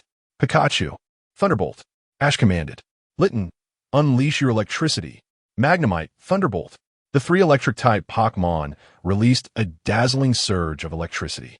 With a crackle, the sludge writhed in pain, retreating swiftly. After the sludge fled, the entrance was cleared, allowing seawater to rush into the generator, illuminating the power plant once more. Wonderful! The generator is back in operation. One of the workers sighed in relief. Yay! Cerny high-fived in celebration. Zongzi couldn't help but remind them, you're celebrating too early. There's still a big one. With a booming presence, a colossal stinky sludge rose, lunging towards Ash. Pikachu, Electric Net. Ash remained calm, donning a mask. Pika, with a flick of its tail. Pikachu conjured a sparkling electric net in midair, swiftly ensnaring the stinky sludge. Seizing the opportunity, Ash hurled a Pokeball. Gengar used Psychic. The formidable purple figure rejoined the fray after the P1 Cup. Gengar. With a clap of its tiny hands, Gengar unleashed its psychic prowess, molding the stinky sludge like clay. Go Pokeball. Timing his throw perfectly, Ash captured the moment. Clap. The Pokeball sealed, and Ash flashed a peace sign. Stinky sludge, I got it. The group stepped back, unable to withstand the overpowering stench emanating from the captured sludge. Fortunately, the full capacity teleportation activated, and the Pokeball in Ash's hand initiated its automatic teleportation function. With a whoosh, the Pokeball vanished from Ash's grasp, and everyone finally breathed a sigh of relief. With a smile and a nod, Ash declared, I announce that the power plant operation has successfully concluded. At the Oak Laboratory, in the stillness of the night, Professor Oak held a flask, eagerly awaiting the moment when his instant noodles would reach their optimal flavor. Suddenly, The nearby transmission device flickered to life, accompanied by a brief illumination of Ash's avatar, as a Pokeball materialized safely. Ah, has Ash made another acquisition? Professor Oak exclaimed with enthusiasm, grasping the Pokeball. Let me see what delightful creature this is. With a pop, the Pokeball opened, revealing a plump purple figure that emanated a foul odor within the laboratory. Ugh, what is that? Don't come near me. The Grimer, spotting the professor reeking of instant noodles, exclaimed, "Hello, human, you smell so good." Then with a thud, Grimer lunged forward, engulfing Professor Oak completely. Professor Oak could only moan in despair. Woe is me. Chapter 68. The Museum of Shallow Red City. Having resolved the power crisis in Black Cloud City, Ash and his companions set forth once more. Driven by the lack of restaurants in Black Cloud City and Ash's concern of perishing from hunger at the Pokemon Center. After resting for a night, they resumed their journey towards their destination, Shallow Red City. Departing from Black Cloud City, they plunged once again into the lush embrace of a verdant forest, where the rugged terrain necessitated travel on foot. Fortunately, the intricate wilderness was never devoid of travelers and challengers. Behold, I am the young ninja Adi, capable of seeing through your disguise. Let us duel. A child, clad in ninja attire and slightly taller than Pikachu, issued a challenge to Ash.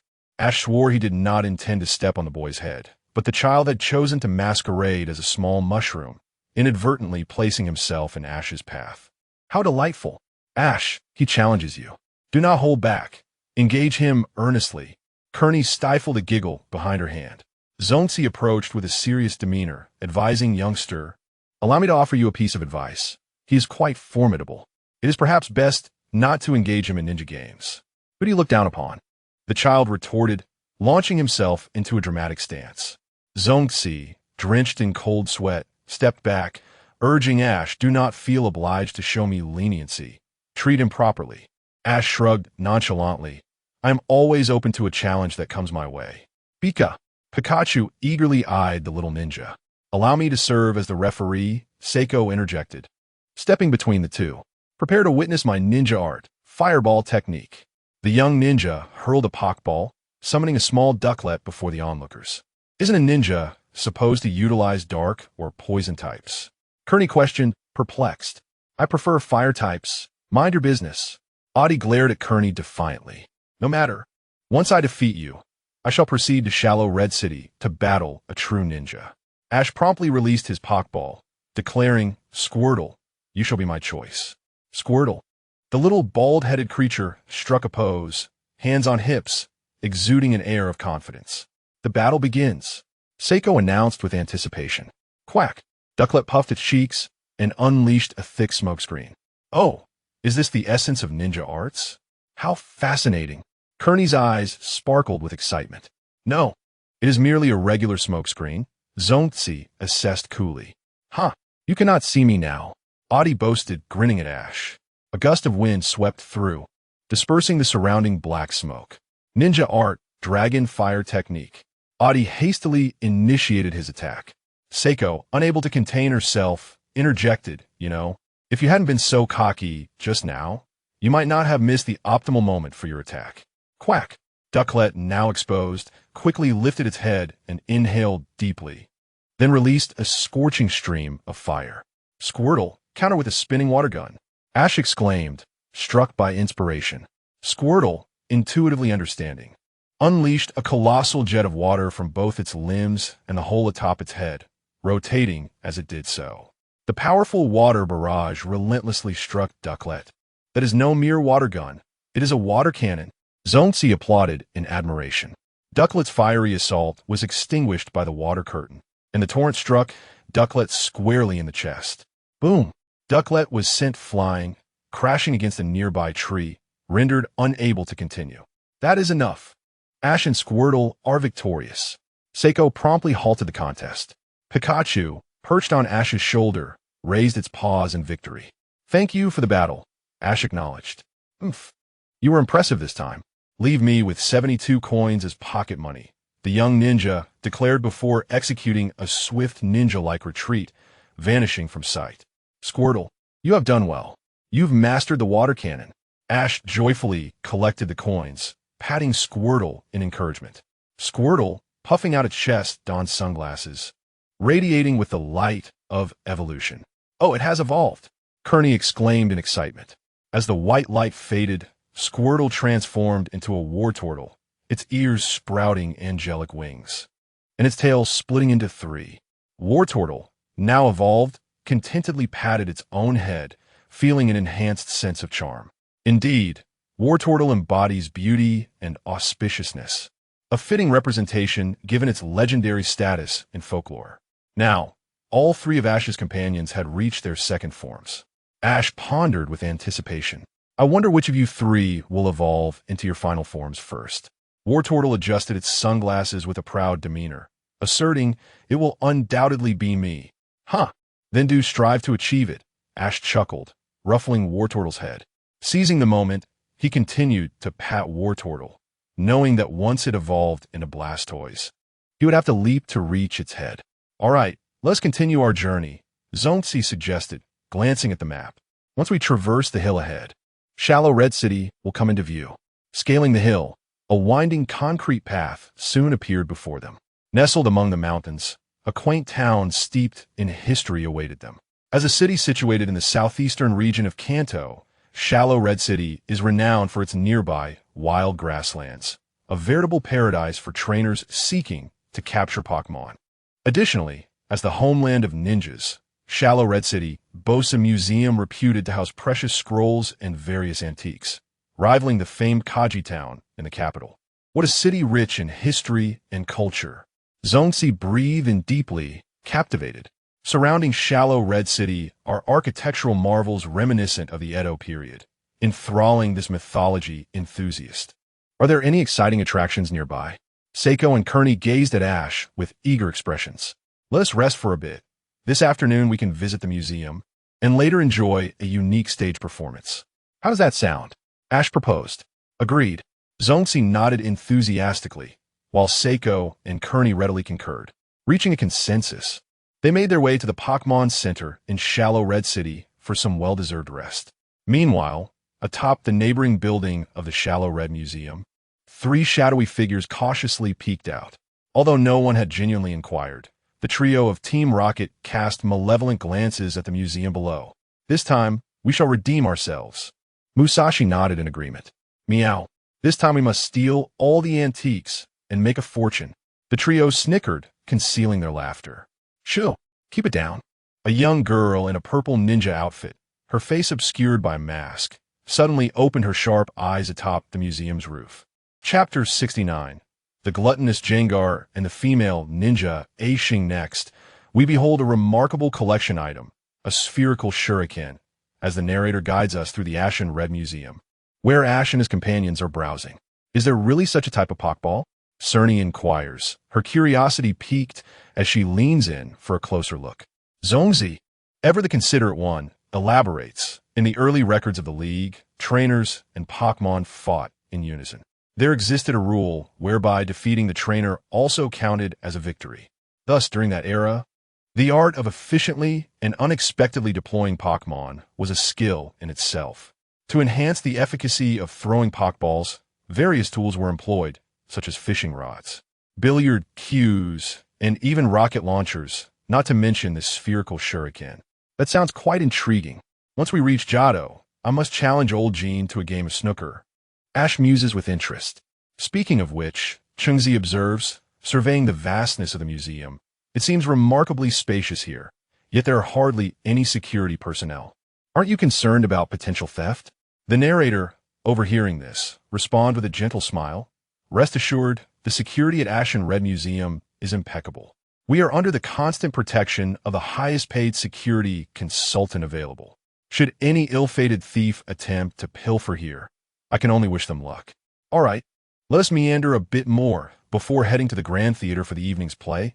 Ash nods, signaling to the narrator that she may conclude her duties for the day. "Shall we go grab some popcorn and drinks?" Chingzi eagerly suggests. "Are you not afraid the actors will come down and scold you for eating popcorn during the play?" Ash quips in exasperation. "Can't we eat?" Chingzi tilts her head, looking at Cerny with a pout. "I believe sneaking in some snacks should be fine." Cerny replies uncertainly. "Here, SA tip. Swap popcorn for jelly or juice. As long as it's quiet, you'll be able to enjoy it inside. Zongzi advises the two. Ash rolls his eyes at Zongzi's indulgence. You really know how to spoil them. Yay! Let us hurry, Chungzi exclaims, dragging Cerny off to procure their snacks. Come on, Ash, let us queue up as well. Zongzi encourages eagerly. He is particularly excited about the evening's performance, titled The Creation of Ho-Oh, which vividly recounts the legendary tale of the Great Fire at the Bell Tower and how Ho-Oh summoned Sukin, Inti, and Reiku through an enchanting display. The various sound and light effects are said to be executed by the evolutions of EV. Oh, you go ahead. I'll catch up shortly, Ash nods. Noticing his chubby purple companion try and sneak away. Hey, Jengar, he exclaims, catching Jengar by the head. No pranks here. You might attract unwanted attention. Jengar, munching on its hands, gazes into the museum's depths, where a toxic orb gleams with an entrancing light. All right, let us go, Ash says, pulling Jengar along as they exit the museum, now shrouded in night. The streets are aglow with vibrant lights, and vendors are bustling with activity. Chungzi and Cerny have procured an assortment of jellies, now lingering at an ice cream stand.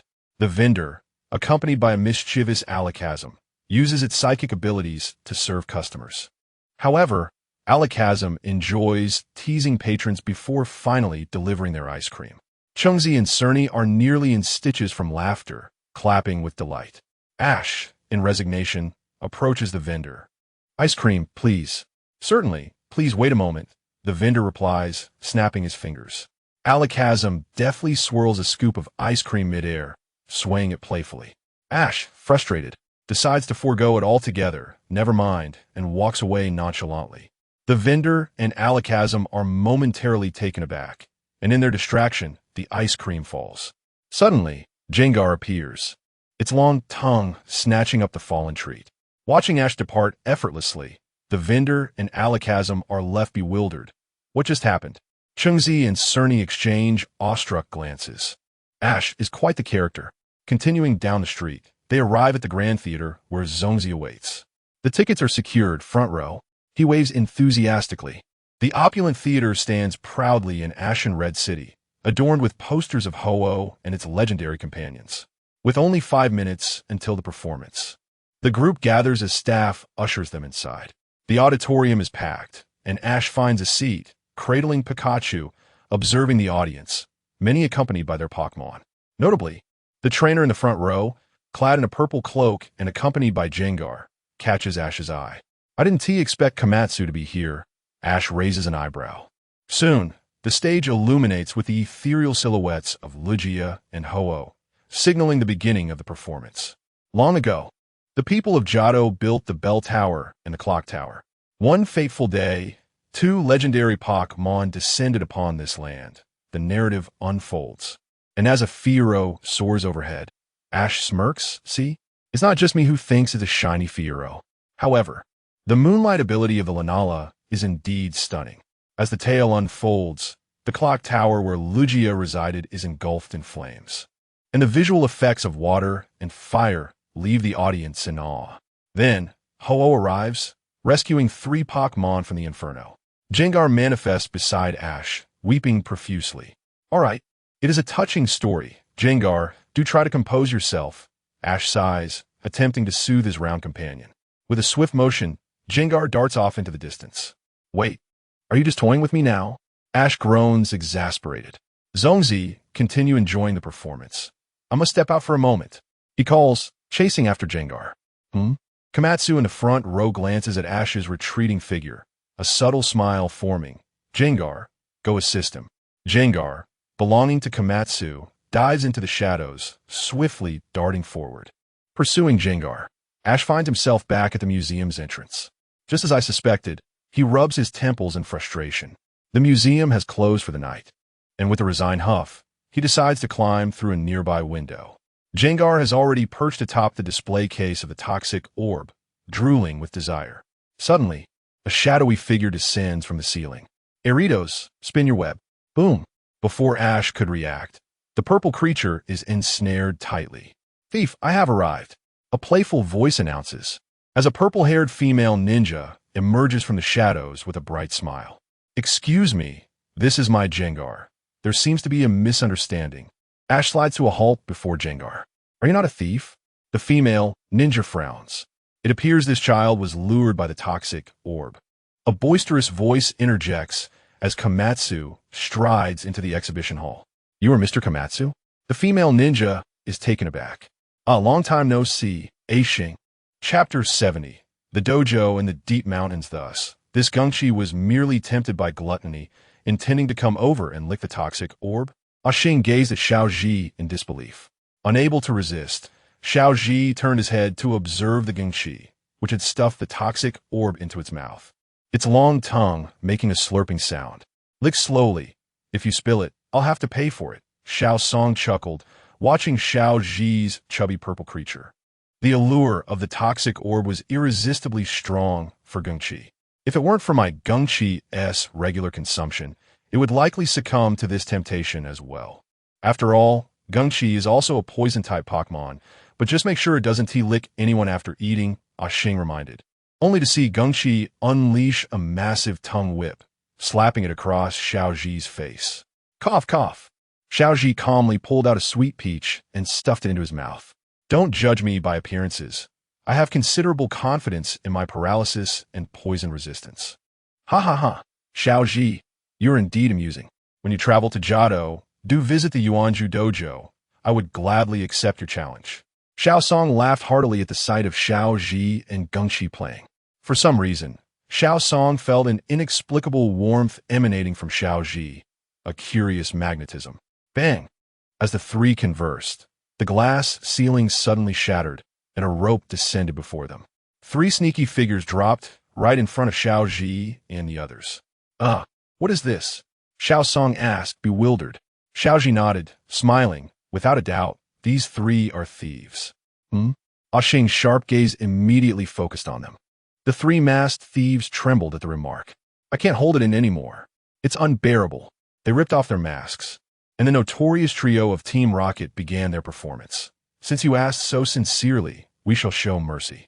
Eritos spit silk.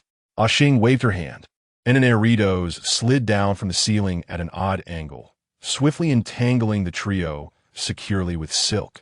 Hey, a surprise attack is against the rules. Musashi struggled against his bindings, complaining to Aishing exactly. State your name if you dare. Kojiro also protested, wriggling on the ground.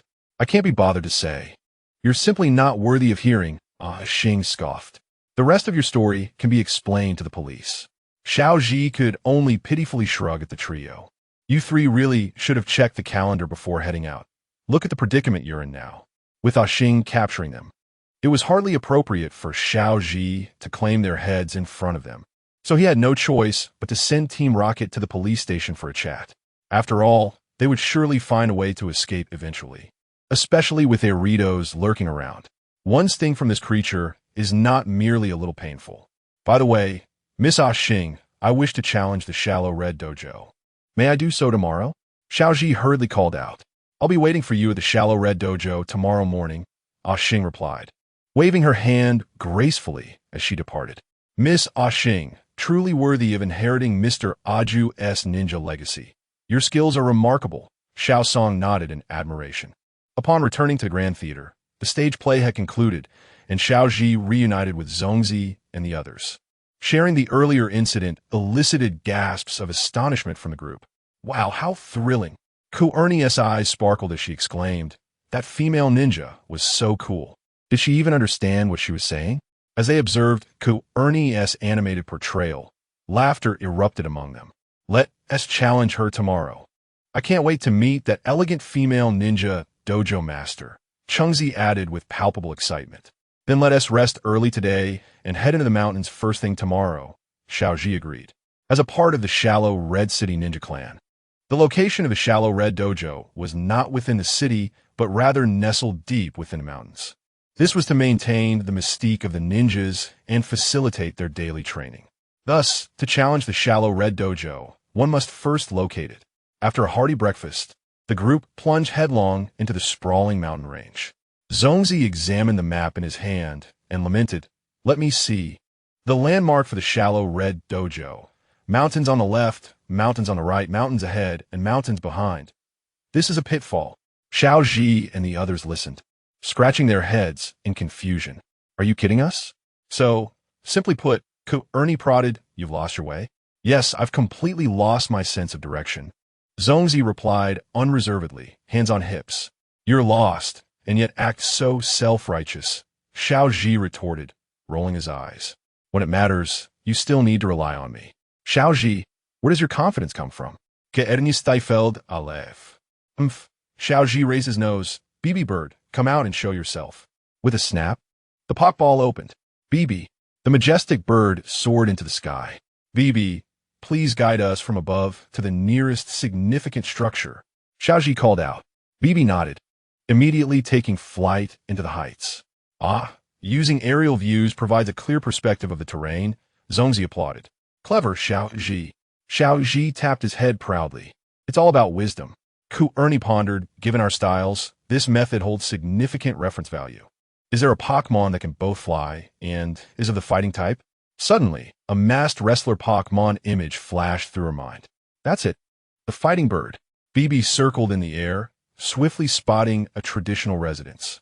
It called out to Xiao Ji and his companions, then descended gracefully towards the destination. The group hurriedly followed. Soon, after traversing a narrow canyon, an imposing old residence came into view. Is this the shallow red dojo? Zhongzi marveled. One architectural gem. To dismantle this place would surely cost a fortune, Xiao Ji mused. Just as Ernie prepared to knock on the door, a whooshing sound pierced the air. Swish! 3 shurikens struck the ground beside Ernie. This is ninja territory. Trespassers will be expelled. A woman clad in rose-red ninja attire appeared on the roof beam. Hey! She ambushed me. Ernie protested. This is no place for children like you, the female ninja boasted. Is this the master of the shallow red dojo? Zhongzi questioned, perplexed. Clearly, she was not, and her flamboyant attire seemed too ostentatious for a ninja, prompting Xiao Ji to comment. And I told you not to wear that flamboyant outfit. A girl's exasperated voice chimed in. Besides, they're challengers who have made an appointment with me. So that's the case. Please, come in. The female ninja awkwardly leaped down, opening the door for Xiao Ji and his group. As she opened the door, she muttered under her breath, honestly, this niece is becoming more like her uncle. Not cute at all. Chapter 71. The battle at the shallow red dojo. Following Aixing into the abode of the ninjas, Ash and his companions could not help but express their astonishment. It appeared surprisingly ordinary. Ninja training is about the refinement of body and mind. The residence holds no special significance. Aixing explained in a matter-of-fact tone. Honestly, my niece is just as stubborn as my brother, adhering to old-fashioned ways. Aya remarked disdainfully, shrugging her shoulders. If you're interested, feel free to visit my Ninja Wonder House. It's quite entertaining. Really? Zhongzi was intrigued. I advise against it, Ash said, his lips twitching at the thought of the familiar hall. Hidden traps in the floor, walls that suddenly crack, and glass walls appearing out of nowhere. This is undoubtedly a house of pranks. Aya, please do not hinder my challengers, Aixing said with a slight frown. All right, I have a nail appointment, so I'll take my leave. Enjoy the old-fashioned dojo challenge. Aya shrugged, her toes poised to disappear in an instant. With a thud, Aya crouched down, clutching her head as a middle-aged ninja, hands forming seals, emerged from a swirling cloud of smoke. Aya, you really are becoming more reckless. The purple-clad ninja sighed in exasperation. Old brother? Aya gasped in surprise. Father, Aixing exclaimed, astonished.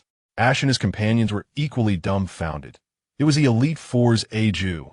As a master of poison types, Aju epitomized the inspirational stories of middle age. He had claimed the Elite Four title during the expansion of the Johto region and subsequently retired from the position of dojo master at the Shallow Red Dojo. What a surprise it was for Ash and his friends to encounter him. My apologies for the trouble my younger sister has caused, Mr. Aju said, bowing sincerely. It's quite all right, but I never expected to meet an Elite Four member, Ash remarked, his eyes sparkling with excitement. If it were him, I could surely use that item. Of course, no problem. However, I have an unusual request. Ash looked earnestly at Aju. Oh, what a determined gaze, Aju smiled. If I win the dojo battle, may I request your guidance for a match? Ash declared boldly. Wow. Chengzi and Zhongzi stared in astonishment. Isn't Ash always this brave? Kearney asked incredulously. Ash grinned widely. This is a living elite four. Since we've met, it would be a shame not to challenge him. Besides, Kearney, don't you want to see that? Kearney's eyes lit up. Oh, you mean that? Now I'm quite looking forward to it. Observing Ash's rising fighting spirit, Eiju smiled appreciatively. No problem. If you win the dojo battle, I will agree to a spar with you. Ash, I won't allow you this opportunity, Aixing declared, her demeanor turning serious. Before her father, Aixing's competitive spirit was successfully ignited. It was evident that this would be an intense battle. Aya quietly stood up. Why don't I prepare some sunflower seeds, peanuts, and popcorn for everyone to enjoy? Haha. Zhongzi and the others couldn't help but display awkward yet polite smiles. Aixing found herself at a loss for words with this aunt and could only lower her head as she led Ash and the others into the courtyard. Essentially, battles at the Shallow Red Dojo were conducted indoors. However, given the involvement of her father, Aixing felt compelled to take this seriously. Thus, our battlefield shall be in this courtyard, if that is acceptable? Absolutely, Ash nodded. Zhongzi and the others instinctively positioned themselves against the wall as Mr. Eiju stepped between the two. Then, let the official match of the Shallow Red Dojo commence. 2 versus 2 singles. The battle concludes when one side loses all their Pokemon. Begin. Eritos, Aixing called, summoning her formidable ghostly spider, Eritos, before Ash. With a serious expression, Ash recognized that this Eritos was one of Aixing's main forces, boasting significant strength. Pikachu stepped forward with confidence, ready to enter the fray. Ash gently embraced Pikachu, whispering reassurance. Let Charmeleon take this round. Adjusting the brim of his cap, Ash threw forth his Pokeball. Charmeleon, you should be the one. With a fierce snort, Charmeleon unleashed a plume of flame, spreading its arms wide as it faced Eritos. Eiju's eyes lit up. The posture of this child bore a striking resemblance to an old acquaintance. Adidos, espinguifs, Aixing commanded, swiftly initiating her strategy. Eritos shot out a web, suspending itself in midair, adopting its most cautious battle mode, waiting patiently for its prey.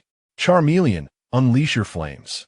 Ash commanded without hesitation, striking hard. You enjoy weaving webs, do you? Let me ask, can you withstand the heat? With a fierce toss of its head, Charmeleon sent forth a torrent of scorching flames toward Eritos. Aixing, evade and use Mud Bomb. Aixing responded adeptly. Eritos quickly latched onto a nearby branch with its web, moving with great agility.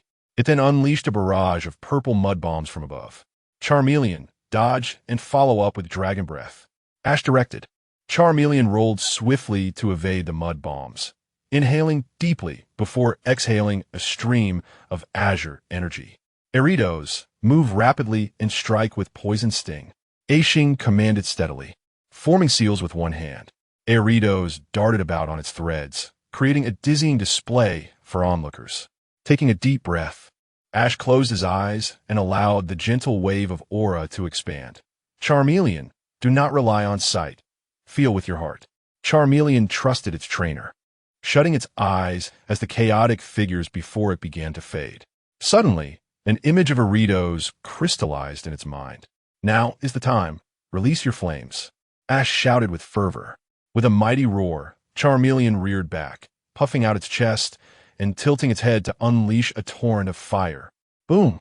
A surge of flames erupted, colliding with Eritos' Poison Sting. The explosion sent the poison needles flying back, enveloping Eritos in a torrent of scorching fire. The intense flames ignited all over Eritos, severing the threads beneath it, causing it to plummet to the ground. Charmeleon had already moved in anticipation, soaring overhead as it landed atop Eritos.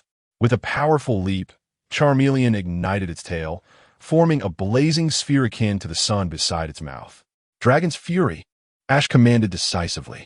With a fierce roar, Charmeleon hoisted the fireball high before slamming it down. Boom! The ground was indented by the sheer force, leaving Eritos dazed and unable to continue the fight. Chapter 72. A masterful opponent with a score of 1-0. Ash secured an early victory at the Shallow Red Gym. My apologies, father, Ah Xing admitted, lowering her head in contrition. Not entirely your fault. Ah Ju acknowledged with a nod. Eritos executed its moves with remarkable precision. I understand now, Ah Xing replied, her demeanor steadying. The routine security measures she had pursued emphasized swiftly incapacitating opponents. Wow, here it comes, the shuriken. Seiko exclaimed, excitedly shaking Zongxi's sleeve. Zongxi, momentarily disoriented, reminded her, shouldn't we be concerned about how Ash will respond next? I have faith in Ash. He will prevail with his spirit, Karuni declared, her fists clenched in encouragement. Go, Beedrill. The Pak ball opened, releasing a swift purple figure that soared into the air. Ah Xing and Ah Ju exchanged glances, surprised.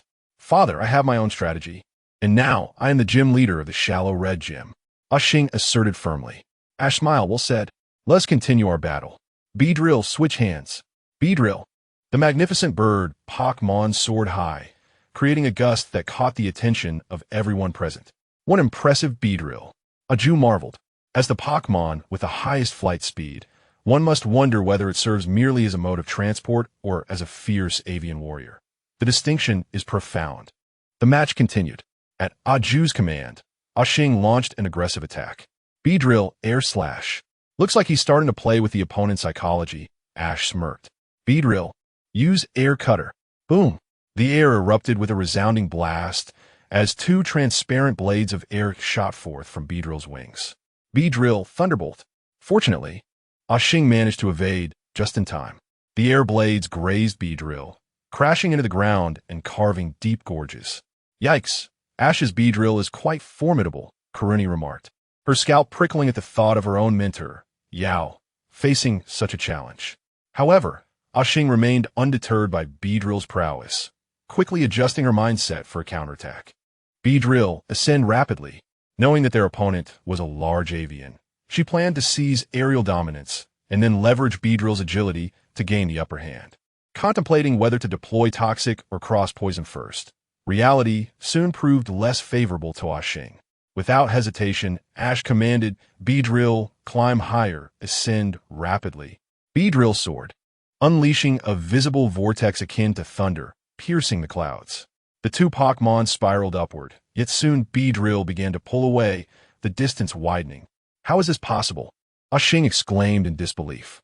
You must understand, my Beedrill practices daily against Professor Oak's Dragonite, Ash replied with a grin. Dragonite, renowned for its unparalleled speed, would not dare claim superiority over Beedrill. What chance did Zubat have? Zubat, use cross-poison, Ah Xing urged, launching her attack without delay, fearing she would soon lose the scent of victory. Zubat crossed its wings, unleashing a purple blade that chased after Beedrill. Beedrill, thunderbolt, Ash commanded confidently. With a resounding boom, Beedrill surrounded itself with a ring of Mach rings, its speed surging as it broke through two Machs, soaring through the skies. The cross-poison pursued Beedrill relentlessly until it was nearly invisible to the naked eye. In an instant, the purple light blade vanished without a trace, leaving no sign of Beedrill. It's over, Ah Ju shook his head. Why? Ah Xing frowned. I have not yet lost. Child, have you ever witnessed a flying type's ultimate move descending from the heavens? Ah Ju chuckled, glancing at Ash. During its training, Beedrill had not wasted a single moment. Ash gazed up at the sky, filled with nostalgia. In the next moment, a blue fireball plummeted from above, enveloping Beedrill in azure flames as it dove downward. Is that Brave Bird? But Beedrill shouldn't be able to learn that move. Zongxi exclaimed in astonishment. Observe closely. That is not Brave Bird, Ash clarified. By utilizing its soaring ability to gain altitude, it then performs a dive with the skill of Brave Bird, generating immense friction that ignites the blue flames in the air. This is a technique that only Beedrill can execute. Whoosh! The azure fireball shot past, crashing into Zubat midair. Boom! An explosion of energy erupted, and Zubat plummeted to the ground like a cannonball. This move was a decisive knockout. Beedrill flapped its wings repeatedly, landing gracefully amidst the turbulent air. Nearby, Ah Xing's aunt, Aya, peeked from the rooftop, exclaiming, Goodness, are challengers this ruthless nowadays? Thank goodness I didn't continue as the temporary gym leader. Hooray! Ash has won. Karuni and Seiko cheered joyously. Aju cast a sympathetic glance at his daughter, reflecting, as the heir to the poison type, you still require further refinement. However, you need not mirror your father. You are free to pursue your own path. I am proud of you. Thank you, father, Xing replied, touched, before stepping forward to shake Ash's hand. Thank you for the match. I truly enjoyed it, Ash remarked, still relishing the experience. Me too. I hope you return to challenge the gym again.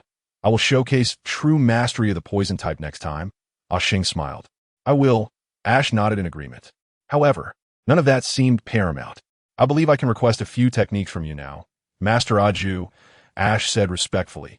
Aju, the esteemed elite foreknown for his mastery of the poison type, nodded with interest. He gently ruffled Xing's hair, saying, go act as referee for your father.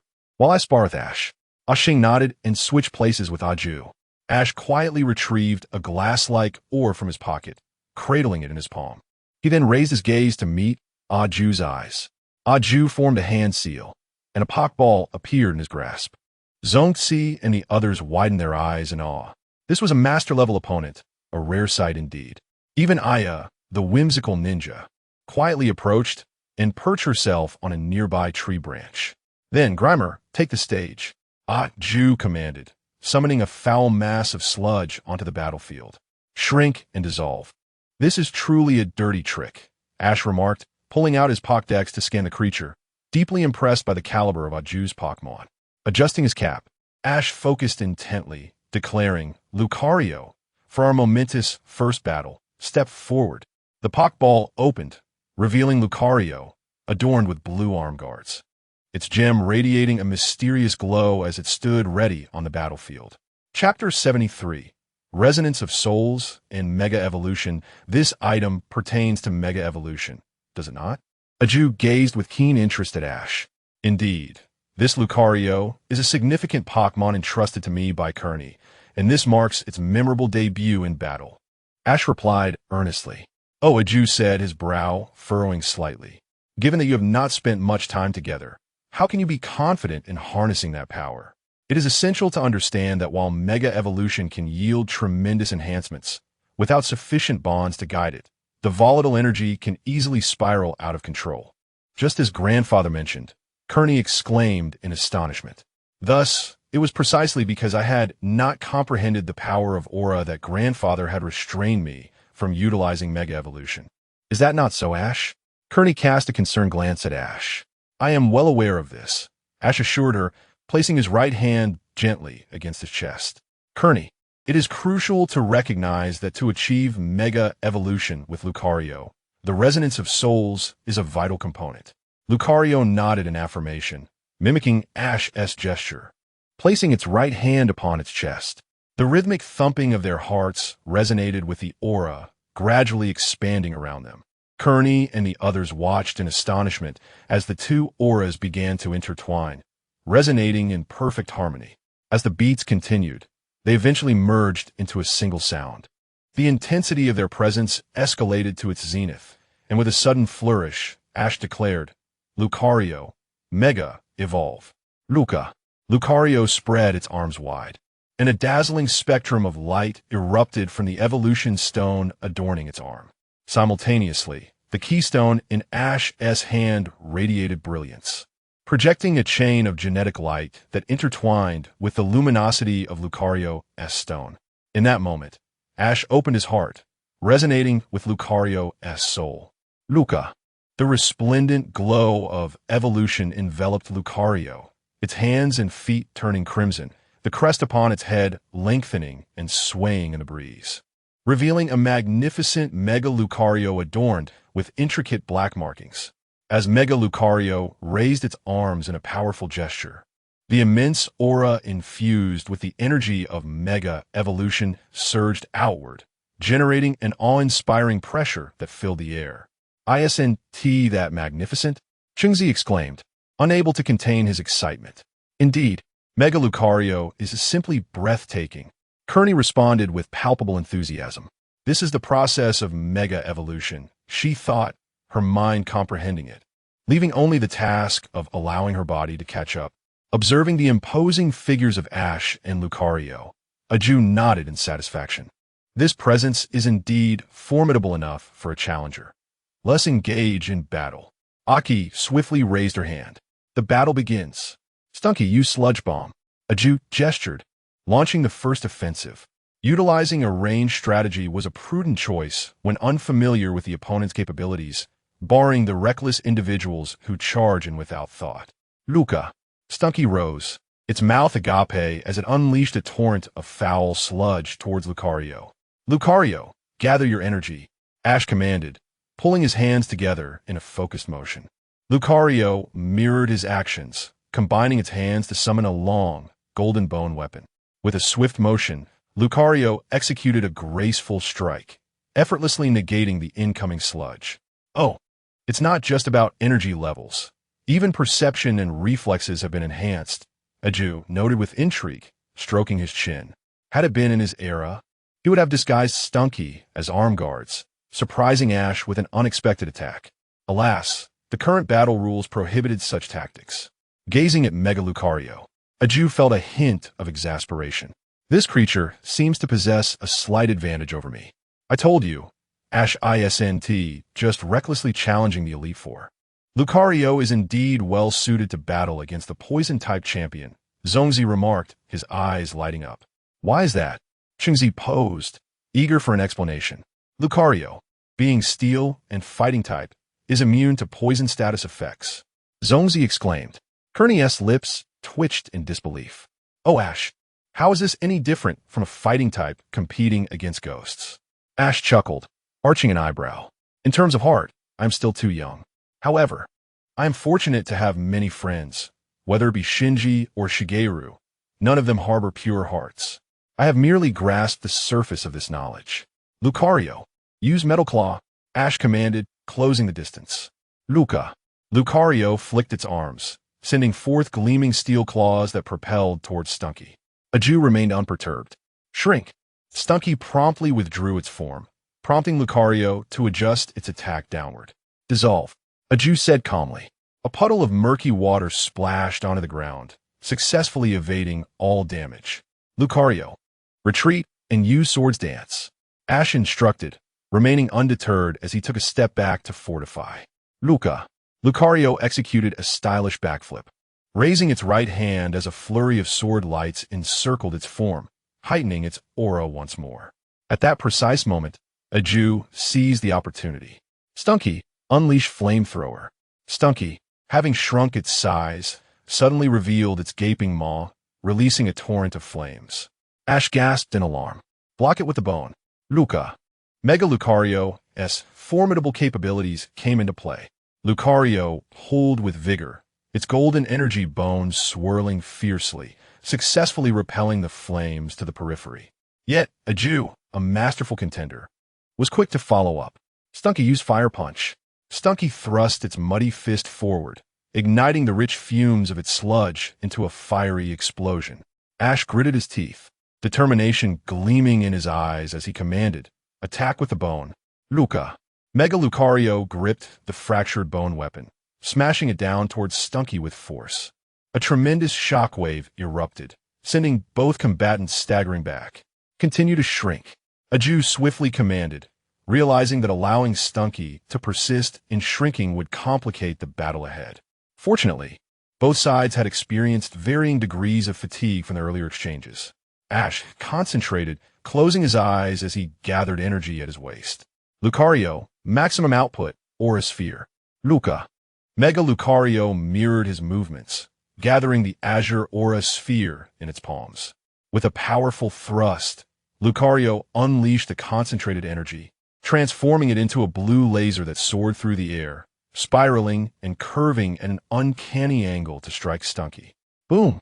Even at half power, the full-force attack from Mega Lucario was earth-shattering.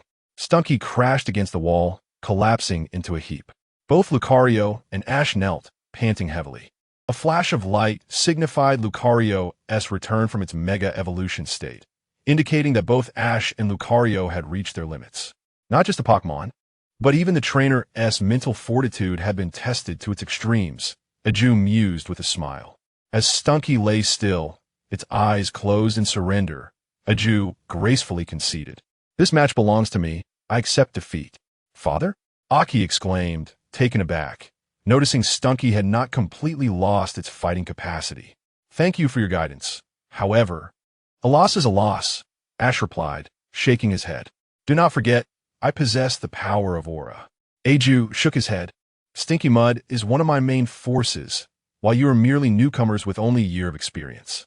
The passage of time cannot be easily erased. To me, you have already achieved victory. However, there remains room for improvement. Ash bowed politely. I will remember this experience. I have faith in you. Mr. Aju nodded. Press on. And one day, at the end of the road to championship, we shall face each other once more. With that, Aju threw down a smoke bomb, and his figure vanished.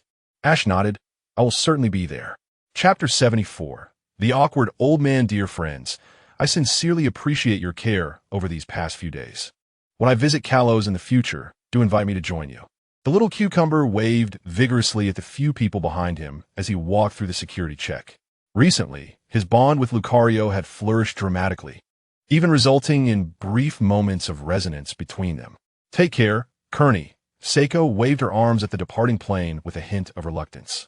Ash and Zongzi stood silently behind her. It's all right. There will be many more opportunities to meet again, Zongzi reassured her. Indeed, I will definitely challenge the Kalos League, Ash said nonchalantly, playing with his fingernails. After all, the Kalos champion is a better fit for Serena. Hey Ash, shut up.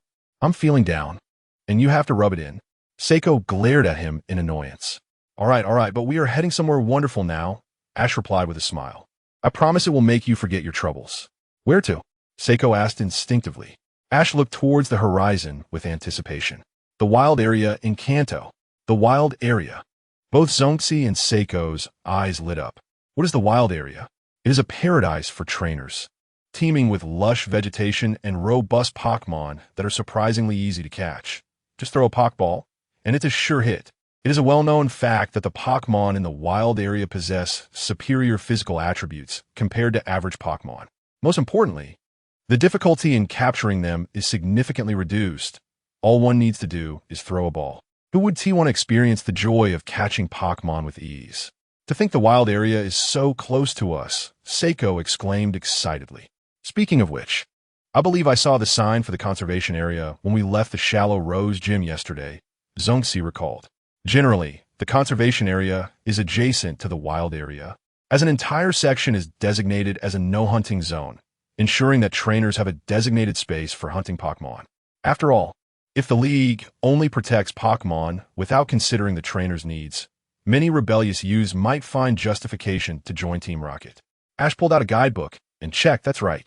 From the airport on the outskirts of Shallow Rose City, we just need to cross a plain, and after about an hour on our bikes, we will reach the entrance to the wild area. The three of them skillfully unfolded their bicycles. Ash placed Pikachu in the basket and rang the bell. Destination, wild area. Let us go. Pikachu raised a small paw. Pika Pika! With the wind in their faces, the trio joyfully set off on their bicycles. And Ash couldn't help but break into song. One day, I shall become a Pokemon master. We are coming for the joyous hunting in the wild area. Before them stood a dilapidated wooden gate, next to which was a small wooden guardhouse. A crooked sign hung atop the gate, reading, Wild Area. As the wind blew, tufts of grass rolled across the ground, giving off a forlorn feeling. Is this really the wild area? Seiko asked uncertainly. Yes, indeed. Such a large sign cannot be mistaken. Zongzi nodded in agreement. Contrary to their expectations of a bustling scene filled with trainers, the area was eerily quiet, resembling an abandoned nature park. As the gate creaked open, a dark barrel of a revolver was suddenly aimed at the trio. What the? Seiko and Zongzi's hair stood on end as they raised their hands, while Ash remained astonishingly calm, casually picking his nose. Ah, that old man's temper is as foul as ever, he mused. Who are you? The old man, clad in cowboy attire, fixed a piercing gaze on Ash. We're trainers passing through. Here to catch some Pokemon, Ash explained coolly. After scrutinizing them with skeptical eyes, the old man finally lowered his gun. I'm Caesar, the manager here. You nearly scared us to death. Seiko and Zongzi lower their arms. Come over and pay. It's 1,000 each, and you each get 30 wild balls. Battles are prohibited in the wild area, and you may only use the provided wild balls and fishing rods. Understood? And if we don't comply? Click. The old man pulled out the revolver again. Understood. Seiko and Zongzi nodded vigorously. Ash obediently stepped forward, paid, and received a bamboo basket filled with wild balls, along with a fishing rod. He then smiled and inquired, "Is it right to make phone calls here?" Caesar nodded, pointing to a nearby public video phone.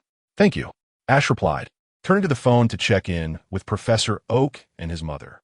Seiko was astonished. Ash didn't even lose his temper. With that old man's attitude, under normal circumstances, Ash would have exploded. Zongzi shrugged, agreeing with her observation. As Ash dialed, he flashed a peculiar smile at the two of them. "I am a warrior, not a martyr." That old man really would shoot. Zongzi and Seiko shivered at the thought. Wow, that old man is truly intimidating.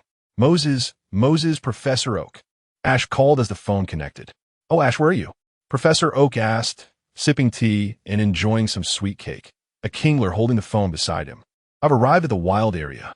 By the way, Kingler has grown quite a bit." Ash exclaimed in delight. Indeed, he has become quite well behaved. Unlike that troublesome new Pokemon you caught, Professor Oak's expression turned pale, as if recalling some unfortunate experience. "Ha, you certainly had your hands full," Ash chuckled. "They say that only when a mook is filled with love does it cease to smell. Without a doubt, you are the perfect candidate, Professor. Mook must strive to love you. I intend to exchange that child for my Lucario. I apologize for the trouble with Dragonite recently," Ash stated directly. "All right then, if there's nothing else, we shall continue enjoying our afternoon tea," Professor Oak said, thoughtfully offering a piece of cake to Kingler, when suddenly a dark shadow leaped out from behind him. "Mook!" The Mook, thoroughly enjoying itself, engulfed Professor Oak. "Wait, Mook, no." Professor Oak's cries echoed. Haha, I should not disturb you any longer." Ash quickly hung up the phone. Before long, Ash received a Pokeball sent by Professor Oak. Meanwhile, Zongzi was observing the photos around him, one of which featured Caesar and a Dragonair, capturing his attention. "Wow, there's even a Dragonair here," Zongzi exclaimed. "Ding dong. Precise stepping on a landmine." "Woo!" Zongzi nodded vigorously. Caesar paused in surprise, then awkwardly lowered his gun. Zongzi gratefully nodded at Ash, relieved to have been saved. "Now, let us go catch some Pokemon," Ash declared, lifting the bamboo basket. With a mischievous grin, Ash thought to himself, "Awkward old man." Chapter 75. Preparing for retirement with a ranch having settled the payment in the wild prairie zone, Ash and his companions eagerly ventured into the park. "What rare Pokemon can we find here?" asked Sariko, her eyes darting around in anticipation. "I doubt there are any uncommon species left," Ash shrugged, after years of hunting. "What remains are likely the more common varieties. However, their physical attributes should be quite impressive. If you encounter any that catch your fancy, don't hesitate to make your move." Zongzi raised a finger, offering a piece of advice, though the capture rate with the wild ball is relatively high. Throwing it recklessly may still lead to failure. Remember, we only have 30 chances. We must use them wisely. Before Zongzi could finish, Ash casually tossed the wild ball he was holding. Boom! With a tremor in the ground, a herd of toros thundered past, leaving behind just one captured companion. "Well done, Ash. A great start," Sariko exclaimed, her excitement palpable. Ash, however, wore a pained expression. "I knew it. My Toro's catching ability is still intact." There's another saying regarding this passive skill. It is known as 100% chance of Toros being caught empty-handed. As long as Ash throws the ball, no Toros can escape. Zongzi scratched his head. This capture probability seems rather unscientific. "Would you like to give it a try?" Ash asked resignedly, tossing a Pokeball at a passing Diglett. Moo! True to form, a group of Toros returned, leaving behind yet another companion. Ash chuckled, cradling his head. "What a sin! Toros! I'll give it a shot too." Zongzi, feeling bold, threw a Pokeball into the nearby grass. Bang! A rosy Chansey emerged, directly struck by the ball. "Whoa! SSR! Zongzi, your luck is incredible. Share some with me," Ash exclaimed, feeling a twinge of envy as he rushed over to Zongzi. This probability is indeed quite bizarre. Don't just start touching things. Zongzi protested, his face reddening from Ash's enthusiasm. The two exchanged glances, shrugging in resignation. All right, let us see what other Pokemon we can find. Zongzi's desire for captures was not particularly strong. Perhaps he preferred the path of fewer but elite Pokemon. Patience is key. Sharpening the axe does not delay the work of cutting wood. Ash settled beneath a large tree and began rummaging through his backpack. What are you planning to do? Zongzi inquired curiously, adding a reminder. If you use your own Pokeballs, you might face repercussions from the staff. Ash raised his head, visions of an angry old man chasing him with a gun flashing in his mind. Thank goodness he is a master of human outlines. I should at least catch a couple of Rhydon or Blissey. Then I can capture a Stantler and Johto, creating an unbeatable ranch combo to manage with Serena after retirement. Wow, you're already planning your retirement after just starting out? Zongzi remarked, astonished. Ash grinned. I've been dreaming about it for over a decade.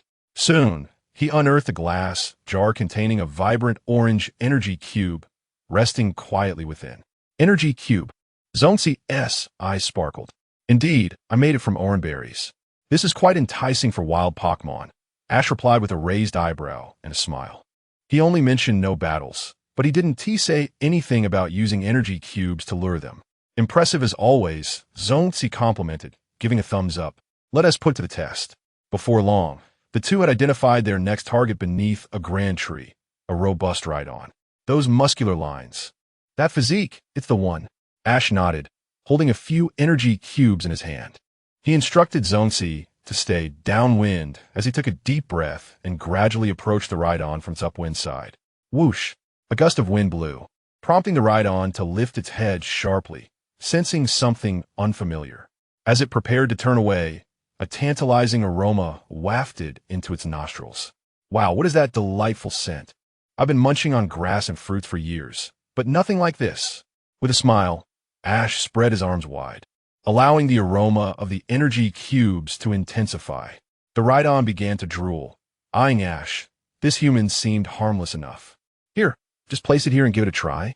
Ash set the energy cube on the ground and took a couple steps back. Unable to resist, the Rhydon slowly moved forward, step by step, its gait both graceful and intimidating. Closer, closer, it finally reached the energy cube. Oh, the Rhydon was enraptured, savoring the sweet, slightly tangy flavor that melted in its mouth. That's your welcoming meal. Ash swiftly threw the wild ball. Go! Smack! The wild ball struck true, and the entranced Rhydon offered no resistance, embarking on a life of comfort and care. Boom! In the distance, a herd of toros thundered past. Ash smirked. Didn't he have time to react, did you? You let my Pokeball fly without a hitch. The lead toros raised its head and bellowed. Courageous toros. Fear not the challenges ahead. The toros charged with vigor towards Ash. Pika! Pikachu perked up its ears and quickly abandoned Ash's shoulder. Wait, you're not going to abandon me, are you? Ash's expression shifted to alarm as he prepared to hurl the wild ball. Take this. Bang. The sounds of the wild balls striking echoed through the air. In an instant, Ash unleashed over 20 wild balls, finally managing to subdue the entire herd of toros. Phew! Ash sighed in relief, then suddenly froze. Wait, my wild balls. With a wail, he counted the wild balls on the ground. What a stroke of luck, exactly 25. Along with the two he had captured earlier, he had successfully secured a total of 27 toros. Fortunately, he had already caught the Rhydon and still had 2 wild balls remaining. Time is of the essence. Let us continue the hunt. Ash called out, brimming with enthusiasm. Absolutely. Zongzi nodded, following suit. Chapter 76. Through the forest of Pikachu, Ash, along with his companions, finally reunited with Seiko at the entrance, where the trio reported their gains.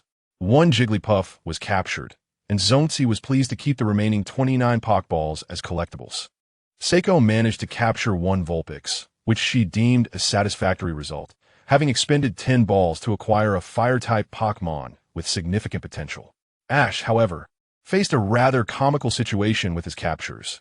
1 Miltank, 1 Rhydon, and an overwhelming 28 Tauros.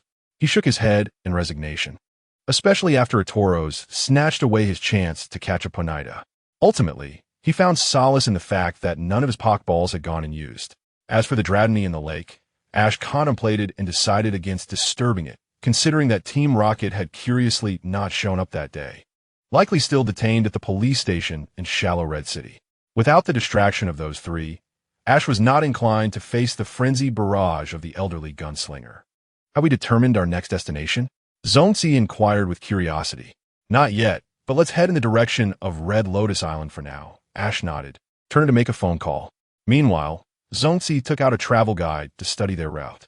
The call connected, and Professor Oak was diligently working in his laboratory. Professor Oak, we're about to leave the wilderness area. Just wanted to inform you, Ash said. Professor Oak nodded. Ah, Ash, have you all made any captures? It is my honor to hear about it. He smiled in response. Despite being one of the most esteemed figures in the academic world of the Pokemon League, his humble nature is what makes him the most beloved professor. By the way, Ash, Shigeru left you a message, Professor Oak suddenly recalled. What is it? Ash raised an eyebrow, a peculiar expression crossing his face. It seems that a significant number of Pokemon fossils have been discovered in the Great Fool Valley recently, and he wishes to invite you to visit, Professor Oak explained. His intention is likely to find a way to challenge me, Ash remarked with a smirk. Precisely. Professor Oak nodded with a sense of awe. You two, having grown up together, truly know each other well. He merely wants to see who can unearth more fossils. I believe it is a healthy competition, so I have already agreed on your behalf. All right, thank you, Professor. Ash responded with a nod. I will go. Ash glanced awkwardly to the side. I've already sent it over. It should arrive soon. Oh, what Pokemon is it? Professor Oak asked eagerly. Moo. A thunderous roar erupted as over 20 Tauros thundered into the room. No, I just got rid of the Grimer, and now this. Professor Oak exclaimed in astonishment. Ouch. Professor Oak cried out as he was trampled by the hooves of a Tauros. Is this a joke? There are only Tauros? Ash sheepishly scratched the back of his head. No, there are others too. Roar. Wild and boisterous ride-on. Rampage. Boom. Professor Oak was sent flying out of the frame, only to be followed by a rosy Miltank that gracefully rolled in from behind. Anyway, Professor, please stay safe. Ash awkwardly ended the call. With Professor Oak's resilience, a few collisions and rolls should not pose much of a problem. After hanging up, Ash settled the bills in the wilderness area and, with his friends, rode their bicycles onward. So, have you thought of our next destination? Zonzi inquired as they pedaled along.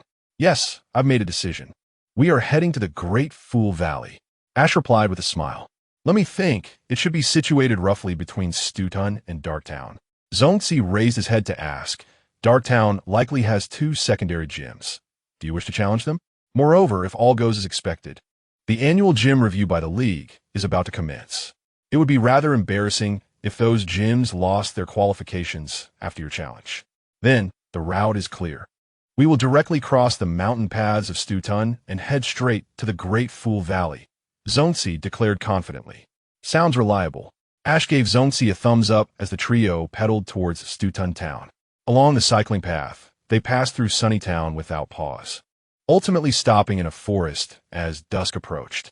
It's getting dark, Seiko remarked, frowning at the sunset. It seems we may have pushed too hard. Zonzi shook his head. We should have rested in Sunnytown this afternoon. Now, we have no choice but to camp. Ash approached a small stream, scooping up some fresh water to drink, finding it sweet and refreshing.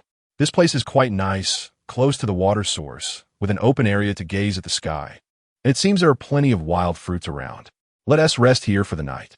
Now that you mention it, the environment is indeed pleasant. Zonzi nodded. It appears to be due to the lack of human presence. Pikachu climbed to the treetops, plucking a wild fruit to taste, the sweet and tangy flavor making it beam with joy. All right, everyone, let us divide our tasks for the night. Ash announced as he retrieved the travel cooking gear and pot. I will prepare dinner.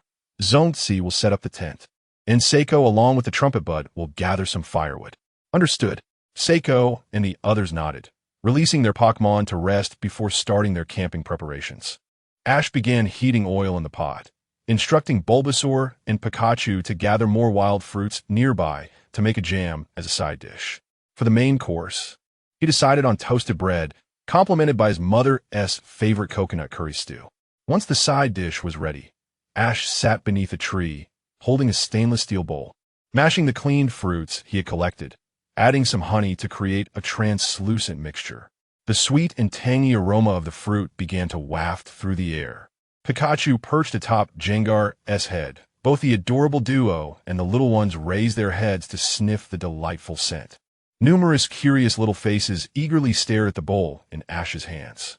When Pikachu saw Ash looking over, the little ones were not afraid and displayed angelic smiles.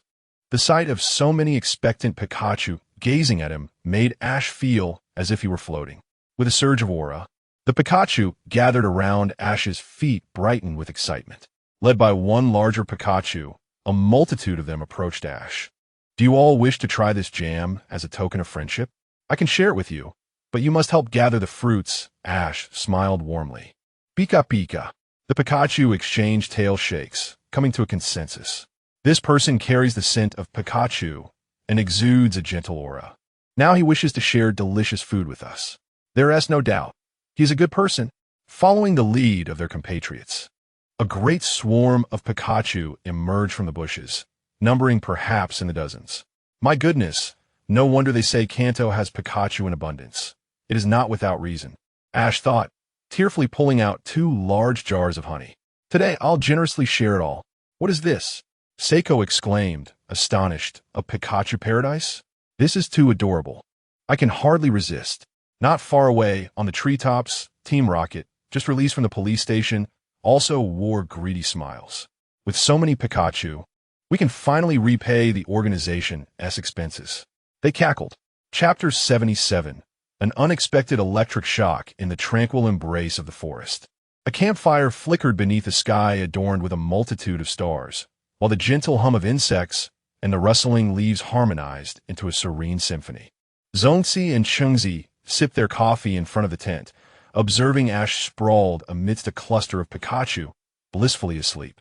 Occasionally, a playful nudge from one of the adorable creatures would send faint sparks of electricity coursing through him. Yet Ash merely grinned in his slumber, showing no signs of waking. Ash is truly beloved by the Pikachu, Chungzi remarked with a smile. His constitution is something we cannot replicate. Zongzi chuckled, shrugging his shoulders. After all, years of electric therapy rendered such minor shocks akin to mere tickles for Ash. Aside from him, only Haxorus possessed a similar resilience. Coiling affectionately around Ash and joining the Pikachu in their cuddles, allowing Ash to forego his blanket.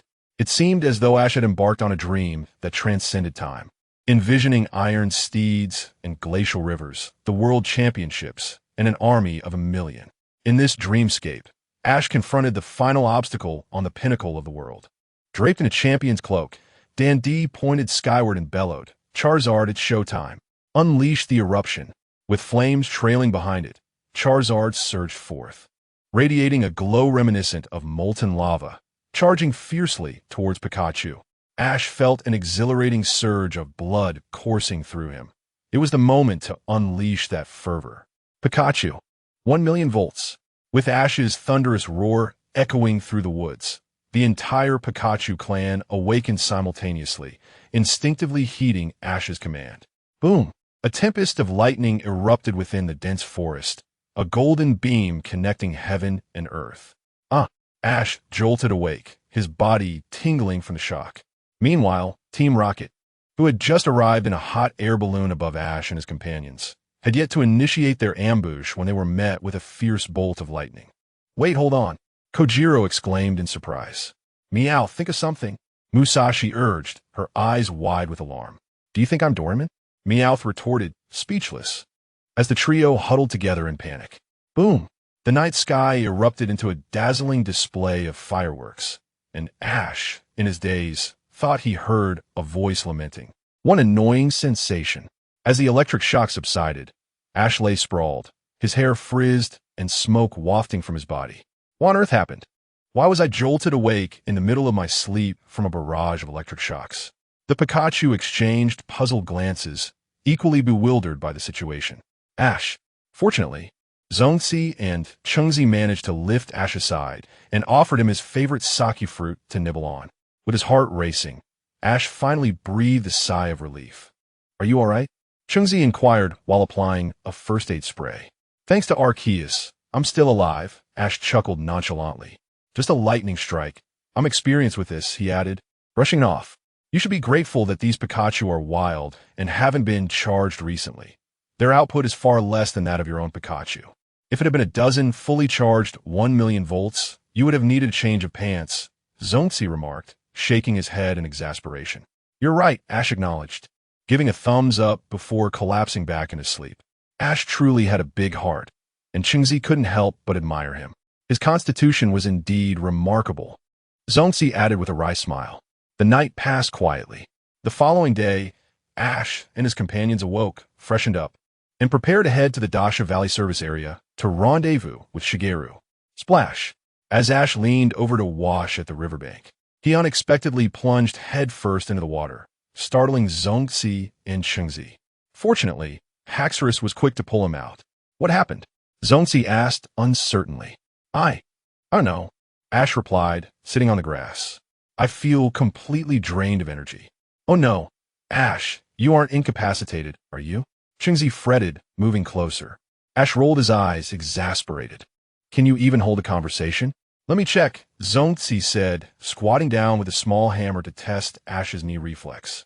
Tap, tap. Zongzi tapped Ash's knee. Can you move?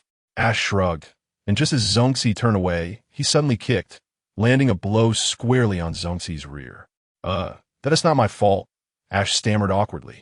Fortunately, his reflexes were still intact, albeit delayed by a few seconds. Well, it's not a major issue, Zongzi concluded after some examination. It seems that the massive electric surge has temporarily disrupted the synchronization between your neurons and body, slowing down the transmission of bioelectrical signals. Ash listened, utterly bewildered, as the jargon sailed over his head. So, what do I do? After a brief pause, he raised his hand and slapped it against the rear of his Jengar, who stared back wide-eyed. Hey, isn't our friendship supposed to be pure? Ash sighed in exasperation. This is too complicated. I suspect that in a few days, as your nerves adjust to your current body, you will return to normal, Zongzi said, shaking his head in resignation. What should we do now? Qingzi tilted her head. Do we need to rest here? Ash paused for 3 seconds before shaking his head. No, Shigeru is waiting for us at the service area. We must go meet him. But Ash, how will you ride a bike like this? Won't you cause an accident? Qingzi asked curiously. Ash had no answer, as his body lagged behind his thoughts. How about this? Zongzi suggested after pondering for a moment. Qingzi and I will ride the bikes, and Ash, you can ride on my lantern. This way, you won't need to make any movements, whether moving forward or stopping. After some consideration, Ash nodded in agreement. Thus, with Zongzi's assistance, Ash mounted the lantern and set off alongside his companions. As they departed the forest path, Ash and his friends navigated the mountain road ahead. Before long, the buildings standing at the edge of the canyon came into view. This was the Dasha Valley service area, featuring a Pokemon Center, a hotel, restaurants, and various shops, providing logistical support for passing archaeologists and trainers. Upon arriving at the entrance of the Pokemon Center, Zongzi and Qingzi folded their bicycles. Ash, wait here. I'll go get you a wheelchair. It's best for you to minimize movement in your current state, Zongzi instructed before stepping inside with Qingzi. Ash hesitated for 3 seconds before dismounting the lantern. As fate would have it, Shigeru happened to walk out just then. Hey, look who has slow. Shigeru smirked, a familiar, teasing glint in his eyes. I was almost ready to leave you behind. What?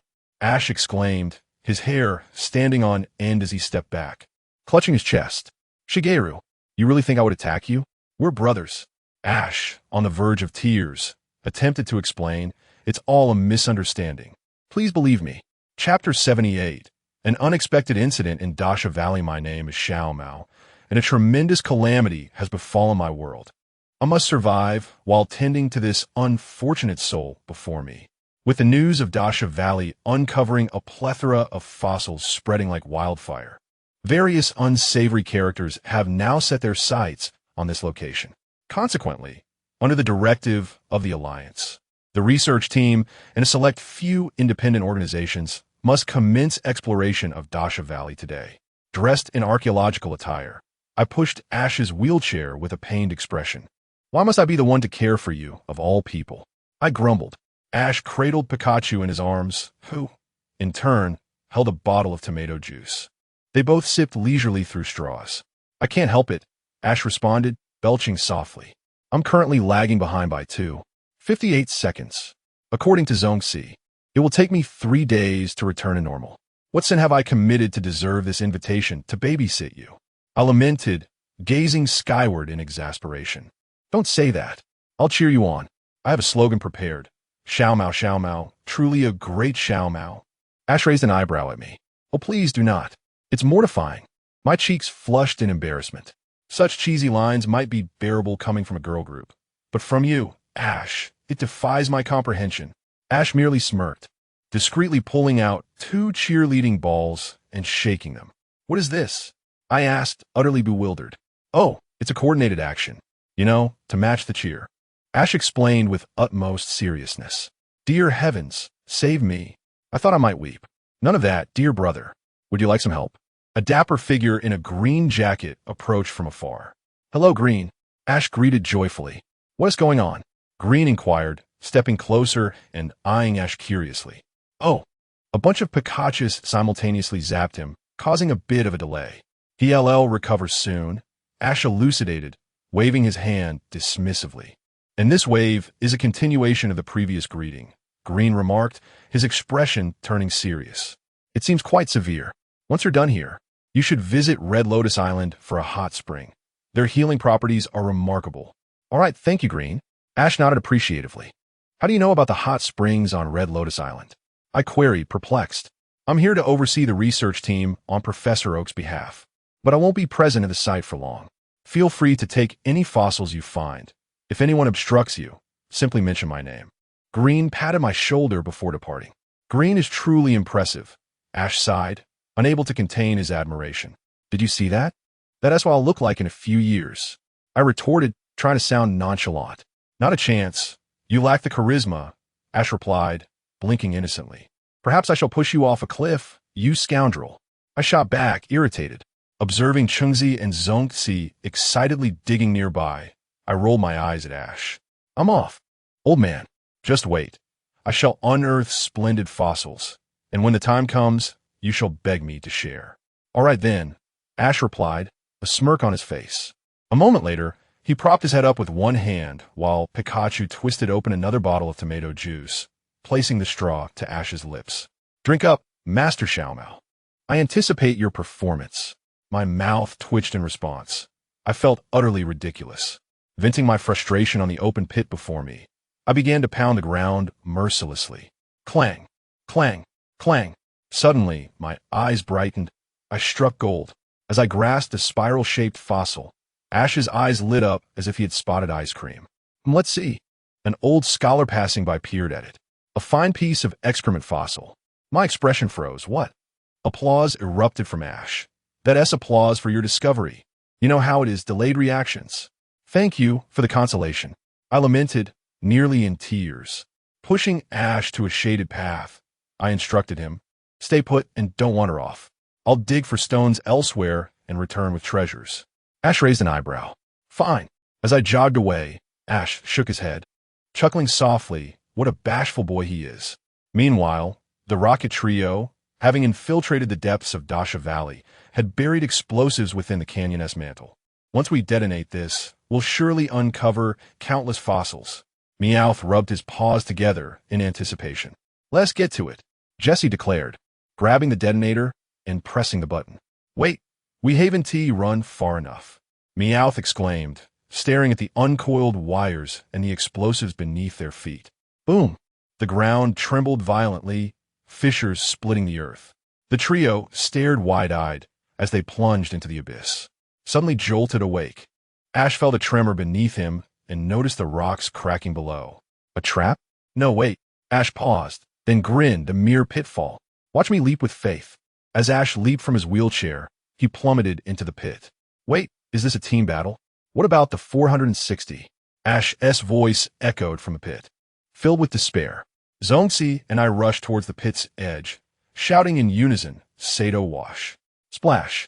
Despite Ash's efforts to land gracefully, he crashed to the ground in a rather undignified manner. Embarrassingly, as he fell, Ash quickly crouched and rolled forward unnecessarily. Ash, are you alright? Zhongxi and the others called from the edge. All good. This pit is too narrow. It could collapse at any moment. I'll find a larger area and have Hakron lift me out, Ash shouted back. Don't panic. I've already notified the police. Help will arrive shortly. I exclaimed anxiously.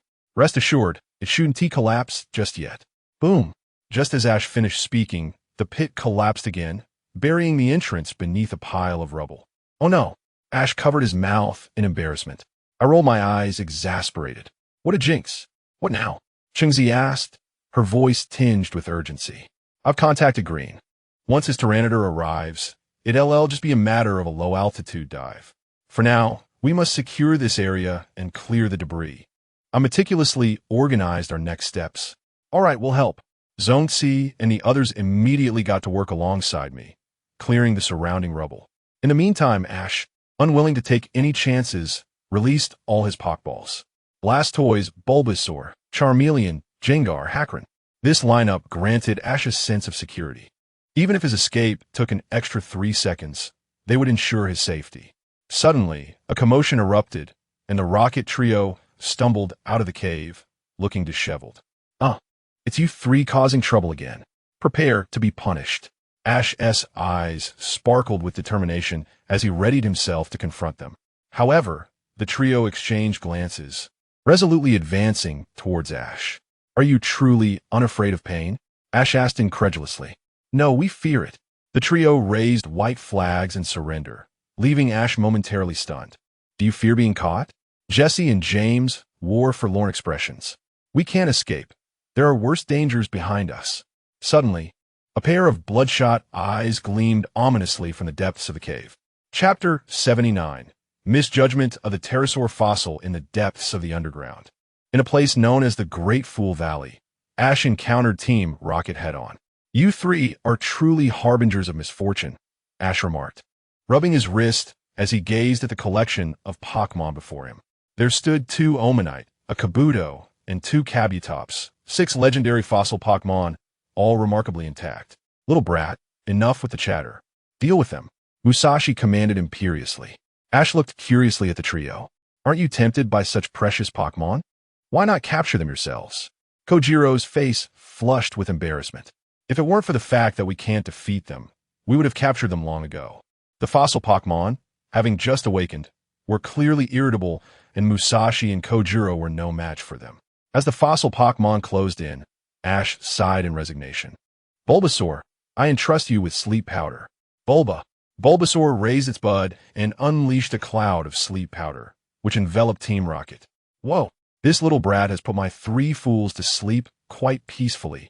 Ash smirked, though he noted that he had no time to linger. Now Scyther attack. 2 Scyther charged forward, brandishing their sharp blades. Pikachu, Iron Tail. Wartortle, Water Tail. Ash was grateful for the quick reflexes he exhibited. Pika, Wartortle. Both Pokemon swung their tails, combining Iron Tail and Water Tail to deflect the incoming attack. In the meantime, the Omanite unleashed water gun attacks directed at Ash. Hakuron, Ash called out. Hakuron coiled its body to block 2 of the water guns, while Charmeleon spewed forth flames to intercept the third. Ugh! The last water gun splashed Ash, soaking him. He wiped his face and exclaimed, Hey, don't go too far. Gengar, use Psychic. Gengar chuckled as it lifted the Omanite and Kabuto with telekinesis, slamming them against the wall. While wiping his face with a towel, Ash commanded Bulbasaur, Exactly. Keep them suspended. I need to grab some Pokeballs. Suddenly, a roar from the depths of the ages echoed through the cave, causing the fossil Pokemon to flee in a panic. Hey, don't run away. Ash chuckled wryly. Looks like I'll have to leave this for Green later. What was an exploration has turned into a hunt. How exhilarating. With a thunderous crash, a gray-skinned Pokemon with sharp teeth landed on a stone pillar before Ash. Wow.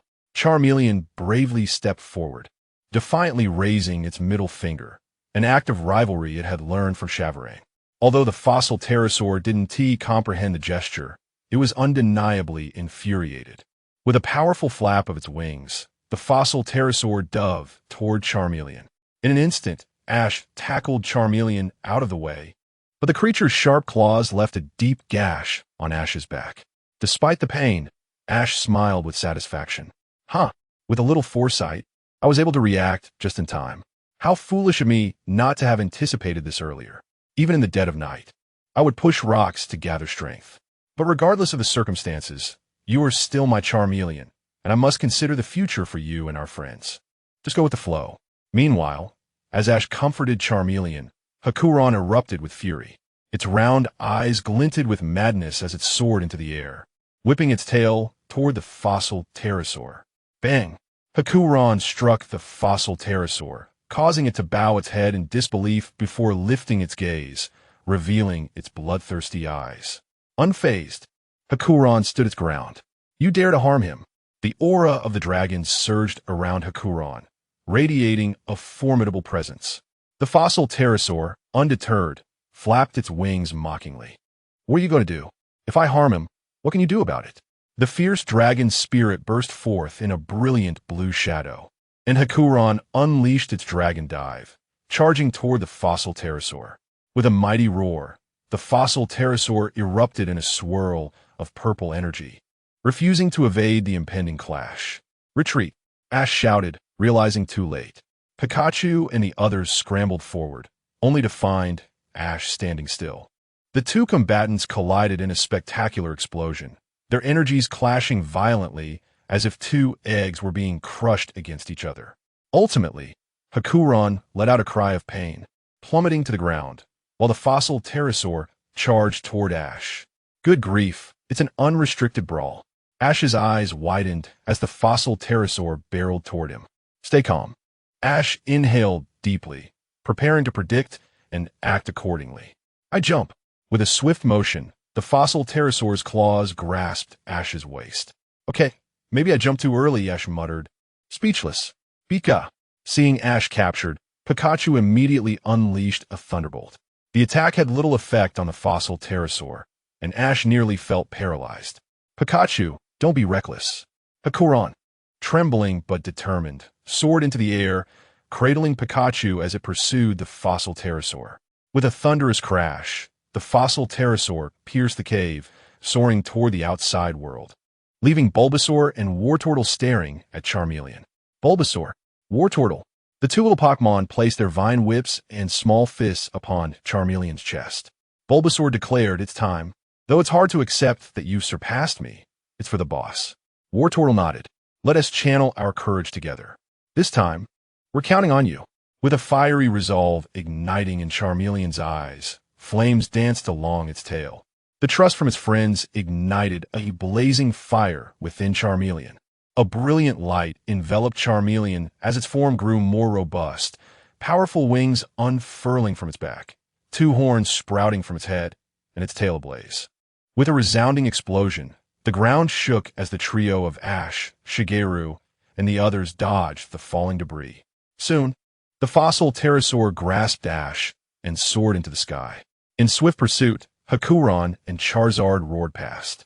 The three Pokémon engaged in an intense aerial chase. Is that Ash? Shigeru exclaimed, astonished by the sight of the fossil pterosaur's grasp. Roar! Charizard suddenly flapped its wings, unleashing a torrent of flames at the fossil pterosaur. The attack struck true, causing the fossil pterosaur to release Ash, who fell toward the ground. Fortunately, Hakuron swooped in to catch him flawlessly. Phew, I'm saved. Thank you. Hakuron. Ash grinned, patting Hakuron's neck in gratitude. Wait, my movements they VE returned. Pikachu nodded, knowing that a simple jolt would suffice. Clenching his fists and embracing the surge of power within him, Ash's gaze shifted toward Charizard and the fossil pterosaur. Now let us settle the score with this creature. Pika. Hakuron and Pikachu nodded gravely. Prepare to face retribution, fossil pterosaur. Chapter 80. The fatal earth toss in the vast and foolish valley. Ash encountered the notorious Team Rocket trio, whose explosive antics inadvertently roused the ancient predator, the fossilized pterodactyl. Awakening from its slumber, this primordial creature seemed to regard Ash as an easy target. However, fortuitously for him, Ash emerged from the underground cavern in excellent condition. All right, mates, let this colossal beast face the consequences. Ash commanded, as he instructed Jengar and Haxorus to bring forth Bulbasaur and Squirtle, directing his complete attention to the skies above. Roar. Charizard had also undergone evolution, but this time, Ash was certain he was prepared. In terms of both size and the intensity of its fiery tail, Charizard had reached an unprecedented pinnacle, one never attained in its previous life. An ordinary adult, Charizard measures approximately 1.8 meters in length, yet since joining Ash, his Charizard had consumed ample nutrition at every meal, supplemented by continuous energy cubes. Presently, this magnificent creature stood at about 2.3 meters, considerably larger than its peers. Yet agility remained intact. The results of 2 aerial collisions between the 2 dragons indicated that Charizard's muscular density was exceptional, completely on par with the newly awakened fossilized pterodactyl. Boom! As they distanced themselves, Charizard unleashed another torrent of flames toward the fossilized beast. The pterodactyl shimmered with a purple ethereal glow as its primordial power coalesced into a massive rock that completely thwarted the flames. Charizard's role had never been strictly as a physical or special attacker. Ash envisioned Charizard as an all-around ace warrior. Compared to its special attacks, Charizard's physical offensive techniques were limited to simple charges and claw strikes, a noticeable disadvantage. "Ash, you scared the life out of me," shouted Gary, along with his companions, as they rushed toward him. "Should I call upon my Scyther for support? Green will take at least 5 more minutes to arrive." Gary punched Ash playfully, only to have Ash clasp his fist, instinctively twisting it. With a playful raise of his eyebrows, Ash smiled. "What's the matter? If you still want to push my wheelchair, I can certainly delay for another couple of days." "Get lost." Gary rolled his eyes, hands on his hips, visibly annoyed. It was evident that these ancient Pokémon had not entirely perished. Some still slumbered beneath the earth. "And I just happened to stumble upon a whole group." Ash shrugged. "Group?" Gary's tone shifted in disbelief. "Indeed, I've seen a few. Ammonite, Kabuto, and Fossil Armor." Ash began, but before he could finish, Gary turned and sprinted away. "I'm going to call Crystal." "Oh, that legendary capture expert." Ash realized, ever since completing the Pokédex collections in Kanto and Johto, it had been quite some time since he had seen her in action. It seemed this time, the Foolish Valley was about to be thoroughly investigated. "No way," Ash declared, fixing his gaze on the fossilized pterodactyl. "I must collect some interest." While other Pokémon could be overlooked, capturing this fossilized pterodactyl was non-negotiable.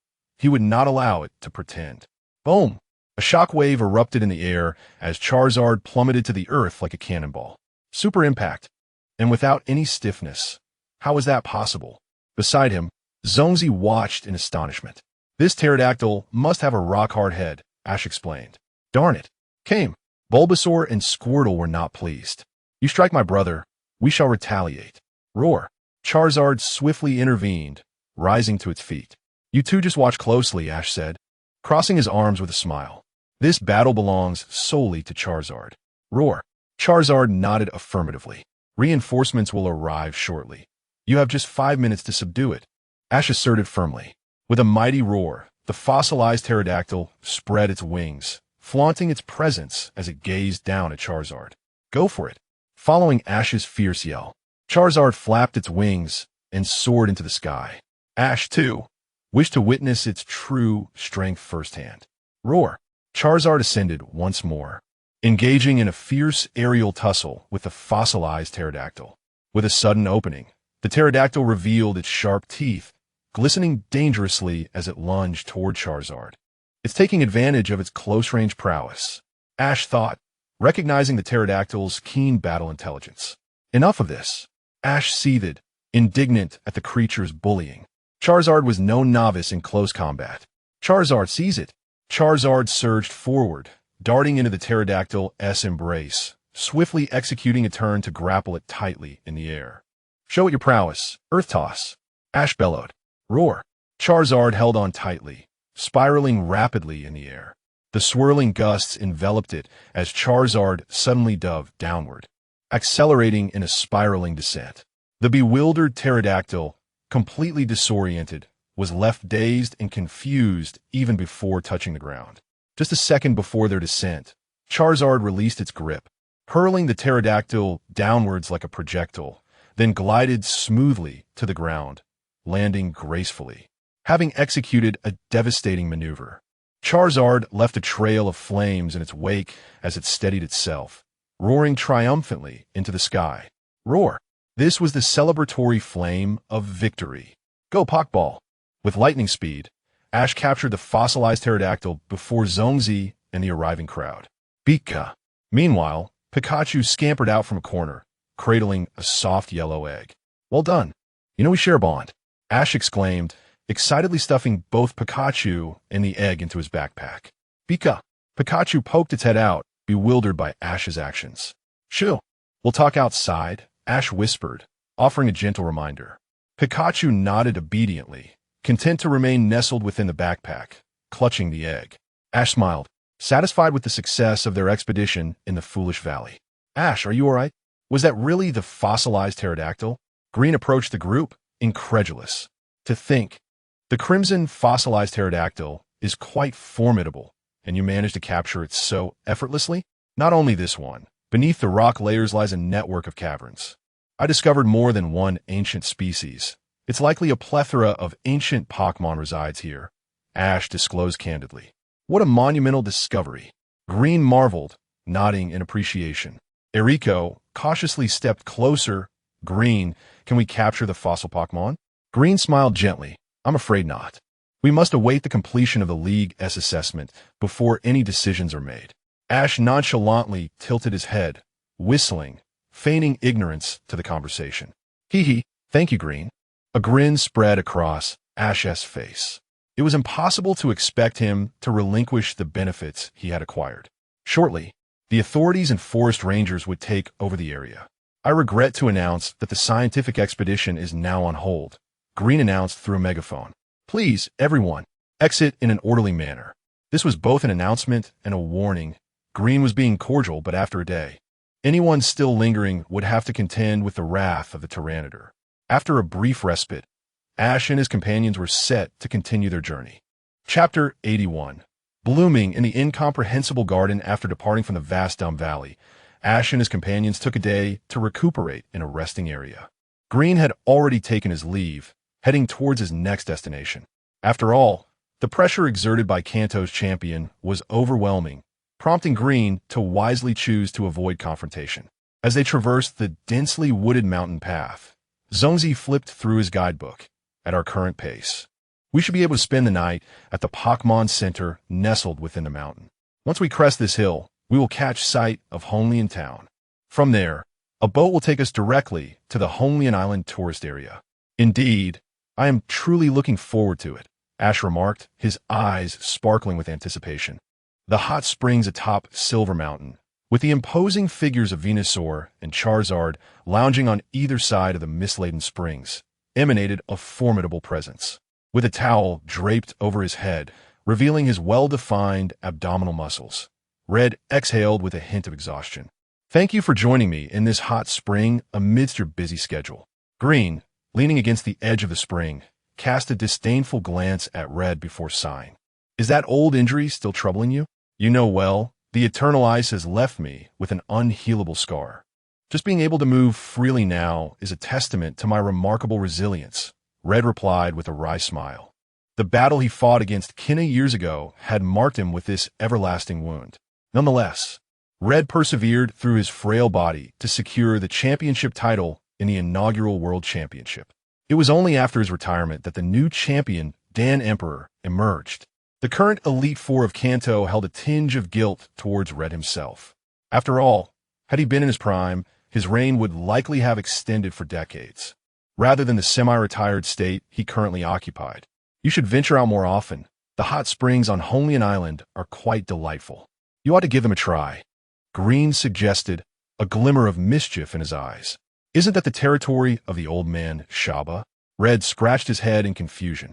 Aren't there supposed to be Pokemon battle research facilities there? Oh, it's long since transformed into a tourist destination. You should get out and explore as well. Green could not help but tease.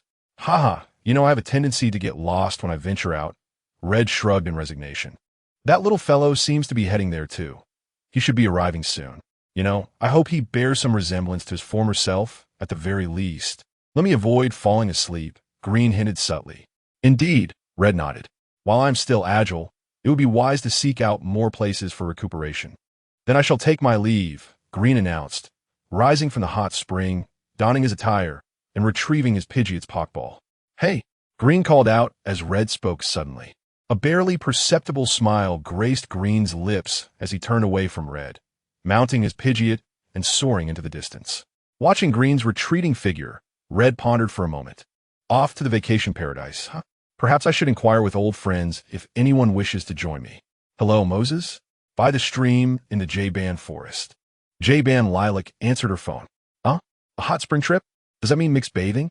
Xiao Huang's face flushed crimson, and she shyly nodded. All right, see you then. Midway along the mountain path, Ash and his companions encountered the challenger, Mountain Man. Go, Ash. Seiko cheered from the sidelines while Zhongzi took on the role of referee. The opponent deployed a Mac Hoke, a worthy adversary. Mac Hoke, use cross chop.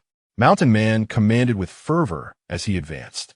Mac Hoke crossed its arms, unleashing a radiant cross of white light that sliced through the air, aimed at Ash's Squirtle. Squirtle, emerge. Ash had gradually mastered the abilities of his evolved Squirtle, employing increasingly extravagant tactics. Squirtle, Squirtle. The shell of Squirtle rapidly cracked with red fissures, enhancing its speed and strength. Rocket Headbutt.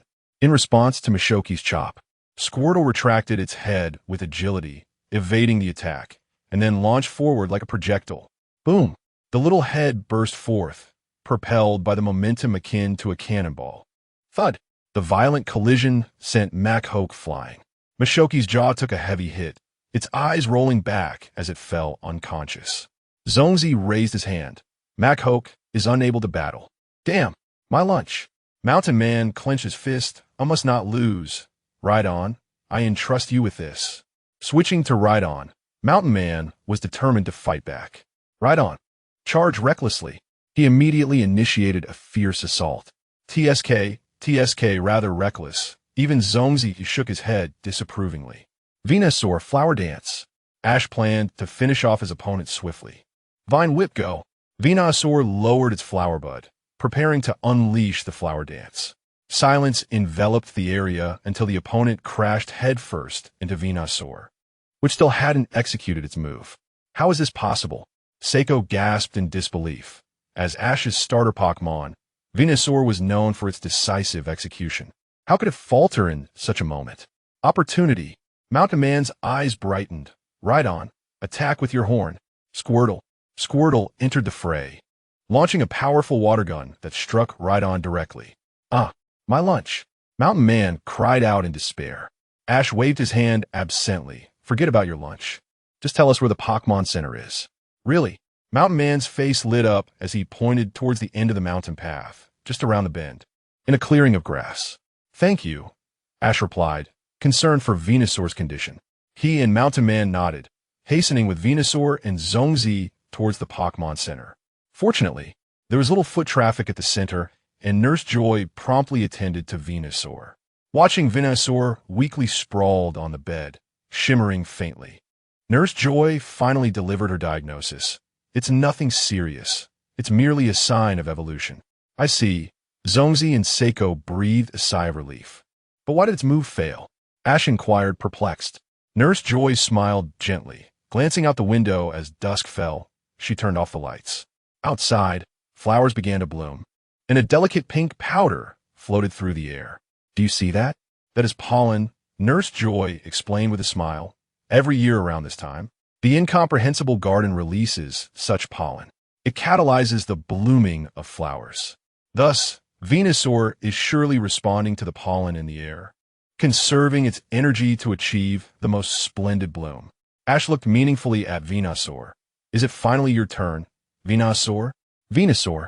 It nudged Ash's palm, obediently nodding in agreement. In the incomprehensible garden, Venusaur would ultimately blossom. Chapter 82. The ascension of Bulbasaur the Knight was profound, with stars shimmering in the sky like a celestial river. Strands of pink light danced among the blooming flowers. Under the influence of this ethereal glow, wildflowers unfurled in splendid bloom. It was as if, with the arrival of a gentle spring breeze, thousands of trees adorned themselves with blossoms.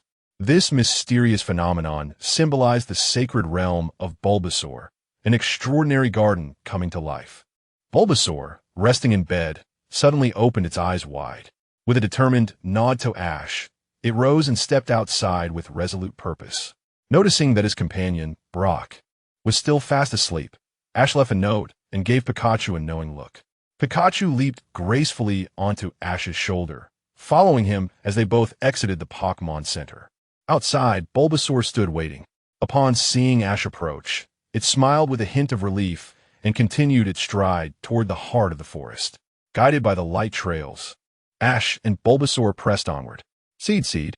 A sudden rustle of vines erupted before them as several Bulbasaurs blocked their path. The leader warned Ash, Seed. This is the sacred ground of Bulbasaur. No outsiders may enter. Even you, now a Bulbasaur, must not trespass. Bulbasaur, let's go. With a fierce determination, Bulbasaur charged forward, colliding with one of its kind. Enough talk. I will claim the essence of the flower tree. Seed. The surrounding Bulbasaurs immediately launched an assault, their vines and razor-sharp leaves flying through the air. Charizard, unleash your flames. Dragonair, use Ice Beam. Gengar, cast Night Curse. Ash swiftly released 3 Pokeballs, summoning his companions. With a thunderous roar, the Dark Curse, blazing flames, and icy beams scattered in all directions. The 5 Bulbasaurs encircling Ash fell to the ground, unable to rise. Bulbasaur turned to Ash, who grinned and rubbed his wrist. With us here, who would dare bully you? Bulbasaur explained, as long as I gain experience and bask in the sun, any Bulbasaur can evolve into an Ivysaur. However, to reach the pinnacle and become a powerful Venusaur, one must undergo a perfect evolution. The key to this perfect evolution lies in the essence of the flower tree. When miraculous gardens bloom around the world, ancient trees over 1,000 years old will blossom anew. The heart of the colossal flower tree secretes golden nectar, the finest nourishment for a Venusaur striving for supremacy. Only by obtaining this nectar can Bulbasaur evolve into a flawless Venusaur.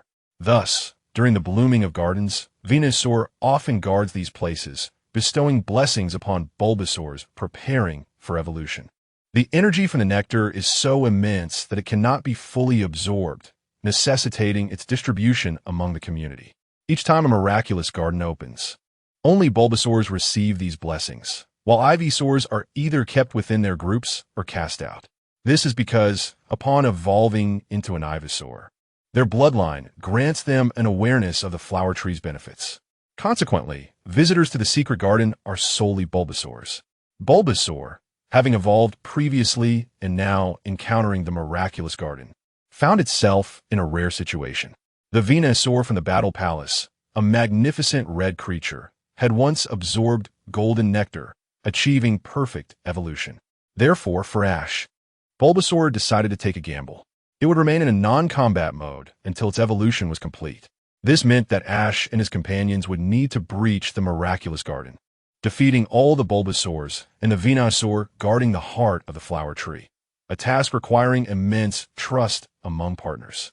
Ash surveyed his team, Charizard, Dragonair, Gengar, and Pikachu, before resolutely extending his right hand.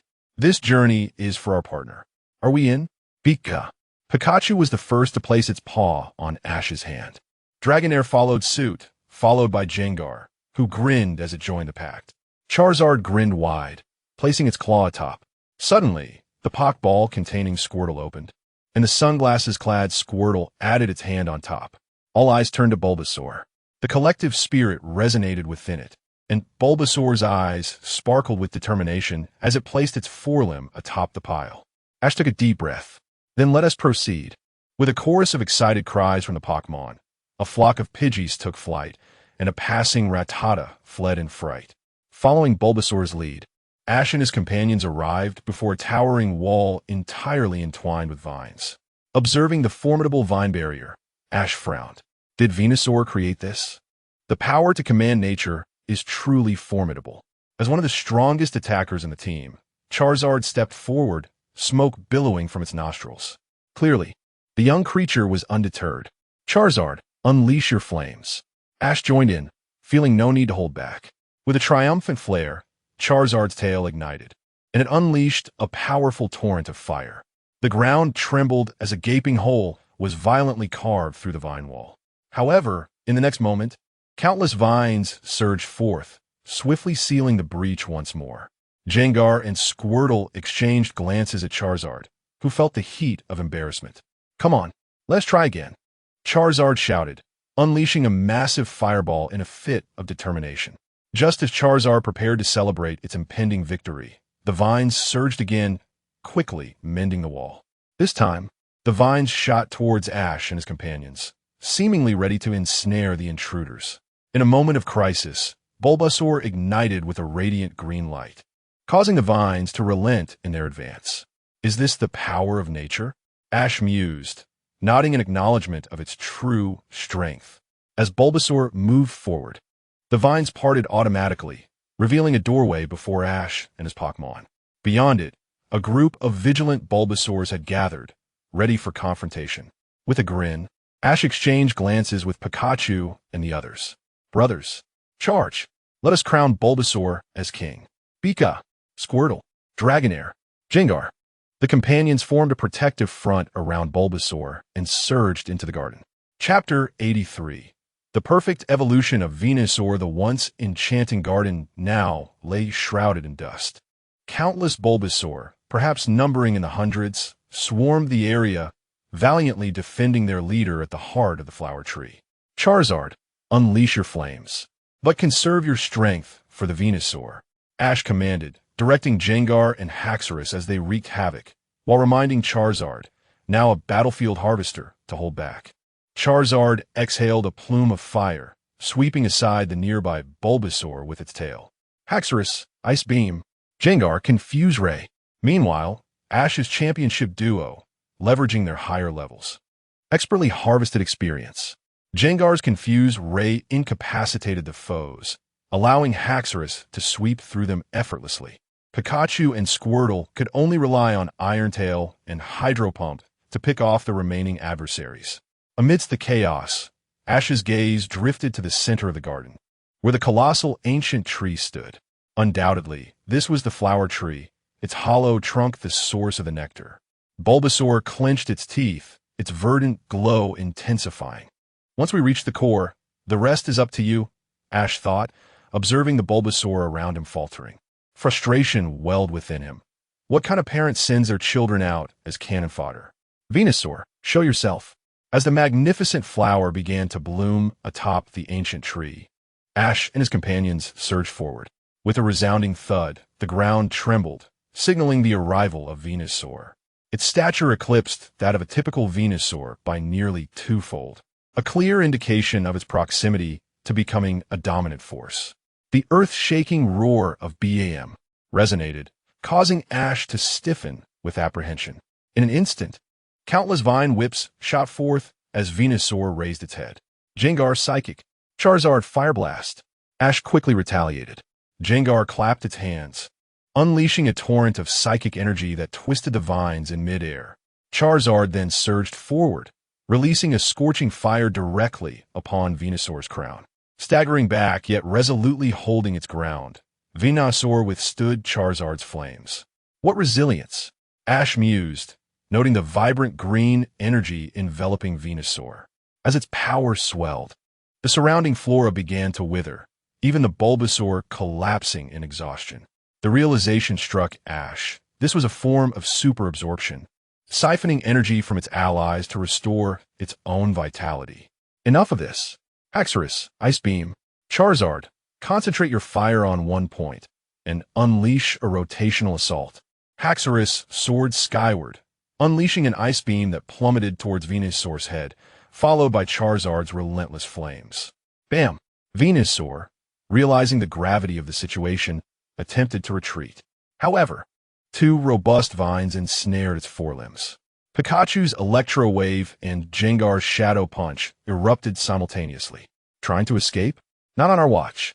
At last, under the dual onslaught of ice and fire, Venusaur's skin split open, releasing a pained cry that echoed through the garden. Simultaneously, the enormous flower bud atop the flower tree began to bloom, sending waves of golden pollen cascading outward. The Bulbasaur, once burdened, now lay peacefully, rejuvenated by the tree's nourishment. As their wounds healed, the seeds representing evolution began to shimmer with a radiant white glow. Suddenly, Venusaur erupted with newfound vigor, breaking free from the constraints imposed by Bulbasaur. Pikachu and Gengar and charged towards the tree's trunk. Charizard roared defiantly, placing itself directly in front of Venusaur, bracing against its onslaught. With a violent flurry of razor-sharp leaves, Venusaur struck, leaving Charizard bloodied but unyielding. Bulbasaur, it gasped, startled to see Ash blocking its path. This way, Ash pointed towards the tree's core. We fight for your perfect evolution. Do not let everyone's efforts go to waste. Venusaur, now utterly frantic, barreled forward like a bulldozer towards the tree's heart. Though only a single drop of nectar was needed for a perfect evolution, it seemed intent on hoarding all for itself, unwilling to share even a single drop. Fortunately, Ash possessed a certain lack of moral restraint. If Venusaur refused to yield, he would seize it himself. Pikachu and the others mimicked Ash's actions, grasping the vines and pulling back with all their might. Charizard led the charge, muscles taut, flames erupting from its tail. With a thunderous roar, Charizard unleashed a surge of azure flames, propelling Venusaur forward against its will. In a moment of clarity, Ash recognized a newfound skill Charizard had mastered in the heat of battle. With a final, resounding roar, the blue flames engulfed Venusaur, who could no longer withstand the pressure and was dragged away from the tree's hollow. As droplets fell like rain, Venusaur collapsed, devoid of strength. Charizard's flames extinguished, and it exhaled a plume of smoke. A radiant golden light emanated from within the tree's heart, pulsating in waves. After what felt like an eternity, the light dimmed. With heavy footfalls, a magnificent Venusaur emerged from the tree's heart, its demeanor vibrant and full of life. Bulbasaur, Ash exclaimed, his eyes sparkling with joy. With a hearty grin, Venusaur lifted its head, and a warm golden light radiated from the flower tree, showering the ground. Countless vines entwined around the tree, transforming into a colossal blossom. The Bulbasaur, on the verge of evolution, bowed in reverence, receiving the life-giving energy. In mere moments, every last Bulbasaur completed their evolution. As Venusaur's sonorous cry echoed, the surrounding ancient trees burgeoned with lush foliage, their sturdy vines lifting Venusaur gently, casting it beyond the garden's confines. Ash and Pikachu, taking a moment to rest beneath the tree, marveled at the power of nature. Is this the essence of nature's strength? Truly magnificent, Ash mused. Ding! Hardened flora, one of Venusaur's most formidable abilities. The Pokédex suddenly chimed in, asserting its presence. What a tremendous gain! Ash sighed in relief, reclining on the grass, gazing at the rising sun on the horizon. Chapter 84. The secret of raising Pokémon, having completed the evolution of his Ivysaur in the astonishing garden. Ash and his companions continued their journey towards Red Lotus Island. Truly, the Pokémon from Ash's home were remarkably diligent, as Satoshi could not help but murmur. His beloved Mewtwo danced gracefully in the breeze, while Ash's Pokémon grew robust and sturdy. It was no wonder Ash's training was rooted in real combat, with abundant battles coupled with ample energy supplementation, making evolution almost inevitable. But I too wish for my Mewtwo to evolve swiftly, Satoshi lamented. It resembles a mere sprout, and I hesitate to let it battle. Ash, carrying Pikachu and cradling a Togepi egg, remarked, in truth, there are alternative paths to fulfill your desires. Oh, what is it? Satoshi perked up immediately. Just then, a coastal town appeared before them, illuminating the horizon. That must be Red Lotus Town. We've finally arrived, Zongzi exclaimed with a smile. One could only commend the town for its splendid development, rivaling that of a city despite being categorized as a town. As they ventured into the heart of the town, they were greeted by advertisements displayed on towering screens, pouring all our love into Pokémon care. The grand opening of the Pokémon Nursery, offers a 20% discount for new members. Ash pointed out. And there lies your other option, he added, nodding toward the establishment. The nursery can nurture Pokemon that lack adequate energy for growth, and their expertise often allows for accelerated development of the entrusted Pokemon. Such a wonderful opportunity. You two head to the Pokemon Center. I wish to give a try, Satoshi declared, dashing off without a second thought. Zongzi and Ash exchanged glances, shaking their heads in resignation, and proceeded to the Pokemon Center to settle in. Upon arriving at the Pokemon Center, they entrusted Nurse Joy with their Pokeballs for recovery. Zongzi then set off, intending to procure some everyday medicines and tools for herbal concoctions. He recalled a fine herbal shop in Pineweed Town, where he had previously acquired invigorating herbs, beneficial for Pokemon health when brewed as tea. Notably, both Ivysaur and Squirtle relished the water infused with these herbs. Meanwhile, Ash perused his phone for ferry tickets to Red Lotus Island. Praising Professor Oak for the convenience of modern technology, which alleviated many of the burdens associated with computer operations. He also expressed gratitude to the generous Red, whose invitation ensured that Ash and his friends need not worry about securing accommodations during the peak travel season, thus avoiding the indignity of being stranded on the streets. Lastly, he acknowledged his own charm, patting his shoulder with satisfaction. Pikachu. Pikachu nudged Ash's head from behind, gesturing toward its mouth. Pika, Pika, it insisted, indicating a desire for 3 packets of ketchup. No problem, let's go. In a dark alley, Team Rocket's James was unceremoniously kicked out of a door. What on earth? We are fellow professionals, yet they behave so arrogantly. Jesse fumed, watching from the sidelines. Oh dear, my beloved plant. James sobbed, raising his hands in despair. Stop crying, Meowth.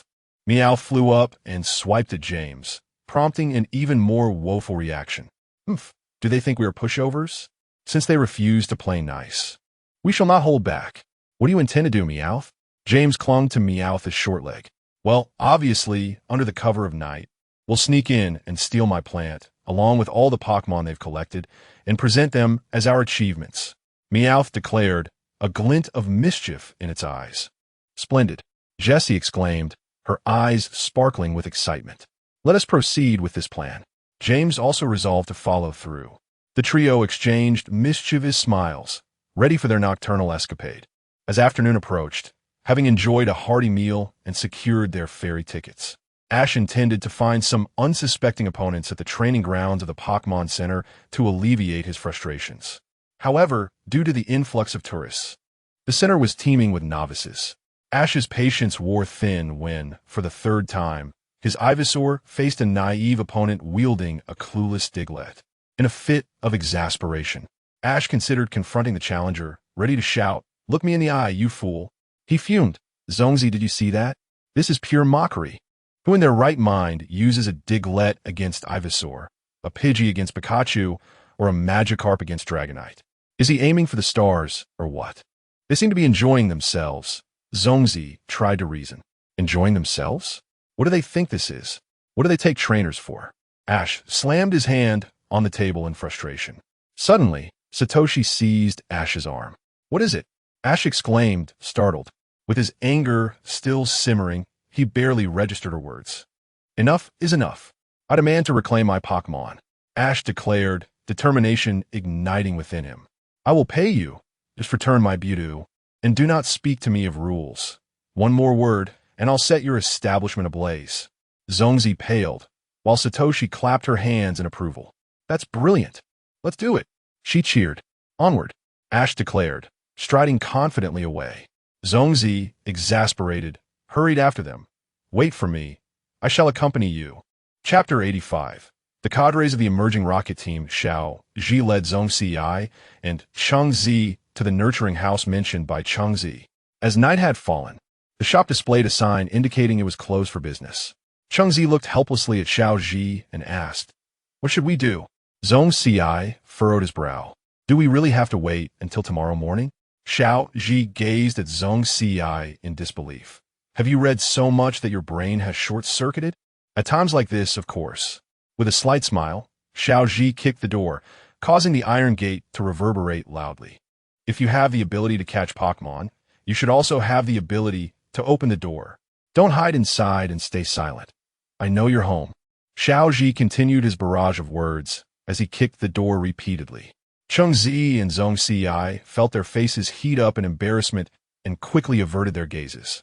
My goodness, Xiao Ji, are you a professional troublemaker?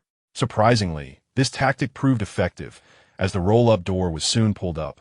A stern-looking man, dressed in a nurturing house apron, stepped out and demanded, "Who is causing a ruckus? We're already closed. Come back tomorrow." Are your ears not functioning? I said tomorrow. The man shot an impatient glare at Zhong Xi. Hey, who are you glaring at? Xiao Ji snapped back, placing his hand on his belt and releasing his Charizard's Pokeball. Charizard roared and unleashed a jet of flame, causing onlookers to gasp in astonishment. The man from a nurturing house's expression darkened, but quickly masked it, raising his voice. Do you want to escalate this? Do you believe I will call the police? Xiao Ji tilted his head. Go ahead and call them. Let the officers see if this is a legitimate establishment. Xiao Ji, don't act impulsively, Zhong Xi warned, pulling Xiao Ji back with concern. Perhaps due to the commotion they had caused, the patrolling officer, Jun Sha, noticed and was making her way over. Kid, you'd best not provoke me. Get lost. The man glared at Xiao Ji with menace. Seeing the officer approach, Xiao Ji raised his hands and took a step back. All right then, we will return tomorrow. Smart choice. The employee, noticing Xiao Ji's retreat, quickly donned a smile and welcomed Officer Jun Sha. What happened here? Why was Charizard involved? Jun Sha inquired sternly. It's all a misunderstanding. This young man might not trust our nurturing house. We will process his refund first thing in the morning. The employee explained with a grin. Is that so? Jun Sha turned to Xiao Ji. Yes, sorry for the trouble. Xiao Ji nodded, turning to leave with Zhong Xi and Cheng Zi. The trio found a bubble tea shop, where they sipped their drinks and chatted. Thank goodness you maintained your composure, or we would have ended up in jail today, Zhong Xi said, patting Xiao Ji on the back with relief. Who said I was backing down? Xiao Ji rolled his eyes at Zhong Xi. I couldn't just assault that man in front of the police, could I? And you? Cheng Zi looked at him with bright eyes. All right, Zhong Xi stammered, realizing his naivety. He had thought Xiao Ji had finally learned to behave. So thrilling. I agree. Cheng Zi giggled like a little fox, covering her mouth. Xiao Ji shot a glance at Zhong Xi. You can stay outside for backup. Zhong Xi gritted his teeth. What nonsense. Between good friends, we share both fortune and misfortune. Good buddy. Xiao Ji patted Zhong Xi on the shoulder. Thus, the three friends clutched their bubble tea and drank until the shop closed. Under the cover of darkness, they stealthily approached the back door of the shop. Thud!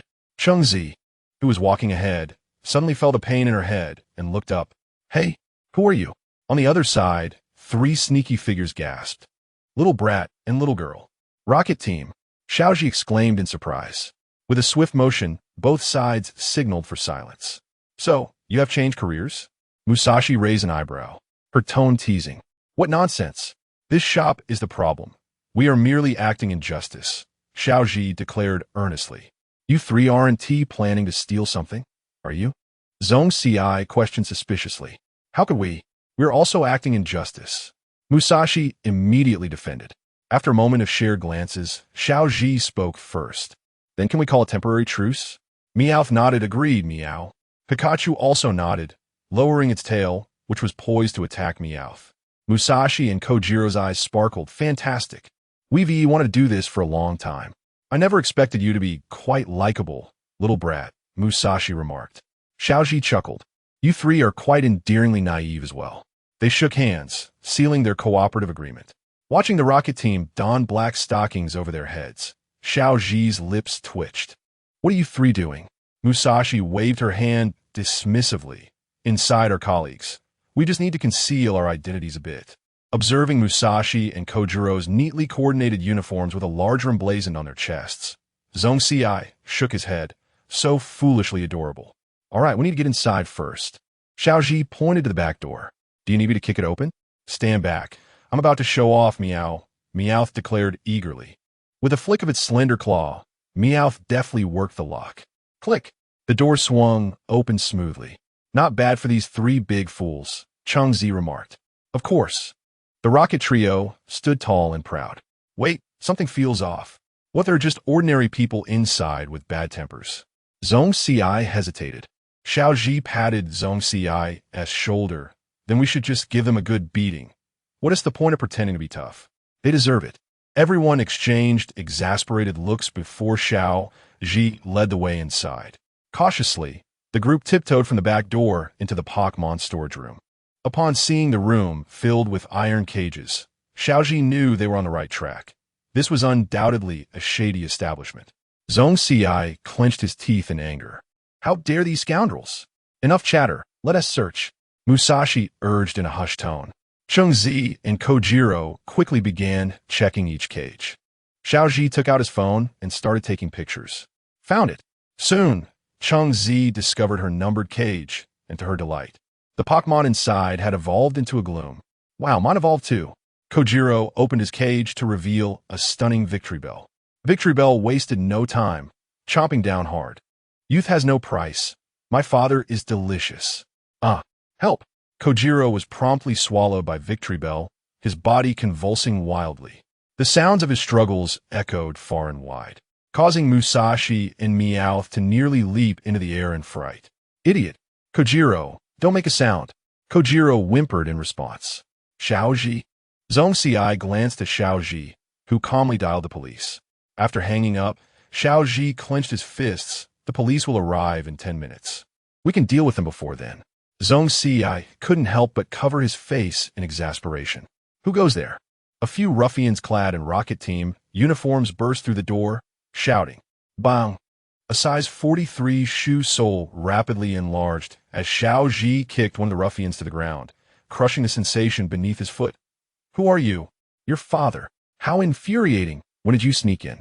Before the other two lackeys could release their pokeballs, Musashi swiftly subdued one by the throat. Meowth leaped into action with a flurry of paws. I'll teach you to look down on others, Meow. Several thugs fell to the ground, and Meowth stood proudly with hands on its hips. Meow. That was satisfying. Kojiro, still stuck in the clutches of Victory Bell, whimpered wah wah. In the office on the second floor of the nurturing house, a henchman rushed upstairs to report, Gamu, there is an intruder downstairs, and the police will arrive in 5 minutes. The woman known as Gamu furrowed her brow and, rising from her professional attire, declared, Withdraw. Abandon all untransported sprites. Lord Sakaki has commanded our support for that wretched Sachi on Giran Island. She is a former executive of the second generation of Team Rocket, having risen through the ranks of the organization revived by the ancient Gulu. Since being reabsorbed by Sakaki, she has aspired to orchestrate significant endeavors to prove her worth. This scheme at the nurturing house was her brainchild, yet it has been uncovered far too swiftly. As she observed the chaos below, where a young trainer, Ash, was ruthlessly retaliating against a Team Rocket member, Gamu's gaze sharpened. I shall remember you, young one. Chapter 86. Arrival at Red Lotus Island. After dismantling Team Rocket's hideout, Ash and his companions successfully earned the title of enthusiastic citizens, allowing Ash to stretch his limbs. Unfortunately, by the time the police arrived, the big fish had already slipped away, leaving only a few small fry to be caught. To make up the numbers, Ash simply had the police take the 3 fools away as well. Aren't we friends? Has our bond shattered so quickly? The trio looked utterly bewildered. Reform yourselves and start anew. Ash waved goodbye to the 3 as tears welled up in his eyes, sending the trio of mischief makers off in the police car with a sense of distaste lingering in the air. Looking at the time, Ash declared, Let's head to the port. The ferry should be arriving soon. Eiko and Zongzi gave him a thumbs up in agreement. As the sun rose, the trio boarded the luxurious ferry bound for Red Lotus Island. Although Ash couldn't quite fathom why Eiko chose to wear swimwear and frolic in the deck pool so early in the morning, he couldn't resist rubbing his hands together at the sight of the vacant battle arena in the center of the deck. With nearly 3 hours of travel ahead, a couple of battles seemed quite reasonable. Approaching the arena, Ash crossed his arms, challenging, Who dares to face my wrath?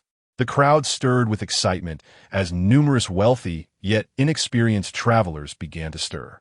Ultimately, a dapper young man clad in a white suit was pushed forward from the crowd, prompting a smile from Ash. Pikachu, give it your all. We have a seafood feast ahead. Pika, Pika. Pikachu nodded vigorously, leaping into the arena. Go, my beloved sea serpent. The opponent hurled a luxury ball, and Ash nodded, recognizing the folly of the wealthy gentleman. Pikachu, Thundernet. With a mighty leap, Pikachu unleashed a shimmering electric net that ensnared the panicking sea serpent on the deck. Following up with a precise thunderbolt, Pikachu struck the immobilized target, sending smoke billowing from the defeated creature. Thank you. Ash raised his hand in triumph, his expression delightfully smug. Predictably, another young gentleman rushed forward, eager to challenge him. Facing the opponent's Nidoking, Ash was undeterred, commanding Pikachu to deliver a powerful Iron Tail. While Ash engaged in a fervent battle, Zongzi and Eiko lounged leisurely under the sun. How long do you think it'll take? Eiko inquired curiously. Not sure. I reckon he'll stop once he gets hungry, Zongzi replied nonchalantly as he sipped his drink. Red Lotus Island, located in the southeastern region of Kanto, is a large island renowned for its flourishing natural hot springs, making it a popular tourist destination. Despite the extensive development of hot spring streets and numerous amenities catering to visitors, approximately 80% of the island remains untouched natural beauty, enhancing its picturesque allure. As they stood at the bow of the ship, the cool sea breeze tousling their hair, Ash and his companions gazed into the distance. A lush, naturally pristine island materialized on the horizon. Embracing the wind, Pikachu comfortably squinted its eyes, showcasing its adorable airplane ears. Isn't it lovely, Pikachu? Let's soak in the hot springs today and relish some rejuvenating moments, Ash chuckled. How rare for you not to mention challenging a gym right away, Eiko remarked with a smile. Balance is key, Ash shrugged. Opportunities like this are precious. We should recover to our prime before taking on the gym.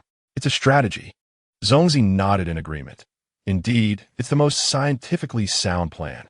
As the ferry approached the dock, Ash's phone buzzed with a message from Red, providing the hotel location and directions. Red and Yellow are already here. Where are you guys? Ash's brow furrowed in disbelief. Seriously? I look up to you, and you throw that in my face? If you said that Diantha was coming too, I'd have Sarah fly over to keep me company. But considering the chaotic scene that would unfold with Red, Ash ultimately shook his head. Never mind. Even legends have their struggles.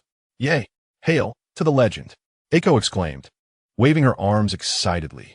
Zongzi nodded thoughtfully. I heard the Pokemon Research Institute on the island has a wealth of literature. I wonder if we can borrow some to peruse. Why think so much? Let's head to the hot springs, Pikachu. Ash cheered, eliciting a cheerful response from Pikachu as it raised its tiny hand in unison.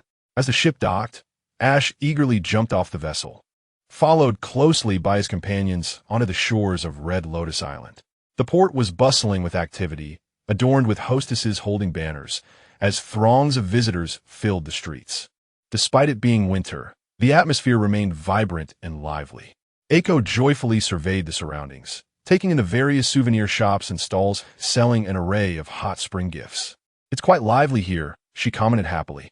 Meanwhile, Ash pulled out his phone, studying Red's hand-drawn map of the area. Can this really help us find our way? Thankfully, the enormous clock on the hillside was still standing tall.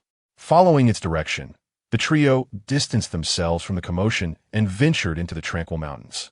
Halfway up the slope, they spotted a quaint lodge with a rustic wooden sign hanging outside. Phew, Mystery Lodge, you're still here, Ash sighed in relief. Zongzi looked at Ash with admiration. Ash, I'm impressed. You managed to navigate this abstract map. You truly are the best navigator in our group. Ash waved his hand dismissively. No need, in 2 years. Rotom phones will be ubiquitous, and we'll have GPS Pika. As they pushed open the door to the lobby, 2 Pikachu darted out from the inner room. Pika! Ash's Pikachu brightened at the sight, rushing over to greet them with a friendly tail shake. How adorable! Eiko couldn't help but gaze at the scene with wide eyes. While Pikachu was indeed charming, 3 Pikachu together were simply unfairly cute. With a knowing smile, Ash recognized one of the Pikachu with a heart-shaped tail and delicate features. That must be Diantha's Pikachu. Welcome. Your check-in has already been arranged. Here are your room keys, a slightly shy girl said, her voice ringing out. The trio looked up to see a girl clad in a light yellow bathrobe, her hair cascading freely. Beside her stood a young man in a black robe with red trim, striding towards them. Ash, it's been a while, the legendary Red greeted warmly. Seeing the living legend before him, Ash felt a surge of excitement, rushing forward to shake Red's hand. Unlike the fierce warrior Ash remembered, Red now exuded a gentle aura. His piercing gaze softened, resembling that of an amiable older brother. As their eyes met, they simultaneously proposed, "Shall we have a battle first?" Ash paused for a moment. Then both burst into laughter. This man before him was a living legend. Having dismantled Team Rocket in his debut year and swiftly conquered the Indigo League to claim the champion's glory. Even though he had not been active in major competitions due to past injuries, Red remained the figure Ash aspired to emulate. Faced with such an individual, Ash felt an overwhelming urge to battle him, no matter the cost. Observing the fiery determination in Ash's eyes, Red nodded with a smile. "That's the spirit. I knew I chose the right person." Even Diantha chuckled softly, shaking her head. "You look just like Red did when he was younger. That same fiery spirit." "Then let's warm up a bit," Red suggested with interest.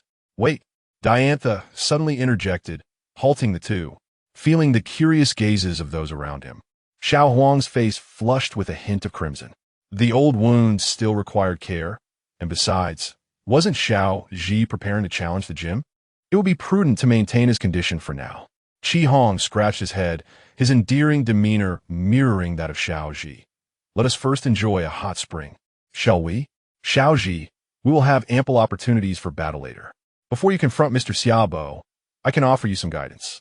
"I appreciate it," Xiao Ji replied with a smile and a nod. It seemed that Mr. Xiaobo was not home for the time being. Therefore, indulging in the hot spring sounded like a delightful plan. Chapter 87. Missing you in Kanto as the evening lights began to shimmer. In the tranquil ambience of the hot spring inn, Ash and Red encountered each other in the changing room. Meanwhile, the ever-dedicated Professor Oak had ventured to the Research Institute, where a wealth of knowledge awaited him like a warm sea of enlightenment. The men's bath was spacious, and upon Red's suggestion, Ash boldly entered the hot spring with all his pokeballs in tow. Emerging from the changing room with a towel draped over his shoulder, the two exchanged hearty nods. Clearly matched rivals in spirit. Sliding into the soothing waters, Ash stretched comfortably, reveling in the relaxation it offered. Red, seated in the bath, soaked his wrists in the warm water and chuckled. "Indeed, hot springs are truly remarkable. My Pokemon adore bathing as well." As he spoke, he tossed one of his Pokeballs into the air. With a resounding thud, the first to emerge was Snorlax, the MVP of the fighting tournament and Red's premier powerhouse. The pool erupted as a towering column of water shot skyward, and Snorlax, wearing a towel atop its head like a cap, joyfully plopped into the spring. After a contented yawn, it settled down to nap in the bath. Next came Red's initial Pokemon, Frogadier, whose muscular frame was the most impressive Ash had ever seen among frogs. Following closely was the mighty Venusaur, exuding an aura of strength, and the fierce Charizard, its gaze sharp and formidable. Alongside them were Pikachu, who preferred the ladies' bath, and Lapras, who was not fond of hot water. This was the customary lineup of Red's team, once champions in their own right. Not to be outdone, Ash released his beloved Pokemon to mingle with their esteemed predecessors. First to dive in was Gengar, followed by the elegant Dragonair, coiling gracefully around Ash. Venusaur and Charizard instinctively locked eyes with their respective predecessors, the overwhelming presence of Red's Pokemon creating an undeniable pressure. It was only natural, after all, that when Red's team was at their peak, Ash's Pokemon were still in their egg stage. With a smile, Ash encouraged his companions. "Having aspirations is a good thing. Let us take this moment to relax." The gentle nature of Venusaur allowed the two to rest side by side, feeling reassured by the larger presence of their seniors, knowing they still had room to grow. As for Charizard, it was a fearless spirit, nudging Red's Charizard playfully while staring at it with wide nostrils. Red's Charizard, beaming with delight, patted Ash's Charizard's head and gestured towards the distant hills. With a sharp exhalation, a brilliant orange flame shot forth, akin to a laser, and the hills were laid waste in the wake of its power. Ash gasped in astonishment, realizing he would need to train diligently for at least another 2.5 years to stand a chance against such a formidable veteran. Observing the playful antics of Gengar and Dragonair, Ash chuckled as he applied some wax to the back of Squirtle, who was burrowing in the bath. Unable to contain his amusement, Red remarked, "I truly admire the way you bond with your Pokemon." He noted that while Pokemon abilities varied, the extent of their power was intrinsically linked to the trainer's emotional connection. In this regard, Red felt Ash excelled, perhaps even more than himself. By the way, Red continued, "I have a dinner appointment with Yellow tonight." Nodding, he added, "Shall we discuss training early tomorrow or perhaps after midnight when everyone else is asleep?" Ash, slightly flustered, suggested, "Let us do it in the morning." Red agreed. "That sounds reasonable. It won't interfere with my plan to practice throwing 1,000 times tonight." "Is that why your wrist has been bothering you?" Ash quipped, stifling a laugh. Jengar playfully hoisted Dragonair out of the water, mimicking a snake charmer, while Squirtle reverently clasped its hands together in gratitude to Frogadier. Frogadier nodded. "Don't forget to throw your Pokeballs." Red, naturally, took Snorlax's hand to guide out. Ash's eyes widened in disbelief. "Are you serious? Move a little, will you?" Watching Red strain with effort, Ash sighed in relief. Thankfully, he realized Snorlax was too heavy for even Red to manage. "Perhaps we could use a Pokeball?" Ash suggested. Red turned. "Oh right. How did I not think of that?" After collecting their Pokemon, Ash and Red donned their yukatas and exited the changing room. At the entrance, they retrieved bottles of juice and milk from the refrigerator, each taking a swig. Ash relished the refreshing taste after his soak, exclaiming, "This is delightful." "Haha, I agree." Red chimed in just as Serena and Yellow emerged, both draped in bathrobes and with their hair cascading down. Ash and Red exchanged bewildered glances. With a triumphant smile, Serena exclaimed, "You two look utterly dumbfounded. Are we not radiant?" Ash scratched his head awkwardly. "I just realized." "Serena, you truly are a girl?" With a clap, Red declared, "Ash, we were thinking the same thing." Serena retorted, "You two better not be getting too cozy." Ignoring the banter, Diantha nodded with a gentle smile. "You both share a strikingly similar disposition, Mr. Red and Mr. Ash." "Yellow, you should also comment on Red's straightforwardness," Serena said, nudging Diantha playfully. Red scratched his head and agreed, "Oh sure." "Wait, you're really going to?" Yellow exclaimed, astonished. Watching Diantha's confusion, Serena clenched her fists excitedly. "Sisters, let's go for it." Pondering for a moment, Ash approached a video phone booth with Pikachu and dialed a number. Beep, beep, beep, click. "Ash, Pikachu," came the delighted voice of a girl from the other end. Seeing the flaxen-haired girl on the screen, Ash smiled warmly. "Long time no see, Serena." Dressed in riding attire, Serena wiped the sweat from her forehead. "Hee hee, why the sudden call? ISNT Christmas just around the corner?" Pausing thoughtfully, Ash replied earnestly, "Nothing in particular, just that I'm in Kanto and I miss you." Chapter 88. The secret technique of surfing, setting aside the blush-inducing interlude. The following day dawned with a cacophony of thunder and lightning in the room. Ash and Red, both sporting the same explosive hairstyles, encountered one another in the corridor. "Good morning," Red greeted with a calm nod. On Red's shoulder, Pikachu and Ash's Pikachu exchanged knowing smiles. "In our efforts to cultivate our master's physiques, we've truly labored tirelessly," they seemed to convey. Eriko had made plans to go shopping with Yellow, while Ash's friend opted to continue reading. Seated in the dining area, Red spread jam on a slice of bread, chuckling, "So today you can accompany me for some rigorous training." Ash squirted a generous amount of ketchup onto his fried egg. Nodding eagerly, "I will give it my all." "That's good to hear," Red replied, finishing his bread and rising to his feet. "Your Charizard can carry a person, correct?" After a brief moment of hesitation, Ash recalled that he had nurtured Charizard to its optimal state, nodding affirmatively. "Absolutely." "Then let us go. The training location is not on Fire Island." Baffled, Ash nodded along, following Red to the entrance of the inn. Prepared for their adventure, the two released their Charizards. Red's Charizard expertly flapped its wings, turning to glance at Ash's Charizard. "Don't let me throw you too far." Ash's Charizard snorted defiantly. Who will be the one left behind is still up for debate. With a resounding boom, a shockwave erupted as Red soared into the sky on his Charizard. Ash quickly hopped on a Charizard's back, urging, "Old Char, don't embarrass us." Charizard gave a thumbs up, affirming, "You got it, boss."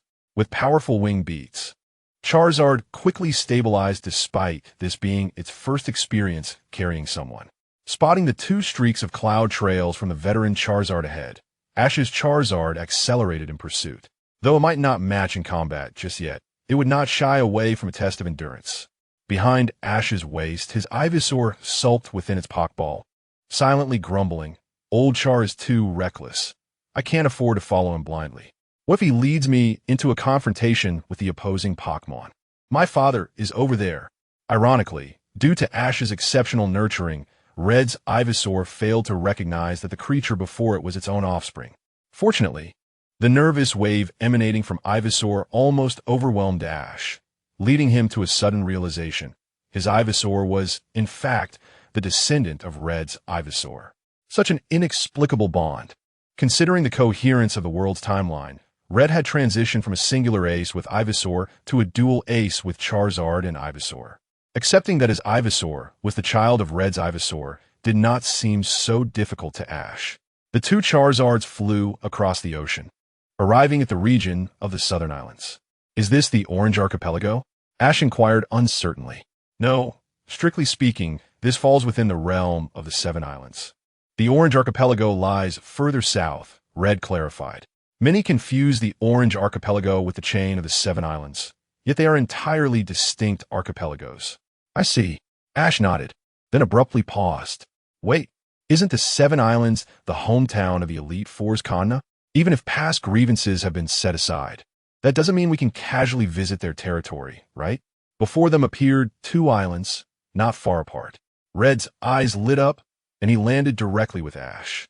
On the beach of the island, a mature, alluring woman with wine-red hair, clad in a figure-hugging black dress, sat gracefully atop a white sea lion, raising her head languidly.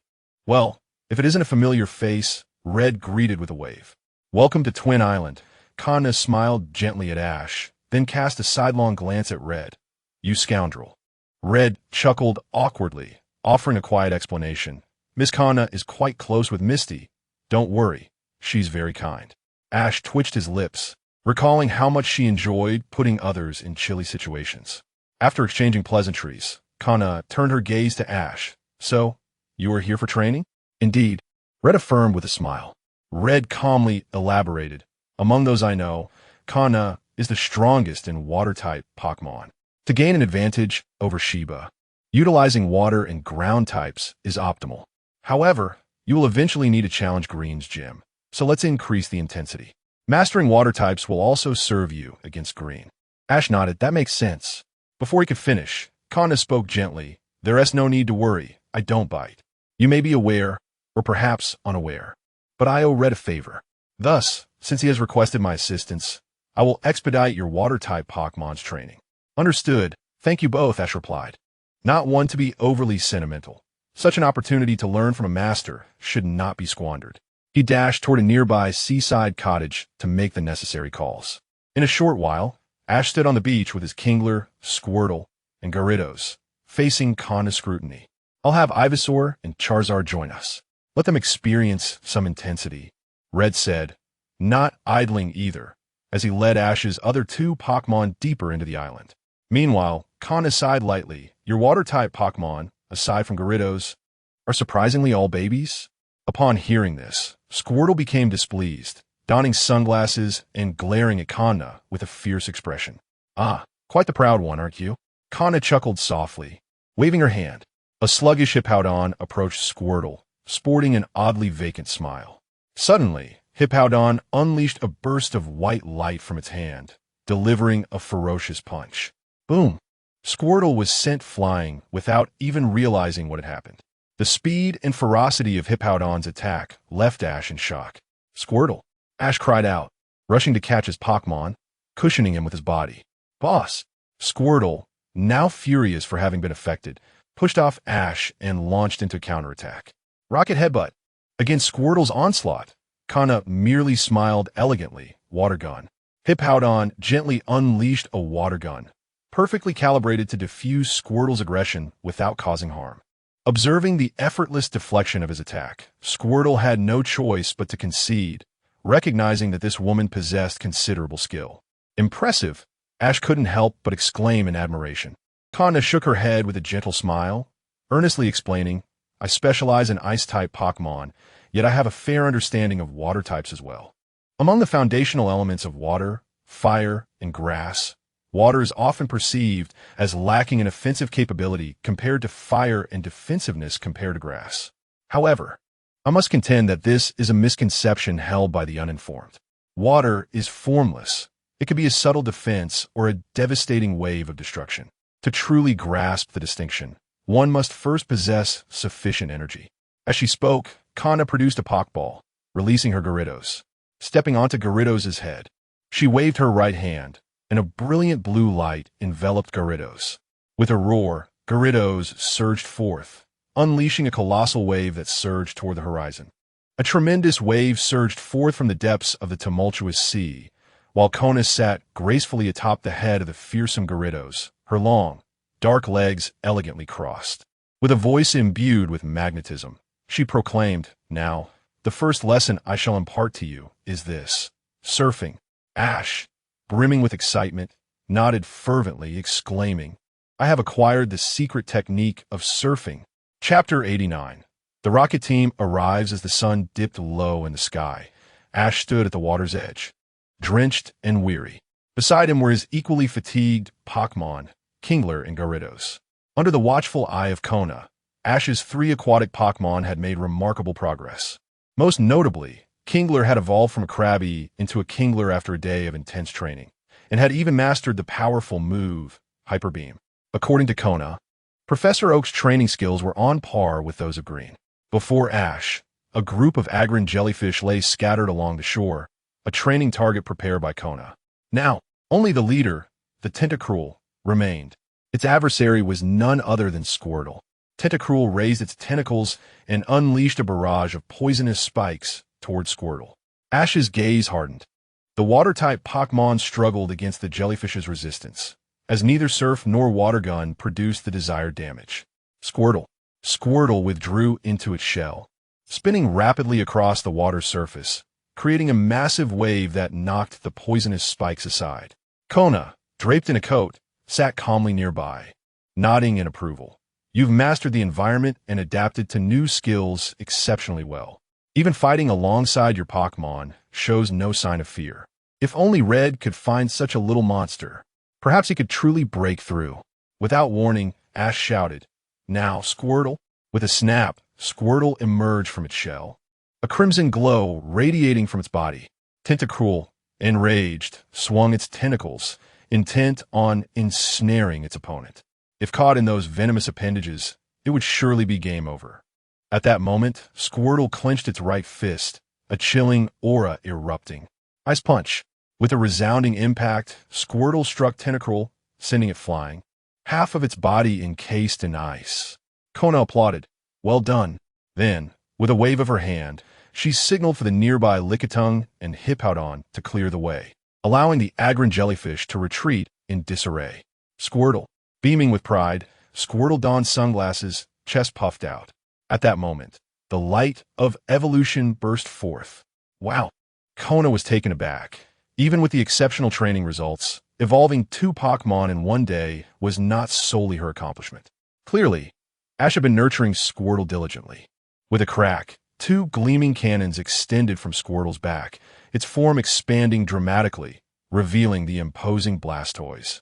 As it touched its gleaming head, the aura of a true champion radiated from Blastoise. Indeed, bald-headed champions are not to be trifled with. Blastoise, filled with vigor, was joyfully surrounded by Venusaur and Charizard. Pikachu and Ash stood at the center, lifted by their jubilant companions. The trio from Kanto had finally come into their own. Red nodded with satisfaction. You didn't disappoint. Kona shot him a glance. Don't think I didn't hear that. Training S over. You can leave now. Embarrassed, Red scratched his head. All right then. Seizing the moment before Kona could become irate, Red pulled Ash onto Gyarados, departing the island. The sunset cast a golden hue across the sea, prompting Ash to inquire, how did Venusaur and Charizard perform? Red's lips curled into a smile. Not bad. Quite commendable, especially Charizard. Its combative nature is an excellent trait for a fire-type Pokemon. Venusaur's stamina is impressive, and it has mastered the ability to harden its plants, making it capable of taking on greater responsibilities in the future. Ash interrupted. That is not what I meant. You know what I'm asking. Red paused, then chuckled softly. Without the trainer's assistance, that's not a reliable measure. But if you're asking about winning or losing, naturally, I triumphed. Ash shrugged. That was expected. However, I want to concede. Next time, I'll challenge you alongside them until I win. Red's grin widened. I truly look forward to that. Suddenly, Ash recalled something. By the way, which master should I seek for the League's secret moves? Explosion Flame and Hydro Cannon? Red pondered. Try seeking out Skill Grandpa. He should have the answers. Skill Grandpa? Ash looked puzzled. Living in the city of Tokiwa, the Master of Skills was known by this moniker since no one knew his surname. Red shrugged. However, seeking his guidance required payment in star fragments. A precious gem costing around 98,000 each. Ash winced at the price. Is there no other option? Red raised an eyebrow. Of course. Professor Oak has the manuscripts for those 3 powerful moves. You could ask him. Relieved, Ash sighed. That's good. Professor Oak is much easier to negotiate with. As they chatted, the sound of ringing phones interrupted them. Red and Ash answered their respective calls. Hello, Zongzi? Ash's expression shifted. Shaber was a formidable trainer, and the NTI was not something to be trifled with. Had they really been cornered at home? After hanging up, Red and Ash exchanged glances. We need to hurry. Red produced 2 Ultra Balls. Come forth, Molters and Articuno. The 2 legendary birds unfurled their magnificent wings before Ash. Glancing at the proud Articuno, Ash chuckled awkwardly. I guess I'll be riding up. Nodding, Articuno lowered itself, allowing Ash to climb onto its back. With a rush of icy wind, Articuno soared towards Red Lotus Island. At the lobby of the hot spring inn on Red Lotus Island, Boss Sakaki sat imposingly on the sofa. The 3 beasts, accompanied by elite members of Team Rocket, had cornered a bald elder and Zongzi. Zongzi, Lucario, and Xiao Huang, alongside Ash's Pikachu, stood at the forefront, while outside, a newly developed electromagnetic cage restrained NTI, rendering it immobile.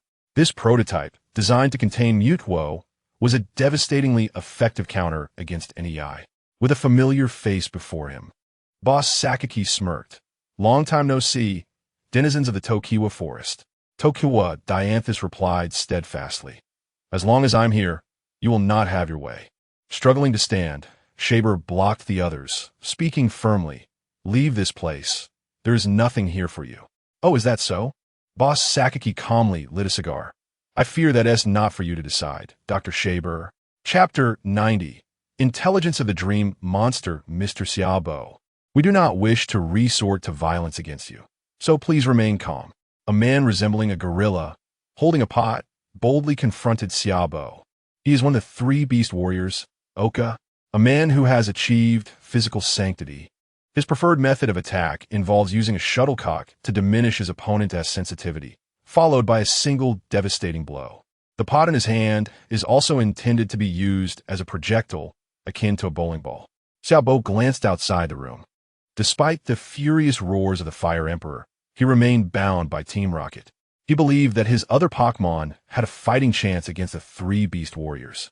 But behind Sakaki loomed a Beedrill, its fierce aura seemingly capable of piercing the heavens, making it a formidable opponent. Lucario, standing at the forefront, looked pale. His keen aura sense heightened his anxiety, as he sensed an overwhelming power emanating from Sakaki. Quick, Arcanine, use Overheat. Xiaobo rolled to the side and threw a Pokeball. This was his desperate strike. The instantaneous eruption of Arcanine was his only chance for a surprise attack.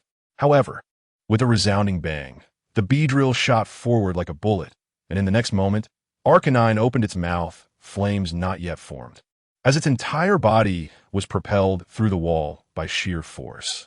Sakaki sneered.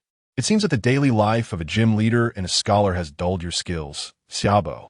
Now hand over what I want. Impossible. Xiaobo's face turned pale as he raised the Pokeball in his hand. Suddenly, a terrifying visage emerged from the shadows. It was Darkrai, the nightmare Pokemon. Zongzi gasped, confused as to why this creature, native to Sinnoh, would appear in Kanto. A swirling black hole began to absorb the surrounding air, directly pressing down on Xiaobo's head. Ah! In an instant, Xiaobo shrieked in torment as he fell into a nightmare. One of the three beast warriors, a woman named Sachi, licked her lips. Ah, this is the kind of wailing I relish. Stop it, Lucario. Aura Sphere. Zongzi angrily launched an attack. Meanwhile, Sakaki was about to wave his hand when his gaze flickered, stopping midway. His eyes fell upon the right hand of Shizuka, which was already resting on the crimson Pikachu, a verdant light continuously rising.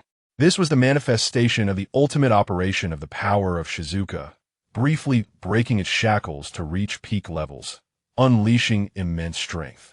If Pikachu unleashed a thunderbolt here, while Sakaki himself may not fear it, the others he brought would surely be in peril.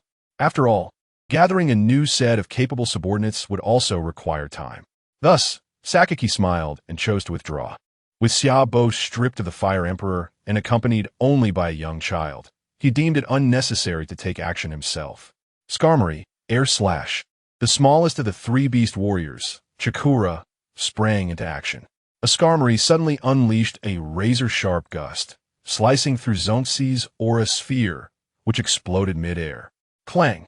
The sharp wing of Skarmory pressed against Zongzi's throat, leaving Lucario with no room to maneuver, forcing him to surrender. Moto Xiaobo watched Xiaobo wail in distress. While Zongzi felt a pang of guilt, he was not Ash, lacking the nimble skills to rescue this learned, jovial elder.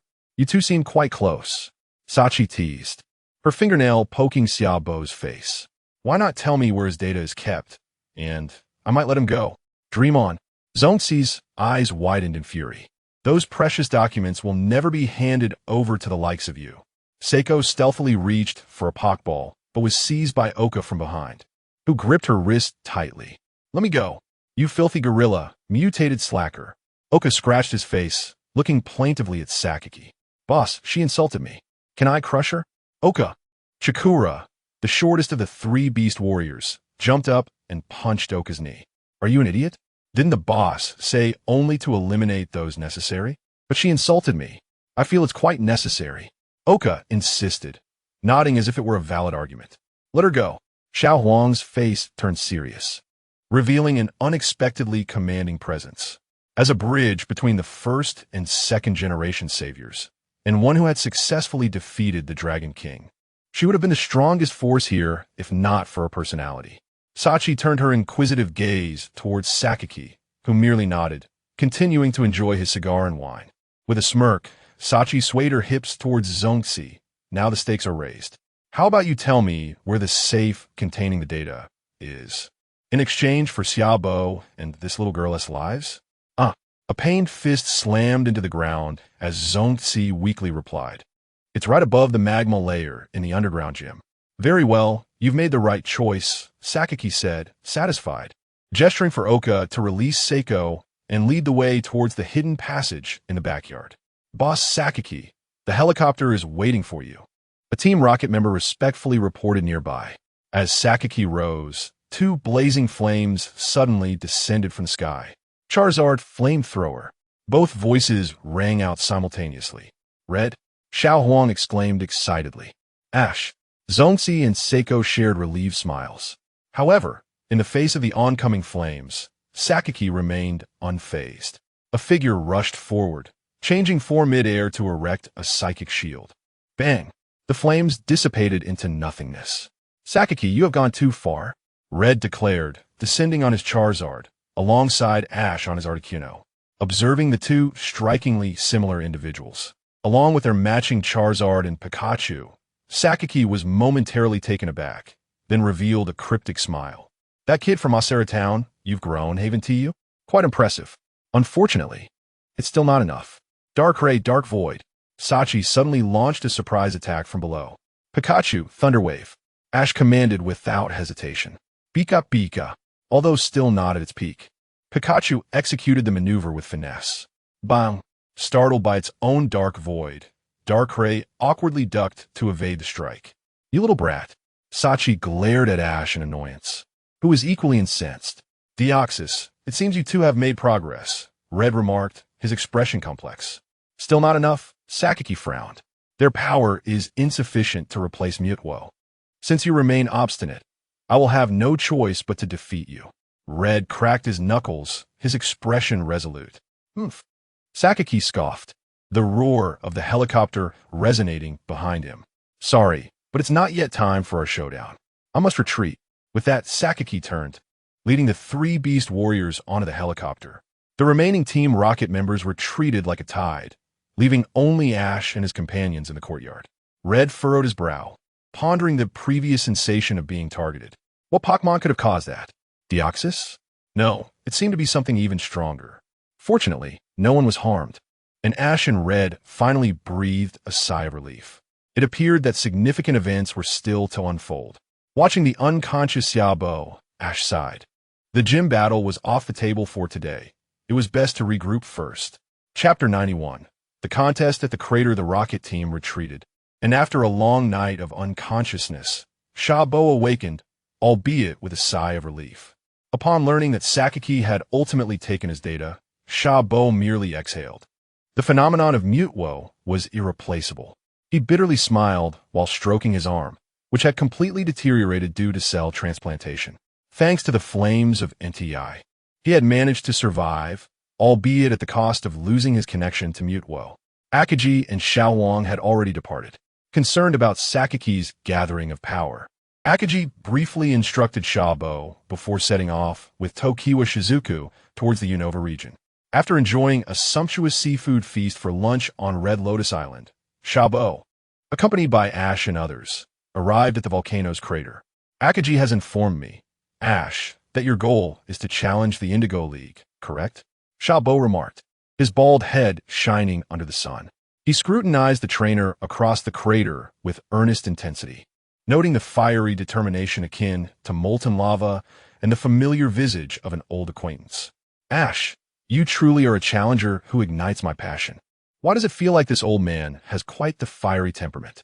Chungzi whispered to Zongzi. The two were positioned a bit farther from the crater. Zongzi wiped the sweat from his brow and expressed his admiration.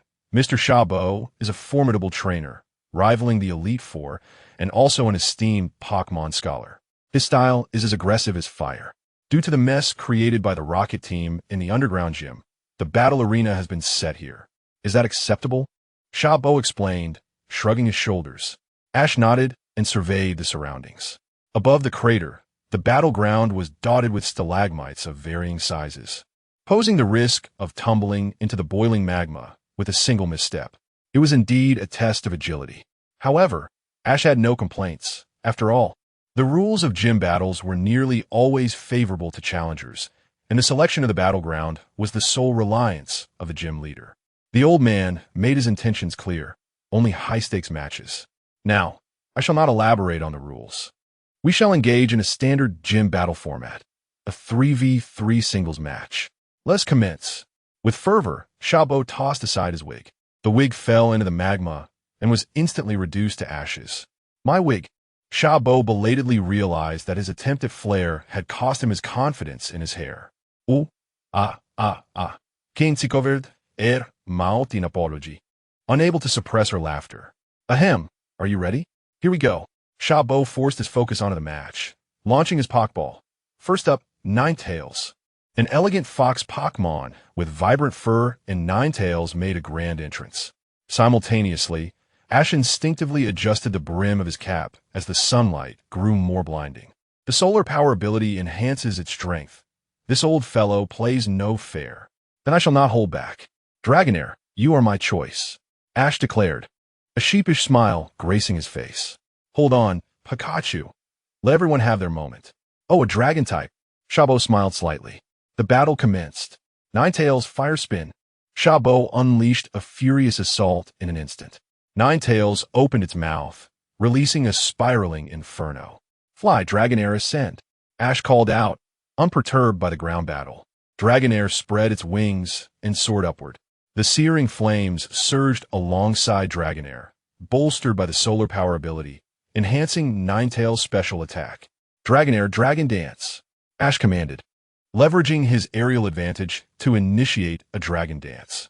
Dragonair spun counterclockwise within the fire vortex, generating a gust that dissipated the flames. Splendid.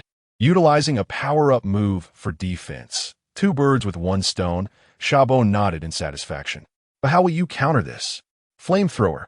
Ninetail's eyes gleamed with red energy as it locked onto its opponent, unleashing a torrent of fire.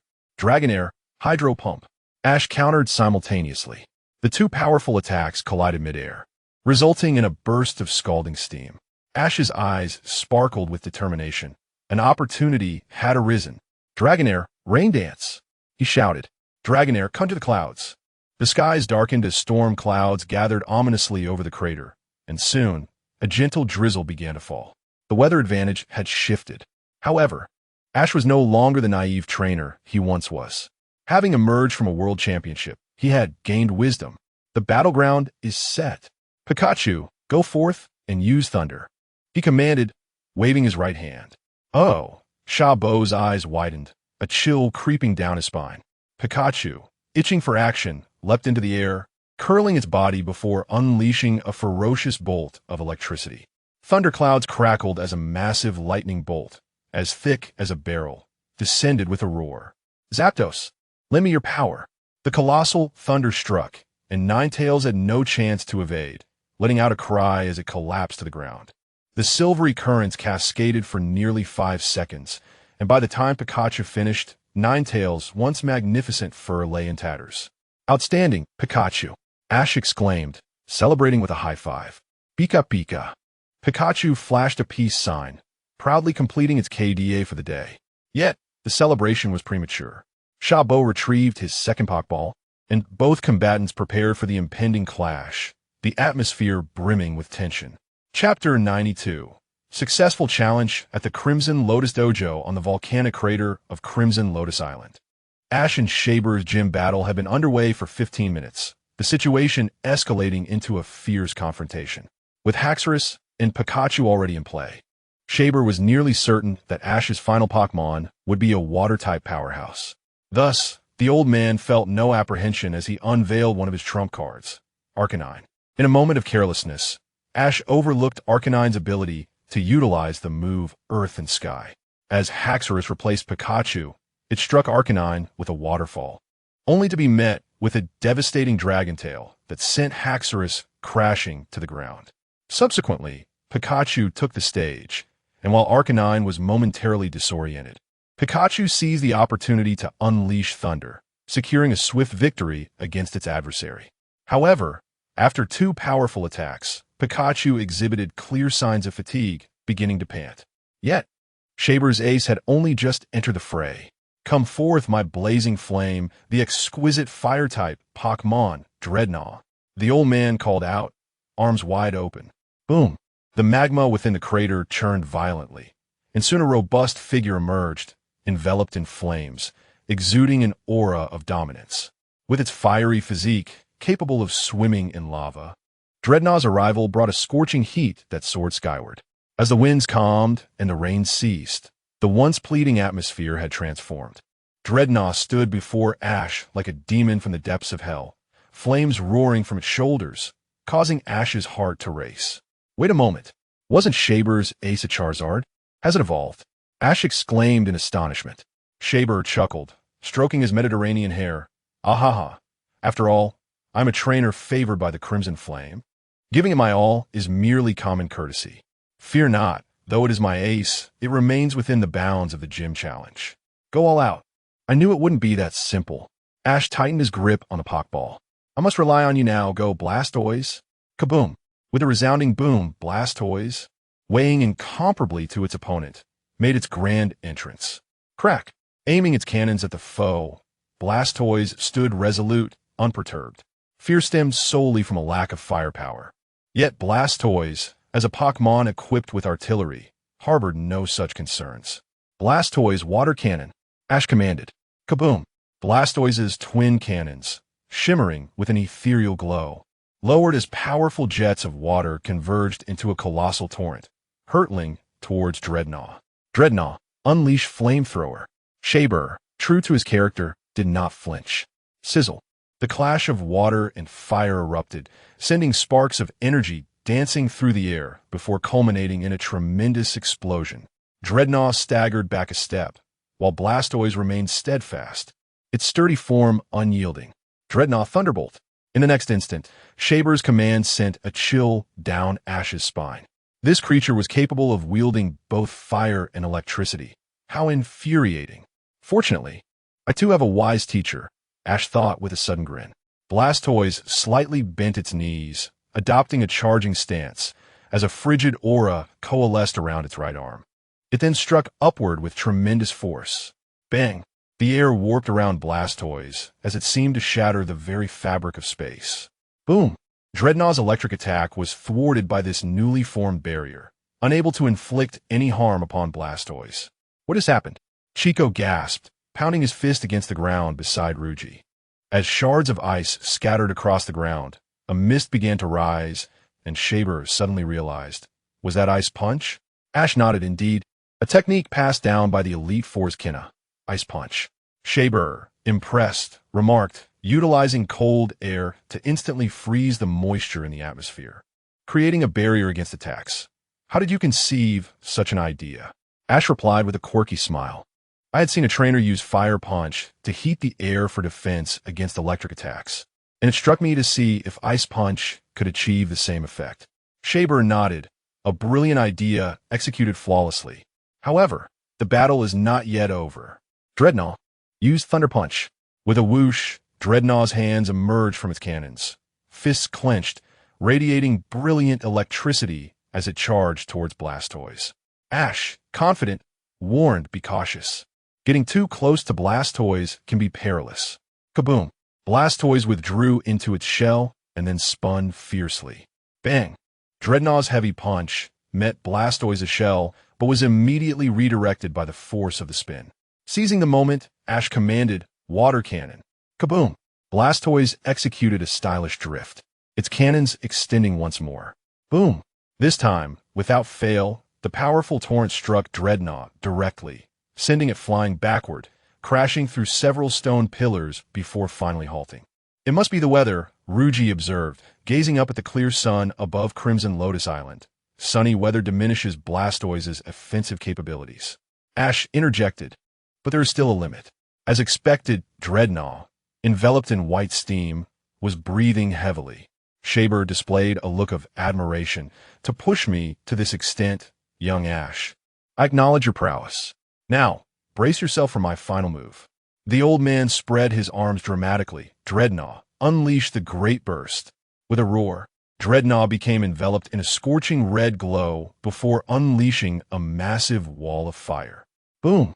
The fire wall expanded midair, taking the form of a giant character, pressing menacingly towards Blastoise. Given the sparse terrain, Blastoise had no chance to evade this attack, leaving only one solution. Ash clenched his fists, eyes blazing with determination. Now's the time, Blastoise, use Surf. With a roar, a torrent of water surged forth, propelling Blastoise skyward. Blast off like a rocket. As it soared into the air, Blastoise's eyes glimmered with blue light, commanding the massive wave beneath it to crash upon Dreadnought.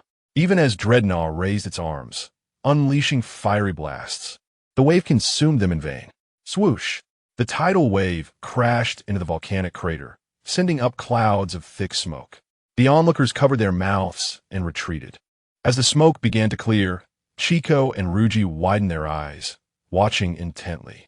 Blastoise donned sunglasses, hands on hips, chest puffed out. Beneath it, Dreadnought lay extinguished, sprawled on the ground.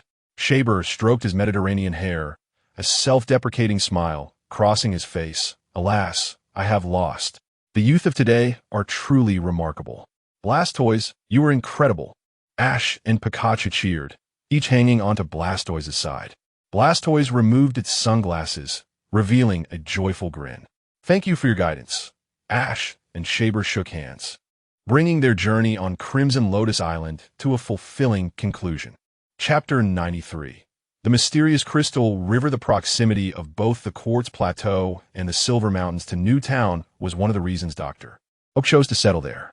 After bidding farewell to Professor Oak, Ash and his companions boarded a ferry, arriving at an unnamed harbor town. After a brief respite and procuring supplies, They ventured back into the mountains. Silence enveloped them as Ash glanced curiously at his companion, Zongzi. Zongzi, ever since we departed from Red Lotus Island, you've been unusually quiet. What occupies your thoughts? Zongzi hesitated for a moment before shaking his head. I've been contemplating the data seized by Team Rocket. It is said to contain information on Mutwo. Mutwo? You mean that incredibly powerful Pokemon? Chengzi scratched her head in confusion. Ash nodded. Indeed, it is a synthetic being created through the fusion of Mew's genes with human genetic engineering, a deity of battle. It is rumored that the esteemed Red once captured it, but later, in accordance with Mutwo's wishes, he released it, granting it the freedom to live as it chose. Now, Team Rocket has set their sights on it once more. So, Mutwo is quite formidable. Chengzi inquired, her curiosity piqued. It's not merely a matter of strength, Ash replied, shaking his head. It is the only being known to humanity that embodies both human and divine characteristics. To befriend Mutwo would signify a profound affirmation of the bond between humans and Pokemon. This is why I fear that Team Rocket might disturb it and bring harm. Zongzi added, ultimately, Mutwo may choose to retreat from humanity entirely, much like Ho-Oh. Chengzi frowned, pondering the complexities of their discussion, and finally managed to utter. Team Rocket is truly despicable. A drop of icy water splashed upon Pikachu's nose, causing it to shudder and look up at the sky. Pika! Ash, reminded by Pikachu's reaction, extended his hand to gaze upwards. It seems rain is imminent. A day prior, in a secret base within the Tokiwa forest, Boss Sakaki, all the data has been analyzed. But no significant discoveries have emerged, reported Secretary Matoi, adjusting his glasses in the office. We must pursue it. Mutwo is essential for my strategic objectives. Sakaki's voice was grave as he sat in his executive chair. In the battle in Black City, Mutwo sustained injuries and would undoubtedly seek the Fountain of Life for recuperation, akin to the spring hidden deep within the Hualan Cave. The Fountain of Life and the World Tree are not immutable entities. Wherever the Pokemon that coexist with them are, there too will they be found. Report. A voice called from the entrance. Team Rocket A-Class 006, codename Black Tulip, has submitted S-Class intelligence. The information was transmitted to the large screen. Matoi immediately adjusted the display behind Sakaki. The screen flickered, revealing a familiar figure before Sakaki's eyes. Mutwo. Sakaki's eyes widened, glinting with fervor. Matoi quickly relayed. According to 006 Intelligence, a recent medical journal published an exceedingly high evaluation of the water quality in a particular location. This water is rich in various nutrients and minerals, and experimental comparisons show it nearly identical to the data from the Fountain of Life. Where is it? Sakaki interrupted, his urgency palpable.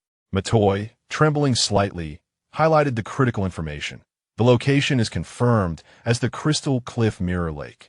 A tempest arose, and Ash's group struggled along the mountain path. Ultimately, they watched helplessly as the Soul Bus circled the mountain and vanished into the storm. Just a step too late, Chengzi exclaimed in disappointment. Ash shrugged nonchalantly. For some reason, I've grown accustomed to this. According to Murphy's Law, since we desperately wanted to catch that bus, it would inevitably leave ahead of schedule. Let us wait for the next one. Huddled in their raincoats, Chengzi consoled herself. I'm afraid we might need to find a place to stay for the night, Zongzi remarked, scrutinizing his travel book. According to the records, this bus only operates once a week. Once a week. Both Chengzi and Ash gasped simultaneously. What a cruel twist of fate. You three have arrived at an unfortunate time. A girl with green hair waved from a distance in front of a domed building. Ash's group brightened at the sight of a motel.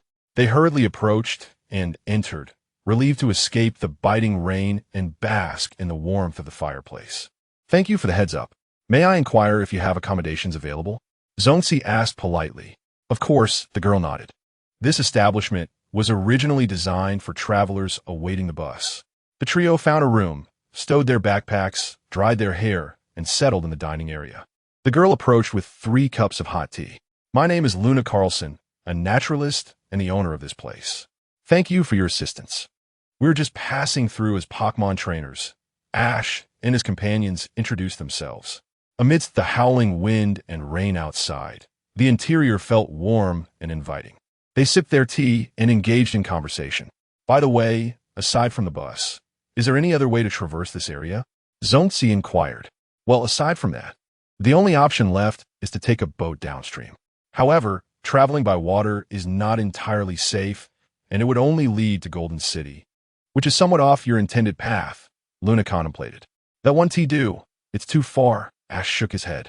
In that case, we shall have to wait, Luna replied, shaking her head. Isn't there another route? Ash gazed out the window at the towering crystal cliff.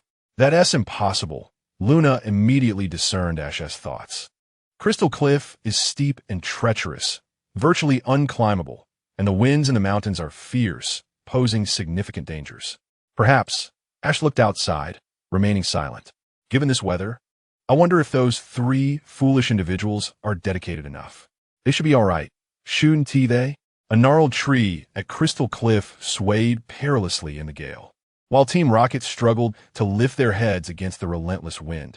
Today began with such an unpleasant feeling, one of them lamented. Chapter 94. Long time no see. The wind had ceased, and the rain had cleared, ushering in a rare day of splendid weather at the crystalline cliffs. Early in the morning, Ash, accompanied by Pikachu and his beloved pet, was busy washing up at the entrance. The water in this serene location was exceptionally refreshing, so after brushing his teeth, Ash instinctively gulped down some water. Realizing his mistake, he nearly retched.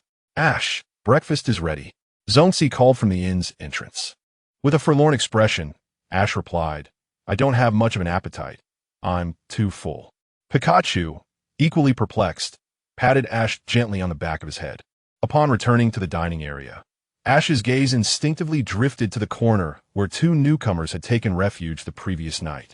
Professor Niels, a medical doctor, was investigating the water quality, which could potentially lead to overdevelopment of the area. However, he was undoubtedly a good person. Conversely, the other newcomer, a girl with golden wavy hair, despite her perpetually cheerful demeanor, radiated an aura of malice that Ash could sense through his bond. Everyone, please eat more, Miss Luna, now donned in climbing gear, smiled as she explained, at Professor Niels' request, I have decided to personally guide you all up the crystalline cliffs. After all, I have lived here for a considerable time, and am quite familiar with the surroundings. Thank you for your trouble, Ash thought, noting that Professor Niels, a melancholic yet handsome man with a scruffy beard, might have played a significant role in Miss Luna's willingness to break protocol. Make sure to replenish your strength. The crystalline cliffs are quite lofty, and it will take considerable effort to ascend, Zongzi reminded them.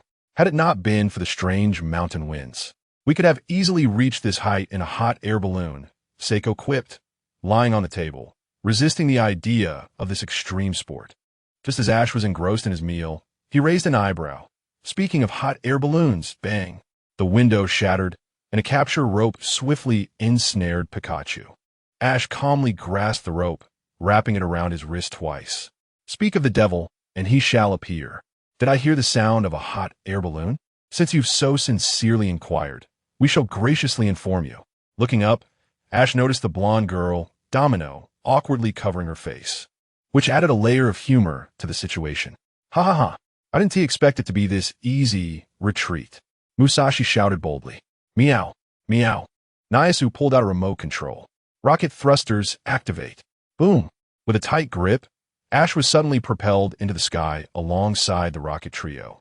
Ash, Zongzi, and the others shouted, worriedly following suit. However, Nyasu's deftness was impressive. The rocket thrusters attached to the hot air balloon provided a powerful thrust. And in the blink of an eye, Ash was soaring away with Team Rocket. It seems climbing the mountain has become an urgent matter, Zongzi mused, frowning helplessly. Well then, to save my friend, I shall take the plunge, Seiko affirmed, nodding in agreement. Domino's eyes sparkled as she chimed in. Oh dear, someone must stay behind to guard the home. It can be quite frightening. I suppose I shall join you all. With their decision made, Zongzi and the others began their ascent under Miss Luna's guidance. Meanwhile, Ash, clutching Pikachu, was calmly whisked upwards. Haha, this is going remarkably well.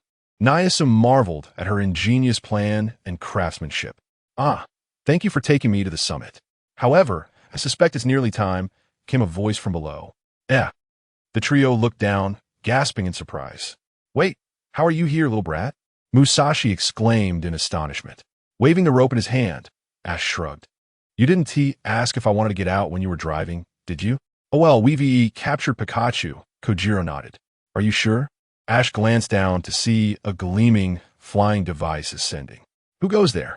The trio asked, puzzled. With a scoff, a blonde rocket member clad in a sleek black uniform elegantly perched herself on the edge of the hot air balloon. You are certainly not a good woman, Ash remarked nonchalantly. Whatever you say, Domino retorted as she pulled out a pair of infrared binoculars to scan the crystalline cliffs below. Target confirmed. Elite rocket team mobilize. What? The elite rocket team? What does that make us? The trio exchanged bewildered glances. Anyone who hinders the rocket team is merely cannon fodder, Domino smirked, tossing a black tulip forcefully towards the hot air balloon. Thank you, rocket team, but I have matters to attend to, so farewell for now. Ash waved at the trio. Pikachu, Irontail. Pika. Pikachu nodded, executing a swift tail whip that cleanly severed the rope Ash held. Hydreigon, let us go. To Mirror Lake, Ash called, tossing a Pokeball. He and Pikachu soared downwards, embraced by Hydreigon. TCH, that individual is no ordinary foe. Yet, considering the elite forces of Team Rocket are here, I shall deal with him later. Domino observed as a squadron of tactical airships approached from a distance. Changing direction, she flew towards a helicopter in the center. The cabin opened to reveal a man seated inside, none other than Sakaki. Meanwhile, as Ash flew towards Mirror Lake, a flash of light enveloped him, and he found himself in a cave. Where is this? Ash and Pikachu surveyed their surroundings, while Hydreigon playfully nuzzled against Ash. You've arrived, Ash. A familiar telepathic resonance echoed in his mind. A Pokemon, pale pink with a hint of purple, floated down from above, accompanied by a Meowth and a Pikachu. Mutwo! Ash exclaimed, astonished. The Pikachu beside Mutwo bared its teeth at Ash, electricity sparking from its cheeks. This is bothersome. I can't endure another electric therapy session right now. Ash sighed. Pika! Just as the opposing Pikachu leaped, Mutwo waved its hand. A gentle light blue psychic force enveloped Pikachu, gently bringing it to the ground. Do not be rude. He is unlike other humans. He is worthy of trust. Mutwo's calm voice resonated. Pika! Pikachu looked questioningly at Ash, who smiled reassuringly. Pika! The little creature quickly turned its head away. Oh dear, such a stubborn child. Ash shook his head in exasperation. It has been a long time, Ash. Mutwo gazed at him. Ash was momentarily taken aback. It has been a long time? What do you mean? This Mutwo should not have encountered me before. Noticing Ash's bewildered expression, Mutwo revealed a hint of a human-like smile. When the timelines converge, I absorb the memories of Mutwos from various worlds. Thus, to you, I am both a strange Pokemon and a familiar old friend. This is why I said long time no see. Ash fell silent, his arm trembling slightly. Taking a deep breath, he raised his head, his eyes glistening with emotion as he smiled gently. Ah, Mutwo, it truly has been a long time. Chapter 95. The concept of adopting cloned Pokemon in the cave beside Mirror Lake. The surroundings were transformed to resemble the castle of New Island. Ash sat at a long table, somewhat bewildered, while a Bulbasaur served him a cup of clear water. Pikachu observed a rather antagonistic clone of itself, prompting Ash to furrow his brow and speak. So, these children are as I imagined? Indeed, Mutwo nodded. They are all clone Pokemon. I thought you had reconciled with humanity. Ash sighed. I no longer harbor hatred towards humans, Mutwo replied, its expression complex. Through prolonged existence and self-awareness, I have come to accept that humans, like my father, are a part of my reality. However, the majority still fail to comprehend the plight of clone Pokemon, and I cannot risk their lives by allowing these children to live freely. Thus, wherever I go, I bring them along. I find this unjust. Ash spoke earnestly. Whether they are cloned or ordinary Pokemon, you are all independent beings on this planet. You have the right to live freely in the outside world. Pika! The clone Pikachu raised its head, excitedly expressing something to Mutwo.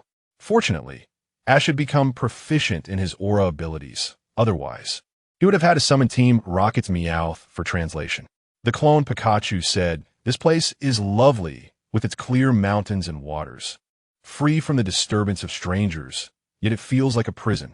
The outside world must be vast, with high mountains, flowing rivers, fields of flowers, and endless grasslands. Pikachu, you should thrive in such a world. The questioned Pikachu paused for a moment, nodding quietly. Pika, the clone Pikachu looked at Mewtwo, tears welling in its eyes, asking plaintively, "Can't we live in the same world? Can't we live freely?" Mewtwo remained silent for a moment, shaking its head slightly.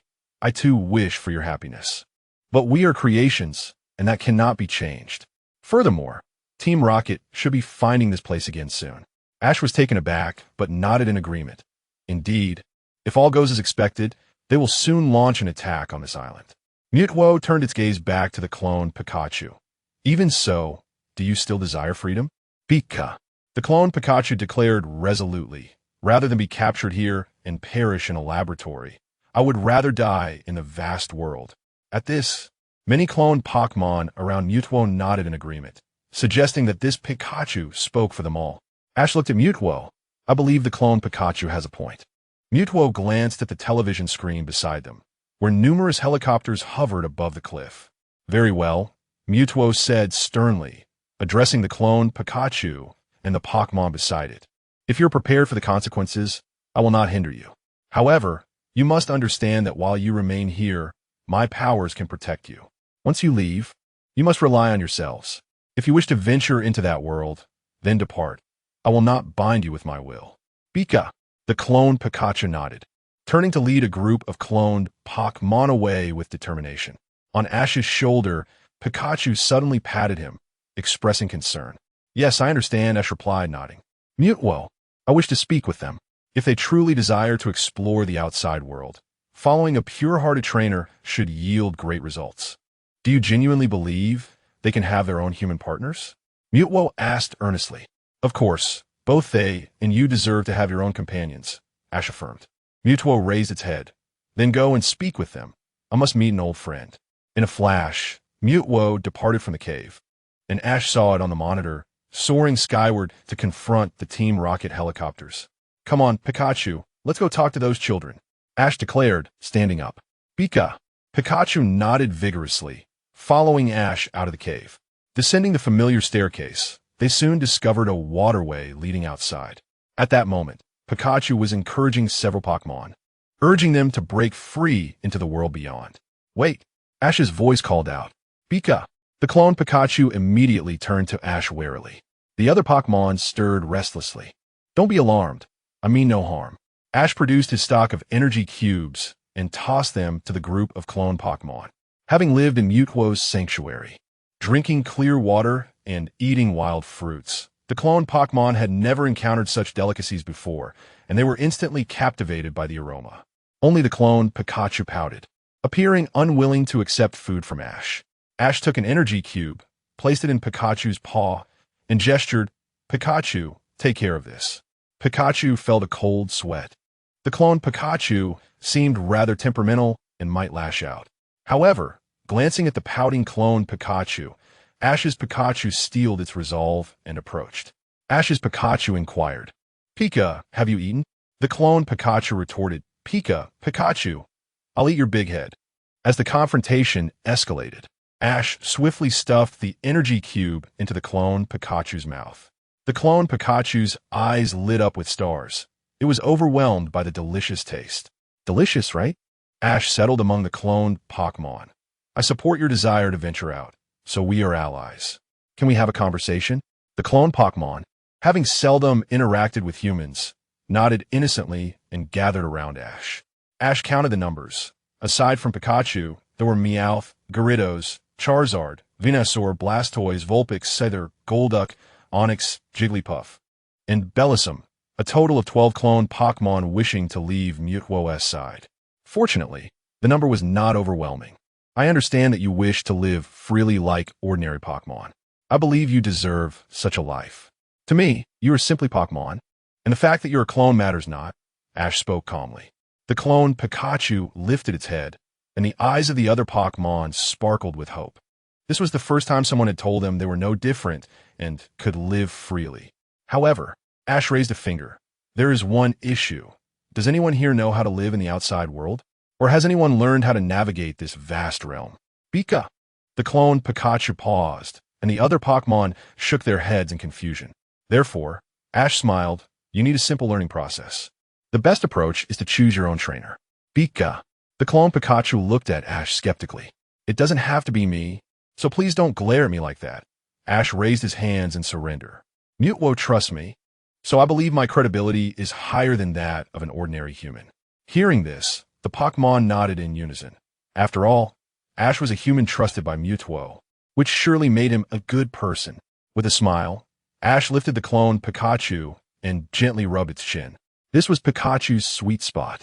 No Pikachu could resist the delightful massage beneath its cheeks. The clone Pikachu could only endure for 3 seconds before it melted into a clingy ball of affection, closing its eyes in Ash's embrace. If you trust me, once Mutwo overcomes this crisis, I will lead you away from here to the outside world. In my hometown, I will prepare a tranquil ranch for you, where you can live and learn simultaneously. Then, once you have acclimated to the outside, if you wish to follow a trainer, I will arrange for you to meet kind-hearted humans. You will have the freedom to choose whether to accompany them or to depart at your leisure. What do you say? Is it a deal?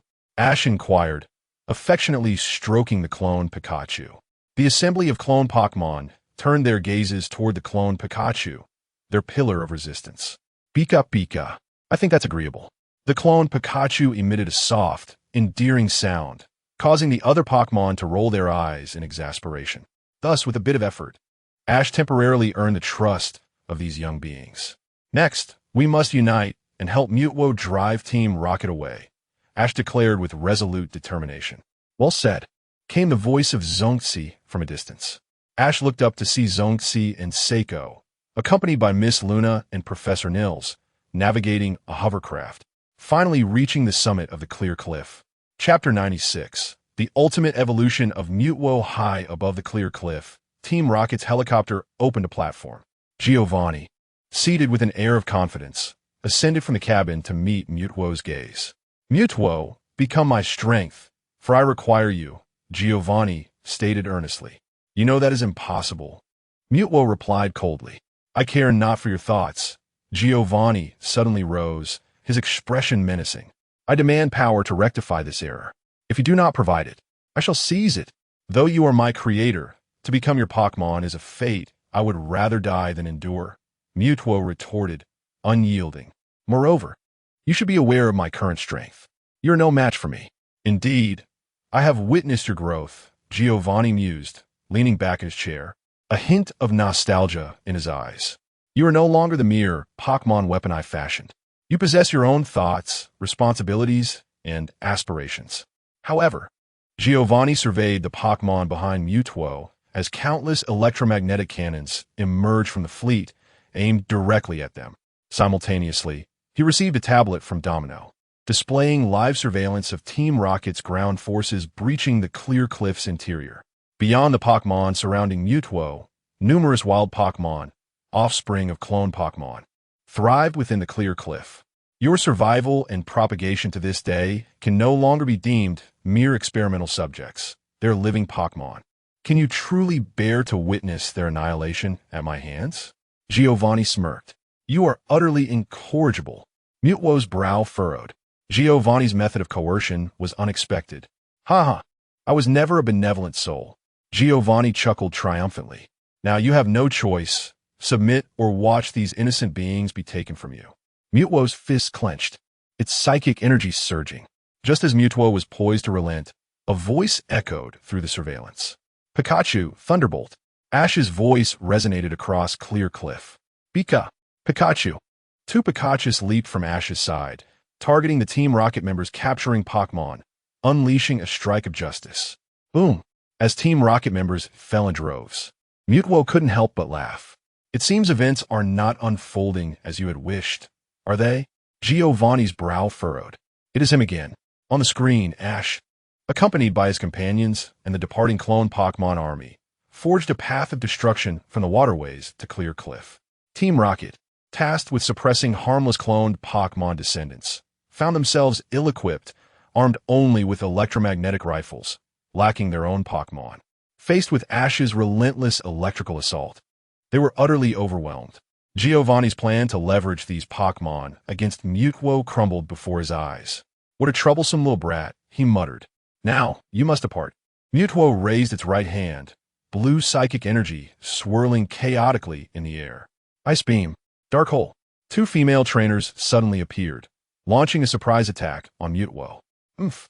Mutwo scoffed, extending its arms outward, forming an impenetrable reflective barrier. Boom!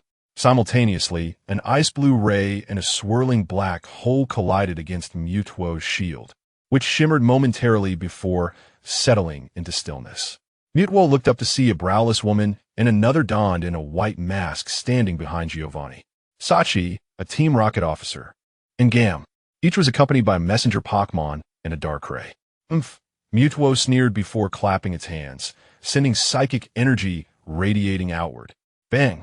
Darkrai and the messenger Pokemon were hurled away by the force of the impact. Did you think they could defeat me? Mutwo's powerful telepathy resonated in their minds. Seeing the easily dispatched messenger Pokemon and Darkrai, Sachi and Gam widened their eyes in disbelief. How can a psychic attack repel Darkrai? Clap, clap, clap. Giovanni could not contain his applause. Truly remarkable, Mutwo, but they were merely testing the waters. Whoosh! In the next moment, two bizarre cosmic Pokemon, Deoxys, appeared on either side of Mutwo, swiftly shifting into attack form. Psychic Lock. A circle of binding light encircled Mutwo. Giovanni waved his hand, and two red-blue robots were ejected from the helicopter. Seizing the moment Mutwo was restrained, the robots surrounded it, deploying an electromagnetic field that ensnared Mutwo's outer circle. Bang! This time, Mutwo's psychic surge faltered, its entire body ensnared by this strange energy. Is this a divine beast restraining device? Mutwo struggled momentarily, frowning. "Oomph. Do you truly believe I am ignorant of your strength?" Giovanni's expression was grave. The black crystal beast, a deity from another realm, an entity capable of standing alongside the creator god, and that immense extraterrestrial being, filled with boundless dark energy. To emerge unscathed from their grasp and retaliate with a psychic blast that shattered the entire space-time tunnel. This is Mutwo. The electromagnetic restraint device, designed to capture Lugia, was inspired by the evil Collector's Air and Space mothership. To subdue the divine Lugia, only one superweapon is needed. Giovanni has equipped Mutwo with two. Now you belong to me. Who is in favor, and who is against? Giovanni spread his hands, exuding dominance. I pose. Pika. At the entrance of Clear Cliff, Ash and Pikachu, accompanied by other Pokemon and his companions, surged forth. Pikachu, Thunderbolt. Ash shouted, fist clenched in defiance. Pikachu. The two Pikachus, propelled by two Blastoise, soared into the air, unleashing a devastating lightning strike upon the electromagnetic restraint device. Boom! Following the attack, the two electromagnetic robots showed not a scratch. The full force of Pikachu's strike failed even to shatter the protective shield. After repeated interruptions, Giovanni had no intention of letting Ash, whom he deemed troublesome, escape easily. Messenger Pokemon, Darkrai. The two female officers commanded their Pokemon to charge at Ash. Lucario, Aura Sphere, Magnemite, Thunderbolt. With a fierce push, Lucario launched a brilliant Aura Sphere, forcing Darkrai to stagger backward. Magnemite's Thunderbolt similarly repelled the messenger Pokemon. Zongzi and Seiko flanked Ash on either side. What are you two doing? Ash asked, momentarily taken aback. What is there to discuss? Are we not allies? Seiko replied with a gentle smile. I will not allow you to harm my friends again, Zongzi declared resolutely. Thank you, Ash nodded, turning to Giovanni and shouted. I've already said, if you harm innocent Pokemon, no matter how many times, I will stop you. At that moment, the images of two young boys overlapped in Giovanni's mind. Very well. Let us see who will save you now that Red is absent. Giovanni waved his hand, and the two Deoxys swiftly charged toward Ash. Ash. Mutwo suddenly unleashed a powerful psychic force, struggling fiercely against its restraints. Pikachu unleashed Thunderbolt. Ash commanded while tossing out his Pokeball. Charizard, Flame Charge. Venusaur, Synthesis.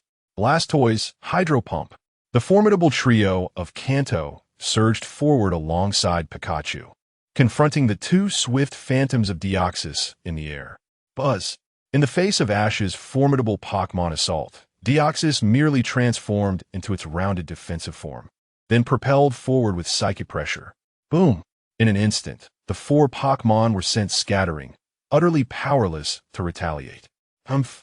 Lacking strength, mere fervor is nothing but folly, scoffed Giovanni. Is that so? Suddenly, Ash noticed a radiant light emanating from his backpack. As the light intensified, the aura within Ash began to surge uncontrollably. With his energy escalating, he found himself resonating faintly with Mute-Wo's essence. Zing! As the aura transformed into searing blue flames, Ash's eyes flew open, revealing swirling blue lightning within his pupils. At that moment, the restrained Mute-Wo trembled, its eyes igniting with a similar blue glow. It was now in sync with Ash's very soul. Bang! A brilliant orb shot forth from Ash's backpack, diving into the restraining light and swiftly merging with Mute-Wo's chest. Days prior, when Red departed from the Fiery Island, he had handed Ash a beautifully crafted box. "This is for you, Ash. I don't have much else to give, but keep this as a memento," Red had said, placing it into Ash's hands. "What is this?" Ash inquired, puzzled. "A talisman. Once opened, it loses its power. Just hold on to it," Red waved dismissively. Though bewildered, Ash pocketed it, trusting that the esteemed trainer wouldn't lead him astray. Feeling Mute-Wo's rising aura, Giovanni's expression shifted. "Damn it, it's a Mega Stone." Ash's eyes crackled with electricity as he instinctively shouted the name that resonated within his heart. Mute-Wo, Mega, Evolve. Boom, boom, boom. A terrifying wave of energy erupted around Mute-Wo, whose muscles bulged, its form becoming more powerful and elongated. As the white light of evolution flickered, Mute-Wo unleashed a mighty punch. Crack! The light prison that bound the divine being shattered into pieces. Chapter 97. The Absolute Power of Mute-Wo, Darkrai, Dark Void. The Messenger Bird. Blizzard. As Mute-Wo emerged from its confinement, the members of Team Rocket trembled with fear. The threat level of this entity was equivalent to that of a double legendary. The overwhelming presence of Lugia, if it were to retaliate, it could very well spell doom for them. Consequently, the two highest-ranking officers present, Saki and Gam, immediately charged towards Mute-Wo X. Darkrai raised its hands, unleashing a torrent of black hole energy that spiraled into a vortex, hurling it forcefully towards Mute-Wo X. Meanwhile, the messenger bird, with power akin to Articuno and trained personally by the Elder Gulu, unleashed an all-out assault, its wings stirring a blizzard that surged towards Mute-Wo X. "Watch out, Mute-Wo!" Zhongxi and the others cried in concern, fearing for Mute-Wo's safety. However, in the face of these formidable attacks, Mute-Wo X merely scoffed. Avoid its menace? Boom! With a casual flick of its right hand, a pink psychic blade shot forth, cleaving the blizzard in two. As it sliced through, the psychic blade continued its relentless trajectory, striking the messenger bird with a direct hit. Bang! Feathers scattered as the messenger bird plummeted to the ground, incapacitated. On the other side, Mute-Wo swiftly pushed with its left hand, causing the space around Dark Void to stagnate, petrifying its effects. Then, as it withdrew its hand, a high-frequency, vibrating blue sphere materialized in its palm, a wave bomb. Bang! With a spiraling tailwind, the rapidly spinning wave bomb struck true, shattering the Dark Void and crashing down upon Darkrai's head. A decisive blow. Darkrai fell, unable to rise again. Zhongxi and the others were left speechless. Was this the power of Mega Evolution? Its strength was beyond measure. Still want to continue? Mute-Wo shrugged, eyeing the defensive stance of Deoxys in the air. Ever since Mute-Wo X unleashed its formidable aura, these two had not changed their form. Upon noticing Mute-Wo's gaze, the two Deoxys erupted into a protective shield, bracing for confrontation. After all, this was a notoriously malevolent cosmic virus Pokemon. Even Rayquaza would have to confront them. Now they appeared so timid. Sakamoto sighed. "It seems even Deoxys cannot contend with Mute-Wo. What should we do, boss?" Domino cautiously inquired. Mute-Wo, arms crossed, floated in midair, exuding an air of confidence. If you wish to battle, then let us. Sakamoto crushed the wine glass in his hand with a fierce grip, realizing that having Mutuo as his Pokemon was now an impossibility. Let us retreat and regroup. We must shift our focus to Unova, he gritted through clenched teeth. This was a secret. The creation of Team Plasma and its leader, N, was initially funded by Team Rocket. Aside from N, who was a variable hidden away by the leader, every scientific research facility bore the mark of Team Rocket. It wasn't T until N and his ally, Black, toppled Team Plasma, and the reserve champion, Alice, eradicated the Plasma Castle, that Sakamoto realized the full extent of this covert scheme. Ultimately, it was Sakamoto's intervention that spared the lives of those sages and N. Yet, Domino hesitated, words unspoken. Mutuo let out a huff, gesturing for them to leave. Despite Sakamoto's dubious nature, the world required him. Mutuo shook its head, choosing to disregard him. As Team Rocket's forces departed, Ash finally breathed a sigh of relief. Embracing two Pikachu as he settled down for a moment's respite, Ash nodded, acknowledging Mutuo's actions as commendable. It did not erase the memories of Eriko and others, which was a gesture of respect. Ash knew better than to overstep. Is this truly Mutuo? Zongzi excitedly asked. May I take a photograph? Mutuo turned its gaze towards Ash. Ash shrugged. Zongzi is a scholar. This photograph would likely appear in the next Pokédex version. After all, you are a unique Pokémon in this world, deserving of your own documentation and number. This statement struck a chord with Mutuo, whose life had been a precarious journey in pursuit of survival and recognition. Bestowing upon it an identity, especially an official one, was an offer it could not refuse.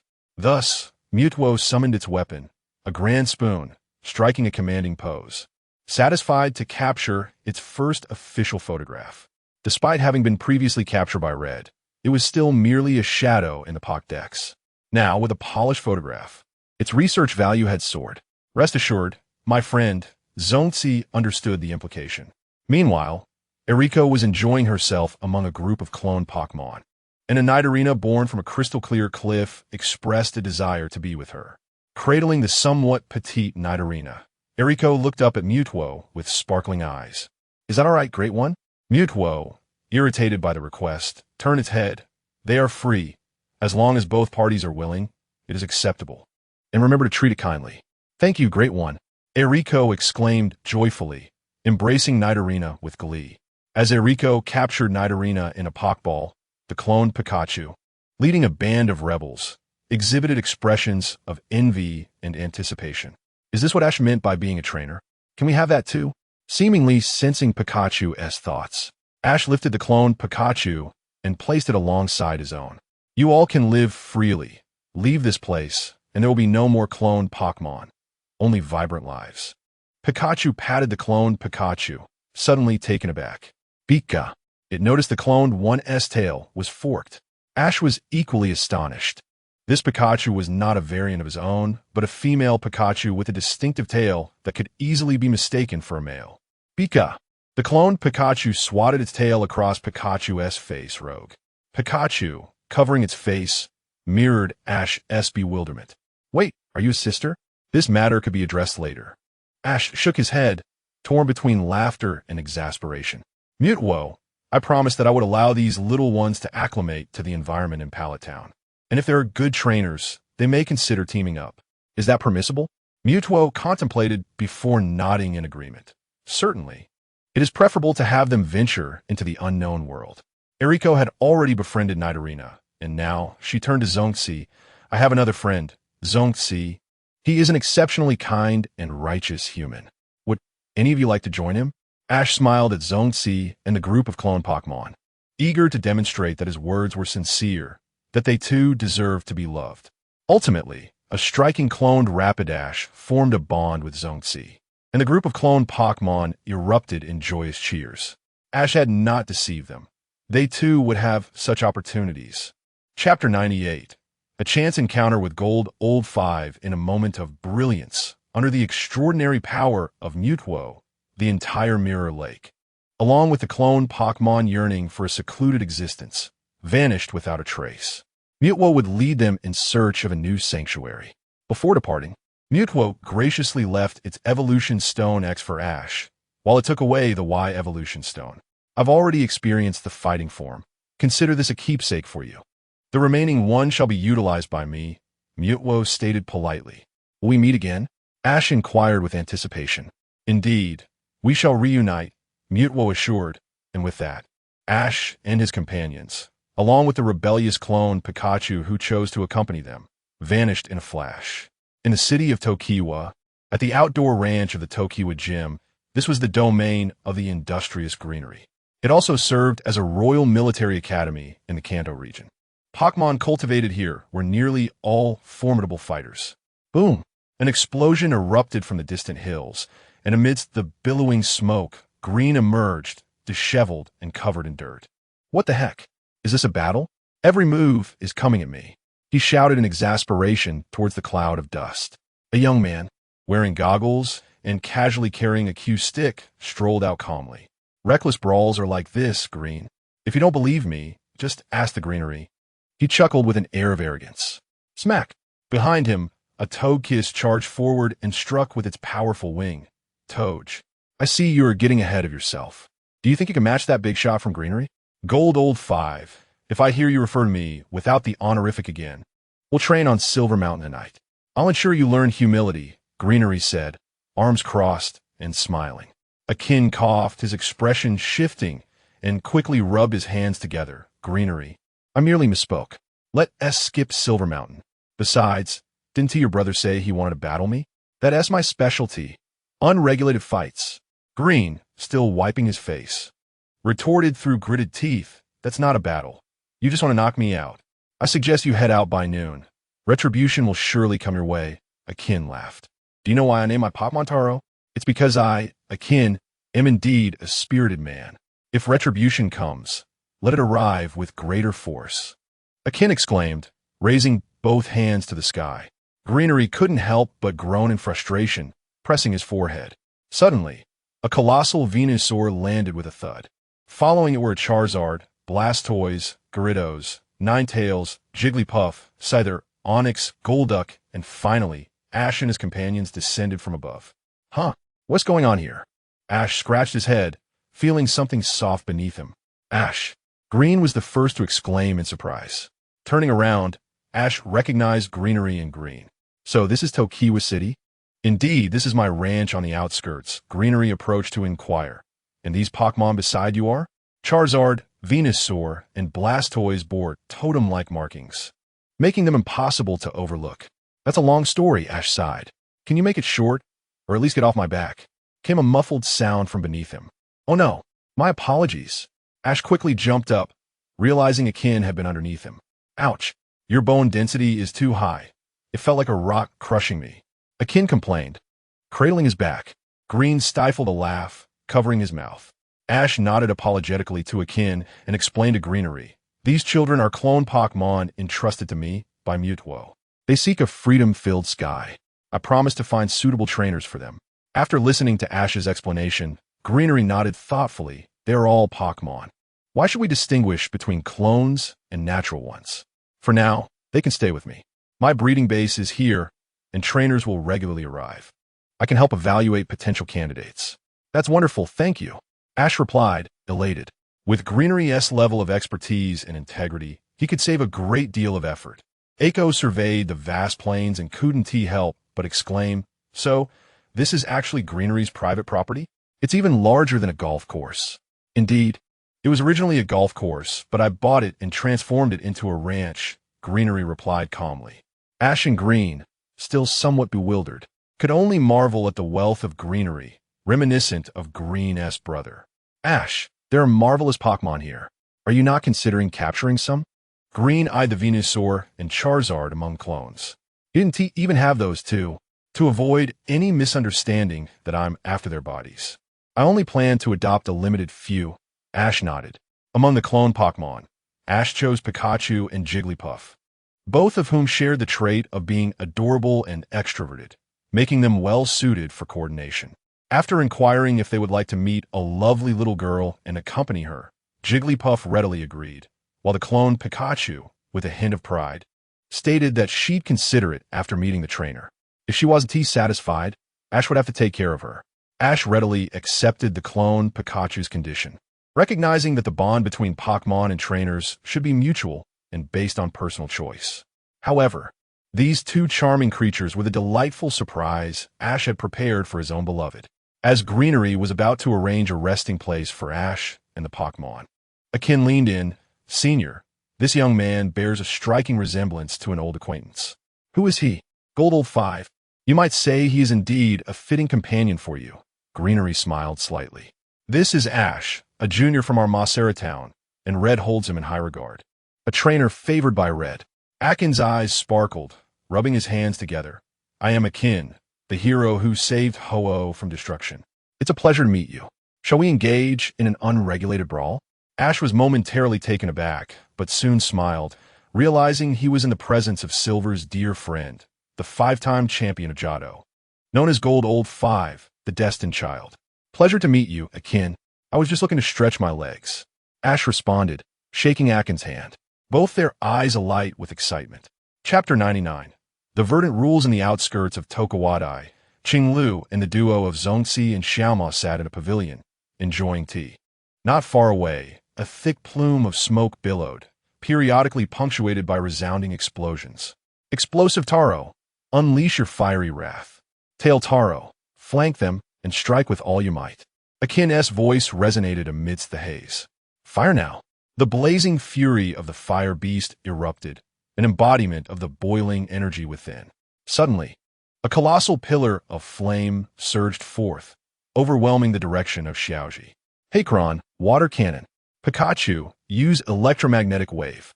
Xiaoji dashed swiftly, skirting the edge of the inferno. "Chirp!" A monkey-esque call echoed as the two-tailed monkey swung its fist, striking Xiaoji's back with force. "Gotcha!" Akin exclaimed, stunned, as Xiaoji's aura of power accurately intercepted the long-tailed monkey from